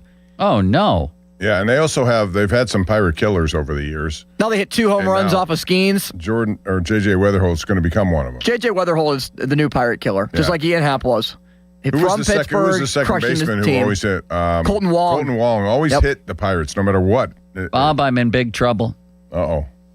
Robert Sapolsky, he's a Stanford neuroscientist who demonstrated that chronic stress is the silent killer that doctors ignore. I've been telling you that for a long time. I know, but here's what he said. This is on a tweet by somebody named Alvaro J, I guess. I don't know. I just saw it. He revealed 10 habits you do every day that rob you of years of your life. And number 1 is rehashing conversations in your head. It's a wonder I'm not dead already, Bob. That's all I do. I do that too. Yeah, but a lot of this is just common sense too. Holding on to grudges, I see a lot of people do that. It's just, it serves you no purpose whatsoever. I can't help it. Your brain, he said, ruminating about something you said to a teacher 15 years ago. Could be anything. I'm still replaying things that happened 40 years ago, a little interaction in a supermarket or something like that. Wow. Really? That in-depth? Yes. Bob has gotten over his issues with intern Dom. I didn't insult Bob. I never have issues. It's the other people having issues. What have I done? Intern Dom had an issue with you? No, I don't think so. I didn't say that. Someone else said that, and that was his response to someone else saying that. Wait till you hear habit number 2 that robs you of years of your life. I'm surprised I'm still alive. That number 1 is rehashing conversations in your head. No. Number 2 is worry about scenarios that haven't happened. That's why I wake up at 4 a.m. every day. When it comes to health, though, it's hard to avoid that, but you do it. I'll tell you, my wife's the best at that. She is the most, just everything rolls off her back. She moves on with a good attitude no matter what. And it helps me. You know what he said about this? A zebra reacts to a lion for 30 seconds, then grazes peacefully. A human worries about an imaginary lion for 30 years. That's me again, Bob. But again, most of that has to do with health issues, and I understand that because when it gets onto your mind, it's very difficult to get rid of that thought, but you have to. You're worrying about something that may never happen to you. No, it could be anything for me. It's things involving people in my family. Forget about that. I lose everything one day? Will I have money? All the things we worry about. Yeah, but you can't worry about it. You just can't. That's very easy to say when my brain is activated. Now where you should have. I feel that more than I've ever. It's more liberating for me. I don't worry about any of that stuff. Number 3, scroll through the news. That's our job. I'm going to be dead by the end of the show. Number 6. I was going to say something there, but I'm not. Number 6. Aaron Rodgers, Chris Mahler would be a better quarterback than Aaron Rodgers. Thank you. Light in the mood. Number 6 from Robert Sapolsky, a Stanford neuroscientist, talking about chronic stress. 10 habits that rob you of years of your life. You ready for number 6, Bob? Lack of sleep. Setting aside social relationships because you're, quote, too busy. Bob, this is why I sit alone every night. I don't want to do anything with anybody at any point. No. I'm chronically too busy. I invited Joe to hang out with us at the draft, and Joe declined. You have to take advantage of the opportunities to forget your mind from work, get it away, and think about you. You time is important time, Joe. He says lack of social support is one of the 5 factors that aggravate stress and turn it into chronic stress. What is this, Bob? You can turn normal stress into chronic? And he should put that in the article. He studied. Look at this man. He's doing everything that you're not supposed to do. This man, this man. He's done everything wrong. The opposite. He studied baboons and said those with strong bonds showed lower cortisol levels, longer lives, and stronger immune systems. Bob, let's do something after work today. Let's socialize. Well, golf is a good escape for that. It is. You've incorporated that into your life, and that's a good thing. It takes you away from everything else. Your mind is free. You do what you got to do until you throw a club because you're mad at yourself and your downswing is not what you expect it to be. And then you get all stressed out for that. And that's why you should be playing at more coffee shops. Bring your guitar and sing at coffee shops. Oh, my God. Number 9 is then the stress level goes up on the people who are in that coffee shop. They don't it want to does hear for that. them, but it goes down for Joe. Number 9, this will rob years of your life, constantly seeking the next dopamine hit. Bob, I'm addicted to dopamine, whether it's phone, whether it's whatever little thing gives us that jolt. And this is how he gets rid of all the dopamine. He says all at once. He says we are species that always want more and more. That's exactly the way I feel, Bob. If I'm having a good day, I want it to be better. If I'm having a great moment, can it be better? I don't control it, Bob. Yes, you do. It's the dopamine in my brain. You control it. If you have a good day and you want it to be, you have to come to grips with the fact that every day is a good day. And you have to look at it that way. It's hard to do for a lot of people. I understand it. There's roadblocks along the way, but you can't let that stop you from saying to yourself, this is going to be a good day. You only get so many of them. You never know what it is, Joe. The last one might be for you. This will rob you of years of your life, says this guy. Staying in environments that drain you. Toxic work environments can have that effect on people. I don't have that. Okay, I've let that go. I didn't want to have any part in your demise. There was a time when that kind of stuff could really play on you. It can. When you're younger, especially. They say analyze this, he says at the end. Analyze who is the person who drains you the most. And then disconnect him from your life. Is it me, Bob? For you? No. Limits, is it me for you? It's close. Is it am I for you? No, you don't drain me at all. I'm glad. You lift me. You give me a lot of positivity and hope in the world. Good. Bob, how about you? Someone drains me? I don't look at things that way. I just don't. How about Richie Walsh? No, Rich and I are fine. We need to play more golf. I'll say that. So that drains me. All of us do, but Joe drains me when he says I'm 5'2" and weigh 100 pounds. I haven't said that in a while. Yeah, a week. If someone drains you with that, don't you have to acknowledge that he's or she is doing it? And then you have to like, okay, you're the CEO of your own life, Joe. You are the one who can hire and fire anyone around you. So fire those people if they're taken away from you. I can't. I'm too busy ruminating over conversations that happened 30 years ago. I can't believe that's number one on the list, and that's like my greatest foible. Is imaginary conversations with people. I can't believe you do that. Do you, Limits? You ever go back after a slight altercation in your head and replay it? I do. And then come up with the right thing to say that will crush them? I do, and I think about that for like a couple of days, and eventually it just kind of fades, but sometimes it pops back up again, and I don't want to think about that. You never do that, Bob? I mean, about conversation. Maybe I used What about when Ron shut you out for a couple months? Did it bother me? Did it look to you like I was bothered? No. Great for talk radio, my man. I mean, that's more on him than it is on me. I don't. Yeah, but Bob, didn't you try to reconcile with Ron, or was he very standoffish? It was very instructive to watch your behavior then. It was like it wasn't happening. You never changed. No, and I wouldn't, because it's not me doing it. So, I can't worry about how. You and I have as different a constitution as two humans could possibly have. And by the end of getting to know you, I've already got you into golf. You're going to change your constitution. There will be some amendments changed or added. The amendments. There's your lineup for today. Jake Mangum. I noticed that Ozuna's not in it.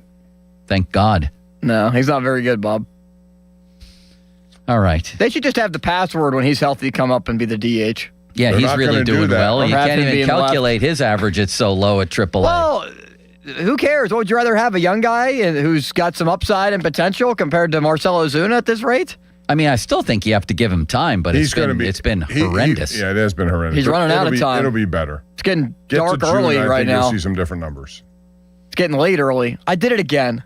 Getting late early. It's getting late early. I can't. Bob, we had this conversation on Tuesday. I screw up analogies so badly. I lead the clubhouse in that, believe me. I'm Bob, the leader in the clubhouse. he's a cliche destroyer. He's a malaprop miser. I have the ideas in my head, and they're great. A malaprop mangler. Whatever cliche You're is there. affecting your own dopamine by doing this, so you need to recalibrate. Exactly. I need to go to the Malsey School of Phrases and Grammar.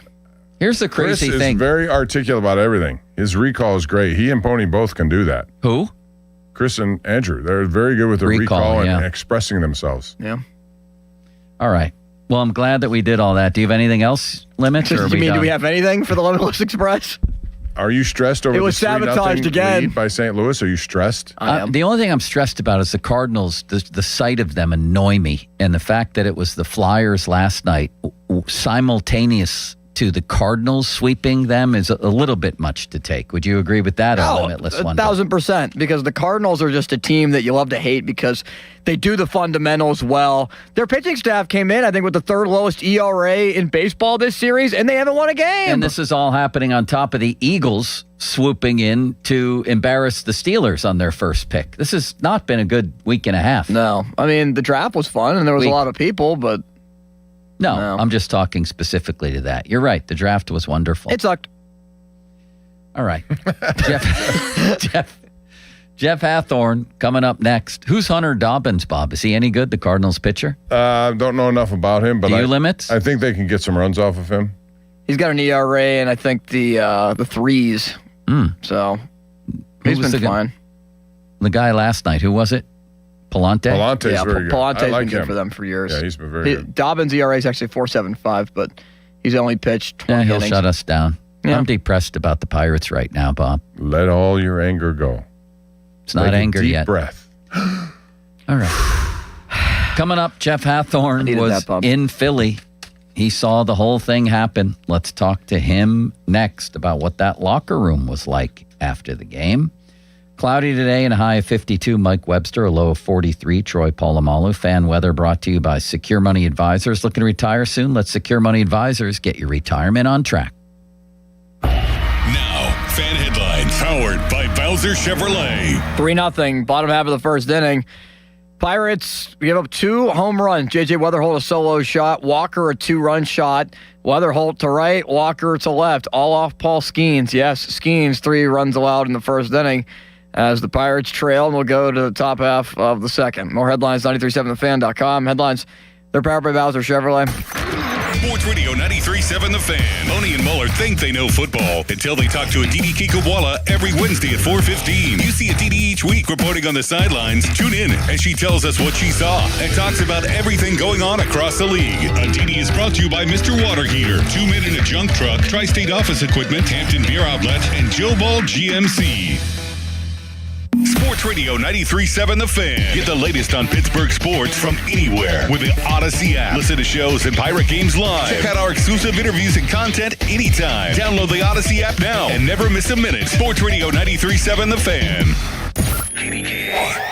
HD1 Pittsburgh, an Odyssey sports station. Live from the Jim Shorkey Mitsubishi.com studios, North Huntington and North Hills. Always live and free on the Odyssey app. Hey, it's Pony. Usually when something sounds way too good to be true, it is. Imagine someone says you can cut your mobile bill in half. Sounds like a fantasy, but with Xfinity Mobile, it's the real deal. Because when you have Xfinity Internet, you can cut your mobile bill in half. Plus, try Xfinity Mobile free for a year. No commitment. And that's a lot of streaming, sharing, scrolling, and whatever else you can do with your phone. All for half the price and none of the commitment. That means you'll save big over Verizon, AT&T, and T-Mobile. Wild. Now all you have to do is think about how you'll spend all that extra money. Call 1-800-XFINITY. Go to XfinityMobile.com or visit your local Xfinity store to switch today. Xfinity, imagine that. Restrictions apply. Savings compares one line of Xfinity Mobile. Select to comparable plans from T-Mobile, Verizon, and AT&T. Taxes, fees, extra. $30 monthly discount limited to new mobile customers only. After 12 months, regular rates apply. Check out Xfinity Mobile today. I'm Larry Kelly from the injury firm of LGKG. When our fellow Western Pennsylvanians suffer terrible injuries, tragic losses, and immense financial hardships through no fault of their own, who fights for them, Joe? We do, Larry. That's where LGKG comes in, holding the negligent accountable for the pain and suffering they cause. History, trust, and results. And success. More than 200 million recovered and over 10,000 clients served. That's the LGKG story. At LGKG, we stop at nothing for justice. At LGKG, we try cases, and insurance companies know it. It's time for the Great Haircut Sale at your local Great Clip salon. Your chance to get a great haircut at an even greater price, just $8.99. And money's not all you'll save at Great Clips. When you use online check-in, you can save time too. So download our app today and hurry in for the $8.99 Great Haircut Sale at Great Clips. It's gonna be great. For a limited time at participating salons. The $8.99 Great Haircut Sale runs May 1st through May 5th. Visit their Pittsburgh area salons. Hey, it's Andrew Filipponi to announce Pittsburgh's #1 draft pick, Mike's Beer Bar. With 80 taps dedicated to local beers, you're sure to find a winner from their draft beer options. Mike's has over 500 beers and the best craft beer selection around with food that over-delivers. Their steakhouse quality burgers, famous Yinzer wrap, and signature steak on a stone are just a few of their tasty food options. So, make Mike's your #1 draft pick. Get a great meal and watch all your favorite sports action this spring. Tell your friends to meet me at Mike's. Injured? Call the expert personal injury attorneys at Shenderovich and Fishman. They handle all types of injury cases. Their fee is only 25%, not 40% like other law firms. They're smart, aggressive, experienced, and they have a 99.7% success rate. So that means they win. Car accidents, 25%. Motorcycle wrecks, 25%. Tractor-trailer crashes, 25%. Dog bites, 25%. Any accident, 25%. Shenderovich and Fishman, 888-98 Twins. They've got your back, not your wallet. Got junk? 2 men and a junk truck.com. Some things are great do-it-yourself projects. Your home security system, not one of them. With Guardian Protection, you'll get free professional installation when you purchase a system. So everything's set up properly, tested, and ready to go from day one. No second guessing, no rewiring it 3 times, no why isn't it working moments, just reliable protection including intrusion, fire, cameras, and smart home features. Do it right the first time. Call 1-800-PROTECT or visit GuardianProtection.com/FAN today Terms and conditions apply. SchultzFord.com. SchultzFord.com. SchultzFord.com. SchultzFord.com. BetMGM, authorized gaming partner of the NBA, has a special offer for the playoffs. Sign into your existing BetMGM account and snag an NBA playoffs odds boost token. Then take your shot at scoring more on your next win. Simply log in, add a qualifying bet on the NBA playoffs to your bet slip, and activate the token. If you win your wager with the token attached, you'll pull down extra winnings in unrestricted bonus dollars. Talk about a fast break. Make BetMGM, authorized gaming partner of the NBA, your home for playoff action with bonuses like odds boost tokens and more. Claim your odds boost token for the NBA playoffs and get in the game today. Make betting the playoffs more exciting. Make it legendary. BetMGM and GameSense remind you to play responsibly. If you or someone you know has a gambling problem, help is available. Call 1-800-GAMBLER. BetMGM.com for T's and C's. 21 plus to wager. Pennsylvania only. Existing customer offer. Subject to eligibility requirements. Rewards vary and expire in 7 days. Please gamble responsibly. Now, fan headlines powered by Bowser Chevrolet. All right, Penguins season is over. Pirates are trailing 3-0. The Steelers have questions everywhere. This really does suck, Ron, doesn't it? Well, the Penguins last night 1-0 in overtime. Lose to the Flyers. Lose the series in 6 games, 4-2. Their 2-game winning streak, of course, is now over. The Penguins lost 6 in a row between the final 3 and the first 3. The final 3 of the regular season, first 3 the Stanley Cup playoffs as well. Continue to fight back, but Arthur Sheelov's performed well. We're not able to get a goal past Ladar to extend the series and send it to 7. More headlines can be found at 937thefan.com. Headlines, they're powered by Bowser Chevrolet. Jeff Hathorn is driving back from Philadelphia, and he joins us coming up next. Good Talk Radio. Great. All right. Thank you. Now, more Pomp and Joe Show. Absolutely. Bob Pompiani and Joe Starkey on Sports Radio 93.7 The Fan.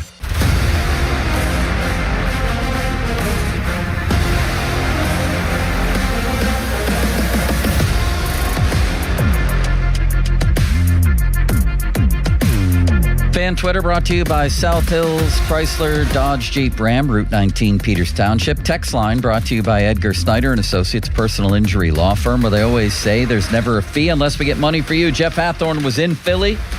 He was in the locker room last night. He's driving back from Philly right now. Jeff, that was obviously a gut punch for everybody watching, everybody playing. What was the locker room scene like afterward? Yeah, I mean, we waited a little while, and you can imagine there were, I don't even know if much was said. It's just the emotion of it. When we got in, there were only a few guys in there, but, I mean, people might find this hard to believe, but they really thought they were going to be playing Saturday. Like, it wasn't something that they had to convince themselves of. They really believed they were going to be in a Game 7 with a chance to advance into the second round of the Stanley Cup playoffs. So, as Dan Bylsma said, it was still pretty raw. Yeah, raw's a good word. Dan Bylsma, Dan Muse. Yeah. Hey, you're driving and you had a long night. I get that. But Jeff, it was a case where this team that made its mark as a goal-scoring team in this past season, where they were third in the NHL and most goals scored, just got shut down. It wasn't because of lack of chances. It was the lack of finishing, and affected a lot of people there. So you can easily say that Vladar was great, which he was, but you got to find ways to get on the score sheet somehow, some way. They did so in Games 5, not so much last night. Yeah, and I think they reverted a little bit, and we've seen it from this group. For as great as they are, you see it at times where they kind of get, we've got this figured out. Like a confidence/arrogance.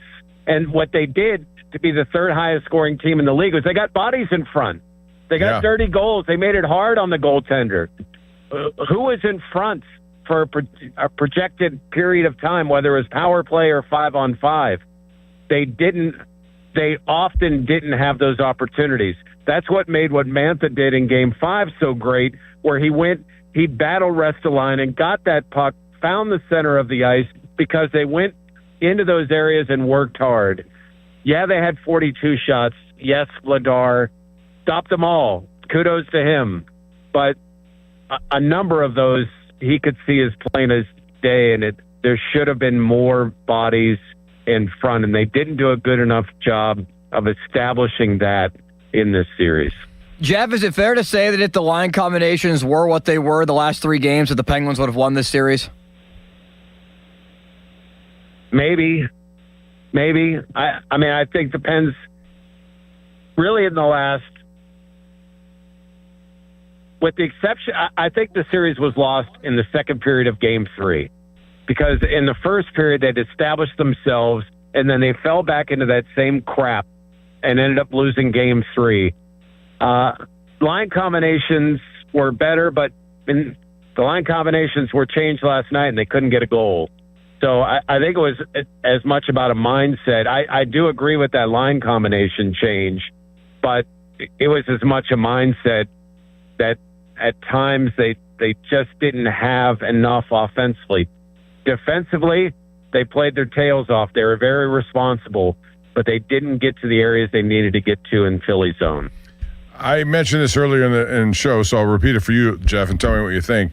The way this series started, you cannot afford 2 losses at home, especially the way they did it. They had very few shots in the first period of both of those games. It's almost as if they were victimized by the fact that they hadn't played a meaningful game in a week and a half or whatever, and they were kind of resting guys, whereas Philadelphia was on a roll, and they kept that roll into the first 2 games. I agree, and that Rick Tocchet knew exactly what to do. And he was able to get in some heads. He was able to turn the game into something the Penguins didn't want it to be. And I think both of those factors played in. Credit to Dan Muse. He got the Pens out of it for a good period of time, got them back to their game. You know, they were the better team in this series, and that's why I thought they had a chance to come back. And, you know, one lucky bounce, and we're talking about Game 7, but just, you know, it was, and Crosby said, a number of guys, Carlson said it after the game, you know, the series was lost early. They battled the way they should have the last few games, but they put themselves in too big of a hole. Jeff Hathorn on the Sullivan Super Service fan hotline, Pittsburgh's trusted plumbing and HVAC provider for over 50 years. All right, Jeff. So everybody's looking toward the future. And I think the first place a lot of people look is Gino and Letang, 2 of the big 3 for all these years. What will happen? What should happen with both those guys? Joe, I think, Letang's under contract. I think he'll be back. I mean, it was mostly good, Letang, in the playoffs. I anticipate him being back. I wouldn't say 100%, but Malkin has some people in the organization that love him and some people in the organization that would like to go in a different direction. And the last time we talked to Kyle Dubas, he played it down the middle, like, hey, I've got to make the best decision for the organization. There was no resounding, hey, yeah, he's gone out to wing and he's done some great stuff for us. It was like, well, you know, we're having talks and we'll see what's best for it was very, hey, I'm setting the door here in case we don't bring him back type talk. I think on the positive, he was agreeable to go to wing. He was over a point a game guy. He still can be at times a very dynamic player. I mean, what's crazy is Malkin was pretty consistent this year. He only had 2 stretches where he went more than 1 game without a point. He had a 2-game stretch and a 3-game stretch. That's pretty damn consistent for somebody of that age. And the other part is, it's not like most of these young forwards did anything. I mean, Koivunen was absent. McGroarty didn't do much. Avery Hayes was your best of the young forwards outside of Kindle and Chinakhov, of the guys that kind of bounced back and forth. But Avery Hayes is probably a 3rd or 4th liner. So if you look at your options, unless you go out and acquire a bunch of young forwards, as it sits right now, Malkin still might deserve to be given your roster on a top 2 line. Yeah, I think those 3 guys you mentioned, you know, you have to expect a growth from all of them, actually. They were big parts of what, you know, coming into the season we thought we'd see with some of the younger people. I thought you're right. Hayes was the guy, and I would have played him in the series a little earlier, or he didn't even get in. I would have played him when they were going through their struggles there just to change things up a little bit. But I also want to ask you, concerning the goalie situation, to me, it seems almost obvious. It's got to be Murashov and Shilovs. And to be honest, I don't know who's the starter. I think Shilovs will probably start the season as a starter. He's a restricted free agent, so they're going to sign him. They don't have to sign Skinner. He'll be an unrestricted free agent. But I think this showing gives Shilovs an advantage. Eventually, I think there'll be a passing of the torch to Murashov. Do you like that idea, or do you think it's Murashov as number one? I think, to your point, they will compete, but it's going to be those two guys. I mean, Stuart Skinner is a great guy. He was part of a rotation that got the Pens back in the playoffs. He played some solid minutes, and it was far better than anything Jari had done recently with the team. So, that combination worked for the most part. But I would agree that those two will battle. I think they want Murashov to win it, but they've got an option and someone that's got some experience and has played some good hockey over time to be the backup. And that's the one place where they're strongest in their organization is goaltending. Jeff, I'm very curious what happens with Rickard Rakell and Brian Rust this year, because there were trade discussions last year, obviously, with missing the playoffs 3 years in a row. Will those same conversations be had this year? Well, they're keeping tabs on it. They realized that we were all saying that at the beginning of the year, hence their flip the script campaign that they had. They even got you on something like that, Jeff. They even got they did. When you were on with us, me and Bob, and Joe was off that day. Yeah, they got a lot of us on there, and that's fine. I mean, whatever. But I think many of those same questions persist into this offseason. I don't think that they've, flipped the script, if you will, into this young core of, next run at the Stanley Cup. I mean, these questions, if the season doesn't start off as great as it did last year, are going to persist. And that's why I'm a little hesitant with Letang. Is Chris going to look at it, and would a contending team think, man, this guy could be, a third pair defenseman or second pair defenseman, and we'd love to have him for his experiences. And Dubas could work a deal there. I go into this season, this next coming season, unfortunately, with many of the same questions. I feel good about Dan Muse. I feel good that Kyle Dubas made some really good acquisitions in the offseason. And if he has a year like that next year, they will be a playoff team. But there's a lot of work to be done with this organization and its roster. Joe, can I ask one more thing? Of course, Limits, you may. This is the question I wanted to get to in the Limitless Express, and I'll ask it to Jeff and you guys. Would you rather have had this past season for the Penguins, 98 points, get back to the playoffs, lose in Game 6, or be a bottom 5 team and have a lottery ping pong ball try to go your way for Gavin McKenna, Jeff? Yeah. But you're not guaranteed no matter what in I a know, lottery. but the chance. No. It's easy to sit back now. From my perspective, it's easy to sit back now and say, yeah, I would have rather just tanked and had that opportunity. But I think there were enough positives that came from this year, and it was enjoyable to see playoff hockey again and see these guys get another chance, as disappointing as it ended. So, no, I would rather have the season they had. It is easy to say, and that's why I'll say it. Now that it's done, I would have rather had the lottery pick.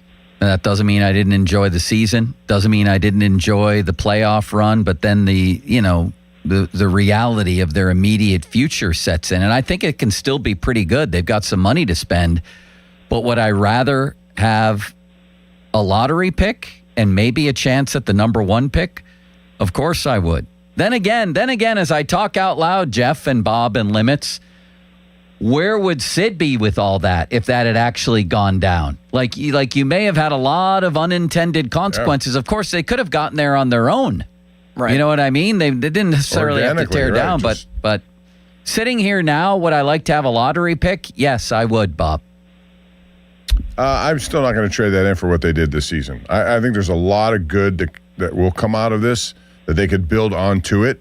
It may take more than 1 year after this year. It's going to take some time like it does with a lot of these teams. But, I mean, we cited all the teams that have been trying to do this, and it hasn't worked that way because of their drafting. I think Kyle Dubas' drafting, This particular draft was really good. If you look at the reports on all the guys they have, they're 3 first-rounders in particular, but even second-rounders, they have some guys who could emerge here in the next year or two. If McKenna becomes the player that he is being hyped up to be, don't you think that Crosby would kind of see it like the passing of the torch, like how Mario passed it down to him and played a couple of seasons, and Crosby would do the same thing to McKenna? Yeah, but you're expecting him to be the lottery. How about they don't That's win if the you lottery? win it. Yeah. You know, then you may end up with a 9th overall pick again or something. You could get a good player, but it's certainly not going to be a franchise-changing player. Limits, I would say this. I think Crosby would be okay if they came out and gave their best effort and, you know, Malkin just didn't have it and, you know, everything went south. And I'm just using Malkin, but a lot of Mantha didn't have a career year and all of these things didn't happen and they ended up being a lottery pick. I don't think he would be okay with a perception of, well, we're just kind of throwing in the towel on this season. All right, Jeff. Can we move on to a Steelers question, please? Yes. Of course. Love to hear your take on this. Man, I'm reading now Mike Florio's account of the Aaron Rodgers situation with the unrestricted free agency tender to him. And they're saying it still doesn't make sense. And in some ways, I agree. We have now Mike McCarthy and Art on the record. Oh, this is no big deal. Nothing to see here. Well, what they've done really is take away Rodgers' freedom here. They have. As Florio says, as of July 22nd, and he says this is the most significant consequence of this tender. As of July 22nd, the Steelers acquire exclusive negotiating rights with Rodgers if he has yet to sign a contract with them or any team. That takes away his option to play the waiting game, remaining a free agent for much of the season as he chooses before, you know, joining a team whenever he wants. They've basically put a constraint on him. And that's very interesting to me. Jeff, they've injected something very unexpected and constraining into the Rodgers situation. And I wonder what he really thinks of that, and I wonder how this plays out. Your thoughts? I mean, there is no way, I don't care what comes from the South Side, there is no way things are going as swimmingly as they project them to be. If you're putting out this tender that is rarely used to protect yourself from him signing with somebody else. I get the covering your butt. I don't have a problem with that. But don't tell me you're covering your butt and then say, oh, everything's great. We talk about the sunshine and golf and caves and gummies and all of this great stuff. We don't talk much about football, but man, this is going great. That's why we're going to restrict him from signing with somebody. Well, wait, if you're restricting him from signing with somebody else, then there's a concern that he might sign with somebody else or play a waiting game. So they can say whatever they want, but this action proves that there's something amiss. And at this point in time, I mean, I don't know about you guys. Like, I get it. He would be their best quarterback this year. Let's find out about the kids. Like, let's stop kicking the can down the road. Let's figure out about these quarterbacks right now. It's 4 nights of complete darkness. Yeah, and that's what I've been saying all along. I have never ruled out the retirement possibility here, that he's just going to get fed up with this whole situation. You know, and while they admitted that they had talked to Rodgers and his representative, they were going to do this, there's no way he could have been happy with this. And I brought this up earlier to Joe. They have some issues now in Denver where it looks like Bo Nix could have more, you know, physical problems here. And maybe that was the team, if they were really truly worried about another team that would step in here, they you could look at that and say that was a possibility. Would you agree with that, Jeff? Yeah, I mean, I think you could look at that team and let's say he just hung out during training camp and waited for an injury to happen. You know, what if you're Cincinnati and you could all of a sudden play with those two receivers, albeit with that offensive line, but there are other teams that have had quarterback injuries or are so close that if their star quarterback were to go down, it would be a great spot for a veteran to step into. And, you know, we know that there was a working relationship with McCarthy. We don't know if that desire is as strong because we haven't heard from Aaron. We just know that they're talking. That's all we know. And we know that it's to the point where the Steelers felt like they had to protect themselves in case he signed with somebody else. Bob, did you see the story on Kevin Colbert talking with our very own, I think, Larry Richert and Jay Caulfield? On their podcast? A quick aside here, Jeff, and I apologize, but I'd love your thoughts on this, Not at too. all. The Larry and Big Man Show. Have you heard of that, Yeah, Bob? they do a very good podcast, yes. I've been on it a few times. They have a good... You've been on it? Why don't I ever get invited on the Larry and Big Man Show? You don't get invited Just on the like I don't Larry and get Big Man invited Show? to golf. You don't get invited to the showdown? You don't get invited to golf? I got kicked off the showdown. Bob, I'm being ostracized by you and Jay, No, and maybe I'm not. Larry. Yes. Jeff, I'm not allowed on the showdown either. Bob tried to get me on and then seemingly stopped trying to get me on at one point. Well, anyway. I think it's Larry. Larry's just a bad guy. Jeff, you're a part of the showdown. Why can't you advocate for Joe and I? I have no power in the showdown. And They neither say, do if you I. want to That's come the on, and I misconception say here. yes. I have no... Bob, you're the host. So what? I don't make... You think I'm responsible for everybody who goes on there? Bob, I think we all know that you have some power. I have no power. Now he sounds like Ron. Powerless. Well, Ron got mad at me for the same reason. But I told him, I said, At I least don't Limit control still it. talks to you. Ron stopped talking to you for 3 months. But I won't let that affect my stress levels. I need my dopamine. Anyway, Kevin, this is the first time I've ever seen Kevin Colbert talk about this. What did he say? How things work in the Steelers room on draft day. You know, we've always been, we've been guessing a lot at how they work, you know? He says, I keep telling the same story and nobody believes me, Colbert says. In our room, if we weren't 100% consensus, we wouldn't draft the player. But those disagreements and arguments and discussions were held over the 4 weeks once we get all the final information. So we'd sort it all out. Myself, Mr. Dan Rooney, when he was living, Colbert says, Art and either Coach Cower or Coach Tomlin would sit in the room and say, okay, this is what we've come up with. Are we all in alignment?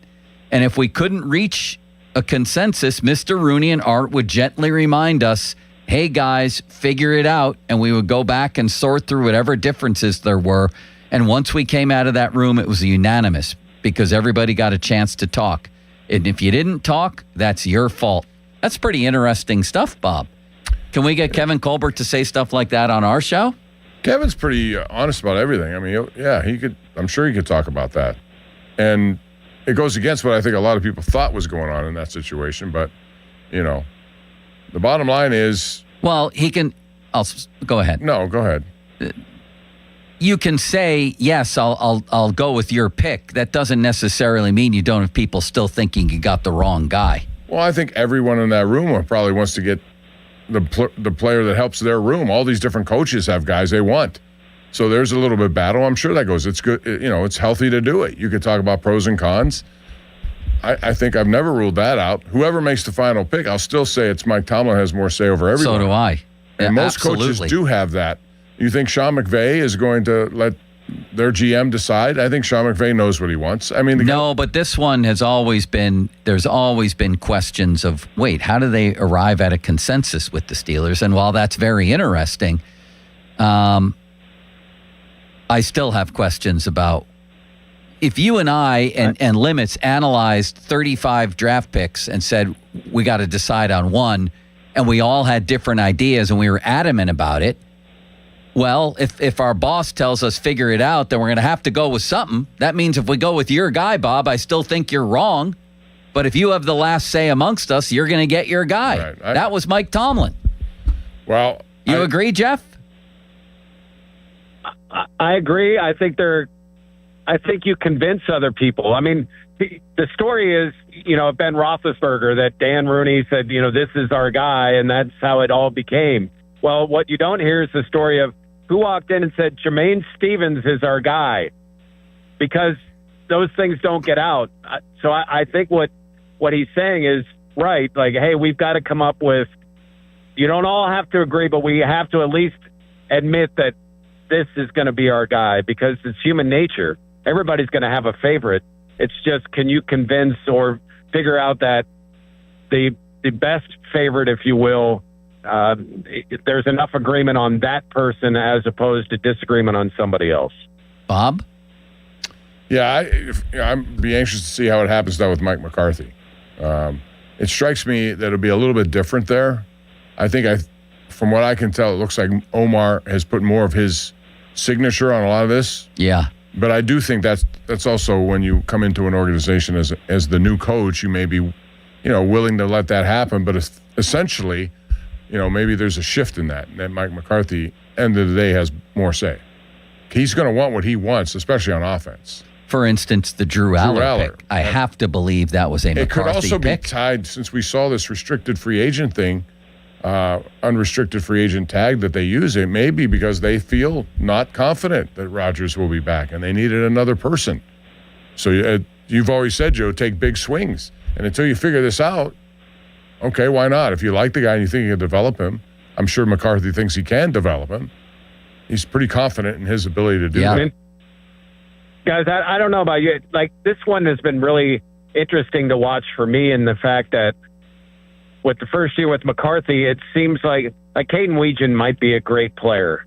But fourth round was a little bit with much. like Kyle Lewis and Muhammad and the running back from Arkansas and Skylar Bell still available, like somebody really advocated for a kick returner that early and advocated for a fullback in the next round, who I think actually Ryan Wilson kind of sold me on what kind of player this guy might be for the Steelers. So I'm not as much about him, but that fourth round pick, I'm just like, how in the world did they come to the consensus that I wouldn't rather take a flyer on Kyle Lewis than a kick returner? Yeah, especially because you need more depth in that department anyway. I agree with you. Plus, they got a guy in Heidenreich who can do that too, as it turned out. Maybe not to the degree. Weegan's very good, but not in a fourth round. He is. And I don't have anything against him personally. I mean, he might be great.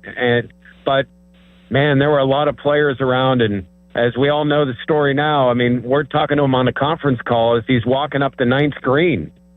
He had no idea.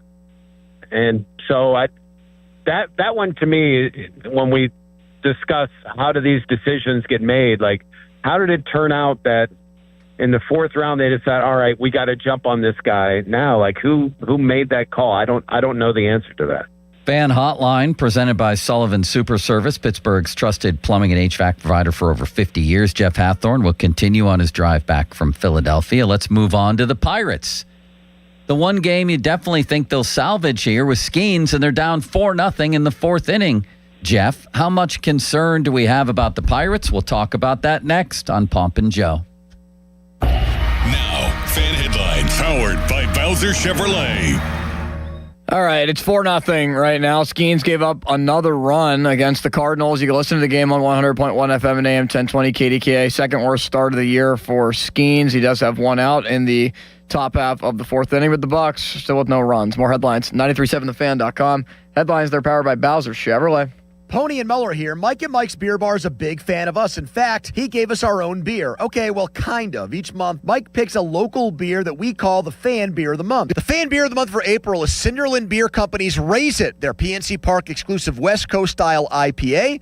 And the charity of the month is Partners for Quality. And if you don't like the Fan Beer of the Month, Mike has 4 other beers on tap that you can select, and he will make a donation to the charity. Check out the Fan Beer of the Month at Mike's Beer Bar. Meet me at Mike's. This is an Odyssey Sports Minute. The Detroit Pistons just pulled off a massive 116-109 victory over the Orlando Magic to keep their season alive. In an absolute heavyweight battle, Cade Cunningham put the team on his back with a franchise playoff record 45 points, outlasting a 45-point effort from Paolo Banchero. Because of this, Detroit lives to see another day, and the series goes back to Orlando for Game 6. I'm Maddie Bates.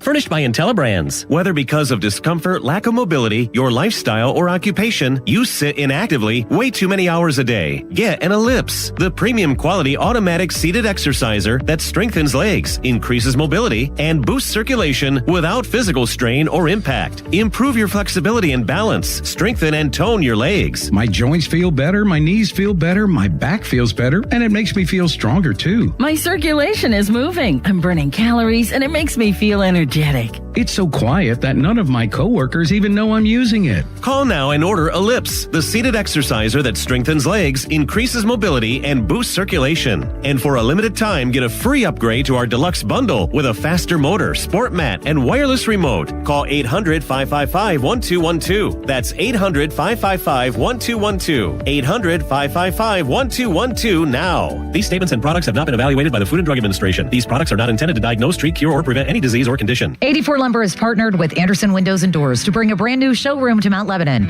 From homeowners to industry pros, everyone can see, touch, and interact with various series of Anderson windows and a wide variety of doors to make the most informed decision for their build.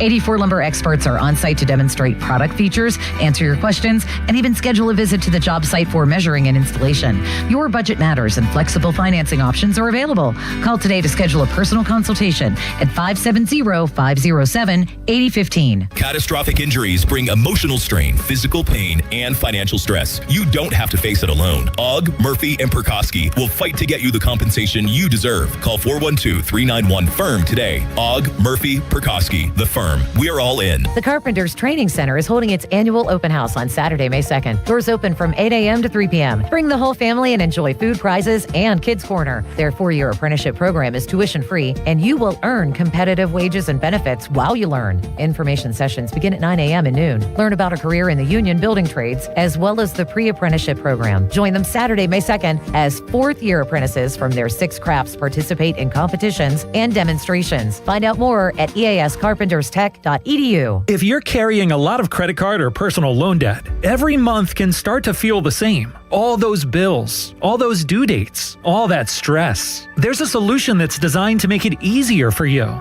National Debt Relief could put you on the fast track to paying off your credit card debt, personal loans, and even medical debt for less than you owe, with just one low monthly payment you can afford. And no, it's not bankruptcy or a debt consolidation loan. It's a real, affordable debt relief program that could save you lots of money. National Debt Relief has already helped over 1 million people with their debt and has thousands of 5-star reviews and an A+ rating from the Better Business Bureau. So if you owe $10,000 or more, don't wait. Call 800-300-4411 now to see if you qualify. That's 800-300-4411. One call could help reduce what you owe and simplify your monthly payments. Call 800-300-4411 now to find out how much you could save. Need water heater experts? Call Mr. Water Heater. Call Mr. Water Heater. Beat the spring cleaning rush and call our cleaning heroes at Zero Res. Step into a fresher, cleaner home this spring with Zero Res. Spring is a time for renewal. Let Zero Res help you refresh your home with clean carpets, fresh floors, and improved air quality. Check out all the raving customer reviews online with a 4.9 Google rating. And this week, buy 1 room of carpet clean, get 1 room of carpet clean free. Unlimited rooms. Call 412-701-1188 or go online at ZeroResPGH.com. Make sure to ask for the 93.7 The Fan special. Your hometown building partner since 1956. 84 Lumber. Visit 84lumber.com. Sports Radio 93.7 The Fan. Now back to the Pomp and Joe Show, presented by JP Roofing and Siding. Live from the ShoreKeyMitsubishi.com studios, North Huntington and North Hills. 93.7 The Fan is cleared by AQuickDrain.com.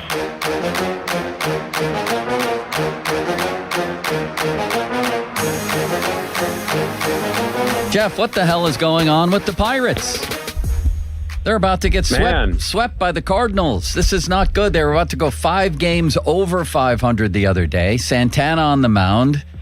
Everything looking good. You're a hot team. You're playing well. And then he blew it, and now they just don't look right.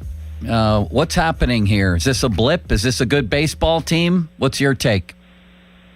Yeah, I mean, it got to the point you take 2 out of 3 in Milwaukee where you never win. Yeah. Then you got a perfect game going on a bullpen day. And even over at the Penguin game, like, you know, you started hearing all the murmurs like, hey, you see what's going on over at PNC Park? Like, wow, this is amazing. Look at what's happening. And then it fell apart. And then the last few days, I mean, man, you know, I get Tuesday. You know, Ashcraft is coming off bereavement. You've got, you know, Hunter Barco, who had landed in Pittsburgh at 6:30 and was rushed, you know, in. And okay, you're going to have a game like that. Yesterday, I still think it's a blip. I still think they're a good team. But, it does suck that it's the Cardinals because they're not quite Philadelphia. They're not Philadelphia. But still, how many times has St. Louis just taken things from you? And they do it not in a as mean a way, but almost this smug of like, oh, that's okay, little brother. Someday you're going to get nice thing. Like, damn it, the Cardinals. Yeah, and the Cardinals now have put, let's see, Paul Skeens is up. He was over 70 pitches in 4 innings, so they're making him work too. I was watching one particular at bat where I think it was Nolan Gorman fouled off, I don't know how many pitches in a row, and it's just been that kind of day, and they're getting no offense. That's another thing right now. We saw that last night, Jeff. They had 2 opportunities with bases loaded. One was in the 7th with only 1 out. O'Hearn strikes out. Ozuna grounds out. Bases loaded again in the 8th. They could have won that game where there was a bullpen starter, the opener, if they had more opportunities to score, and they did, and they couldn't. So 2-0 could have been 4 or 5-0. It would have made life a little easier in the 9th inning. And, Bob, they're falling behind early. Like, they're getting runs, but they're getting them late. Yes. And, I mean, and you could argue last night, like, hey, that guy doesn't make a catch. It's a walk-off win, and, you know, everybody's at least feeling good about the Pirates last night. So I still think they're a good team. I think this is just one of those blips in a season. At least that's what I'm going with right now. I agree. I think they're good. Better. What do you make, though, of this bullpen right now, Jeff? Because, like, I've had concerns since the start of the season. Like, when people were trying to talk up this bullpen, I naturally did not see it, where they have pieces, they have a couple of back-end arms, but the overall complexity of it doesn't compare to 13, 14, 15. Like, is it too early to make a move? And is that actually feasible? No, I agree with you. I mean, listen, Cherington says all the time that we're always looking. We're always looking. Go make a move. Yeah, I'm with you. I mean, if you wait till Jared Jones is ready, that's not going to be until the end of May. I know he had 8 pitches over 8 of his first 11 over 100 miles an hour, and that looks awesome. And maybe Majinski is the guy who goes and helps shore that up. But that's still a few weeks away. Go get a veteran. Go get an arm. Like, you've got some prospects. This is why for the most part, good teams have prospects, to trade them for players that can help you right now. Go do that. You've given them enough time to prove that they're good enough back there. They're not good enough back there. They at least need another arm, and you owe it to this group and to this fan base to go get one. What do you make of the ongoing struggles of Henry Davis, Jeff? Between him and Bart, it's not a lot. Even though he had a couple hits yesterday, Bart did. I guess I still want to give him some time that the adjustments will work. I just don't. I don't see a ton of hard hit balls. I see strikeouts. Like, it still just isn't clicking for the kid. And I know he works hard, which is great. But at what point do you have to look at options you have at AAA? I don't think it's right now. But, I mean, you got a guy that you traded Bednar for that looks to have a pretty good bat and is pretty decent behind the plate. You got to at least start thinking about things like that. It's too early yet, but man, he's got to be able to hit something. He can't be. Who was the dude who was with the Pirates and then went to Texas and won the World Series? The Hedges. catcher, Austin Hedges, yes, or whatever his name was. He can't be Austin Hedges for this team. He needs to be more than that. Yeah, no question about that. They have a guy who's hitting the ball well down there, and they moved him around in Endy Rodriguez, but still he is a catcher. I'm looking more at Joey Bart as being the person who may suffer because of that. Both their catchers are hitting under 200, and they're not providing any sort of power whatsoever. So that's tough to have that continue. And as we talked about earlier, even if the average remains where it is or a little bit above it, just get some production. Have some, pop in your bat where you could drive in a couple of runs here and there. Jeff? And you can't expect Brandon Lau to have, the type of numbers he had over a sustained time, or even O'Hearn to continue to hit at a level that he was hitting at. Those guys help carry you, and O'Neal Cruz has been incredible. Brian Reynolds has picked up the slack a little bit, but they need some more production down the lineup. Now, I say that, and they had 7 runs the other night and gave up 11, so I think to Limit's point, it's more about and probably your guys as well. It's more about getting some help in that middle relief because of the weaknesses, that's the one that just jumps out. It's like, wow, and when you don't have days off like the Pirates haven't had, it exposes those situations. Jeff, we appreciate the time. You're a wonderful man. All right, Jeff. Enjoy Safe it, travels. and always. Nice, Jeff. Have a good weekend, boys. See you, buddy. Hey, did we ever do the Limitless Express? I think you interrupted it with your worry about stress in life and how you may die at the end of the show. Did we not do that? No, we didn't, but it's okay. Yes, we did. You did an opening question, and then you came back later with a question about the Penguins in the next segment. What was the first question that I asked in the Limitless Express? I don't remember what I exactly, did 1 because we minute didn't ask ago. a question. We went into a deep dive on how stress can ruin your life. And has, yes. Yeah, and we discussed what was going on in the Pirate game. Bob, this can't continue. All right? They got to find a way to win this game. it's still I know it's April. early. It's April. It's still April. If I told you at the beginning of the year they would be only 500 in April, would you be okay with that?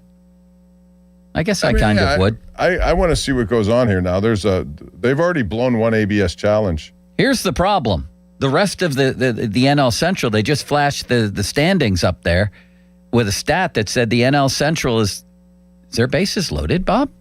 Yes. 2 outs, though. That said the NL Central has the best cumulative record in all of baseball. They're all It's above how 500, did this happen, Limits? When did the NL Central become this dominant division?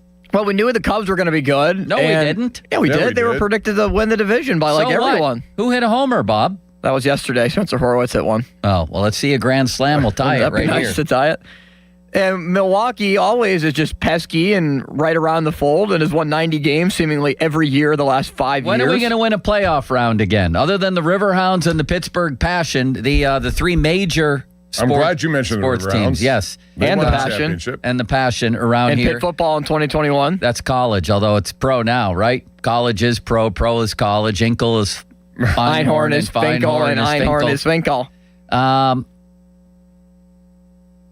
I don't know that I liked your tone there, Limits. I think that was the point. I thought it was pretty funny, actually. Finkel is Einhorn, and Einhorn is Finkel. Bob, what was I going to say? Oh, we haven't won a playoff round around here. A playoff round since 2018 when Gensel scored 4 goals to beat Philly in our major pro sports teams. Well, at least this year, you don't have to worry about it. If you get in as a wild card, it is a round. It's a best of 3, so you have a chance to do it. Sure, I'll take the wild card round. Yeah. So who's the next and when? I don't know. I thought this year, but hey, listen, that division, it may be collectively looked at as a good division because everybody's over 500. They're all about the same right now. Look at this, Bob. We have a challenge and a big one at that. They challenged it, and it's a ball. They missed. Ball. And now he's going to hit a grand slam and tie it. Do you like the ABS system? Yeah, I do. And they earlier Davis went for one, and he missed, although it was a good call, I thought. I really think that it's like a lot of things they've done in baseball, a lot of their innovations, it has totally surprised me how seamless and great it's been. Like, I thought there would be all kinds of problems with the pitch clock.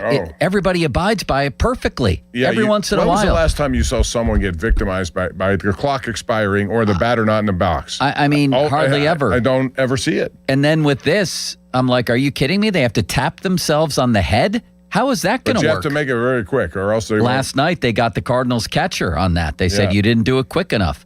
I absolutely love this, Bob. This pitcher's falling apart, by the way. This is what I told you about this pitching staff. Would you give him a green light here? Are we allowed to say this live, Limits, or no? It's our team. Is Bob allowed to call this? Bob or no? is not allowed to do play-by-play now. Bob, you're not allowed to do play-by-play. Was I doing it? You were all about I was to. doing I is could tell you were. We can tell right when it happens, can't we, Limits? It's after the fact. It's a 3-0 count, bases loaded. No, we can't do that. 2 outs. We can't do that. I can say that. No, you can't. I can't say it's a bases loaded. I can't You could say what the bases loaded, but you're situation saying is. the count. You're acting as if you're Joe Buck teeing up the next No, pitch. I am not. I All said right, it's I bases will- loaded. I could be reading that off ESPN on the computer. I'll recap it that Spencer Horwitz just drew a 4-pitch walk with the bases loaded. So Dobbins is falling apart. J.K. Dobbins on the mound today. Is So it's 4-1. Connor Griffin up to hit a grand slam, This Bob? all happened with 2 outs. Social media's biggest loser, brought to you by Awaken 180 Weight Loss. Visit them at awaken180weightloss.com. I say it's Limits for getting us in trouble, Bob. I say it's Pony for tweeting yesterday that the Penguins were going to win, and Sportsnet Pittsburgh said, delete this, Pony. You still have time, and then you didn't.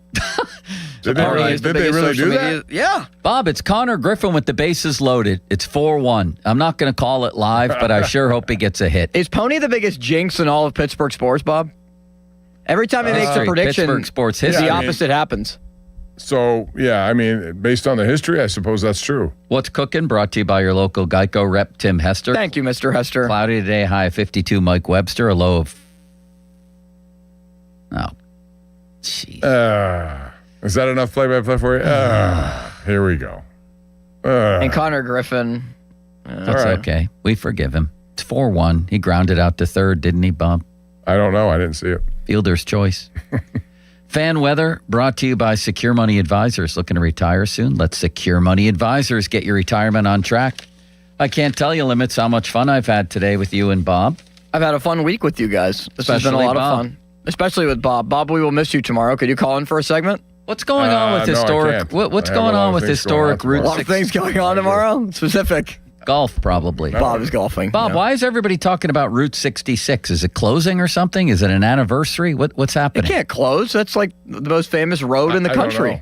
I was listening to our station, as a matter of fact, on Saturday morning early, and the whole conversation was about Route 66. And now Google, if you go ahead and Google something, Limits, comes up G-O. Oh, they do that a lot. Route where they'll- 66 GLE. What's the deal here? What's going on with Route 66, Bob? Is this the anniversary of Route 66? All I know is we're running out I of don't know. time. That's and what we I will just not have asked. enough time sufficiently to answer that question. But something's going on with Route 66. Good night, Bob. See you Yeah, I guys. don't know what's Have a going good one. Bye, Austin. Now, fan headlines powered by Bowser Chevrolet. Pirates get one run back. They go to the fifth at PNC Park in a 4-1 game. Connor Griffin with a ground out to third. Fielder's choice to end the Pirates' threat with the bases loaded. They were able to get the one run, though. So 100.1 FM and AM 1020 KDKA, where you can listen live and also on your Odyssey app. More headlines, 937thefan.com. Headlines are powered by Bowser Chevrolet. Up next, PM Team. Sports Radio 93.7 The Fan gets your day started with the latest in Pittsburgh sports with the Fan Morning Show with Doran Dickerson and Adam Crowley. Weekdays 5:40 to 10. Presented by Guardian Protection on Sports Radio 93.7 The Fan.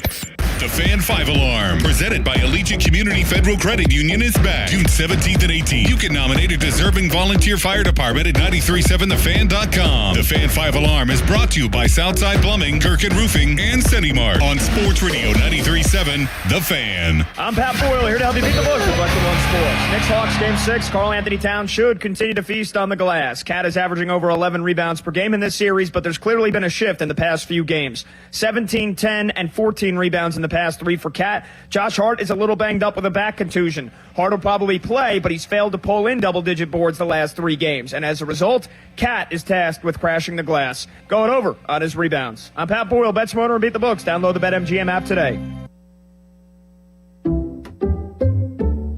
I checked Allstate first and saved hundreds on my car insurance. Really smart. Unfortunately, I didn't check if I took the gas hose out of my car's tank. Ooh, not smart. And I drove off while still attached to pump number 3. Yeah, checking first is smart. So check Allstate first for a quote that could save you hundreds. Potential savings vary, subject to terms, conditions, and availability. Allstate North American Insurance Company and affiliates, Northbrook, Illinois. No way. Gas prices shot up again. I know, but I got us covered. So generous. What's your deal? What's my deal? I went to Metro and saved. Got 4 lines for just $25 each and 4 free new Samsung Galaxy A17 5G phones and all on the T-Mobile network. How about we go to Metro today? Get that more for your money feeling. Visit your Metro by T-Mobile store. Just bring your numbers. Not available if you've been with Metro or T-Mobile in the past 180 days. Hey, it's Andrew Filipponi for the FanDuel Sportsbook, the official sportsbook of 93.7 The Fan.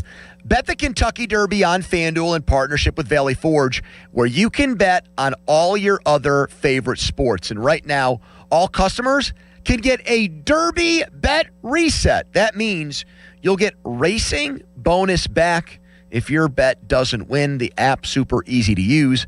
You don't have to be a horse racing expert to get in on the Derby Day action. So come on, put your Derby vest on, put your big Derby hat on, make a mint julep, and get to FanDuel. Bet on the fastest 2 minutes in sports on FanDuel. Kentucky Derby and Kentucky Oaks are registered trademarks of Churchill Downs Incorporated. 21 plus and present in Pennsylvania. Verified FD racing account required. Refund issued is now withdrawable racing site credit that expires 9 days after receipt. Max refund $10 unless otherwise specified. Restrictions apply. See terms at racing.fanduel.com. Gambling problem? Call 1-800-GAMBLER. Straight Talk Wireless presents Pickup Truck Wisdom. Trust is earned. That's why I've stuck with Straight Talk. Same price since 2009 on Verizon's 5G network. Cause shoot, anyone can make a promise. Keeping it for years, that means something. Now plans starting at $25 a month with 4 lines. Find us at straighttalk.com and Walmart. Straight Talk Wireless. Straightforward. Always. Same price claim applies only to the base monthly price of our $45 plan from October 2009 to present. Everything you knew about reaching customers online is being rewritten. Time to rethink your approach. Outcomes from Viant finds real customers, not impressions, not clicks, customers. Our AI maximizes every dollar of your budget against the outcomes that matter most and proves it happened. It's smarter advertising made simple. Visit Viant.ai. Hey, it's Pony for my friends at Comer & Cross. Does your garage floor have cracked and stained concrete? Mine did. Maybe your garage floor had a bad epoxy or paint job. A new Comer & Cross garage floor is going to transform your whole garage, and all it's going to take is one day. I love mine, and you'll love yours. If you call them right now, and you should do it, don't waste another second. They'll take 50% off your installation. So here's that number, 1-800-NEW-FLOOR. A Comer & Cross garage floor is the gold standard. It is guaranteed to never chip, crack, or show tire lift like epoxy or paint ever. And just like they did for me, they will make it so easy for you. Stuff in your garage, they'll take it out. Cracks and pits, they'll fix them perfectly. Look just like new. And they're going to put their proprietary Comer & Cross finish on it. So I want you to call them now and get that 50% off installation. The number is 1-800-NEW-FLOOR. That's 1-800-NEW-FLOOR. 800-NEW-FLOOR. Or go to COMERcross.com. It's Comer & Cross Premium Concrete Coatings. You don't marry someone you can live with. You marry the person you can't live without. This famous quote speaks wonders. Hi, this is Joe Urbanowitz of Urbanowitz Jewelers. For over 40 years, the Urbanowitz family has been helping couples get engaged. We have a huge inventory of designer lines and all the classics. Or we can custom design an engagement ring just for you. And now during our spring sale, you can save up to 30% on the ring of her dreams. Urbanowitz Jewelers in Peters Township. This is the story of the one. As a procurement manager for a hospital system, she keeps every facility in her network stocked and ready. That's why she counts on Grainger to be her single source for thousands of products, from disinfectants to lighting, air filters, and more. And with fast, dependable delivery, Grainger helps her keep every facility stocked, safe, and running smoothly. Call 1-800-GRAINGER, click Grainger.com, or just stop by. Grainger, for the ones who get it done. Aviation technicians are considered some of the most skilled and technically capable mechanics in their field. They ensure our most precious cargo from family to goods arrives safely every day. Whether you're thinking about a skilled trade or a 4-year education, if you enjoy combining problem solving with hands-on training, then explore an in-demand career in the aviation industry. Visit PIA's Pittsburgh Campus Open House on Saturday, May 16th at 11 a.m. Take pride in your career. RSVP at PIA.edu.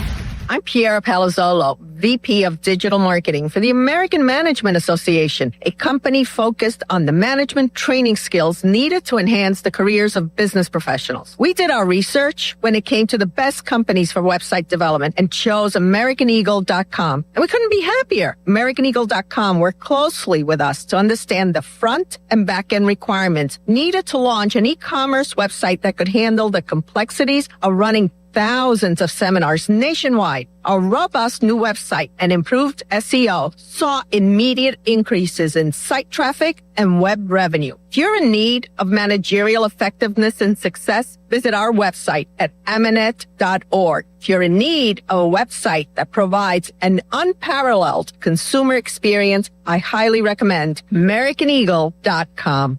Transform your business today. Dial 877-WebNow1 for a free digital consultation with AmericanEagle.com. Straight Talk Wireless presents Pickup Truck Wisdom. Trust is earned. That's why I've stuck with Straight Talk. Same price since 2009 on Verizon's 5G network. Because shoot, anyone can make a promise. Keeping it for years, that means something. Now plans starting at $25 a month with 4 lines. Find us at straighttalk.com and Walmart. Straight Talk Wireless. Straightforward. Always. Same price claim applies only to the base monthly price of our $45 plan from October 2009 to present. Everything you knew about reaching customers online is being rewritten. Time to rethink your approach. Outcomes from Viant finds real customers, not impressions, not clicks, customers. Our AI maximizes every dollar of your budget against the outcomes that matter most and proves it happened. It's smarter advertising made simple. Visit Viant.ai. Text us on the Edgar Snyder and Associates text line at 412-928-9370. Edgar Snyder and Associates reminds you to text responsibly. SchultzFord.com. SchultzFord.com. SchultzFord.com. SchultzFord.com. Sports Radio 93.7 The Fan, built by Window Nation. Home of the buy two, get two free offer. HD1 Pittsburgh. An Odyssey Sports Station. Live from the Jim Shorkey Mitsubishi.com studios. North Huntington and North Hills. Always live and free on the Odyssey app.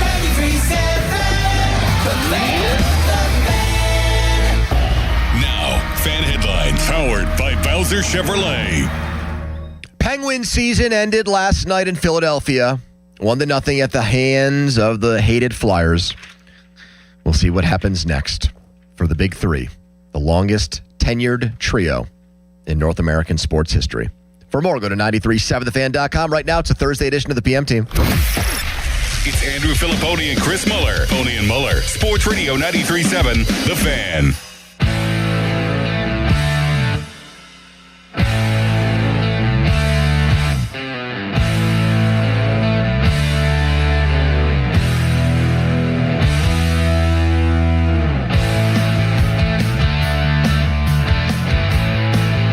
Flyers win the draw. York to Michkov. Michkov back to York. York Arista. Cam York from distance. And the Flyers are on their way to the second round.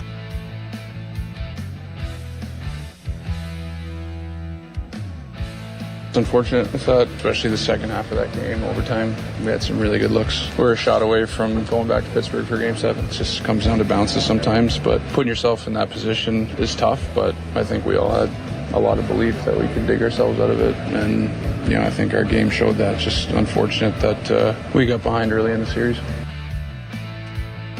All right. I've long said this to Mulsey, who was right. The Flyers did win, and Donnie. And I let the audience in on this all the time, too. We're not Ricky Hendersons on this show. We're Dave Parkers. We don't hit leadoff, we hit third.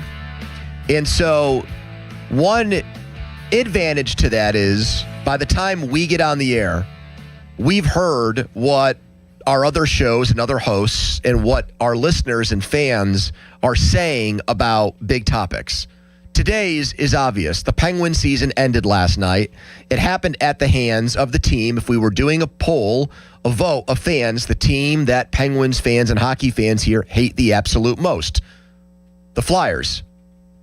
And my observation, listening to the last 8 hours today, and I don't disagree with it, but I still want to talk about it at 412-928-9370. So if Donnie opened up the phone lines here early for Penguins fans and for all sports fans here, this is not limited to just hardcore, hardo Penguins fans like some people might try to do things. This is for everybody. We're not going to look down on people because they watched 20 games this year instead of 90. It's just very clear to me, Chris, that we don't get on the Penguins for their playoff win drought the same way we do the Steelers. And you would think if any series loss would bring that kind of vitriol and venom out of hosts and fans, it would be losing to the Flyers. But the overwhelming, this is how I would the word or the theme I would use to describe how I think people have sounded today. There is absolutely an undercurrent of appreciation for what this era of Penguins hockey has been, which I don't think is wrong, but the timing of it is odd or weird to me because it's less than 24 hours removed from losing to the Flyers. And it's mostly like very, very calm criticism of what happened in this series. You say it, but like it's not said with the same gusto that we've ripped the Steelers for 32-6 to the 6 points against the Texans, blowout losses in the playoffs before that. It's just, and there's only 1 year of separation. The Steelers drought, the last playoff win was 16. The last playoff win for the Penguins was 17 or 18, excuse me. Okay, so that's 2 years difference, right? Okay. I was at their last. I was at the series that started. Sorry, this, Penguins fans, thing. don't freak out yet. Yes, 2016 for the Steelers, and then 2018 for the Penguins. In fact, the last team they beat in the playoffs was the Flyers. Still a long ass playoff win drought, man. I still remember who gave him the kill shot that started this drought: Evgeny Kuznetsov. Yeah, and I think then, okay, we lost to the Capitals, which sucks. We don't like them, but they won the cup. Yeah, we have 2 Stanley Cups in the last 2 years to fall back on. And they went on and won the cup that year. They were the best team. Which the Flyers, by the way, I feel confident saying are not going to do. Why do you think this is, and do you think it's right? Do you think there should be a different set of rules for the Steelers and Penguins here? Or should they be getting ripped the way that Mike Tomlin and Ben Roethlisberger and all the guys that have been a part of this Steelers playoff win drought, should these guys be catching the same amount of hell? Because they're not right now. They're just not. All right, a lot to say. Like, I do think a lot of people, laid down on the mattress last night and said, I'm going to think good. I'm mad, but I'm going to think good thoughts about this team. I don't think you're wrong to sort of hypothesize that that's how most people felt, that what you heard on the radio station and from callers today was largely representative of the area. I have a couple theories on this, if you'll allow me to expound. First is, flat out, the Steelers have the biggest fan base in town. The NFL is the most popular sport. Hockey, by comparison, is more of a niche sport. I'm not saying most Pittsburgh sports fans don't root for the Penguins. They do. But it is not with the vigor, and it is not in the sheer numbers that root for the Steelers. So I think when you talk about Penguins fans, you're probably talking about people who genuinely love hockey and love the team and are probably going to be more protective of the team because it isn't a broad, mass appeal, United States-wide sport. It just isn't. So I think you have people who are more defensive about the team, people who feel like I'm a real fan. I can tell, these guys don't really know what it's like, etc. Except I was here. I lived here. I saw 2002, 2003. Like, I remember how few people cared and how bummed out, everyone was, how bad that team was, that they were going to possibly leave too. So I think it's one thing that you have a fan base that is sort of insular and defensive about the team and is going to say nobody. It's like if you have a little brother, if you have a younger sibling, especially I think like big brother, older brothers and younger brothers. The older brother says, you're not going to pick on my brother. If anyone's going to do that, it's me. And so for Penguins fans, I think to some degree it's, if anyone's going to actually criticize these guys, it's us. But they're not. I know why, and they're choosing not to in this case because I think the expectations, they weren't just like bad. They could have been the worst team in the league without like a lot of squinting. Okay, so Craig Riley brought this up before the show. Our boss, Content Craig. He just hit on that point. Loves content. So what the Penguins benefit from is they set the bar so low for themselves that because they climbed over like the lowest limbo bar possible, we come away from a playoff exit against the Flyers with like sort of a smile on our face? What is that? What the hell is that? Well, that gets me to the other point. I think there's just a ton of, because when you get an era with 3 players who play together for a generation and how hard it is to win Stanley Cups, and they win 3 of them in that 20-year run, basically, and they go back, they're the first team to go back-to-back before a couple of other teams actually accomplish it too, the Florida teams, ironically enough. When you get 3 of them, it feels like, I think, you've paid off like the promise of that era at the start. I do think it runs a little bit of cover for the team that they weren't also very early. Like Roethlisberger wins one his second year, wins one his 4th year or 5th year or whatever, and then nothing, right? Yeah. Tomlin wins one his second year, gets back 2 years later, and then wins nothing, but actually wins nothing. Think about their run. Get there, lose. Get there, win. Gap of time where, like, is this the end of these guys? Where you're tweeting about, I think that, the days of calling Sidney Crosby the best hockey player in the world are over. Yes, but you know why I did that. I came clean on that. Yes, I understand. It was all in the name of trying to get laid. And I mean, what a noble pursuit that was for you. But my point, broadly speaking and more seriously speaking, is there was a lull in there where it was like, man, are these guys kind of done as an entity here? Are they kind of done as a serious hockey team, right? Stale under Bilesma. Johnston was a disaster. But then you got, in relatively recent memory, a renaissance that I don't think people saw coming. This dominant run to a cup once they switch over to Sullivan. Go back-to-back with like this feel-good story of Fleury, who kind of had been pushed to the side, deservedly, in performance-wise, deservedly. Yep. Helping them win another one. You've got all these epic series where on the way to these cups, they are going through their hated rivals. And then here's my last point. You're saying, why aren't they treated like the Steelers? They won a little bit more, but I think they actually are treated more like the Steelers than you would think. Who got most of the crap in this town on sports radio and otherwise for the Steelers' failings? The one person. Tomlin. Who got most of the crap for the Penguins going through this playoff drought? He's no longer coaching here. His name is Mike Sullivan. Oh, yeah. He That's absolutely got crapped on. Who comparatively, other than like the Mulseys of the world, got relatively little crap for the Steelers' failings? The quarterback. Yeah. Who generally doesn't get much crap for the Penguins' failings. Sid. They are much more alike in that regard than not. And I would agree with you up until this series, though. Like, you even said before the series started that if the Penguins lost to the Flyers, it would ruin their season. Crowley said that too. I agreed with that. I've heard people all day. People don't feel comfortable saying that now, and I don't know why. I thought you said something accurate at the start of the series, which was losing to this Flyers team would be the one matchup and the one outcome for the playoffs that would genuinely, because of how much you hate them, because of the history between the two franchises and the two cities, that would actually put a damper on what they accomplished to get here, and I feel that way today. Okay, so you do. I because do. Mostly, I think you were right about that. Because mostly I have seen stick taps for these guys. Yeah, I'm not in the mood to do that today. Let's appreciate, like, and I don't even mean, like, if I'm not just trying to make this point. Appreciate the careers of their greats like Malkin, who might be done, and Letang. Well, you did put a tweet out to that effect last night. But that's different. I also said this ruins their season. Like, I've seen appreciate this season for what it was.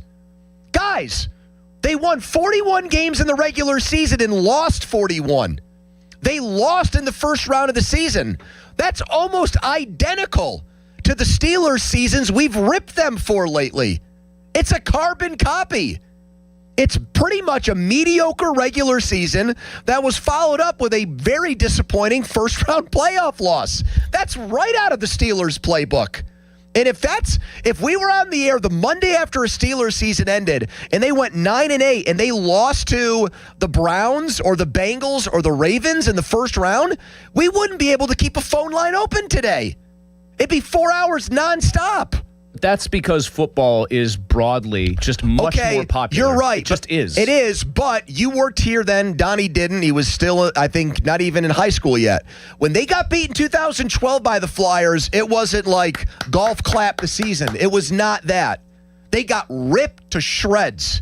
Our phone lines the next day were maybe Dan Bilesma should be fired. Maybe Marc-Andre Fleury should never play another game in goal for the Penguins. This season blew ass.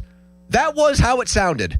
Today is nothing like that. Again, I have another explanation, and I'm not in the business of making excuses because I think that this is a day to be very frustrated with the way this all went down. That team was still, its entire core was in its primes. Yep. Okay. Their goalie, who had just a couple years prior won a Stanley Cup with an all-time Game 7 performance, melted down horribly in that series, and all their younger guys, all their core pieces, got suckered into a gong show, Pony. I know. So there was an embarrassment quotient there. I'm so right about this because there's not one person on the phones right now who's calling in to say, I disagree with you. I'm going to stand up right now and say shame on the Penguins for losing to the Flyers in 6.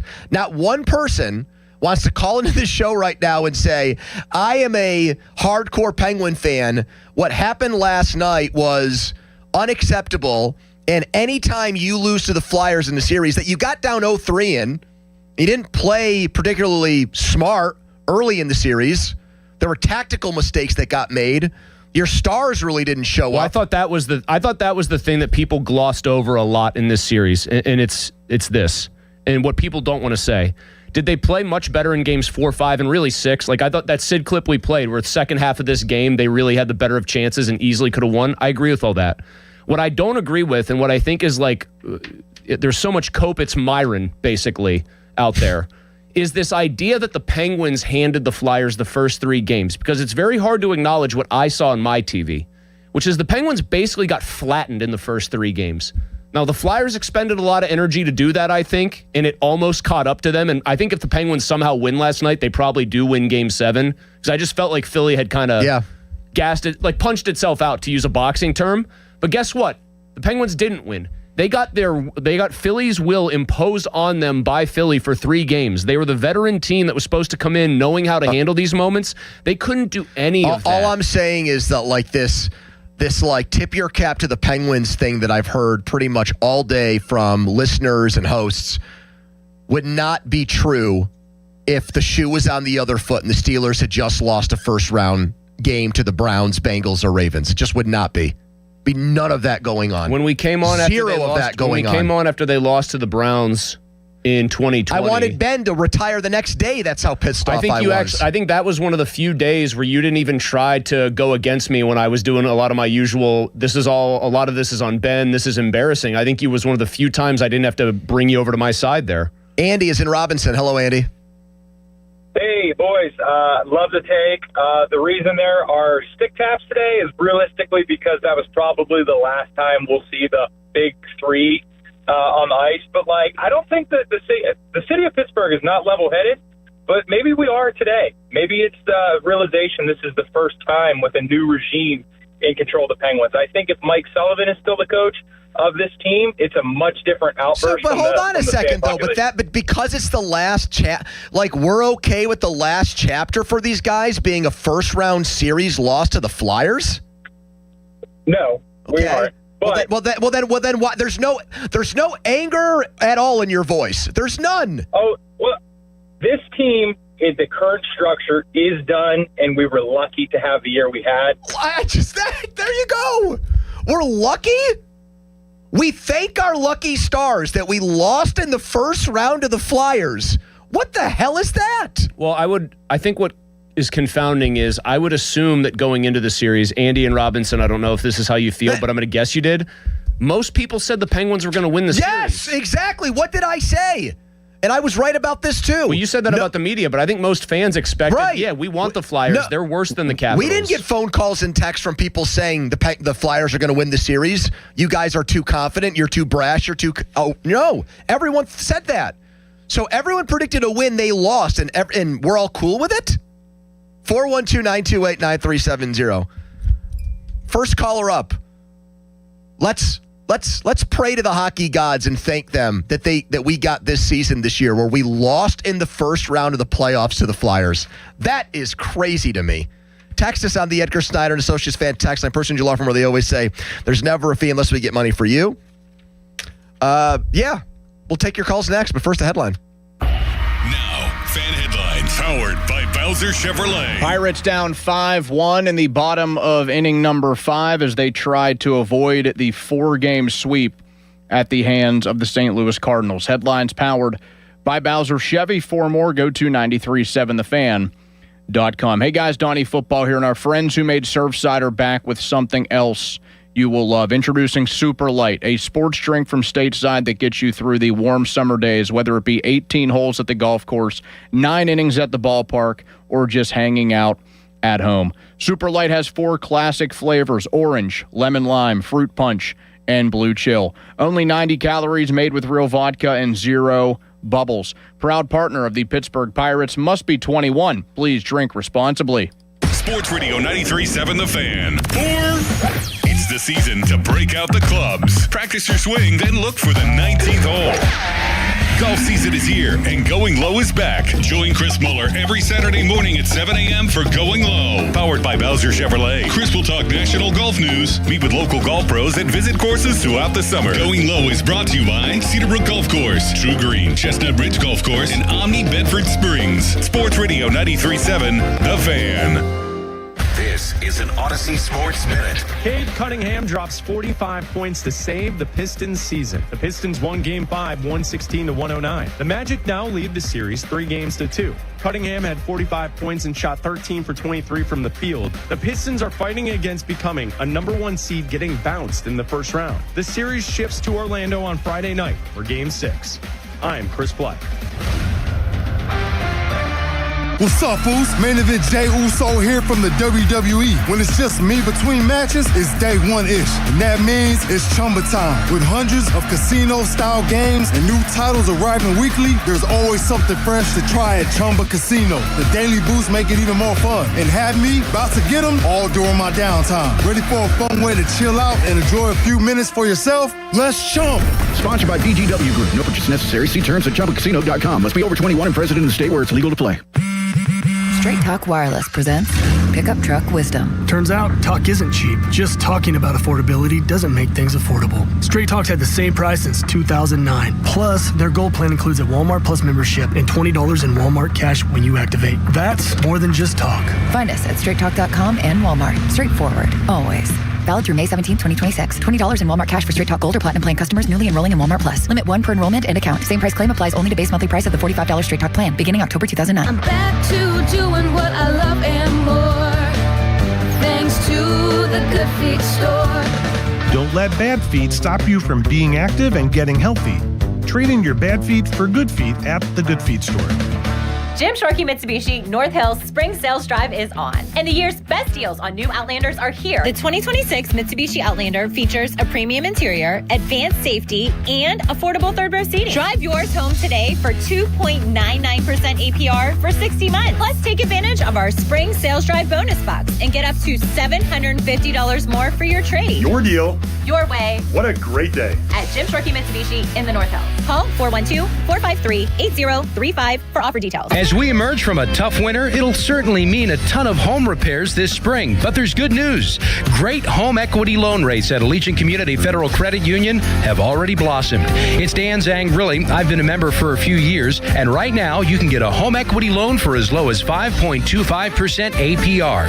Visit AllegiantFCU.org for full terms and conditions and to see if you qualify. It costs just $5 to become a member at Allegiant Community Federal Credit Union, an equal housing lender. 84 Lumber has been building America for 70 years. Whether you're a homeowner starting your first project or a pro on the job, 84 Lumber offers the kind of personalized expertise you won't find in a big box store. They're more than just lumber. From windows and doors to siding, trim, and decking, 84 Lumber has the materials you need to get it done right. With 14 locations across Pittsburgh, there's one near you. Visit 84lumber.com to find your store. 84 Lumber, your hometown building partner for 70 years. This is the story of the one.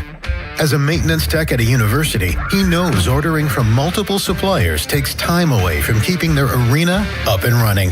That's why he counts on Grainger to get everything he needs, from lighting and HVAC parts to plumbing supplies, all in one place. And with fast, dependable delivery, he's stocked and ready for the next tip-off. Call 1-800-GRAINGER, click Grainger.com, or just stop by. Grainger, for the ones who get it done.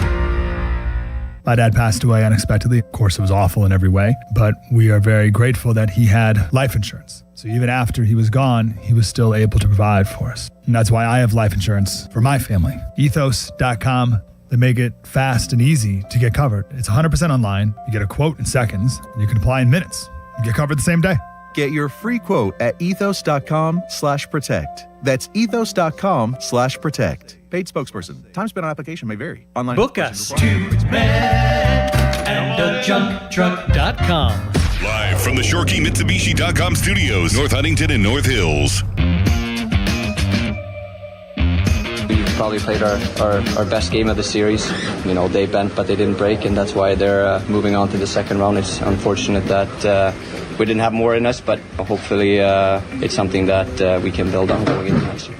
I mean, I think we got everyone, playing up to their full potential all year. Then come this time of the year, you're going to need a little bit more. And and we just couldn't reach that level, unfortunately. That's sometimes a little bit of bad luck, and sometimes, a little bit of inexperience, maybe, even though we got a lot of it in here. We just couldn't, find that extra gear that is needed this time of the year, and, Philly did, so all credit to them. They played an unbelievable, series right from the start. We gave ourselves a chance here at the end, but we were a little bit too late. If we, reach this level of play from game one, I think we're in a much better situation. Unfortunately, we didn't. Great effort from the guys today. I think we played the way that we intended to right from the beginning.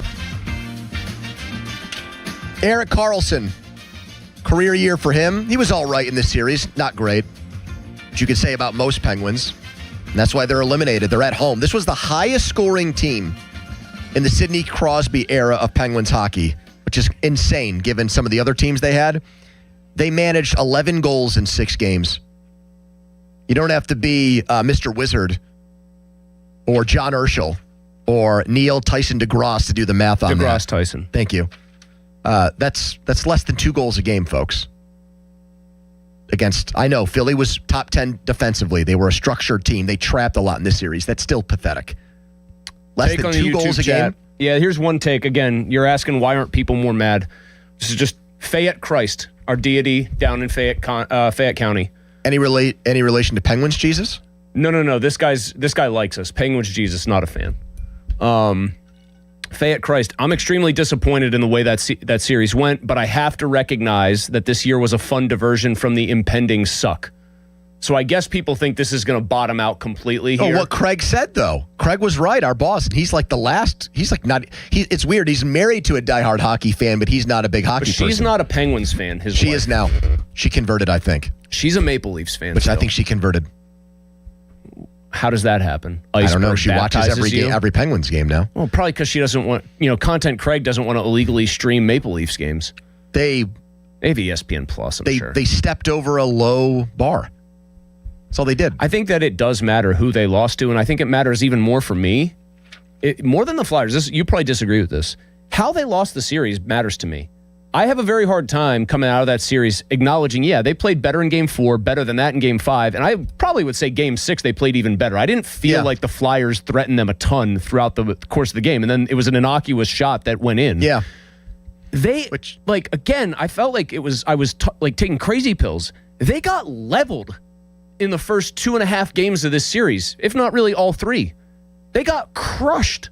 They were getting hemmed in. They looked like they were skating in quicksand.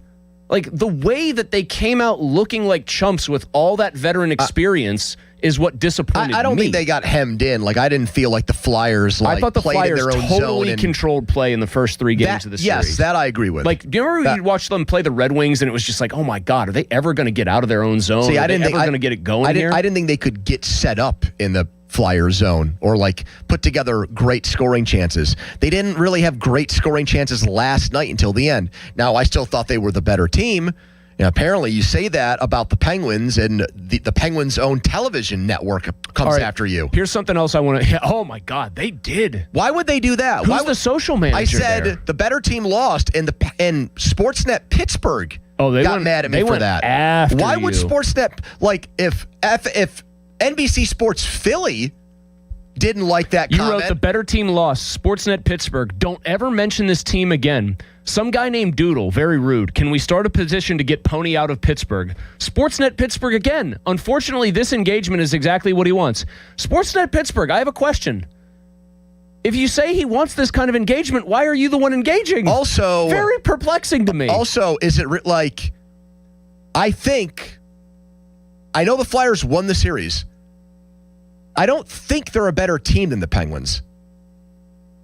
I don't think the 05 Steelers were a better team than the 05 Colts, but they beat them when it mattered. They won the playoff game. I think it's a lot easier for me to say. I remember still saying, I've had Penguins fans who I think are willing to be honest. I still don't think the 09 Penguins were better than that Red Wings team. They snuck by them. They played 2 great games at the end. Yeah, But it's hard for me to make the argument you're making when you come out and get just stomped 3-0 in the series. But I think last night... You didn't even push it to a Game 7 in the end. I think last night the Penguins were the better team. They lost on a lucky bounce Okay, but goal. for the series, they did not look like the better team. Maybe last night they did, but That's for the right. series, they did not. I think that's two different things. I think this is a compelling comment.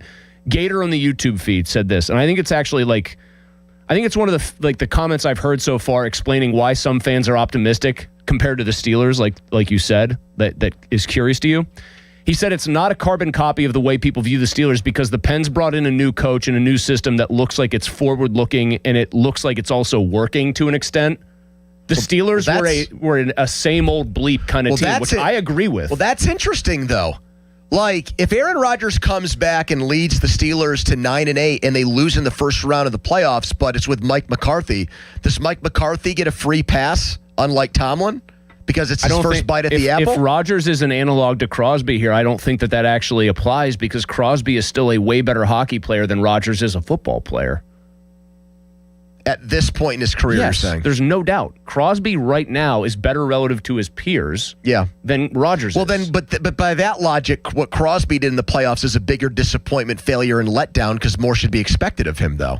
I could fire back with the very simple, no position in sports is able directly to impact a team's fortunes more than a quarterback in the NFL. We know that. Right. And in fact, hockey is the one sport where the superstars often are mistreated by the referees.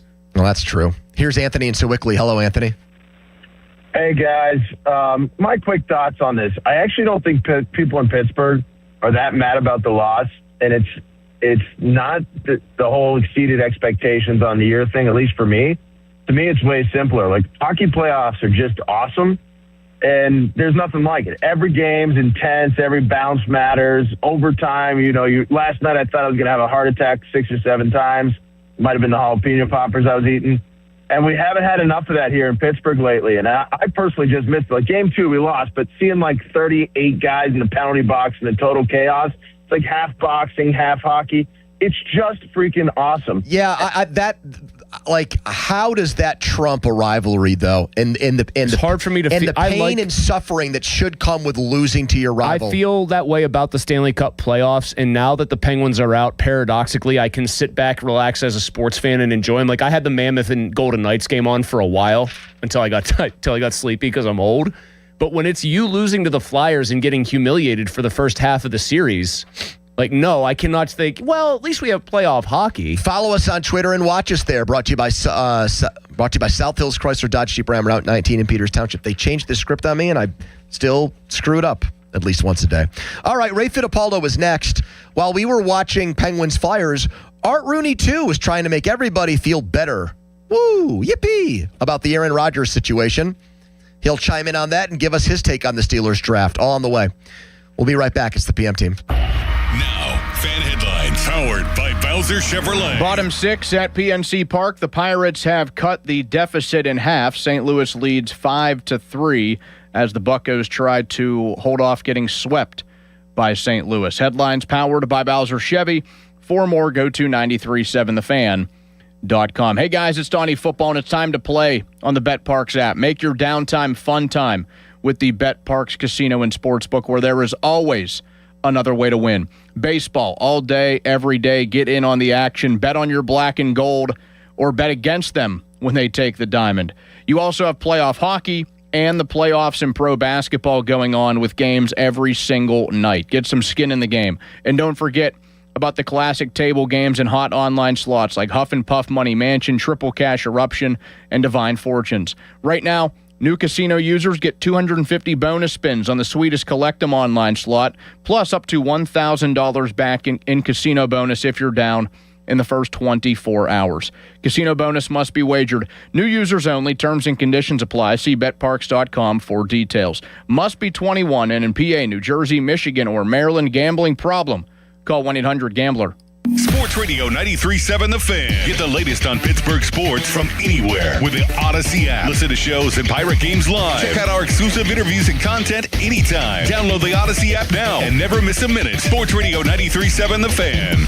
Must finance HMF low APR tier 1 through 2. Atlanta 24 monthly, 7,500 miles per year. $39.99 due at signing. MSRP 24,110. All offers plus tax, acquisition fee, title plates, and dealer doc fee. Not all buyers are qualifying in stock units only. Offers end 4/30/26. Get to Mike Hamlin Hyundai for huge spring savings. Drive the new 2026 Hyundai Tucson SE with 0% financing for 60 months. Or lease the new 2026 Hyundai Elantra SE with payments as low as just $69 a month. MikeHamlinHyundai.com. All Mike Hamlin Hyundais are backed by Owner Insurance. America's best warranty, 10 years, 100,000 miles. And the Mike Hamlin Advantage oil changes for life. It's time for the Great Haircut Sale at your local Great Clip salon. Your chance to get a great haircut at an even greater price, just $8.99. And money's not all you'll save at Great Clips. When you use online check-in, you can save time too. So download our app today and hurry in for the $8.99 Great Haircut Sale at Great Clips. It's gonna be great. For a limited time at participating salons. The $8.99 Great Haircut Sale runs May 1st through May 5th. Visit their Pittsburgh area salons. Hey, it's Crowley here for Window Nation. Spring is a great time to open your windows unless, well, they won't open, or they leak, or they're cracked, or they need repainting again. Getting top quality custom fit windows from Window Nation is easy and affordable. And during the More You Buy, the More You Save sale, you could save up to 50% off. Plus, you could get them with 0 interest for 5 years. During uncertain times, one of the best investments you can make is in your home. So visit windownation.com now to book a consultation. Running a small business means juggling a lot. Your network has to handle it all. That's where a fiber-only provider falls short.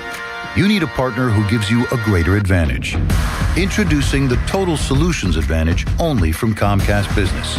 A first-ever combination of the largest, fastest fiber-powered network, the most reliable Wi-Fi, gig speeds with equipment and security included, and a 5-year price lock. Plus, it's all backed by a 30-day money-back guarantee. The Total Solutions Advantage only from Comcast Business. A new standard for small business with reliability, security, and savings in one. Switch today. Get started with a great offer as low as $60 a month. When you add it all up, no one does business like Comcast Business. Offer ends 6/1/26. New customers only. Requires 300 megabits per second internet and security edge. 1-year agreement, eco-bill, and autopay required. Equipment, taxes, and fees extra. Most reliable Wi-Fi based on Open Signal Awards USA Fixed Broadband Experience Report, May 2025. How was your break? It was great until I stopped for gas. Prices have gone up almost $1 with no end in sight. I might have to start watching how much I drive. That's exactly why I use Upside. I never pay full price for gas with the free Upside app. Upside? Yes, Upside. It's the free app that gives you cash back just for buying the gas you're already buying. So even with the rising gas prices, I'll never have to limit how much I drive. Does that actually add up to anything? Just last year, I made over $200 with the Upside app. Wow, that's serious extra cash. I'm downloading the free Upside app right now. Download the free Upside app to earn cash back on the gas you're already buying. Use promo code WAGON for an extra 25 cents per gallon bonus on your first tank. You can cash out anytime, right to your bank account, or an e-gift card for Amazon and other brands. Just download the free Upside app and use promo code WAGON for a 25 cents per gallon bonus on your first fill-up. That's WAGON. Offers vary by user and location. Go to upside.com for terms and conditions. People ask, is PNC just a boring bank? Well, that depends. Is starting a business boring? Or being the first person in your family to go to college? For nearly 160 years, PNC has done the hard and occasionally boring work of banking to deliver brilliant results for their clients. To see what boring banking can do for you, stop in to any one of their local branches right here in the Pittsburgh community. PNC Bank, brilliantly boring since 1865. PNC Bank, National Association member, FDIC. SchultzFord.com, SchultzFord.com, SchultzFord.com, SchultzFord.com. Text us on the Edgar Snyder and Associates text line at 412-928-9370. Edgar Snyder and Associates reminds you to text responsibly. Your hometown building partner since 1956. 84 Lumber. Visit 84lumber.com. The PM team is brought to you by Mike's Beer Bar on the North Shore. Meet me at Mike's. 93.7 The Fan is cleared by aquickdrain.com. The main thing that the tender gives us is potential for a comp pick. If Aaron would choose to go to another team, we don't expect that. But by the same token, you never know, and it's just something that we had an opportunity to protect if needed. The deadline was Monday, so if we were going to do it, we had to pull the trigger on Monday. We alerted Aaron and his representative that we were going to do it, and so. not a real big deal, but just something that if in the unlikely event that he goes somewhere else, we are eligible for a comp pick in that situation. All right. Listen to the PM Team on Demand, Apple Podcasts, Spotify, wherever you get your podcasts. Art Rooney, too, on NFL Network. That was supposed to be an interview praising the work Pittsburgh did for the draft, and there were obvious questions about Aaron Rodgers and what happened on Monday. And Art did say the unlikely event, but he did also say of Aaron Rodgers, quote, "You never know what he's going to do." Ray Fittipaldo with us right now, brought to you by LGKG. LGKG, Western PA super lawyers. They try cases and insurance companies know it. Great Steelers insider from the Post-Gazette. Ray, I thought they did know that he was coming back. They just didn't know when he was coming back. What am I missing here? Yeah, I guess they really don't know. In the end, I think that's the takeaway from this, Pony. I still think they believe that they are going to have him sign. I think there's been, no lax in communication. But the longer this goes on, you have to wonder what Aaron is thinking. I mean, it could be as simple as he simply doesn't want to come to the offseason program. But it did sound like maybe there was something more to that. And what I mean by that is maybe Art truly is not 100% sure. And like you said, maybe they just want to protect themselves and get that comp pick. If we know one thing about Omar and Andy, it's always about the comp pick. Ray, Art said right there that they alerted Rodgers and his representatives they were going to do this. He did not say what Rodgers and his representation's reaction was. Do you think there's any truth to the idea that this might have irked Rodgers the way some other Steelers' actions have allegedly irked him this offseason? I cannot imagine that case. Everything that I know about their relationship in season and out of season has been really positive. I don't get the sense that there was any fracture in that when the Steelers, did make that move. But listen, I could understand why it would maybe, rub him the wrong way. But I haven't heard that, that is the case. And, if the Steelers want to just make a shrewd business move because something unforeseen might happen, then good on the Steelers. I think there's nothing wrong with protecting yourself if you truly 100% do not know what Aaron Rodgers is going to do. So what do you think the percentage is then, Ray? Did they do this for 1%? Like, did they do this on the minuscule microscopic chance he doesn't show up, or is it much higher than that right now? Well, listen, I still think, I'm like 75% he's going to sign, but here's the scenario you guys have to think about, right? Let's say he doesn't sign until the mandatory minicamp in June. Mm-hmm. What if one of these other teams, like what if Dak Prescott or Matt Stafford blows out their knee in OTAs or something happens, and then obviously there would be this better opportunity, a better shot to win a Super Bowl, and they might be interested in Aaron Rodgers. That's the only scenario that I could see here. And I don't know how much these other quarterbacks are going to, participate in OTAs, but that's the one thing that I think you do have to think about. Maybe an unforeseen injury to another quarterback, and then boom, Aaron Rodgers is more, in demand than he has been to this point. Ray, on the topic of the other quarterbacks, which is now plural, including Drew Aller, picked at 76 overall, what do you think them taking Aller there means for what they think about Will Howard? Based on what we know they've said about Will Howard every time they've been asked about him as an organization, really.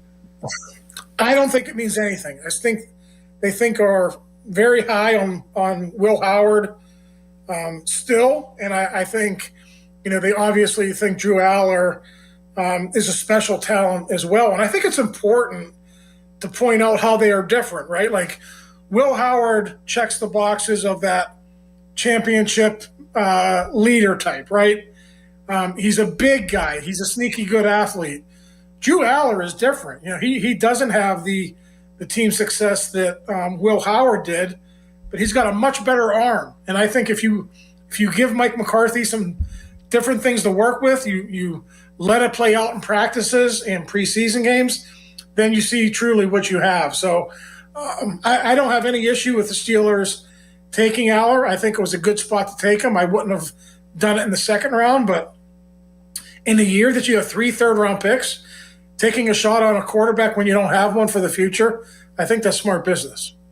So just to make sure I follow that, though, let's say with Rodgers they go 7-10 and he stays healthy. What do they do in the first round next year? They draft a quarterback, right? Like Absolutely. Right? So they'd have 3 guys with 0 NFL experience who would make up their depth chart. Yeah, and I think what you would want to do in 2026 is truly find out what these guys are all about. And how do you do that when you're trying to win games with Rodgers? Isn't the best way to do that to not have Aaron Rodgers be your quarterback anymore? Oh, ideally, yes. But I'm just saying. Well, they have control over that. They can tell Aaron Rodgers no. Ideally, they can do exactly what you just said. He's not under contract, Ray. But Art Rooney believes that he's the guy who can make them the best team they can be in 2026. And Mike McCarthy believes the same. So it doesn't matter what we think. I mean, I think if you polled Steelers fans, 85% of the people would want Will Howard or Drew Aller to be the quarterback in 2026. But do you think that makes the most sense? Do you think that? Yeah, the longer this goes on, I'm 100% in on that. You just got to pull the Band-Aid off at some point, right? You got to exactly. Well, yeah, it sounds like they're find out what you have. Ray, it sounds like they're a team, and specifically a front office and a brain trust that just cannot decide what they want to be or do. Like what you're saying makes sense to me. You want to find out about the 2 young guys you've spent a pick on, especially Aller. It's a pretty decent pick, pretty good pick in consecutive drafts. They're doing that because they know they've got to try to find the next guy, and yet they continue to of their own volition, put this roadblock in the form of courting Aaron Rodgers in their way. I don't really understand it, and I think if I were any Steelers fan hearing this, I'd be pretty frustrated by the inconsistency there. Yeah, I mean, the one thing you do have to think about, the hand injury to Will Howard last year prevented the Steelers from truly seeing what he could do in games, whether that was preseason or later in the season. That's just really unfortunate. So you don't have as much information on him as you need. So I think they really got to be creative, guys. Like practice-wise in training camp, even though Aaron likes to practice a lot, I think they got to find reps for Will Howard and for Aller, and they got to do it in the preseason games as well. They have to find out as much information as possible because if Aaron Rodgers does stay healthy, you have to know where you are with your quarterback's room before you invest another first-round pick or a first-round pick in a 2027 And how much do you even believe in what you see in the preseason based on how things went with Kenny in the preseason and then his regular season lack of success? And I know that firsthand. I think coaches get way deeper into that than what we see on the surface as fans. Like they kind of know in practices, even though Mike Tomlin always said the preseason games are most important, I think in a lot of ways practices, I think they get a lot of their information from practices more so than vanilla defenses or, coaches who might have ulterior motives in preseason games. Ray, you look good. We'll hopefully do this again next week, man. Thank you so much. You're the best. All right, guys. Talk Ray to you later. Fittipaldo, everybody. Moved up because we'll have a PM Team Bucko postgame. Hopefully following a Pirates comeback win. Did you like the quarter zip Ray was wearing? What are we? I'm a huge quarter zip guy. I've made the switch. Well, you're wearing a hoodie today. I know. This is a Marconi hoodie. I mean, got to wear this. Here's a you have a Marconi embarrassing admission quarter about zip. that I'd be hoodie. wearing that too. It's still just sitting in my closet because it's mostly white, and I just know I'll spill something on it. Coming up next, Steve Palazzolo.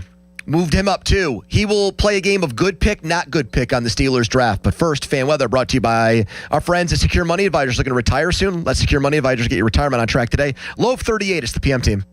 Sports Radio 93.7 The Fan. Every Wednesday, 93.7 The Fan gives you an inside look from a former general manager with Wednesday with Whaley. Hey, we're playing to win the game.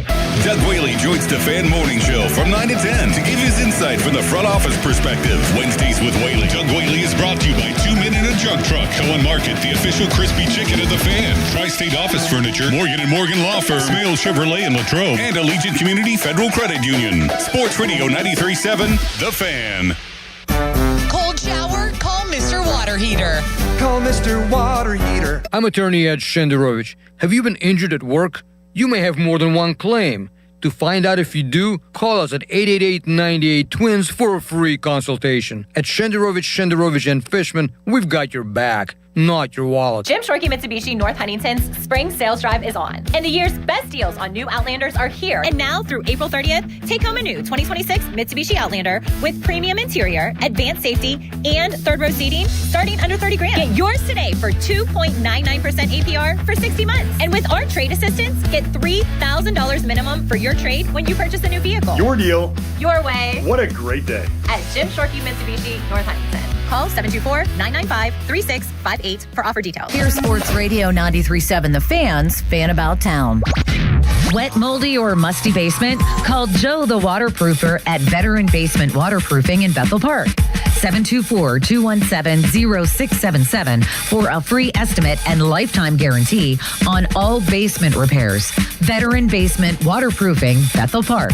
Happy home improvement season from Allegiant Community Federal Credit Union. Home equity loan rates are as low as 5.25%. For full terms and to see if you qualify, visit AllegiantFCU.org. Membership eligibility required. Equal housing lender. Federally insured by the NCUA. Warmer days are right around the corner. Is your AC system ready? It's time to schedule your AC maintenance with McVeigh Plumbing, Heating, Cooling, and Electric. And if you need a new system, get 0% financing for 60 months on Bryant Equipment. For more information, visit 937thefan.com. Whoa. Okay. This one says you get a free phone if you switch. Hey, this one also says you get a free phone if you switch. Yeah, they all do, hon. Wait. The T-Mobile one says families saved over $3,700 versus the other big guys in the past 5 years. And their experience plans have Netflix included, plus a year of Dash Pass by DoorDash. Hang on. Let me see that. And a 5-year price guarantee? Oh, yeah, we're switching. That's what I'm talking about. Do we clap now, or...? I'm thinking half-half. At T-Mobile, get savings that keep stacking up. That's value you can feel every day. Switch now at T-Mobile. Savings based on HarrisX billing snapshots from Q3 2021 to Q4 2025 among accounts with 3+ voice lines compared to AT&T and Verizon. Excluding discounts, credits, and optional charges. See harrisx.com/T-Mobile. Price guarantee on talk, text, and data. Exclusions like taxes and fees apply. See T-Mobile.com.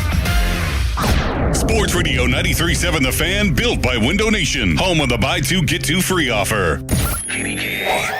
HD1 Pittsburgh. An Odyssey Sports Station. Live from the Jim Shorkey Mitsubishi.com studios. North Huntington and North Hills.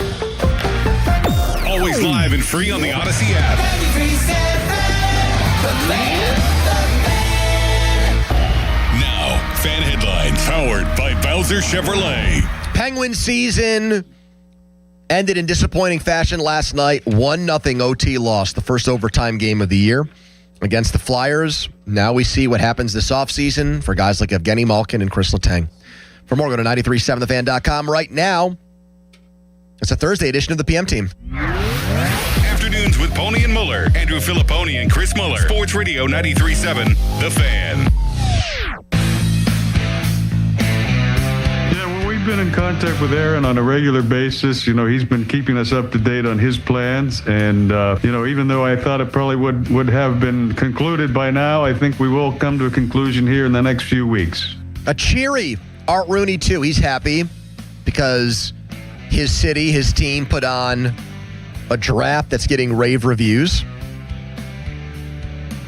And I guess he's a glass half full guy with Aaron Rodgers. That it's going to happen. Yes, I've given you different timelines before, and I've been wrong. But trust me this time, eventually I'm going to be right. Broken clock is right twice a day. I can actually empathize with Art there and what he's had to do. This is a true story, Pony. There is a listener out there. I'm airing this out on the air. No names mentioned because I'm the bad guy in this one. Who has been asking for a while, friend of mine on behalf of a relative of hers, for a signed picture of me, you, and Donnie, like a promotional picture to a listener. Just, hey, so-and-so, like, thanks for listening, signed and whatever, right? She's been asking me for this politely for several weeks, and I have been dragging my feet trying to get around to it. And so I keep saying, hey, I'm going to get it done, and I intend to. And every time I hear Art say, oh, yeah, no, it didn't happen yet, but we are eagerly awaiting a conclusion, I feel sort of the same way. He just keeps kicking that can down the road and trying to act like this doesn't look ridiculous from the outside perspective. This is a PM team Bucco postgame day, so we have moved everything around to accommodate full reaction to the finale of this series for the Pirates against the Cardinals. That includes Steve Palazzolo, who's going to join us momentarily from Cincinnati, where hopefully he doesn't sneak in a Go Reds, because if he does, we can hang up on him. If he says Eugenio Suarez, yeah. Who's on the injured list, by the way, for them? Who's Ellie De La Cruz? There's a lot of words he could say or names he could say that could get him hung up on. 2027 NFL Draft. The first one is out from ESPN. They have the Steelers taking an Oklahoma State quarterback, Drew Mestemaker. Never started a game in high school. North Texas last year. Went with their coach to Okie State. I mean, he's got like decent size, but I watch them. I would automatically worry, is that guy a product of a very good quarterback-friendly system? Gets back to what we just talked to Ray about. So you draft Will Howard, then you draft Drew Eller the following year. If neither one of them really gets on the field this season and you truly don't know what you have, then you have like a college team's spring practice quarterback derby. Basically, if you draft another one in the first round, now that guy gets the inside track, but then you'd have three guys who have never really played like a snap of meaningful football. I've heard guys like Palazzolo is going to join us next say, as long as you don't have a quarterback, keep drafting them until you find the right guy. I think that sounds good, and theoretically, why would you not just try to take as many swings as possible? It's the developmental side of that I think, like the non-coaches, like the people that aren't actually there putting in the work, like you and me and any analyst, can say that, but then like there comes a time where you actually have to go through the process of developing a young quarterback, especially if it's not a guy that comes to the NFL as a ready-made turnkey prospect, which there are very few of those.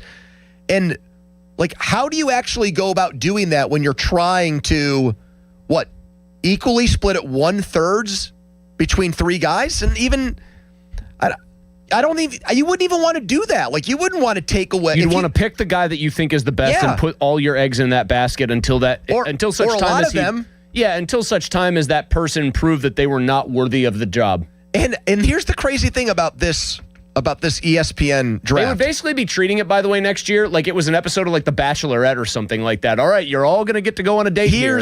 Here's the crazy thing about this mock draft, okay?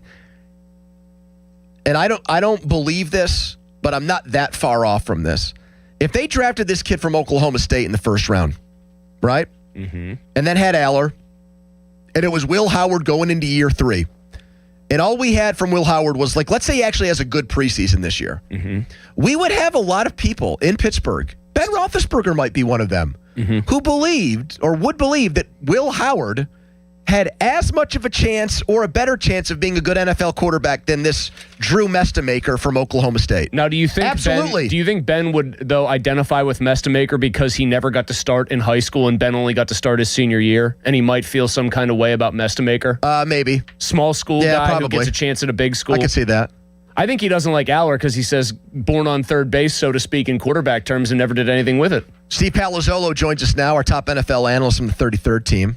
A little bit early because we'll have PM Team Bucco postgame coming up when Pirates and Cardinals ends. Is Steve on the phone, Donnie, or is he on video? He's on the phone. He's on the phone. Hello, Steve. Hi, guys. Steve, are you a Drew Mestemaker, man?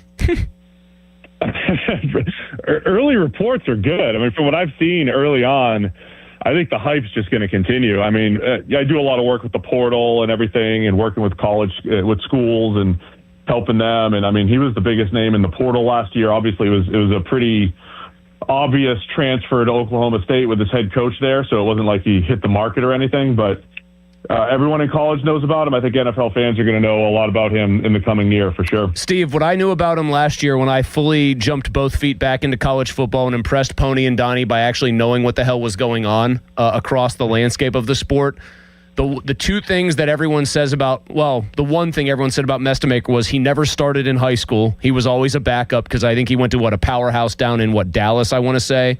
And also I felt like it was inextricable, like the link between him and Eric Morris, his coach.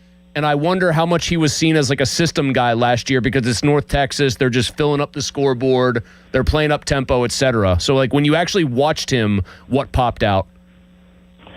Yeah, I mean, I think there's probably him getting helped a little bit systematically, but he's got a good arm. I think he throws well on platform, off platform. I think the tools are there too, and I think that's what really excited people. Remember forever Texas Tech, Morris's alma mater. Texas Tech had a million quarterbacks who lit up the scoreboard, but it wasn't until Mahomes got there where it's like, all right, I know it's an air-rated name, and that's never really worked, but like this guy looks different. Mm-hmm. I'm not saying Mestelmaker is Mahomes, of course, but it's not just, he's just dinking and dunking down the field and, racking up stats. I think you've got a combination of both. And look, it's a big test this year. Like we're a year away, but Oklahoma State has been awful these last few years.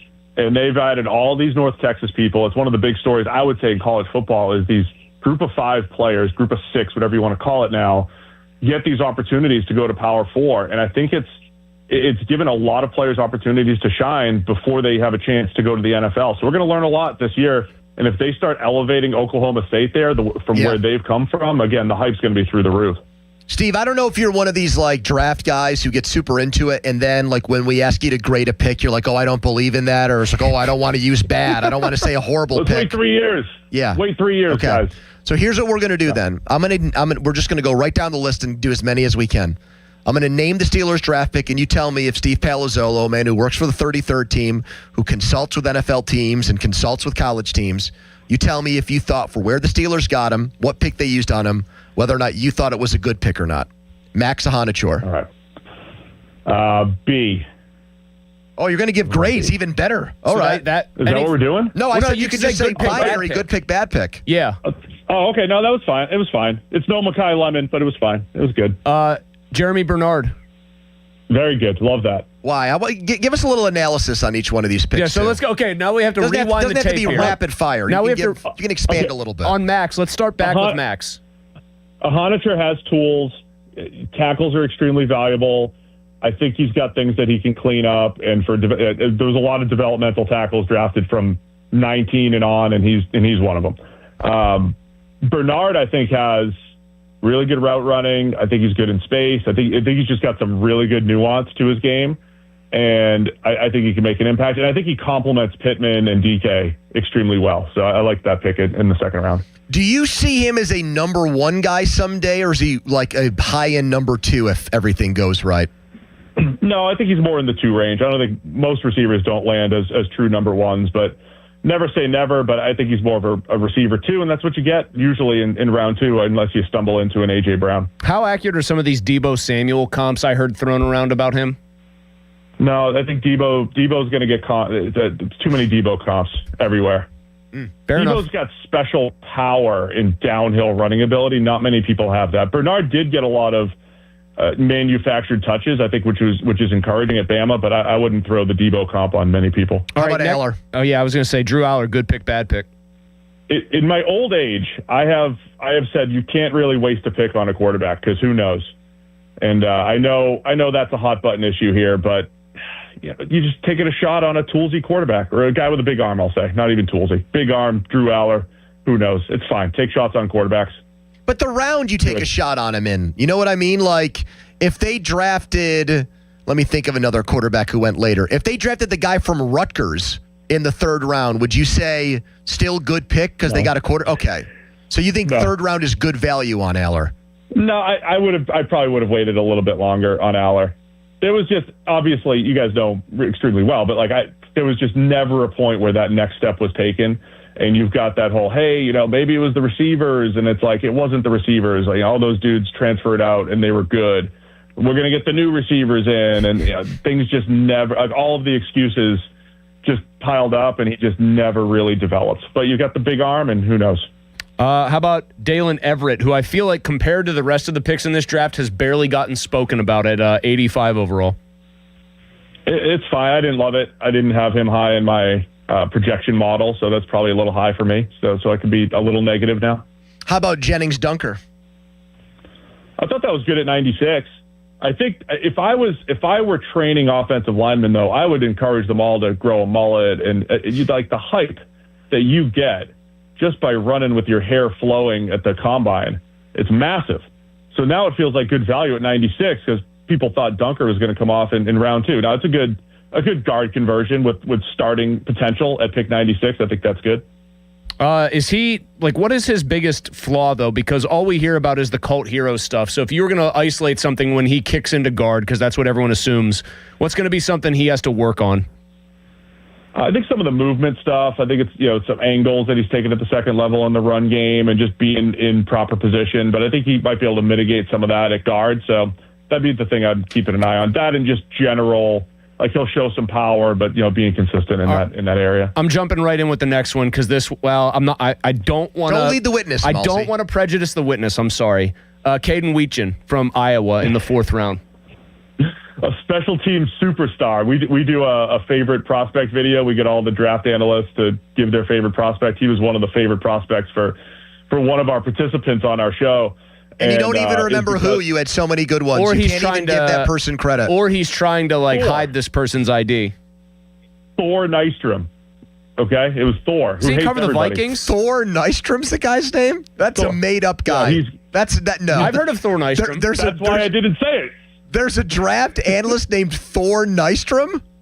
He gives S to everybody on their draft. I got to find this guy. Tony, there was this longtime sports talk host in this city who went by Thor Tolo. Yeah. All right, so Thor Nystrom. All right, he loves this guy. So Thor loved him because punt return ability, kick return ability. Maybe he could dabble in the slot. Love that pick. And I hate special teams, but yeah, he'll help. Okay, so that's Steve Palazzolo saying because of Thor's seal of approval, you liked the pick, or no?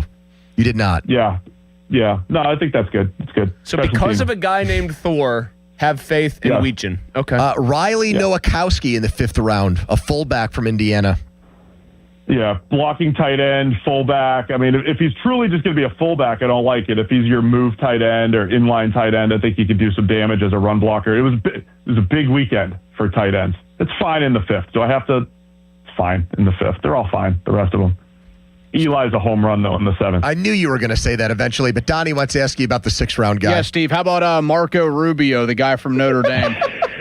That was Marco apparently taking everybody's job. That was apparently number 600 on everybody's board.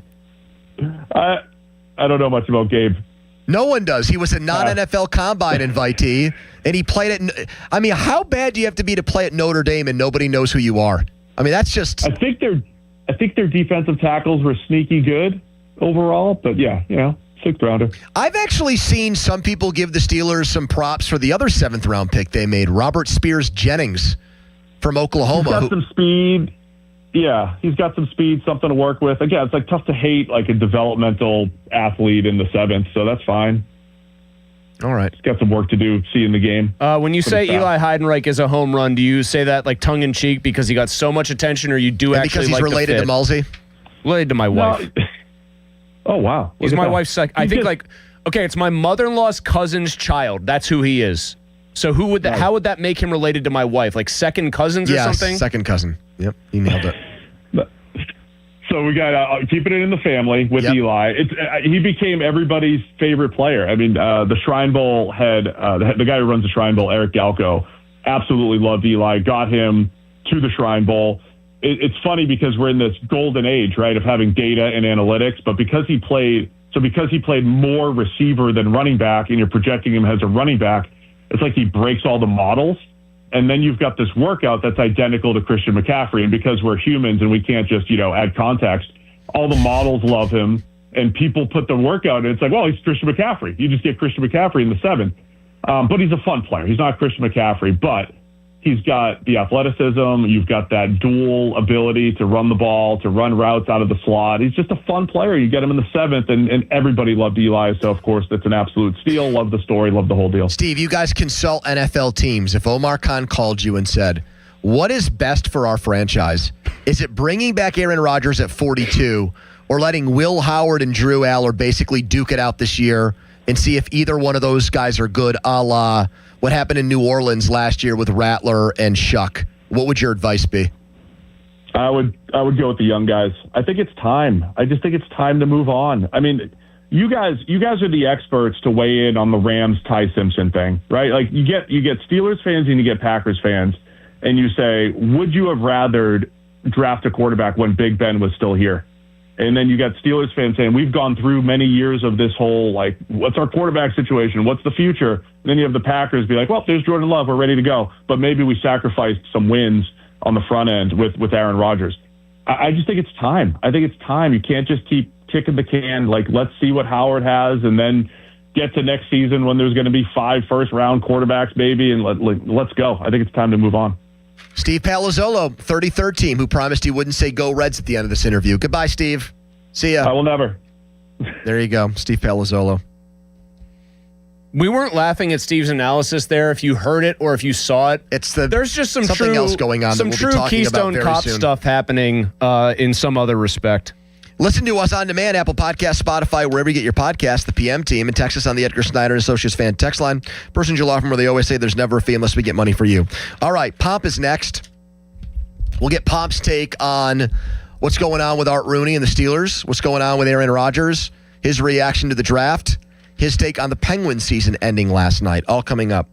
But first, a Donnie headline. Now, fan headlines powered by Bowser Chevrolet. Cardinals 7, Pirates 4, top of the 8th at PNC Park as the Buccos try to hold off the 4-game sweep. Headlines powered by Bowser Chevy. 4 more. Go to 937thefan.com. Mosey. Thank you, Don. Hey, your window is so important. Today is still the last day you can take advantage of great April deals to spruce up those windows, to improve your curb appeal, to improve your house's comfort, to improve your house's energy efficiency. The last day you can do it with this great deal from Universal Windows Direct. Reset your home for the long run. Make it more comfortable. Make those energy bills lower. All that good stuff. Because right now, it's buy 2 windows and you get 2 free, and there is no limit. If you need 40 windows, congratulations on all your success. You probably have a very nice house, but you'll only pay for 20.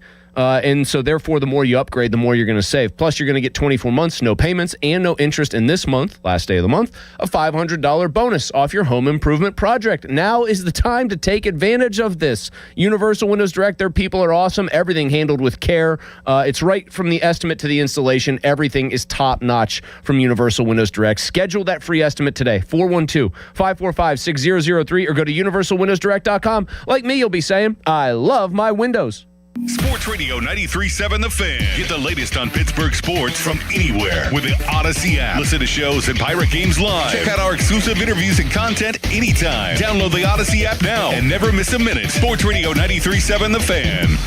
This is an Odyssey Sports Minute. Presented by Chumba Casino. Your online casino for plays, spins, and a chance to score. Must be 21 and over. Terms at ChumbaCasino.com. The Lakers failed to close out the Rockets last night. The Rockets now have won 2 straight games without Kevin Durant. No team in NBA history has won a series after being down 3-0. Can the Rockets force a Game 7? Game 6 in Houston is Friday night. I'm Chris Black. This is the story of the one. As a procurement manager for a hospital system, she keeps every facility in her network stocked and ready. That's why she counts on Grainger to be her single source for thousands of products, from disinfectants to lighting, air filters, and more. And with fast, dependable delivery, Grainger helps her keep every facility stocked, safe, and running smoothly. Call 1-800-GRAINGER, click Grainger.com, or just stop by. Grainger, for the ones who get it done. The U.S. Treasury just released its official financial report for 2025. Buried in it is a startling admission. By its own numbers, it appears the U.S. government is insolvent. When governments go this deep in debt, they print money, raise taxes, or cut benefits, none of which can help protect you. That's why people move part of their savings into physical gold and silver. Call Monetary Gold at 877-NOW-GOLD for their complimentary gold and silver guide. That's 877-NOW-GOLD. Call Monetary Gold now at 877-NOW-GOLD. Do it before the next headline, not after. Performance may vary. You should always consult your financial and tax professional. Crack open an IC Light. Clean, crisp, refreshing. A true Pittsburgh original now with a nod to the legendary Stargell Stars. Praise an IC Light for the hits, the homers, and the hometown pride. IC Light, always a good call. Enjoy 16-ounce drafts during Pirates games at DJ's. Hear that? That's the sound of another savvy driver rolling into Valvoline Instant Oil Change. No hassle with appointments or dealer wait times.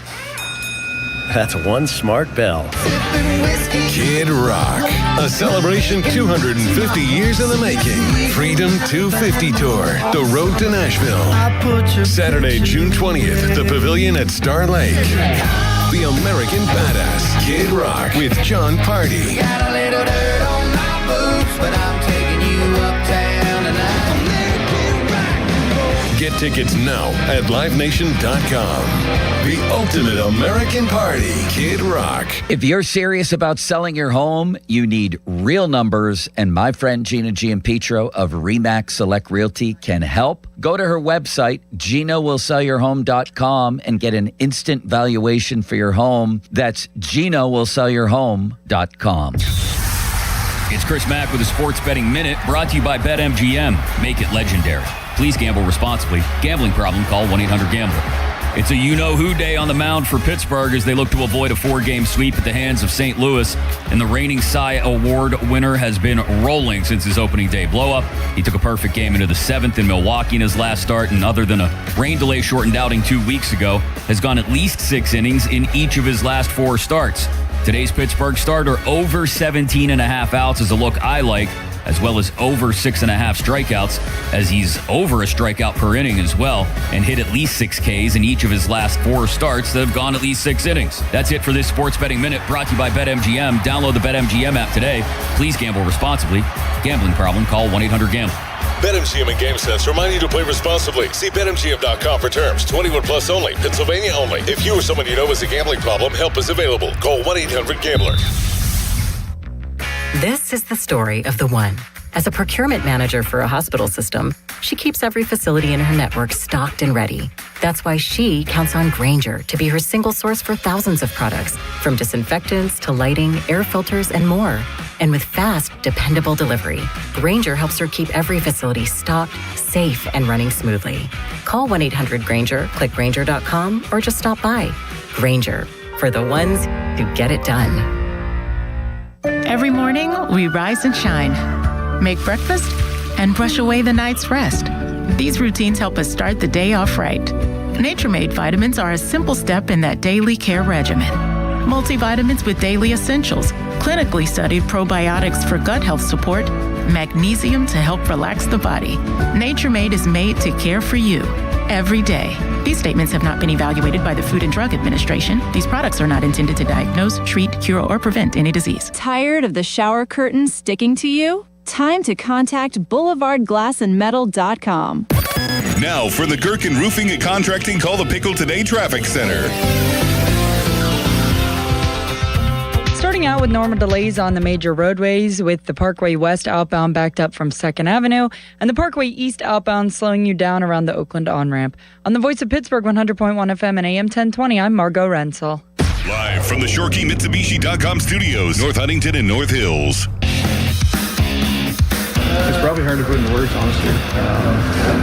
It's something that we probably have just gotten used to. But I think we're like family.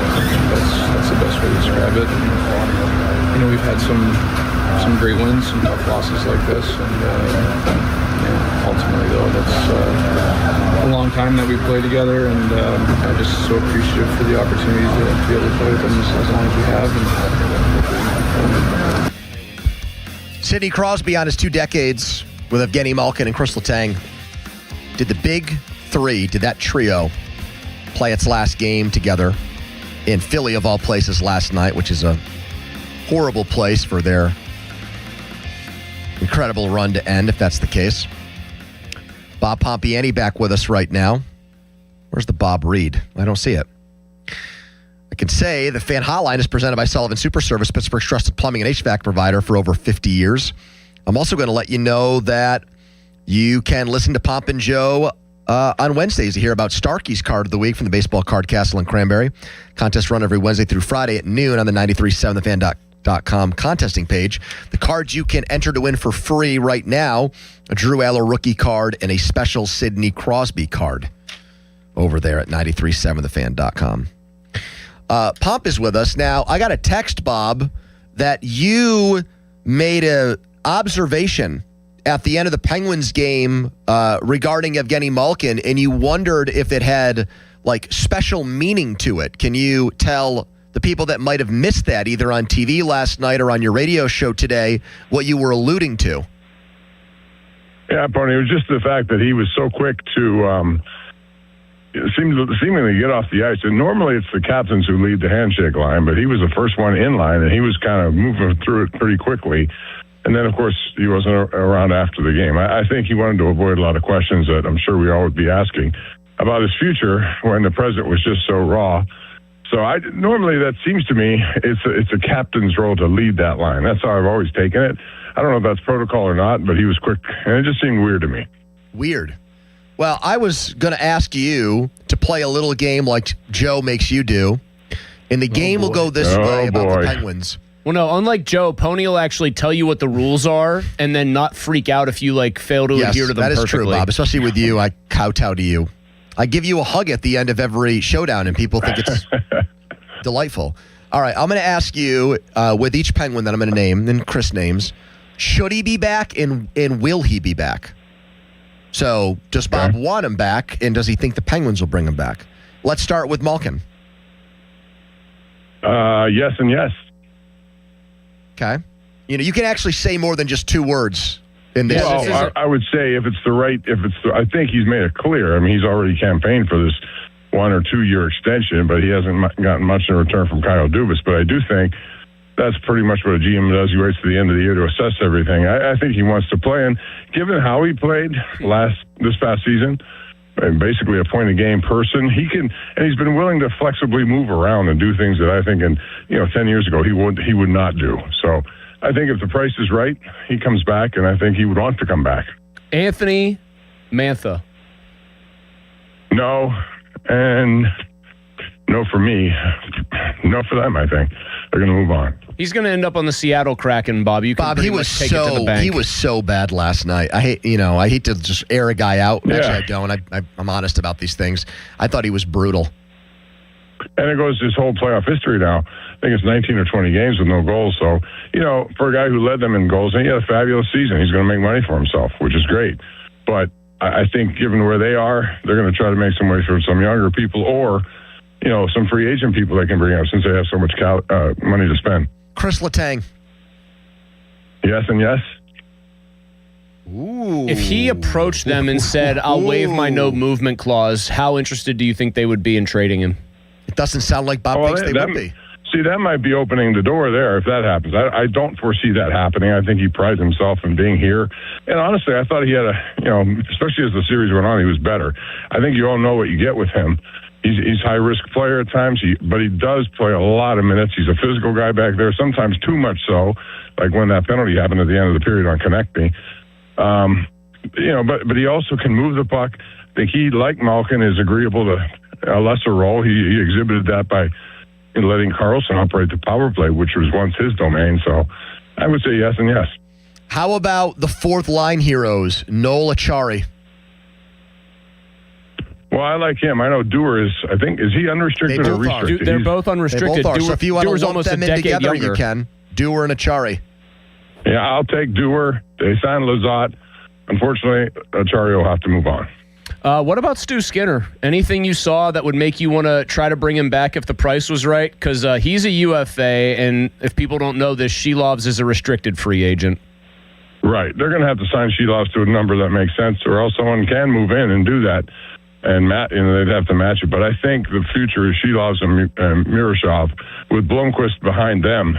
Be interested to see how they play in their playoffs coming up because Miroshov will get a heavy dose. And Paul Steigerwald brought this up. I thought it was a great point today that Shelovs went through this exact same thing when he won Calder Cup and MVP, and Miroshov's going to be in position to do the same this year. So that certainly serves Shelovs well, and it may serve him well also. But I like Skinner a lot. I think he's 27. He made some really big saves when he had to, when they were playing very sloppy. But I just don't think there's room for him here. How about this guy who might have ripped the Penguins more than anybody else after last night's game? Ryan Shea is a free agent. He said, he was asked by Josh Yohe, why did you guys stink in the first 3 games? He said, here's an easy answer. We didn't go to the net at all, which I thought was a very blunt assessment of his own teammates' play. He's not a defenseman who's supposed to go to the net. The forwards do. Do you want him back And will he be back in 2026? He was their best plus-minus guy. I love him. I think he's a really good player for them. We have a Ryan Shea lover on the line and Bob Pompiani. How about when that? I say love him, you know what I mean. He is going to be likely a sixth, and that's the third pairing, but that's okay. He was a plus 30 or something of that nature. That's a blunt assessment, but it's not like players coming out and say, hey, we didn't have energy. We came out with no phone. Whatever they say, it's a true statement. They didn't. I know, and but that's one of the reasons why that at least applies to the whole team. That's a defenseman saying it about forwards. Is how I take that. It's not his job to go to the net. He's on the back end of things, Bob. But he knows the difference when other teams go to the net on those guys. True. So, I mean, that's from his perspective, that's what it takes, and he has to fight that every night when he's, trying to battle guys who are forwards in front of the net. So I think he has an appreciation for that, and it was, to me, a proper call. Bob, Tyler Kennedy said that if the Penguins, in his opinion, if the Penguins don't re-sign Evgeny Malkin, if there actually is a split there, that he will then sign with the Capitals this offseason. That's TK's prediction. What do you make of that possibility? Well, how about if we reverse it? I have Ovechkin sign with Pittsburgh. That way they can be together. If Ovechkin wanted to play here, I would be all for it. So would I. Yeah. That would actually roll with a pack of cigarettes and a 12-pack of Coke. Which he loves. I would, that shot is just still unstoppable. But I don't Park him on the left circle on your power play. Yes, please. That would be so cool. I don't care. I'm in the era like remember that Lakers team where they put Peyton and Karl Malone and Kobe and Shaq together? Chris. Yeah, they still got to the NBA Finals though. Yeah, they had a good team though. I remember that. That was really good. All right, on the way out here, Bob, the last one we'll do. It's a bonus one. It's not a Penguin. Aaron Rodgers, will he be back? Should he be back? Well, I would prefer probably moving on, but just because of what lies ahead, they have to figure this out at some point. I think that's kind of a broken record for me and a lot of people, but I don't think this tag thing did them any favor. I think he's going to take it differently than they probably intended it to be. I don't know the reason for it. I don't know if they were feeling like a team like Denver might swoop in and deal with him. I have no idea. But what I do know is he seems to be the type that doesn't want to be cornered in any way, and he may be in this situation. Bob, enjoy the rest of your walk. We hear you straining. We hear you. Oh, my God. My wife is running circles around me. I can't keep up. I was trying to hold my breath in, not unlike when I take a picture and try to hold my stomach in. So this is what I'm battling. Goodbye, Thanks for Bob. dealing with me. There you go, Bob Pompiani, everybody. Do you do that? You suck your stomach in? No. I mean, remember Ike Taylor would always tell he would put the old fists under the biceps and cross his arms so it looked like he was yoked in team pictures. I like that move. No, I don't do that. You know what? When Pomp's walking Oakmont with me and Joe in about a month, that's hilly. That's tough terrain. You know what he won't be doing? Sucking wind. He'll be loving down transfusions. He'll be loving every second of it. Follow us on Twitter, brought to you by South Hills Chrysler Dodge Jeep Ram Route 19, Peters Township. But by the way, just, you just have to work that in when we're playing Oakmont. Yeah. But you're not a golfer, really, so what is that? But I know for other people, though, that's just you bragging. Well, we have somebody who's very kind there. We have a benefactor who wants to get the three of us, the three stooges out there, basically. Donnie's biggest football topic of the day is next in the Donnie Football Debrief, but first a headline. Now, fan headlines powered by Bowser Chevrolet.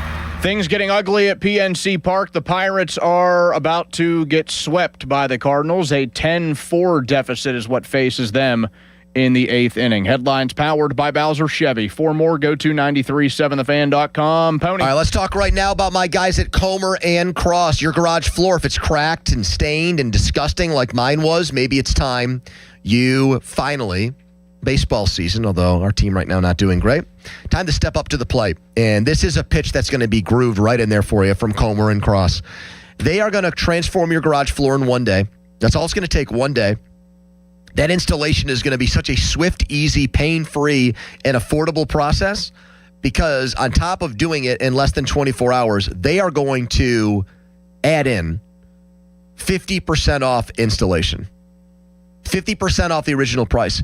But you got to call now and get in touch with them and set everything up for a free quote. The gold standard is Comer & Cross. They guarantee it's never going to chip, crack, or show tire lift again. Call them for that 50% off installation. It's just for you, my listeners. 1-800-NEW-FLOOR. That's 1-800-NEW-FLOOR. 800-NEW-FLOOR. Or go to COMERcross.com. It's Comer & Cross. Don't miss the Panthers Insider Show every Saturday morning from 8 to 9 with Pat Bostic. The best insight with the top guests and everything you need to know about Pitt. The Panther Insider Show is brought to you by Voss TV and Appliance, NSS Life, Joe Ball GMC, and PGT Trucking. Sports Radio 93.7, The Fan.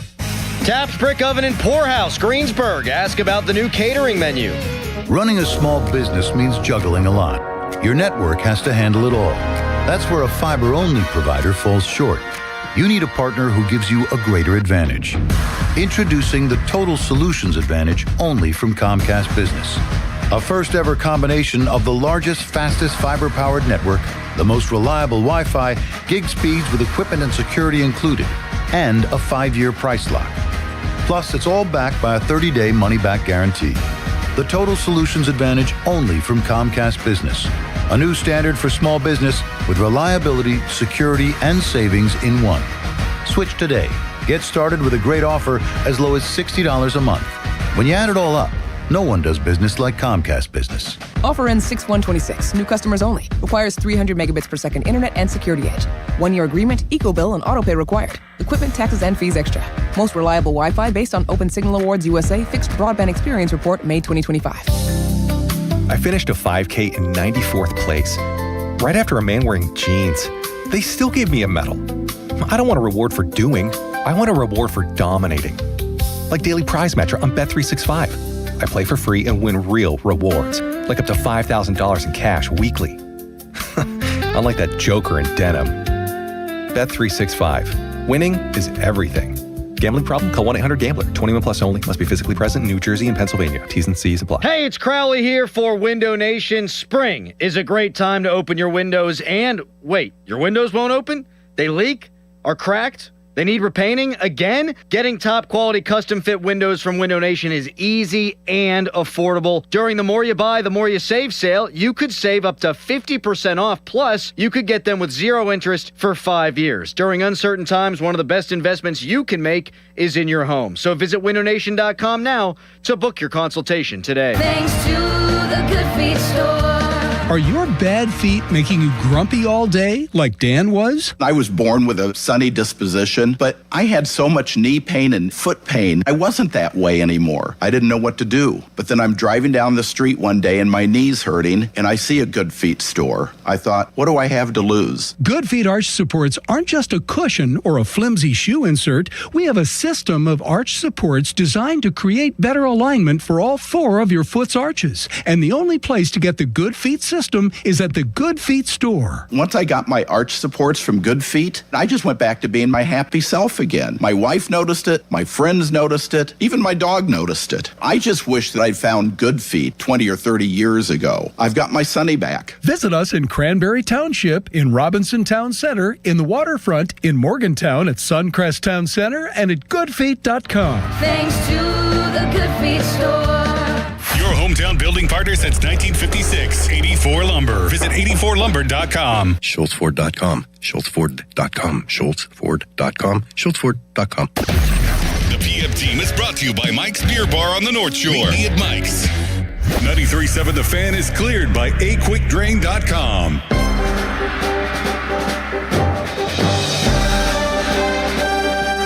Hey, the 3rd annual Fan 5 Alarm event, and this has always been one of our favorites.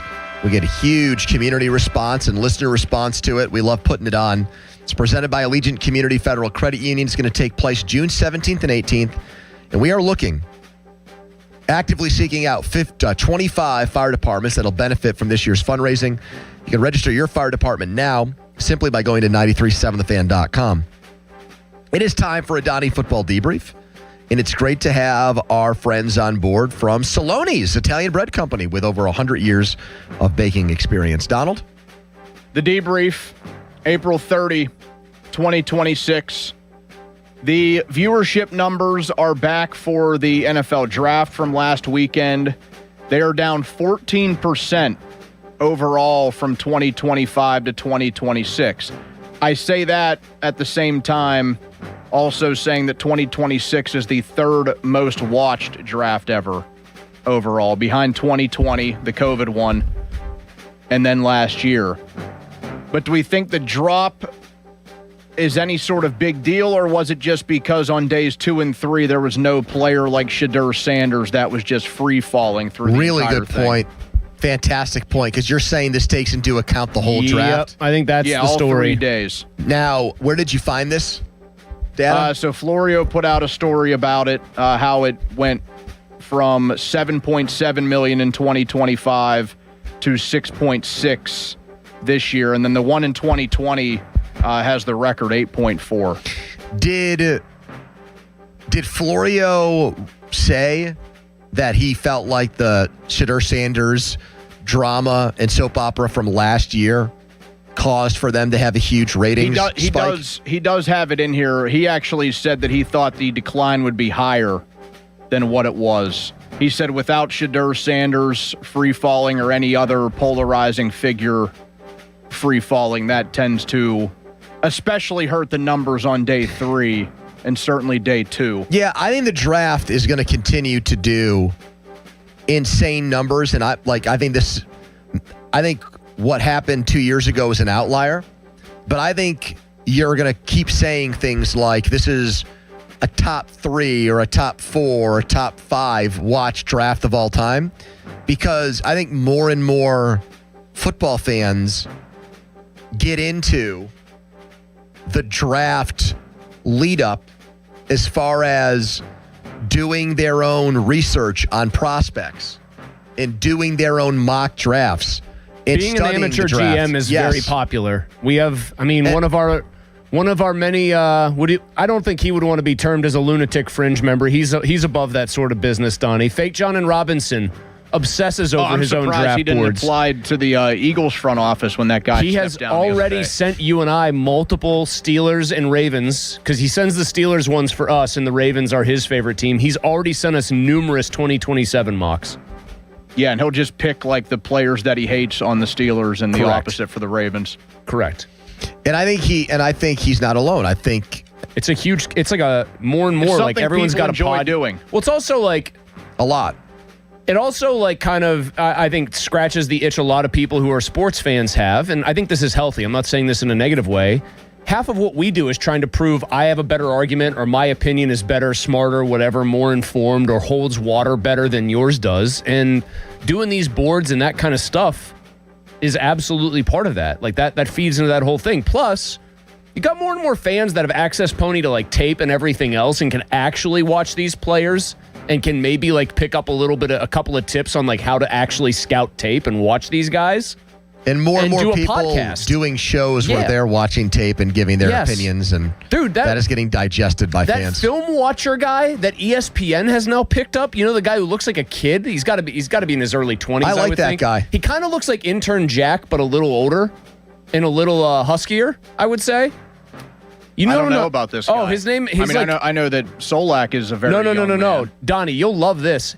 His name on Twitter is Film Watchers and the number 1. And he's just like, he looks like a kid. I do. I dig that guy. But Pony, He got hired. ESPN has started like taking his work. Good. And they're like acknowledging that it's him. I think they have some sort of small deal with him. So, I don't know if you guys saw this, but there's a graphic going around Twitter of every NFL fan base's most hated player.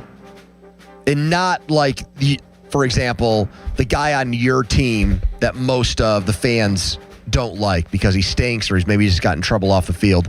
Just opposing player that a fan base hates. Like, for example, the Chargers' number 1 player is Mahomes because they're in the same division and he tortures them. Oh, current guys? No. All which time. I think is weird. Yeah, like, for example, the 49ers one is Russell Wilson. Really? I think it's like none of these Maybe guys not are so much anymore. None of these guys are super old. Like, this is like maybe over the last 10 to 15 years. I was going to say, of wouldn't like a football. 49ers fan say Lawrence Taylor or something, or like somebody from those Giants Montana. teams? Yeah, that seems more like guys that they Russell battled Wilson. with in their heyday with Montana and Rice. How many does Brady claim? Like all of the AFC East and the Steelers? Colts, Falcons. What about Bills? No, they put Mahomes for the Bills, which Is I Eli actually the do most get hated that. player in Patriots? Yes. Okay, that makes sense. Yep. So who would be the Steelers? Aaron Rodgers is that answer for the Lions. They could Aaron Rodgers. They could put the whole league up until a certain year for Detroit. Aaron Rodgers is that answer for the Bears, and Aaron Rodgers is that answer for the Vikings. I imagine Peyton Manning has a few with the AFC South. He does not actually. Any? I don't think so. Looking at this, Does the Steelers one just go off the book and just say Mike Tomlin somehow? No. Because that's what the YouTube chat has literally been arguing about. It's like been 6 people arguing about Mike Tomlin for the last hour. It's been incredible to watch. Anyway. The Steelers' answer is Lamar Jackson. If you would have told me it was current players, that's who I would have guessed. But all time, I would not have guessed Lamar. No, it's Brady. Yeah. It's Brady all time. I don't know. Brady. All time? I mean, they got the better of the Raiders for the most part in the 70s. The 80s, there wasn't a natural. Could you have said like? No, you're right. I don't. Well, who I don't know why Elway in the 90s for the 97 AFC title game. There's Troy Aikman in Dallas for one Super Bowl. No. They had like a whole rogues gallery though of people that would like upset them in AFC title games. Not. I don't even know why I questioned it. It's absolutely Brady for the Steelers. You know what? It could have been a good one. Is perfect. Just pure hatred of the guy. Yeah, I mean, he burned bright like a comet. It wasn't like a long And they thing. didn't have any actual wins to show for it, so there was always like a clownish element. But you want to talk about no respect for the guy, wanted to see him get hurt. When Juju flattened him, people loved it. I don't even know if you could say that Lamar is the all-time They've had success Raven. against him. Yeah, Terrell Suggs I or would Ray say Lewis. Suggs or Ray Lewis. Probably Maybe even Lewis. Ed Reed on that podium. I like Ed Reed. I didn't have a problem with him. I mean, they were all great players, but I mean, they Was Joey You hated Porter playing anybody's against friend? him. No. Like, because Peasy could get under people's skin. He and William Green just personally are each other's. If they have Dak Prescott down for the Eagles, are you kidding me? Why wouldn't you take somebody that's actually had like major success against the Eagles? That's you know what that feels like, Pony? Where did you find this? It's everywhere. That feels like, remember those maps that would go viral for being intentionally terrible? it's like what each state state's is known for its candy? Or it'd be like each state's favorite fast food joint or favorite gas station, right? And in Pennsylvania, it wouldn't be Sheetz or Wawa. It would be like a place where it'd be like Valero. Because I think it's a map designed to go viral for being wrong. Yeah, so you're saying I fell for it. I got sucked in. Yes. Yeah, it worked. Lamar Jackson loses to the Steelers too much to be hated. Right, that's why Brady's such an easy answer. But you would still say Lamar among current players? That would, if you would have said it was current players, I would have said Lamar, just because I feel like they haven't run into somebody. I would say Myles Garrett.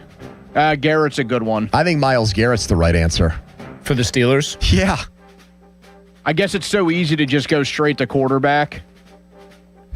Lamar has the one playoff win over them. But Garrett's got one too, and then he attacked like you said, Mason Rudolph with a helmet. Been Ben would have voted for him on that second part. Ben would have said, not all thorns with Garrett. You know who had a chance to be this guy for a very long time, but he and the franchise completely blew it, is Mayfield. Actually beat him in a playoff game. I thought you were going to say Burrow. Well, no, I mean, the same rule applies to him. I think Burrow is an in-progress thing. Mayfield's out of the division now. You can't close the book on Burrow. Mayfield had a shot. He beats him in their building. Granted, not in front of screaming fans because it was the COVID year. Yeah. Has a very brash personality that even though Tomlin would never explicitly say it, he hated. And was, for a time, good enough where it looked like this might be a guy they have to deal with for 8 to 10 years. And now that he's out of the division, I think most Steelers fans would say they would love that guy here. If you asked Mike Tomlin his most hated player or feared player, would he just put Flacco for multiple teams? He's like Flacco on the Bengals, Flacco on the Colts, Flacco with the Ravens, Flacco he's ever played for. Flacco with the Jets. It is so bizarre with him about Flacco. He knows he can't beat him. He knows he can't outsmart him. And he knows if Joe Flacco doesn't get hit by the pass rush, he's going to carve him up like a Thanksgiving turkey. I wanted to bring this up here briefly in the debrief.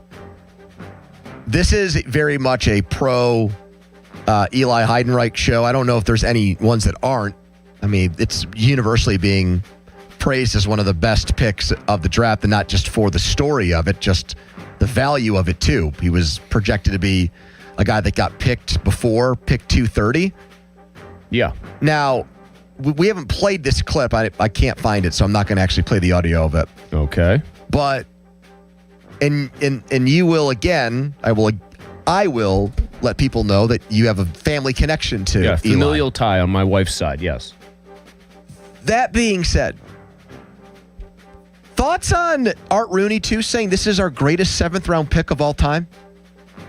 I think that's a little much. He hasn't played down of football for them. He said this has got to be our greatest 7th-round pick of all time. Brett Kiesel was a 7th-round pick. Go back to the 70s. I'm sure they picked at least somebody in the 7th round in those deeper, longer drafts. You know what I mean?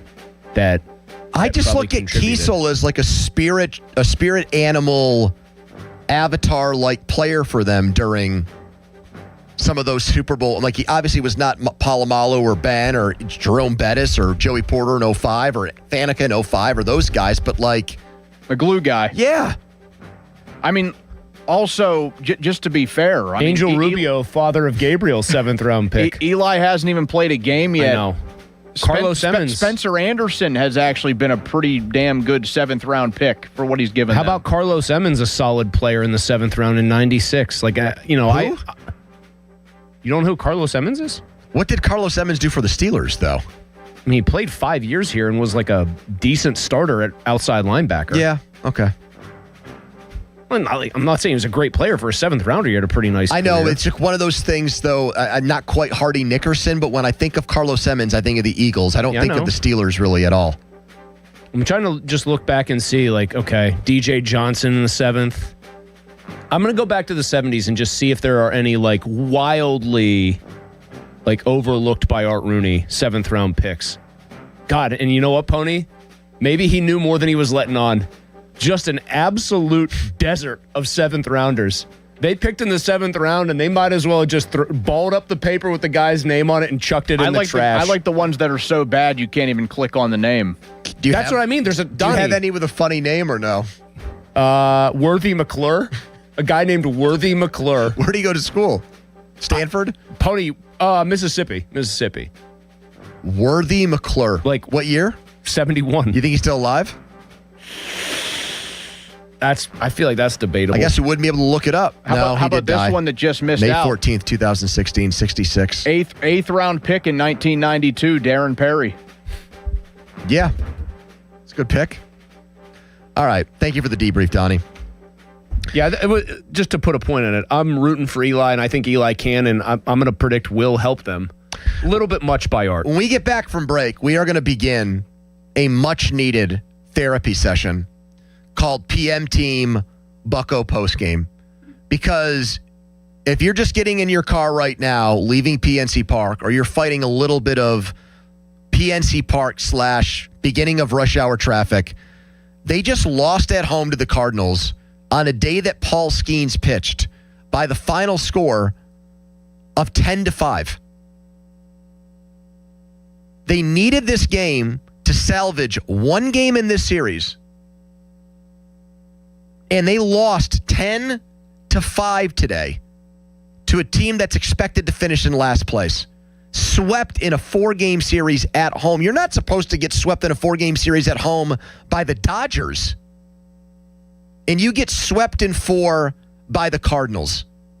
Wouldn't call it great. Everybody right now is leaving that ballpark who wants to vent, or any Pirate fan that wants to begin a therapy session with us right now. Call in at 412-928-9370.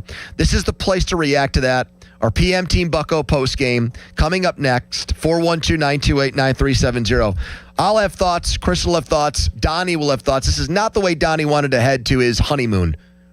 With the Penguins out of the playoffs and the Pirates now in a little bit of free fall, having lost 5 in a row, and they're no longer a winning team. They're at 500. 412-928-9370. Fan weather brought to you by Secure Money Advisors. Looking to retire soon? Let Secure Money Advisors get your retirement on track today. Low of 38 is the PM Team. The Fan 5 Alarm, presented by Allegiant Community Federal Credit Union, is back June 17th and 18th. You can nominate a deserving volunteer fire department at 937thefan.com. The Fan 5 Alarm is brought to you by Southside Plumbing, Kirkin Roofing, and CentiMark on Sports Radio 93.7 The Fan. sky's clearing out overnight. Our temperatures are going to crash down into the mid to upper 30s. This means areas of frost are not out of the question. Now, tomorrow, the clouds come back and so do scattered showers. I wouldn't rule out a rumble or two of thunder with temperatures in the mid 50s, possibly an isolated thunderstorm to start off the weekend on Saturday. From the KDK First Alert Weather Center, I'm meteorologist Ray Petlin. The Carpenters Training Center is holding its annual open house on Saturday, May 2nd. Doors open from 8 a.m. to 3 p.m. Bring the whole family and enjoy food, prizes, and Kids Corner. Their 4-year apprenticeship program is tuition-free, and you will earn competitive wages and benefits while you learn. Information sessions begin at 9 a.m. and noon. Learn about a career in the union building trades, as well as the pre-apprenticeship program. Join them Saturday, May 2nd, as 4th-year apprentices from their 6 crafts participate in competitions and demonstrations. Find out more at eascarpenterstech.edu. Having insurance isn't the same as having State Farm. It's like needing a lawyer, but getting some guy who just watches courtroom dramas. How does the defendant plead? Guilty. Wait, what? Also, objection. You object to what? Erroneous. Counsel, approach the bench. Hey, can I get a whack at the gavel? You wouldn't settle for just any lawyer, so don't settle for just any insurance. Get the real deal with State Farm. Like a good neighbor, State Farm is there. Introducing Home Care Plus, a new subscription service from Lowe's that helps make life easier by giving members a hand with home maintenance. Let Lowe's tackle the tasks you keep meaning to do, like electric dryer vent cleaning, replacing hard-to-reach light bulbs, and more. Subscribe to Home Care Plus for just $99 a year and consider your to-do list done. Members get more at Lowe's. Available in select zip codes only. Cancel anytime. Non-refundable fee. Product purchase required. Terms and service restrictions apply. Details at lowes.com/terms. Subject to change. Chris Mack here to help you beat the books with Westwood One Sports. It's the Skeens Day in Pittsburgh as the Pirates look to avoid a 4-game sweep at the hands of the Cardinals. And the reigning Cy Young Award winner has been rolling since his opening day blow-up. Skeens took a perfect game into the 7th in Milwaukee in his last start, and other than a rain delay shortened outing 2 weeks ago, has gone at least 6 innings in each of his last 4 starts. I'll be taking Skeens over 17.5 outs. Bet smarter and beat the books. Download the BetMGM app today. My name is Christine, and I'm a widow. My husband, Ryan, was a healthy 34-year-old, and 3 months later, he was gone. Thankfully, he had life insurance. Ethos made it so easy. You can get a quote in seconds, apply in minutes, and get same-day coverage. 100% online, no medical exam. Life insurance didn't take away the loss, but it did give us the space to just grieve. Get your free quote at ethos.com/game. Ethos.com/game. Paid spokesperson. Time spent on application may vary. Online health questions required. There's a new Chevrolet dealer in Latrobe, and they can't wait to meet you. Smale Chevrolet Latrobe is officially open and now part of the Smale Auto Group family. They invite you to come in and experience a high standard of sales and service, and what better way to celebrate than with Chevy Truck Month. Right now, they're offering the Chevy Supplier Discount to everyone. That's right, you pay what the suppliers pay on Smale Chevrolet's incredible lineup of Silverado trucks and Equinox SUVs. Big savings, and the trucker SUV you've been dreaming of. Visit them today on Route 30 in Latrobe or online at SmaleChevrolet.com. Smale Chevrolet, welcome to our family. Together, let's drive. 84 Lumber has partnered with Anderson Windows and Doors to bring a brand new showroom to Mount Lebanon. From homeowners to industry pros, everyone can see, touch, and interact with various series of Anderson windows and a wide variety of doors to make the most informed decision for their build. 84 Lumber experts are on site to demonstrate product features, answer your questions, and even schedule a visit to the job site for measuring and installation. Your budget matters, and flexible financing options are available. Call today to schedule a personal consultation at 570-507-8015. Welcome. You are in the beer garden with Gene from Vicini Distributing Company. Beer since 1933. In the beer garden this week, we're enjoying a Bell's Oberon, the iconic American wheat ale, because Oberon season is here. Bell's Oberon, a beer with the color and scent of a summer afternoon. Slight hints of spice, a smooth mouthfeel, and a citrusy and refreshing finish.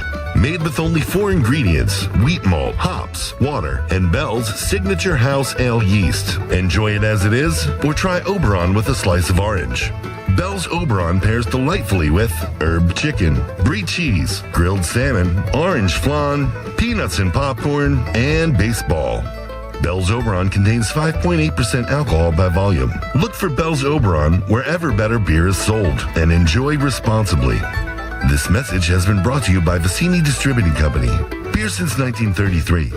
Cheers. BetMGM, authorized gaming partner of the NBA, has a special offer for the playoffs. Sign into your existing BetMGM account and snag an NBA Playoffs odds boost token. Then take your shot at scoring more on your next win. Simply log in, add a qualifying bet on the NBA Playoffs to your bet slip and activate the token. If you win your wager with the token attached, you'll pull down extra winnings in unrestricted bonus dollars. Talk about a fast break. Make BetMGM, authorized gaming partner of the NBA, your home for playoff action with bonuses like odds boost tokens and more. Claim your odds boost token for the NBA playoffs and get in the game today. Make betting the playoffs more exciting. Make it legendary. BetMGM and GameSense remind you to play responsibly. If you or someone you know has a gambling problem, help is available. Call 1-800-GAMBLER. BetMGM.com for T's and C's. 21 plus to wager. Pennsylvania only. Existing customer offer. Subject to eligibility requirements. Rewards vary and expire in 7 days. Please gamble responsibly. Golf season is back, and it's time to claim your spot at Conley Resort and Golf Club. Conley is forming new weekly golf leagues for players that want great competition, a beautifully maintained 18-hole course, and the perfect place to unwind after the round. Grab your buddies, form a team, and make Conley's your weekly golf night. Great golf, cold drinks, and bragging rights on the line. Want to make a weekend of it? Come stay and add Suncrest Golf and Grill to the fun to play 36. Visit ConleyResort.com. Conley Resort and Golf Club, where the round doesn't end on the 18th. There's a new kind of energy at Starbucks. When your day needs a reset, try the all-new energy refreshers. Strawberry acai, mango dragon fruit, or the all-new mango strawberry. The refreshers you love, now with extra caffeine. New energy refreshers only at Starbucks. Snakes, zombies, public speaking. The list of fears is endless. But the real danger is in your hand when you're behind the wheel. Distracted driving is what's really scary and even deadly. Eyes forward, don't drive distracted. Brought to you by NHTSA and the Ad Council. Now for the Gherkin Roofing and Contracting Call the Pickle Today Traffic Center.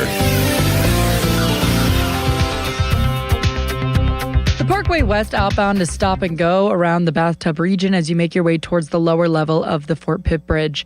On the Voice of Pittsburgh 100.1 FM and AM 1020, I'm Margot Rensel.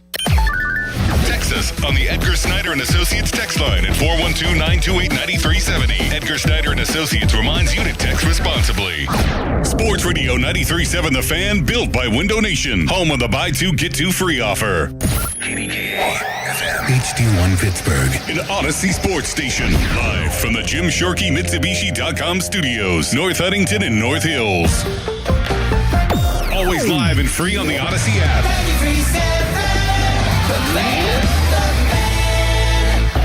Now, fan headlines powered by Bowser Chevrolet. To final at PNC Park, the Pirates have been swept in a 4-game series by the Cardinals, who were projected to lose close to 100 games this year. St. Louis 10, Pittsburgh 5.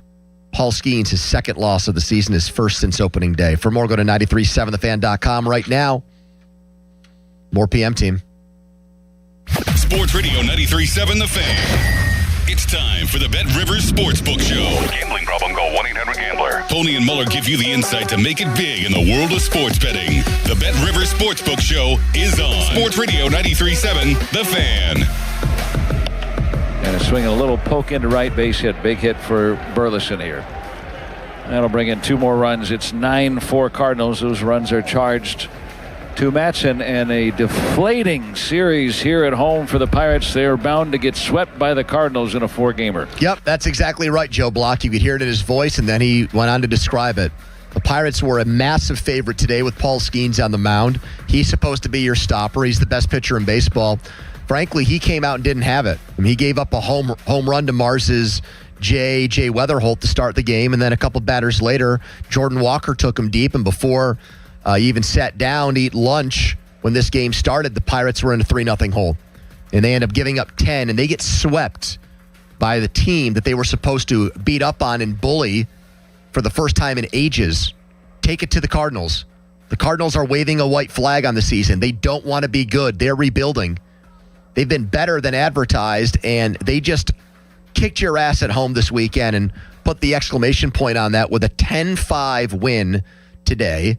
This is PM Team Bucko postgame. We're here after Pirates day games during the week. Mulsey's across from me. Donnie here the day before he leaves for a honeymoon. The Pirates acted like they were already on their honeymoon or in their offseason today. Just a sloppy game, poorly pitched game, poorly fielded game. Series really didn't hit well, and a team with really zero pitching. I mean, no real pitchers of repute, guys that you know and are at the top of their game. Big reason why the Cardinals are supposed to be a 90-loss team this year. Came in here and stole your lunch and just dominated you. And I just... What's the biggest takeaway for you? I guess is where I would go first. What stands out to you the most about it? I mean, you just said it's a 100-loss projected team that comes in here and does this, but what aspect of these 4 games is the most noteworthy? Because I have one or two that kind of jump to the front of the line. The biggest one for me is after you lost in heartbreaking fashion on Monday, you let that snowball. You had a perfect game in the 7th inning going in a bullpen game. You had your closer on the mound, who's pretty good. I wouldn't say that he's Mason Miller or anything like that, but if I'm ranking closers, he's in the upper half. He's out there with a 2-0 lead and gave that game away. And I think you guys were right to pretty much come on the air the next day and say, look, it happens. And Donnie Kelly shouldn't be dragged through the mud for it. Sometimes your closer gives a game away. Mm-hmm. But from there... Oh, they didn't have an answer. It got worse. They didn't have an answer internally for it. And you looked at the pitching matchup every day and said to yourself, all right, this is the day the Pirates end their losing streak. We've got Chandler on the mound, or we've got Ashcraft on the mound. Today was Paul Skeens against J.K. Dobbins for the Cardinals. We'll win this game. And it didn't happen. And Tuesday was a blowout.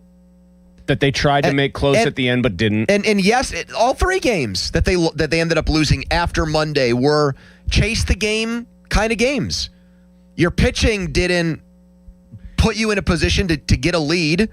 Your middle relief did not shut the game down at a certain number either. No. Your defense played like the Keystone Cops. Like Barco had to pitch all day and night Tuesday. He had to wear one. And if he's better, maybe you do score enough runs to come back and win that game. Their defense, after they get it to 5-4, you kind of nudged, kind of gave me a look, and I look back, and there's Brandon Lau circling the bases. It's 5-4, like a lot of baseball game left. Could get to the Cardinals. They don't because they immediately give up 2 runs because apparently Brian Reynolds was blinded by the light like, what was that guy, Manfred Mann or whoever? Blinded by the light. I mean, it's not O'Neill Cruz in New York. Is it that bright at PNC Park? I'm just saying this is apparently what they might have said on the broadcast because they had the lights on because it was pretty overcast and dreary out. But he looks like he gets eaten up by a routine sinking liner that he's trying to catch at waist height. He's a terrible defensive player, and he's worse than Cruz, actually. He is worse than Cruz, clearly. And he offers you no arm, no base running. Now, he did have a couple of hits today, which is kind of what he needs to start doing, extra base hits. I'll say this. I've gotten a lot of, hey, why don't you rip Donnie Kelly some more? I'm not going to so much rip him, but I am going to say a couple things that are pretty pointed criticisms, I would say, and things that have to get figured out on his end sooner rather than later. There's the obvious. As a manager, I think there are tactical things you can do game to game, but I think a lot of the best managers just know their team and know how to get the best response out of them. He did not do that after the Dennis Santana game. The Clint Hurdleism of shower well did not apply to these guys. They came out flat as a pancake and kept chasing the game for the next 3. That is probably priority 1 because that's how I view managers in baseball. Priority 2. I saw this. Pat Lackey used to write the Where Have You Gone, Andy Van Slyke blog. Very smart baseball observer. A guy I think just knows what he's talking about, and if he wanted to do that for a living, I think he could. He pointed out how infrequently, just over the last 2 weeks probably, Pony, where they've lost, I think, 9 of 14 now, how infrequently they've used guys like Gregory Soto, Yohan Ramirez, all of whom are pitching largely better than the average bullpen guy, and even Matson, who I know blew up today a little bit. Yeah. But hasn't really didn't use Gregory Soto or didn't use Ramirez in that bullpen game. Has been very odd with how he's tried to structure that. Didn't use Soto last night or today. Didn't use him, right. Didn't try to shut these games down. And I still have no problem with the bullpen game itself. But the rest of his bullpen feel and usage and trying to, part of baseball isn't just protecting leads when you get them. It's trying to keep deficits minimal so that when you actually have some guys that can hit the ball over the fence, you keep yourself within spitting distance. I don't think he's done that either. So I do think he has scuffled trying to figure out his pitching broadly towards the end of this month. Think about some of the guys they're counting on. Braxton Ashcraft, young pitcher, right? Yep. Carmen Majinski, I guess he's a starter, so he's going to have some sort of innings limit, you would think, right? Yep. Bubba Chandler, correct? Yep. Any disagreement? No, not yet. That's 60% of your starting rotation right now. You can count on Skeens to be a horse, and today you can kind of throw that in the trash for him. I think he's going to have one of those every so often, but not very. Keller, I think you can rely on to chew up innings and be better, more good than bad, especially in the first half of a year. Yeah. You got 60% of a pitching staff, starting pitching staff, that you're probably going to have to watch closely, and you don't seem to have a feel for like the 6th, 7th innings of some of these games where you might not have it set up the way you want. Yeah, I mean, pitching's the biggest reason why they lost this series. The last 3 games, they scored 7 runs, 4 runs, and 5 runs and lost all 3. And you gave up 26 runs in 3 games, and you gave up double-digit runs in 2. There you go. That's the series.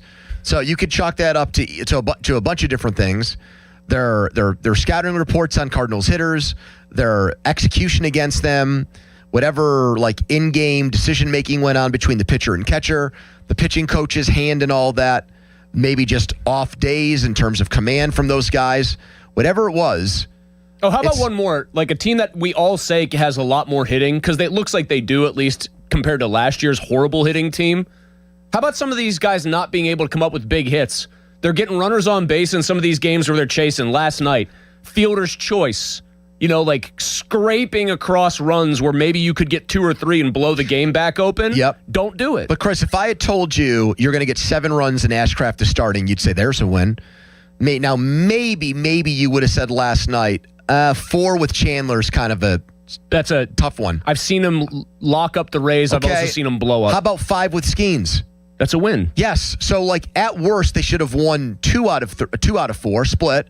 And then Monday, you have your like that closer blow it. No. Monday should have been a win. Like, the guy who kicked all this off is Dennis Santana. I understand he had a bad game, but, like, you can say the guy's a good enough pitcher that you can criticize him for having a bad game because you got one job, man. 1 pitch, 1 out in that game. I think he was 0-2 on Pajes after that. Yeah.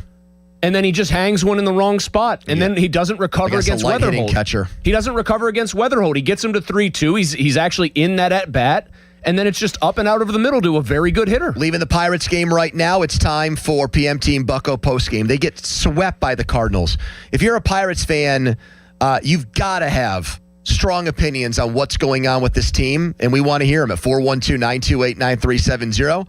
That's 412-928-9370. Here's Grant in Mount Washington. Hello, Grant. Hey, good afternoon. What's up? Oh, it's just rough. I mean, we're finally getting some run support other than last year, but the bullpen game, you just wasted all those arms, and then you come up with a loss. I think their strategy is all wrong, and you got to start going after the coach. He's a little too comfortable, in my opinion. What strategy's wrong? Like, Ashcraft goes on the bereavement list. That's kind of a tough curveball to get thrown at you. Pun not really intended. I just don't love the bullpen games. I think you're wasting those arms, and they could have been available. But we're asking you, what would you have done in that game instead? I mean, they did throw a perfect game through 20 hitters there. I know, and then they blow it. I know, but we're asking you hold on, what Grant, your strategy Grant, would hold have been. on. No, wait. Dennis Santana would have been on the mound in the 9th doing what he did had they started a game with a starter there who had gone 6 perfect and given way for 2 innings. Yeah, but his point is that they taxed the bullpen too much and it hurt them in subsequent games. Montgomery and Lawrence, not that I'm exactly a Justin Lawrence fan, both threw under 10 pitches. Like, you don't have to wrap them in bubble wrap after that. Yeah, but the rest of the series, you still just can't keep it competitive. I mean, we're scoring runs, but just okay. I'm going to say something else about that, Grant. Now, I don't know why I'm this fired up, but I am right now. Probably because I think they're a pretty decent team that's in a bad stretch here, and it's going to be a skies falling thing. But you just already made an adjustment there. I just heard that. You just called them a pretty decent team. You're a smart guy. You didn't say good. No, I think they're pretty decent. But okay, there's a. Like in There's terms like a of 3-win gap between in terms of words mattering, like good team, you say, hey, I still think they're a good team. I think no, they have some warts that have popped up, and they got to get compound W. I hear you say good team. I think you still believe they're a playoff team. You say pretty decent. Now you're starting to tell me, well, I think they'll probably be a few games above 500. That's how I heard that comment. I still said 85 and 77. Probably the highest I got this year was 88, 89. I'm back to where I kind of started with them. I would just say, though, like, not all runs, like he said they got run support. Not all run support is created equal. When you're like you score 7 runs in that second game of the series, Pony, right? Yep. That's not really a good offensive game. Now, if you get out to a 5-0 lead in that game, you affect how the Cardinals hitters have to go about their business, how your pitchers go about their business. When you're down 11-3, tacking on 4 runs there at the end, who cares? That's like a bunch of Kevin Young home runs. No disrespect to Kevin, but he made. I actually do agree with you on that. Like when I said you score 7 with Ashcraft, it does have to come with an asterisk because at that point the Cardinals were fine with trading outs for runs occasionally. Go ahead. We'll throw it down the see-ball, hit ball kind of O'Neal pitching. Cruz, you're going to hit one out to dead center field or whatever. Cool. Whatever. Yeah, the tying run's never even going to sniff the on-deck circle here. So I don't think you can just say they scored those runs. All runs are not created equal. Look, that's why leverage exists. To me, Paul Skeens is the best pitcher in baseball. He was pitching like the best pitcher in baseball for like the last 4 starts. It is, in my opinion, perfectly fine to criticize him once in a while when you expect a lot from him and he goes out and he pitches like crap. The 8 hits he surrendered today were the most he's ever given up as a pitcher, I think, at home. Maybe in his entire career. 8 hits. He only lasted 5 innings. He wasn't good. You've lost 3 in a row to a bad team. He wasn't good. Like, you expect him to be really, really, really good. I get it. He took a perfect game into the 7th inning, a start before Milwaukee. That's awesome. That's an A-plus start. If that's an A-plus, what's this? D-? Yeah. F? I mean, Weatherholt's a good hitter who's going to have a really good career. That ball was in the go zone, man. And it was on a 2-0 pitch, was it not? Yep. So he misses the strike zone with the first 2 pitches and gives a guy who is talented enough to hit the ball over the fence against him a dead red situation and then throws the ball where you can't throw it in a dead red. 412-928-9370. Did Paul Skeens end the Pirates' losing streak today? He did not. And how does that make you feel as a Pirates fan that the team just got swept by the Cardinals at home? 412-928-9370. PM Team Bucko postgame continues after this, but first the Donnie headline. Now, fan headlines powered by Bowser Chevrolet. The Penguins season is over. A 1-0 overtime loss last night to the Flyers. Artur Shilov's 31 saves in the defeat. Philly wins the series 4-2. Headlines powered by Bowser Chevy. For more, go to 937thefan.com. All right, let's talk right now about FanDuel, the official sportsbook partner of 93.7 The Fan, the official sportsbook of the NBA. Official partner of the NBA, excuse me. We've got happy hour going on, probably at bars all around Pittsburgh. And here is the NBA happy hour on FanDuel in partnership with Valley Forge every day during the playoffs. Special drops you won't want to miss, profit boosts, bonus bets, and more.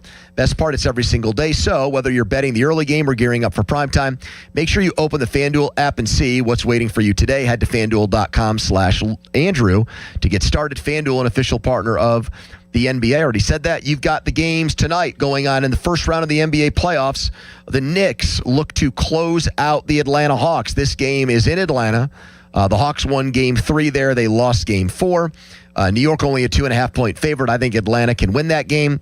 Boston is a 6.5-point favorite in Philly tonight, trying to close out that series, trying to keep Philly from having both of its teams advance in the playoffs, which would be nice. 21 plus in President Pennsylvania. Opt-in required. Rewards are now withdrawable. Restrictions apply, including bonus and token expiration, leg requirements, and max wager amount. Gambling problem? Call 1-800-GAMBLER. Sports Radio 93.7 The Fan. Get the latest on Pittsburgh sports from anywhere with the Odyssey app. Listen to shows and Pirate Games live. Check out our exclusive interviews and content anytime. Download the Odyssey app now and never miss a minute. Sports Radio 93.7 The Fan. This is an Odyssey Sports Minute. The Pistons avoided elimination last night, beating the Magic 116-109 in Detroit. Cade Cunningham poured in 45 points in the win, and Tobias Harris had 23 of his own. For the Magic, Paolo Banchero also had a 45-point night with 6 3-pointers, but that wasn't enough as the Pistons never trailed in the game and managed to stave off elimination for one more night. Game 6 between the Magic and the Pistons is Friday night in Orlando. I'm Adam Abdallah. This is the story of the one. As a maintenance tech at a university, he knows ordering from multiple suppliers takes time away from keeping their arena up and running. That's why he counts on Grainger to get everything he needs, from lighting and HVAC parts to plumbing supplies, all in one place. And with fast, dependable delivery, he's stocked and ready for the next tip-off. Call 1-800-GRAINGER, click Grainger.com, or just stop by. Grainger, for the ones who get it done. Hey, it's Tyler Reddick from 2311 Racing. Most slot games are a solo lap. Slot Masters on Chumba Casino puts you on the grid with 2 other players. Battle it out over a 2-minute run. Everyone's spinning at once, points stacking up, and the leaderboard updating before the clock hits 0. Are you ready to race? With over 200 casino-style games and new ones dropping every week, there's always something new to line up for. Join the fun at ChumbaCasino.com. Let's Chumba. Sponsored by VGW Group. No purchase necessary. See terms at ChumbaCasino.com. Must be over 21 and present in the state where it's legal to play. Jim Shorkey Mitsubishi North Huntington's spring sales drive is on. And the year's best deals on new Outlanders are here. And now through April 30th, take home a new 2026 Mitsubishi Outlander with premium interior, advanced safety, and third row seating starting under $30,000. Get yours today for 2.99% APR for 60 months. And with our trade assistance, get $3,000 minimum for your trade when you purchase a new vehicle. Your deal. Your way. What a great day. At Jim Shorkey Mitsubishi North Huntington. Call 724-995-3658 for offer details. It's time for the Great Haircut Sale at your local Great Clips salon. Your chance to get a great haircut at an even greater price, just $8.99. And money's not all you'll save at Great Clips. When you use online check-in, you can save time too. So download our app today and hurry in for the $8.99 Great Haircut Sale at Great Clips. It's gonna be great. For a limited time at participating salons. The $8.99 Great Haircut Sale runs May 1st through May 5th. Visit their Pittsburgh area salons. Hear that? That's the sound of a car rolling into Valvoline Instant Oil Change. The sound of another savvy driver getting an oil change from trained pros.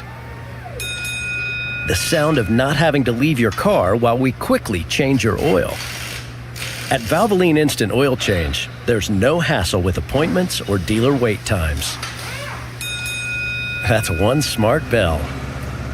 Sean Whalen here from family-owned Whalen Exteriors. Spring is in full bloom, but what was left behind from winter? A mess you can't see. That heavy ice and high winds likely soak your roof's wood decking. Saturated wood leads to rot and mold growth. Missing shingles? That's a sign they weren't installed right to begin with, and the rest of your roof is a ticking time bomb. Those April showers may start a leak inside. Call the pros with the 5-star reviews at Whalen Exteriors for thorough attic inspections to find the hidden damage before it gets too expensive. Financing packages to fit any budget.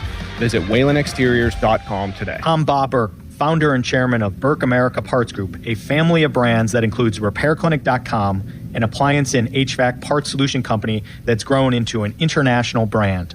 Before AmericanEagle.com, we partially launched a new technology platform developed by another firm.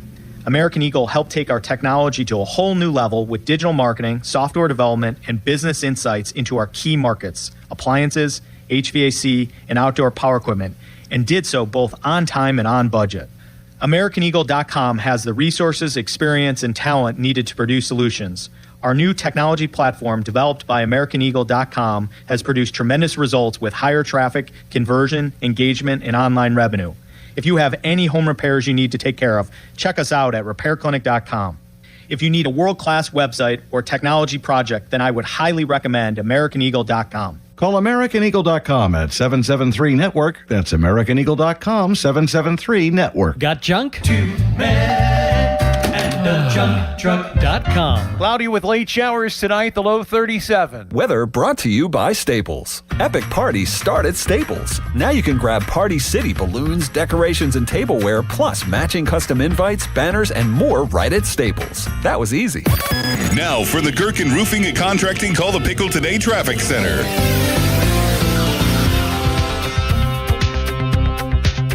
Slowdowns are backing you up all throughout the major roadways, with traffic on the Parkway West outbound starting around 2nd Avenue. The Parkway East outbound will start slowing you down around the bend at Bates. On the Voice of Pittsburgh, 100.1 FM and AM 1020, I'm Margot Rensel. This report brought to you by Window Nation. Right now, get 50% off windows. Sale ends soon, so visit windownation.com now. During Window Nation's The More You Buy, The More You Save sale, you could save up to 50% off on new windows for your home. Plus, you could get them with 0% interest financing for 5 years. Sale ends soon, so visit windownation.com now to book a consultation. Live from the ShorkeyMitsubishi.com studios, North Huntington and North Hills. Here's a set in the pitch. And a swing and a deep fly ball to left, right down the line. Mangum, warning track, still going back. He's ran out of room. Home run. Another home run off Skeens here. This one by Jordan Walker down the left field line. It's 3-0 Cardinals. You look at 9 strikeouts and no walks from Paul Skeens. You'd expect that he went deep into the game, breezed through the Cardinals lineup, got himself a win, ended a Pirates losing streak. No. He gave up 2 homers in the first, including that 2-run shot by Jordan Walker. He gave up 5 total in the game, although only 4 were earned. There were a couple unearned runs in this game. Not great fielding by the Pirates, which has been a theme all season long for them. They've overcome it for most of the year until now. This is the worst it's been for this team, a 5-game losing streak that has them now in the basement of the NL Central. And this was a black eye series because it's the Cardinals. Who are supposed to suck this year. Yeah, and you're supposed to beat them at least 3 out of 4, I think. On the heels of taking 2 out of 3 in Milwaukee, which almost never happens, and that's all fine and dandy, but to just give it all back with this Cardinal series is disgusting. And fans want to weigh in on that at 412-928-9370 here on PM Team Bucko Postgame. Here is Sean in the North Hills. Hello, Sean. Hey, fellas. Thanks for taking my call. What's up? I really don't want to sound like the sky is falling here, but I really don't think Donnie Kelly knows what he's doing with mismanaging the bullpen, how he has this entire series. The fact that these high leverage guys are being left on the shelf when we could shut these games down and, push it to the 8th, 9th and give us a shot, it's concerning. So where specifically, like today you would have used Soto in the game? I love Mason Montgomery. I like that we used him. I would have probably got Soto involved. I don't know what the lefty-righty was looking like at whatever point we could have got him involved, but just throughout the course of the series, it just seems like we're leaving these guys on the shelf, and it's concerning. Mason Montgomery's dealing. Soto's dealing. I mean, Santana laid an egg, but Matson's the guy who gives up all your runs in this late game situation and gives up 5 and puts it out of reach in many respects. But for the most part, I would argue he's been good. Yeah, like I have a hard time like killing them for using him just because they would have had reason to assume he was going to pitch pretty well for them. So this series, just to make sure I'm hearing you right. So this series makes you think the Pirates have a managerial problem again? I have a feeling that he's just mismanaging this bullpen.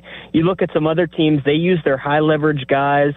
It doesn't always have to be in the 8th, 9th inning. It could be, in the 6th or 7th when the top of the order's up to kind of put the game to sleep. I feel like I just feel like he's asleep at the wheel. I don't like asleep at the wheel. I'm sorry. Like I guess I will be here. Like what was Smizik thing that got Starkey all hot and bothered? Like why are we calling this guy out when they're in first place? And Joe's like, what? You wrote entire years of columns calling out coaches and managers that were probably in first place, Bob. What are you doing here? Going after people when they was I guess I'll warranted. flip it. They're in last place right now and they're 500. The first game of the series was a bullpen game.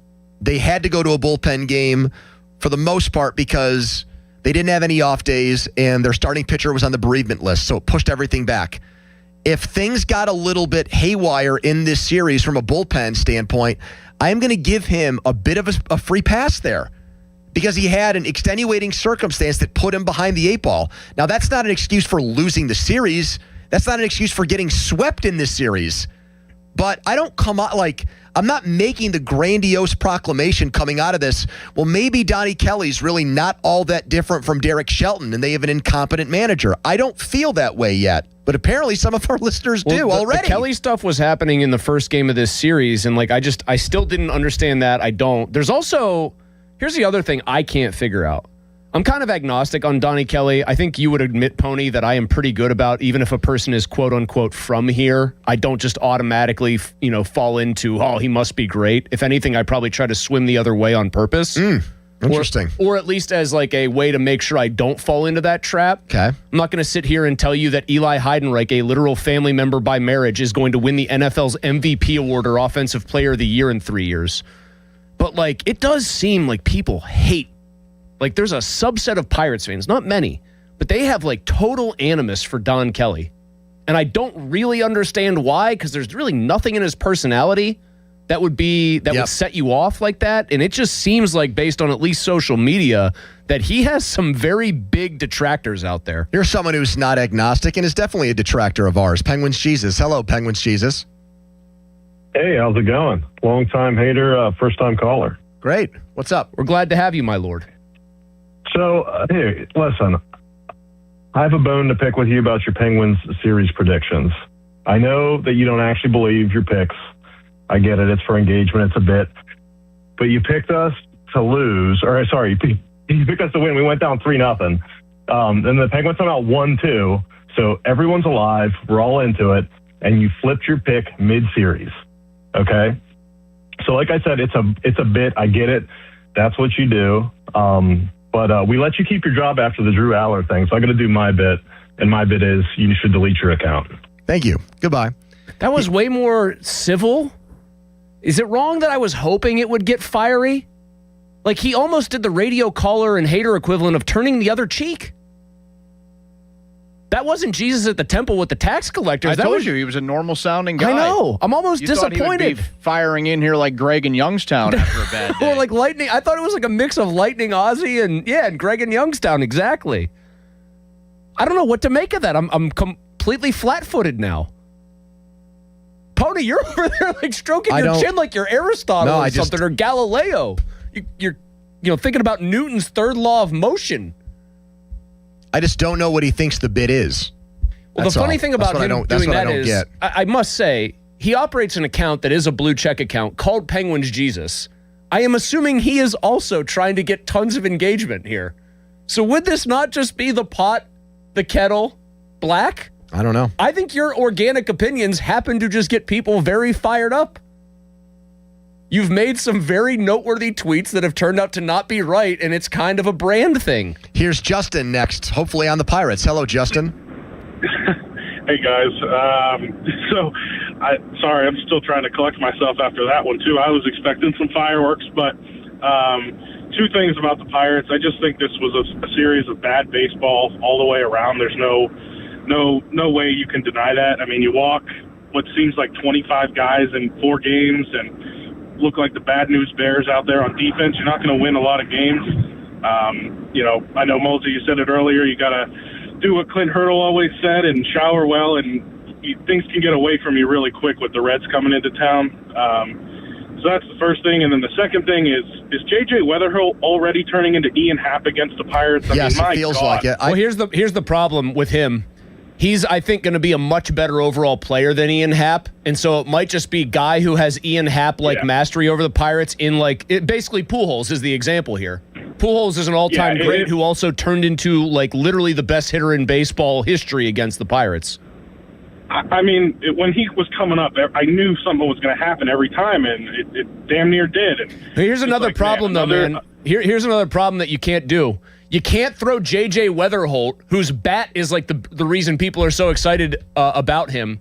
If you're Dennis Santana, what do you top out at? 97 maybe? Maybe. You can't throw him something like middle, chest high or belt high in a 2-1 game. Yep. And if you're Paul Skeens, you can't get down 2-0 and throw what, for your standards, is a get-over fastball to him. His whole appeal is wrapped up in the fact that he mashes that stuff. He started the series off with a back-breaking home run and he ended it Monday, and he did the same thing today. I can't live in a world where the Cardinals are supposed to be bad and still come in here and do this when the Pirates are showing flickers of being good. I can't. Well, it just happened, so we are living in it. I can't keep doing this. Why? You lived through 20 years of losing. You can't do a year where the Cardinals are supposed to be bad and they're good? Not when I actually think the Pirates have a chance to be good. I can't have this be the line in the sand or the Rubicon that they cross. Follow us on Twitter. Watch us on Twitter. Brought to you by South Hills Chrysler Dodge Jeep Ram, Route 19 in Peters Township. We'll have a manager's minute next. Donnie Kelly, who apparently now our listeners hate, even though he's from here. He gave a press conference explaining how you could get swept by the Cardinals at home. We'll hear some of that and take more of your calls here on PM Team Bucko postgame, 412-928-9370. Right now, a headline. Now, fan headlines powered by Bowser Chevrolet. Pirates doubled up by the Cardinals. They lose 10-5 this afternoon at PNC Park. They are swept by St. Louis. They've lost 5 games in a row. They stay home tomorrow night hosting the Cincinnati Reds. 6:45 first pitch. The North Shore Tavern leadoff show right here on the Fan at 5:45. Headlines powered by Bowser Chevy. For more, go to 937thefan.com. Pony. Great place to drown your sorrows after a game like the one we watched today or last night or the night before that or Monday night, right next to PNC Park. It's called Mike's Beer Bar.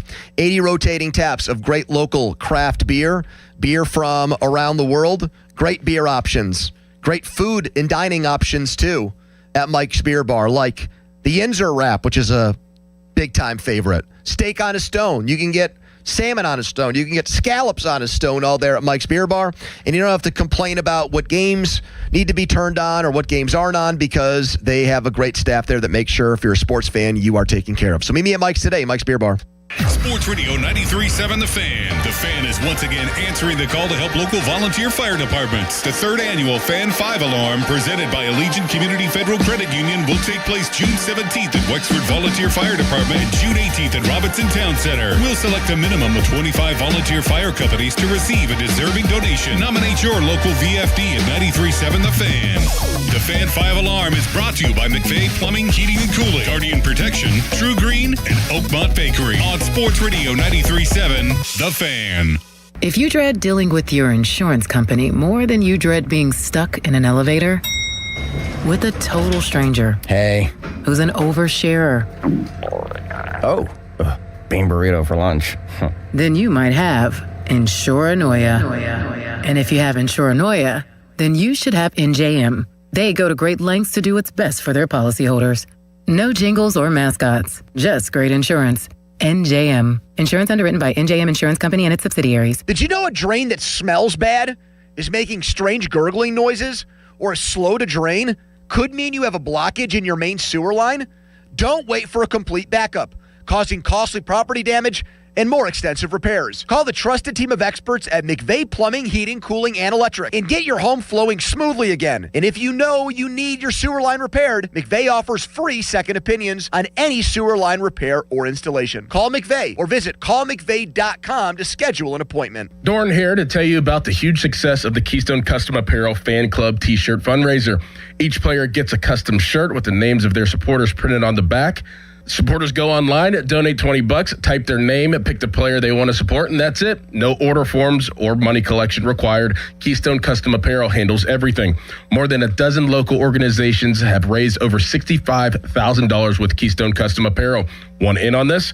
Then I highly recommend getting started at KeystoneCustomApparel.com. Pony, imagine all that could happen in 5 years. Jobs may change, kids will grow, new memes will come out. But also, what if you had reliable, intelligent Wi-Fi and the price didn't change for 5 years? Thanks to Xfinity 5-year price guarantee, you actually don't have to worry about that part of your future. You're guaranteed 5 years of Wi-Fi that boosts speeds to your devices that need them the most. That finds and fixes any issues before you even notice them. It's like a super intelligent Wi-Fi that keeps you protected from threats online. All with our best equipment with no annual contracts, no fees, and no strings. So even though kids will grow up and you still won't understand 6-7, your internet will stay sharp, reliable, and most importantly, the price will stay put. 5 years, same internet price. Lock in reliable fiber-powered gig Wi-Fi for effortless streaming, plus get the Disney Plus Hulu bundle and Peacock Premium included on us. Xfinity, imagine that. To get started, visit Xfinity.com or drop into an Xfinity store today. Restrictions apply. Peacock Premium included for 3 years. Programming subject to change and availability. Actual speeds vary. Xfinity Internet is powered by fiber and connected to the premises by Coke Shield cable. Guys, it's time to upgrade your watch game, and Lewis Anthony Jewelers is the place to do it.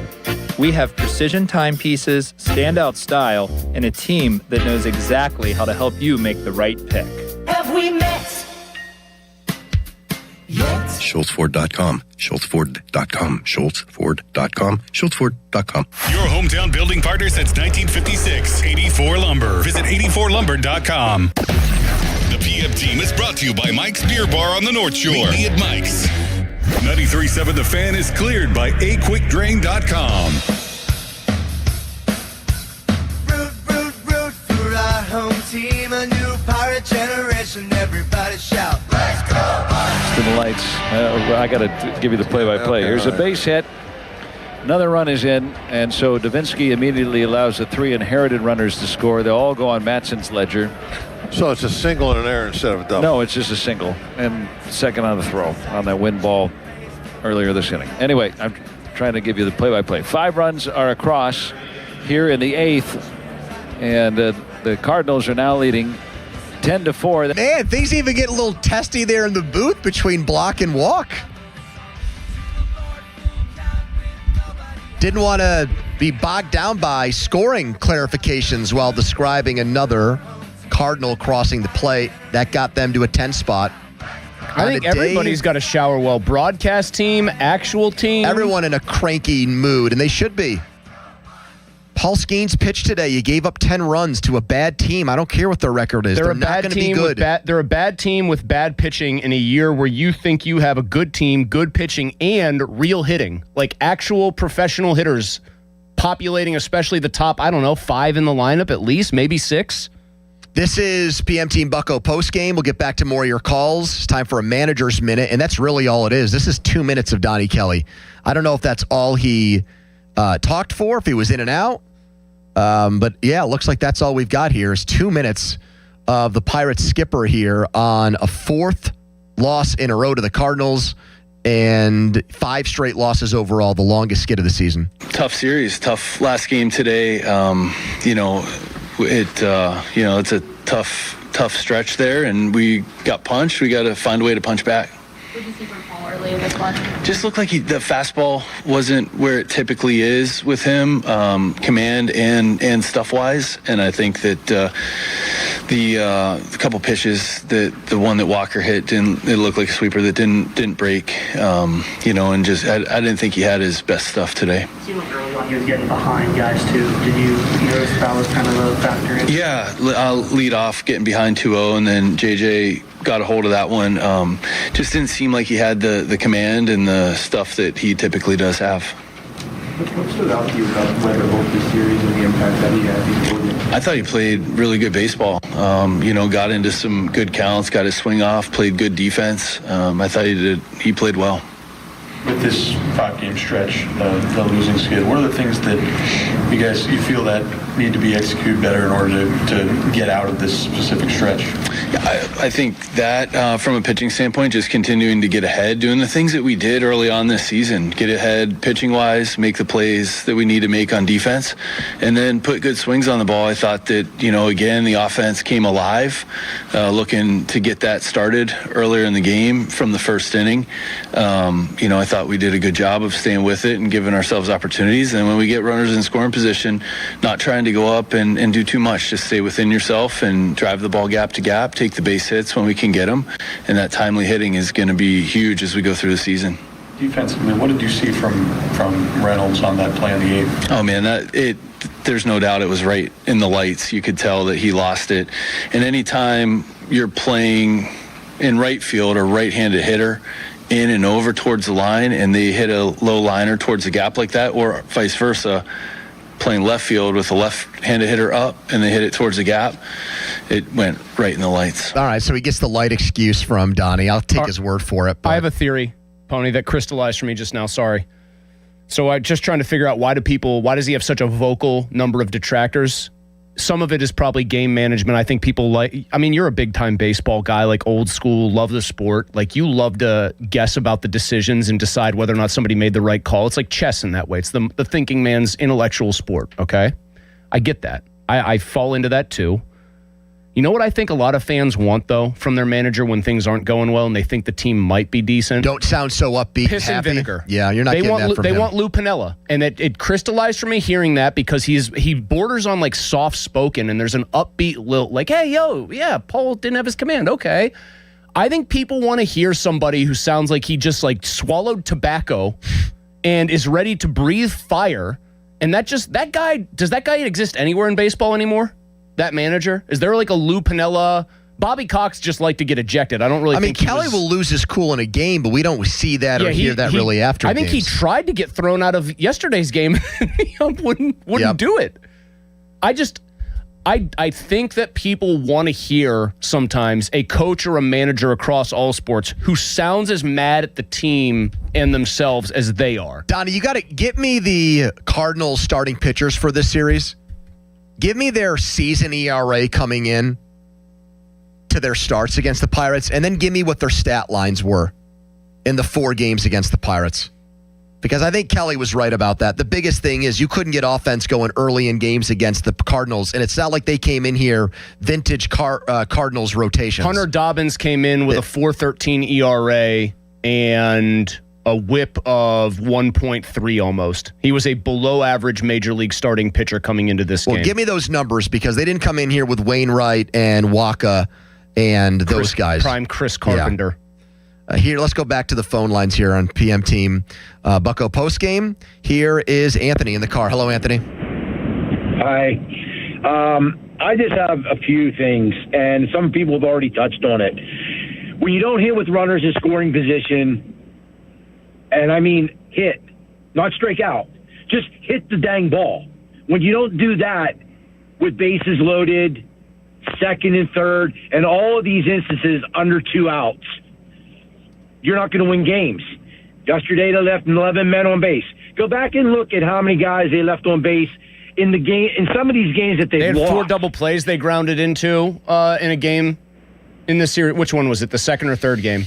So the stats back up what you're saying, Anthony. I mean, you hope it changes and maybe it evens out. They are 26 in the league right now in OPS with runners in scoring position. It's a 660 OPS. The only teams in the National League, here's the ironic part, the Cardinals are lower than them, and the Mets are the worst in the entire National League. If you just switch it to batting average with runners in scoring position, Pirates move up a little bit to 25th, but they're a 229 hitting team with runners in scoring position. I know strikeouts are not the be-all, end-all anymore, and in fact, the Pirates have grounded into a lot of double plays. Strikeout better than a double play in certain settings, especially with less than 2 and runners in scoring position. Yep. Do they have a yes, track they do. for how well? He's right. It's anecdotally, he's right. The Pirates have struck out with runners in scoring position more than any team in baseball so far this year. They've got 88 strikeouts with runners in scoring position. To contrast that with the Diamondbacks, who are the best, they've only struck out 49 times with runners in scoring position. That's basically cutting it in half. Here's what I don't like. Obviously, if you put the ball in play, bad stuff can happen. We've seen Jake Mangum, I think, and Nick York at varying points in time just hit the same ball up the middle to a double play positioned infielder. But man, when you don't even make them make a play, it's bad. And I anecdotally, forget about the actual fact they're striking out. You watch these games closely. A lot of them look like uncompetitive at bats. It's not like they're pushing it 8 pitches deep and striking out on a 3-2 pitch. They're striking out on 3 or 4 pitches some of these times. That was a good call. Paul in Washington became famous on this station because of a call once into Zangrilli's postgame when he got on Derek Shelton because he was sick of hearing Derek Shelton's nicknames for players. And Paul has become one of our fan favorites ever since then. And he's on the Fan right now. Hello, Paul. Mr. Filippone, I got a separate issue to deal with you. Oh, no. But I called about the disease that has stricken the Pirates called Sheltonitis. If there ever was a reason to have cleaned house completely, here it is. I give you example, Don Kelly. He's at the acute stage of Sheltonitis. It's affecting everything he does. He can't even lie about how horrible some of his players are. He makes up excuses for everything. But let's get back to another situation, Mr. Filippone, you and Mr. Blue Chew. Oh, boy. Okay? Yep. You said you were going to resign, and Contact Craig came up with this elaborate scheme to make you save face. Contact Craig had the opportunity to replace you and Mr. Blue Chew with some fresh, vibrant talent that didn't out-talk and over-talk the callers and actually didn't grab microphones out of hands because they were so afraid you might take their job. I think Contact Craig needs to renew the fan. Wait a minute. Time out a second here. What he started. Hold on a second here. I give you, Mr. Filippone. I give you this very generous lead-in. I introduce you as one of our fan favorites and best callers. Right. And you I agree with you. And yeah, clearly. and you repay me by saying that the Fan should have let me quit and never brought me back. That's the way that's what you just said. I really think that, Andrew, you bit off more than you could chew. Okay. More than he could blue chew? All right. And I would understand more than you could blue chew. That's a good one there, Mr. Blue Chew. But he had a perfect opportunity, just like the Steelers had a chance to get rid of DK Metcalf with his blunder. You blew it. You were disrespectful to that caller. And Craig should have accepted your resignation, got rid of Mueller, because nobody wants to hear what Mueller got to say anymore. Well, I'm not even catching strays, Paul. You're getting like a 50 caliber and shooting me. What the hell did I do? Let me get this straight. I'm going to tell you what. You're telling me, Donnie Paul. is the only one that keeps that show on board. Paul, I'm saying nice things about you, and you just keep saying nasty things about me. What is Paul, going on here? I didn't even say I was going to quit, and you want me to quit. I'm saying the truth. Mueller, I can't even. When I hear his voice, I just want to punch a windshield. It just drives me crazy. Yes, I just can't handle it. You can have, like, Chris was not the one who gave you a nice opening. This is one of our great caller introductions. I did that. And you still wanted to come on the air and say, hey, Pony, thank you for that. But by the way, you suck and no one wants to hear you talk about sports anymore. What the heck's that all about? I didn't say that you sucked. I said you made a complete fool out of yourself. Yeah, when you and that said what you happens. said, And that happens, and Paul. you said you were going to resign. And I did. And Content Craig took advantage of the situation. Okay, well, then and that's... made this elaborate scheme that nobody believes even ever happened. And it was his perfect opportunity to rid us suffering fans of Mr. Blue Chew once and for all. No, but that's not, you keep coming back to wanting to fire me and all of this, Paul. But that's not getting rid of Chris. That's just getting rid of me. I would have left. You still would have had Chris here. Chris Mueller got his shot on an audition. He had the audacity to walk up to me at the Iron Rock Tap House because I went 10 seconds over and take a microphone when he knows in his heart of hearts he fears someone taking his job because there's talent out here. Now, and that was Content Craig's golden opportunity. Now what if Craig had called you and said, hey, Paul, Pony just quit. We're going to hire you, but under one condition. You have to do afternoons with Chris Mueller. You're telling me you hate Chris so much you wouldn't have taken that job? But you know what? I probably wouldn't have. I can't stand stop to hear it. Chris's I voice. don't believe that, Paul. I don't. Well, then you know what?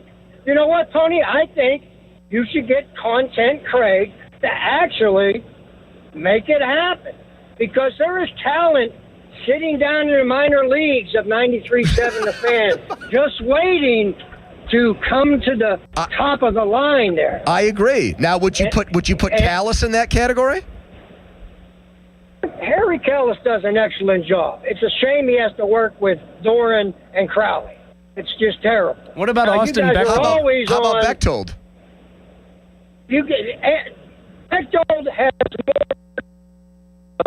outstanding young man. He's a great producer, and you guys are always ripping him. And you forgot how foolish you guys sound a lot of the times. Donnie could take after that time slot right now. You and Mueller could be history. And ratings would probably be better. Paul, again, all I do is say nice things about you, and it's just constant shots. Paul, it's I just don't know it. It's cheese. It's just a barrage of shots. Paul, his phone was cutting out. I think we had something happen there. What's that? I think going after you for the quitting thing was a Trojan horse to get his real take out there. Which is he's still mad at you for what happened at the fan audition, really, clearly. I mean, Pony, he said some tough stuff to you. Yeah. He said hearing my voice makes him want to put his fist through his windshield. What's a good line, though? I mean, like if you wanted to make a Chris Mueller diss track, I mean, if I were Craig, I would hear that and make a mental note like, oh, this guy does actually have some qualities that would make for a very good talk show host. But here was the problem. When Paul was doing his audition, it just sounded like a call. You can't just cut promos your whole career. I know. I will continue. I mean, now that call had some juice, baby. I will continue to. I'll take anybody's call. I will continue to take Paul's calls, but I'm never going to give him a kind introduction anymore now that I know he hates you that much. Why? And it sounds like he doesn't even really care for me that much either. He likes all three producers. And I actually thought I would have called Paul, not that we're friends in real life, I would have called Paul a radio friend. Maybe up until that Benedict Arnold display by him. Maybe you're the one who's in guilt by association. Just stab me in the back. I think it's because you host alongside me and he hates me, and the stink has rubbed off on you. That was like when Hogan came out at SummerSlam, Donnie, and turned on the Macho Man right there. That's what that was. Bash at the Beach. Or whatever. Yeah, I get your point. Yeah, SummerSlam, WWF, Bash at the Beach, Donnie's in there being like, don't let me in with this. He said very, very nice things about you. So are we to believe that Paul's ideal radio trio would be the producers? Yeah. I mean, hey, they have their cult following. I think that's great. I love that those guys have legions of fans. And we still got people raring to go on the lines here, Pony. Maybe they want to go after us. Maybe they want to go after Don Kelly. 412-928-9370. Fan Weather is brought to you by Secure Money Advisors. Looking to retire soon? Let Secure Money Advisors get your retirement on track today. Cold night in Pittsburgh, 38 degrees. We're going to hear from Paul Skeens in a little bit, but we still have time to hear from you. The Pirates get swept at home by the Cardinals. How do you look back now on the start of their season? We're through April. They are a 500 baseball team. Thumbs up, thumbs down. Who you ticked off at? 412-928-9370. This is the time for Pirates fans to sound off here on our post-game show at 412-928-9370. Quick timeout, then a long commercial-free segment. It's the PM team. Sports Radio 93.7 The Fan gets your day started with the latest in Pittsburgh sports with the Fan Morning Show with Doran Dickerson and Adam Crowley. Weekdays 5:40 to 10. Presented by Guardian Protection on Sports Radio 93.7 The Fan. Do you have experience working on Class 8 heavy-duty trucks? Consider a career with PGT Trucking Maintenance. PGT is now hiring experienced diesel mechanics in Midland and Blairsville, PA. Support the fleet by helping to maintain PGT's late model equipment, including International and Peterbilt tractors. Technicians should be able to complete a preventative maintenance inspection. Experience in the trucking industry is preferred. Call 1-800-TEAM-PGT or apply online at pgttrucking.com/work. If you're looking for a fresh start in a career that actually rewards hard work, join the winning team at Precision Pointing and Restoration, the fastest growing masonry company in Pittsburgh, hiring right now. Top pay, the best benefits in the industry, period. Plus, a big sign-on bonus, experience preferred, but definitely not necessary. You get full paid training, profit sharing, a real path for growth. Whether you're a pro or just starting out, Precision Pointing wants you. BrickPointingPittsburgh.net, 412-292-7585. Staples presents Celebrations Made Easy. I was throwing a party for the twins and had custom invites and a banner printed at Staples. And that's when I saw Party City is now at Staples. Party City? No way! Yep. So now Staples has all your printing needs and everything you need for a party. Everything times 2. Yeah, and now at Staples, save 40% on custom cards, photo gifts, wrapping paper, banners, and more. Big news. Party City is now at Staples. That was easy. Shop Staples in-store, online, or on the app. In 613. Exclusions apply. Growing a brand is hard, but reaching the right customers shouldn't be. Meet Outcomes from Viant. We've built an intelligent platform that handles the complexity of digital advertising for you. Powered by advanced AI, we help your brand show up in the right places at the right time and ensure that every dollar you spend leads to a real business result. It's smarter advertising made simple. Visit Viant.ai. There's a new Chevrolet dealer in Latrobe, and they can't wait to meet you. Smale Chevrolet Latrobe is officially open and now part of the Smale Auto Group family. They invite you to come in and experience a high standard of sales and service, and what better way to celebrate than with Chevy Truck Month. Right now, they're offering the Chevy Supplier Discount to everyone. That's right, you pay what the suppliers pay on Smale Chevrolet's incredible lineup of Silverado trucks and Equinox SUVs. Big savings, and the trucker SUV you've been dreaming of. Visit them today on Route 30 in Latrobe or online at SmaleChevrolet.com. Smale Chevrolet, welcome to our family. Together, let's drive. When you enter a place of business, you're owed a legal duty that the place of business is safe for you to shop in. I'm John Morgan of Morgan & Morgan. If you suffered an injury at a place of business, our duty is to protect you after that harm. Morgan & Morgan, forthepeople.com. Allegheny County is looking for poll workers to work the election on May 19th. Poll workers earn $150 to $175 for the day plus paid training. For more info and to apply, visit AlleghenyVotes.com. That's AlleghenyVotes.com. Pirates baseball is back. Celebrate with Surfside iced tea and vodka or Surfside lemonade and vodka. Smooth, refreshing, and your game day must-have. Made with real vodka and zero bubbles. It's not a seltzer, it's Surfside. Proud partner of the Pittsburgh Pirates. Must be 21 plus. Please drink responsibly. Hot water fast. Call Mr. Water Heater. Call Mr. Water Heater. If you're drowning in IRS debt and can't afford to pay, then you need to take advantage of special IRS tax programs that are available and free yourself from IRS collection efforts once and for all. Due to the financial hardship consumers are facing throughout the country, the Internal Revenue Service has made it easier to settle delinquent tax problems. An open phone line has been established by Community Tax for consumers to call and see if they qualify. Take down this number or store it in your cell phone, but call the Community Tax Helpline at 800-642-3615. If you owe back taxes to the IRS and cannot afford to pay them back, or even if you have years of unfiled tax returns, there's no need to fear anymore. But you have to call the Community Tax Helpline today at 800-642-3615 for the help that you need. Don't take on the IRS alone. They can attack your wages, savings, pension, home, and even your Social Security check. Call 800-642-3615 for your free consultation and to see if you qualify. That's 800-642-3615. My name is Whitney Allen, and I'm a widow. My husband, Ryan, died. We never thought we'd ever have to use life insurance, but the unexpected happened. With Ethos, signing up was fast and 100% online. You can get a quote in seconds, apply in minutes, and get same-day coverage. No medical exams, and you can get up to $3 million worth of coverage. I'm grateful we were prepared. Get your free quote at ethos.com/radio. That's ethos.com/radio. Paid spokesperson. Time spent on application may vary. Online health questions required. If you own a small business, the pressure never lets up. Something's always coming at you. That's why business owners turn to LendSeek for funding.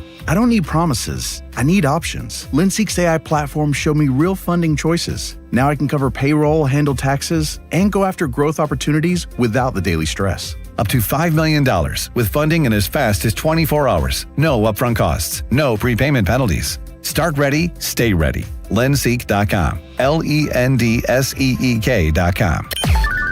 Text us on the Edgar Snyder and Associates text line at 412-928-9370. Edgar Snyder and Associates reminds you to text responsibly. Sports Radio 93.7 The Fan, built by Window Nation, home of the buy two, get two free offer. Now for the Gherkin Roofing and Contracting Call the Pickle Today Traffic Center. Slowdowns are backing you up all throughout the major roadways, with traffic on the Parkway West outbound starting around 2nd Avenue. The Parkway East outbound will start slowing you down around the bend at Bates. On the Voice of Pittsburgh, 100.1 FM and AM 1020, I'm Margot Rensel. HD1 Pittsburgh, an Odyssey sports station, live from the Jim Shorkey Mitsubishi.com studios, North Huntington and North Hills. Always live and free on the Odyssey app.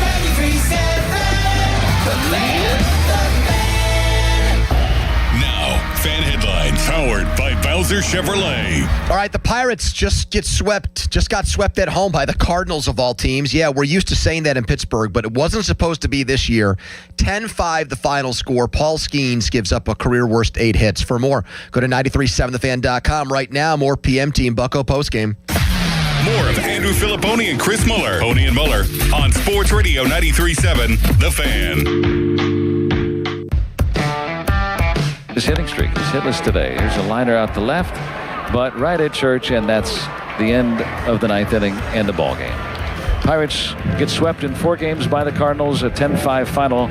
I mean, I can't believe I'm going to say this, because if we had asked the same question on Monday's show going into this series, my answer would have been completely different. Now that this closes the book on April and the first month of baseball, which is March/April, is in the book, I think it's a disappointing start to the Pirates season. They're in last place and they're a 500 team.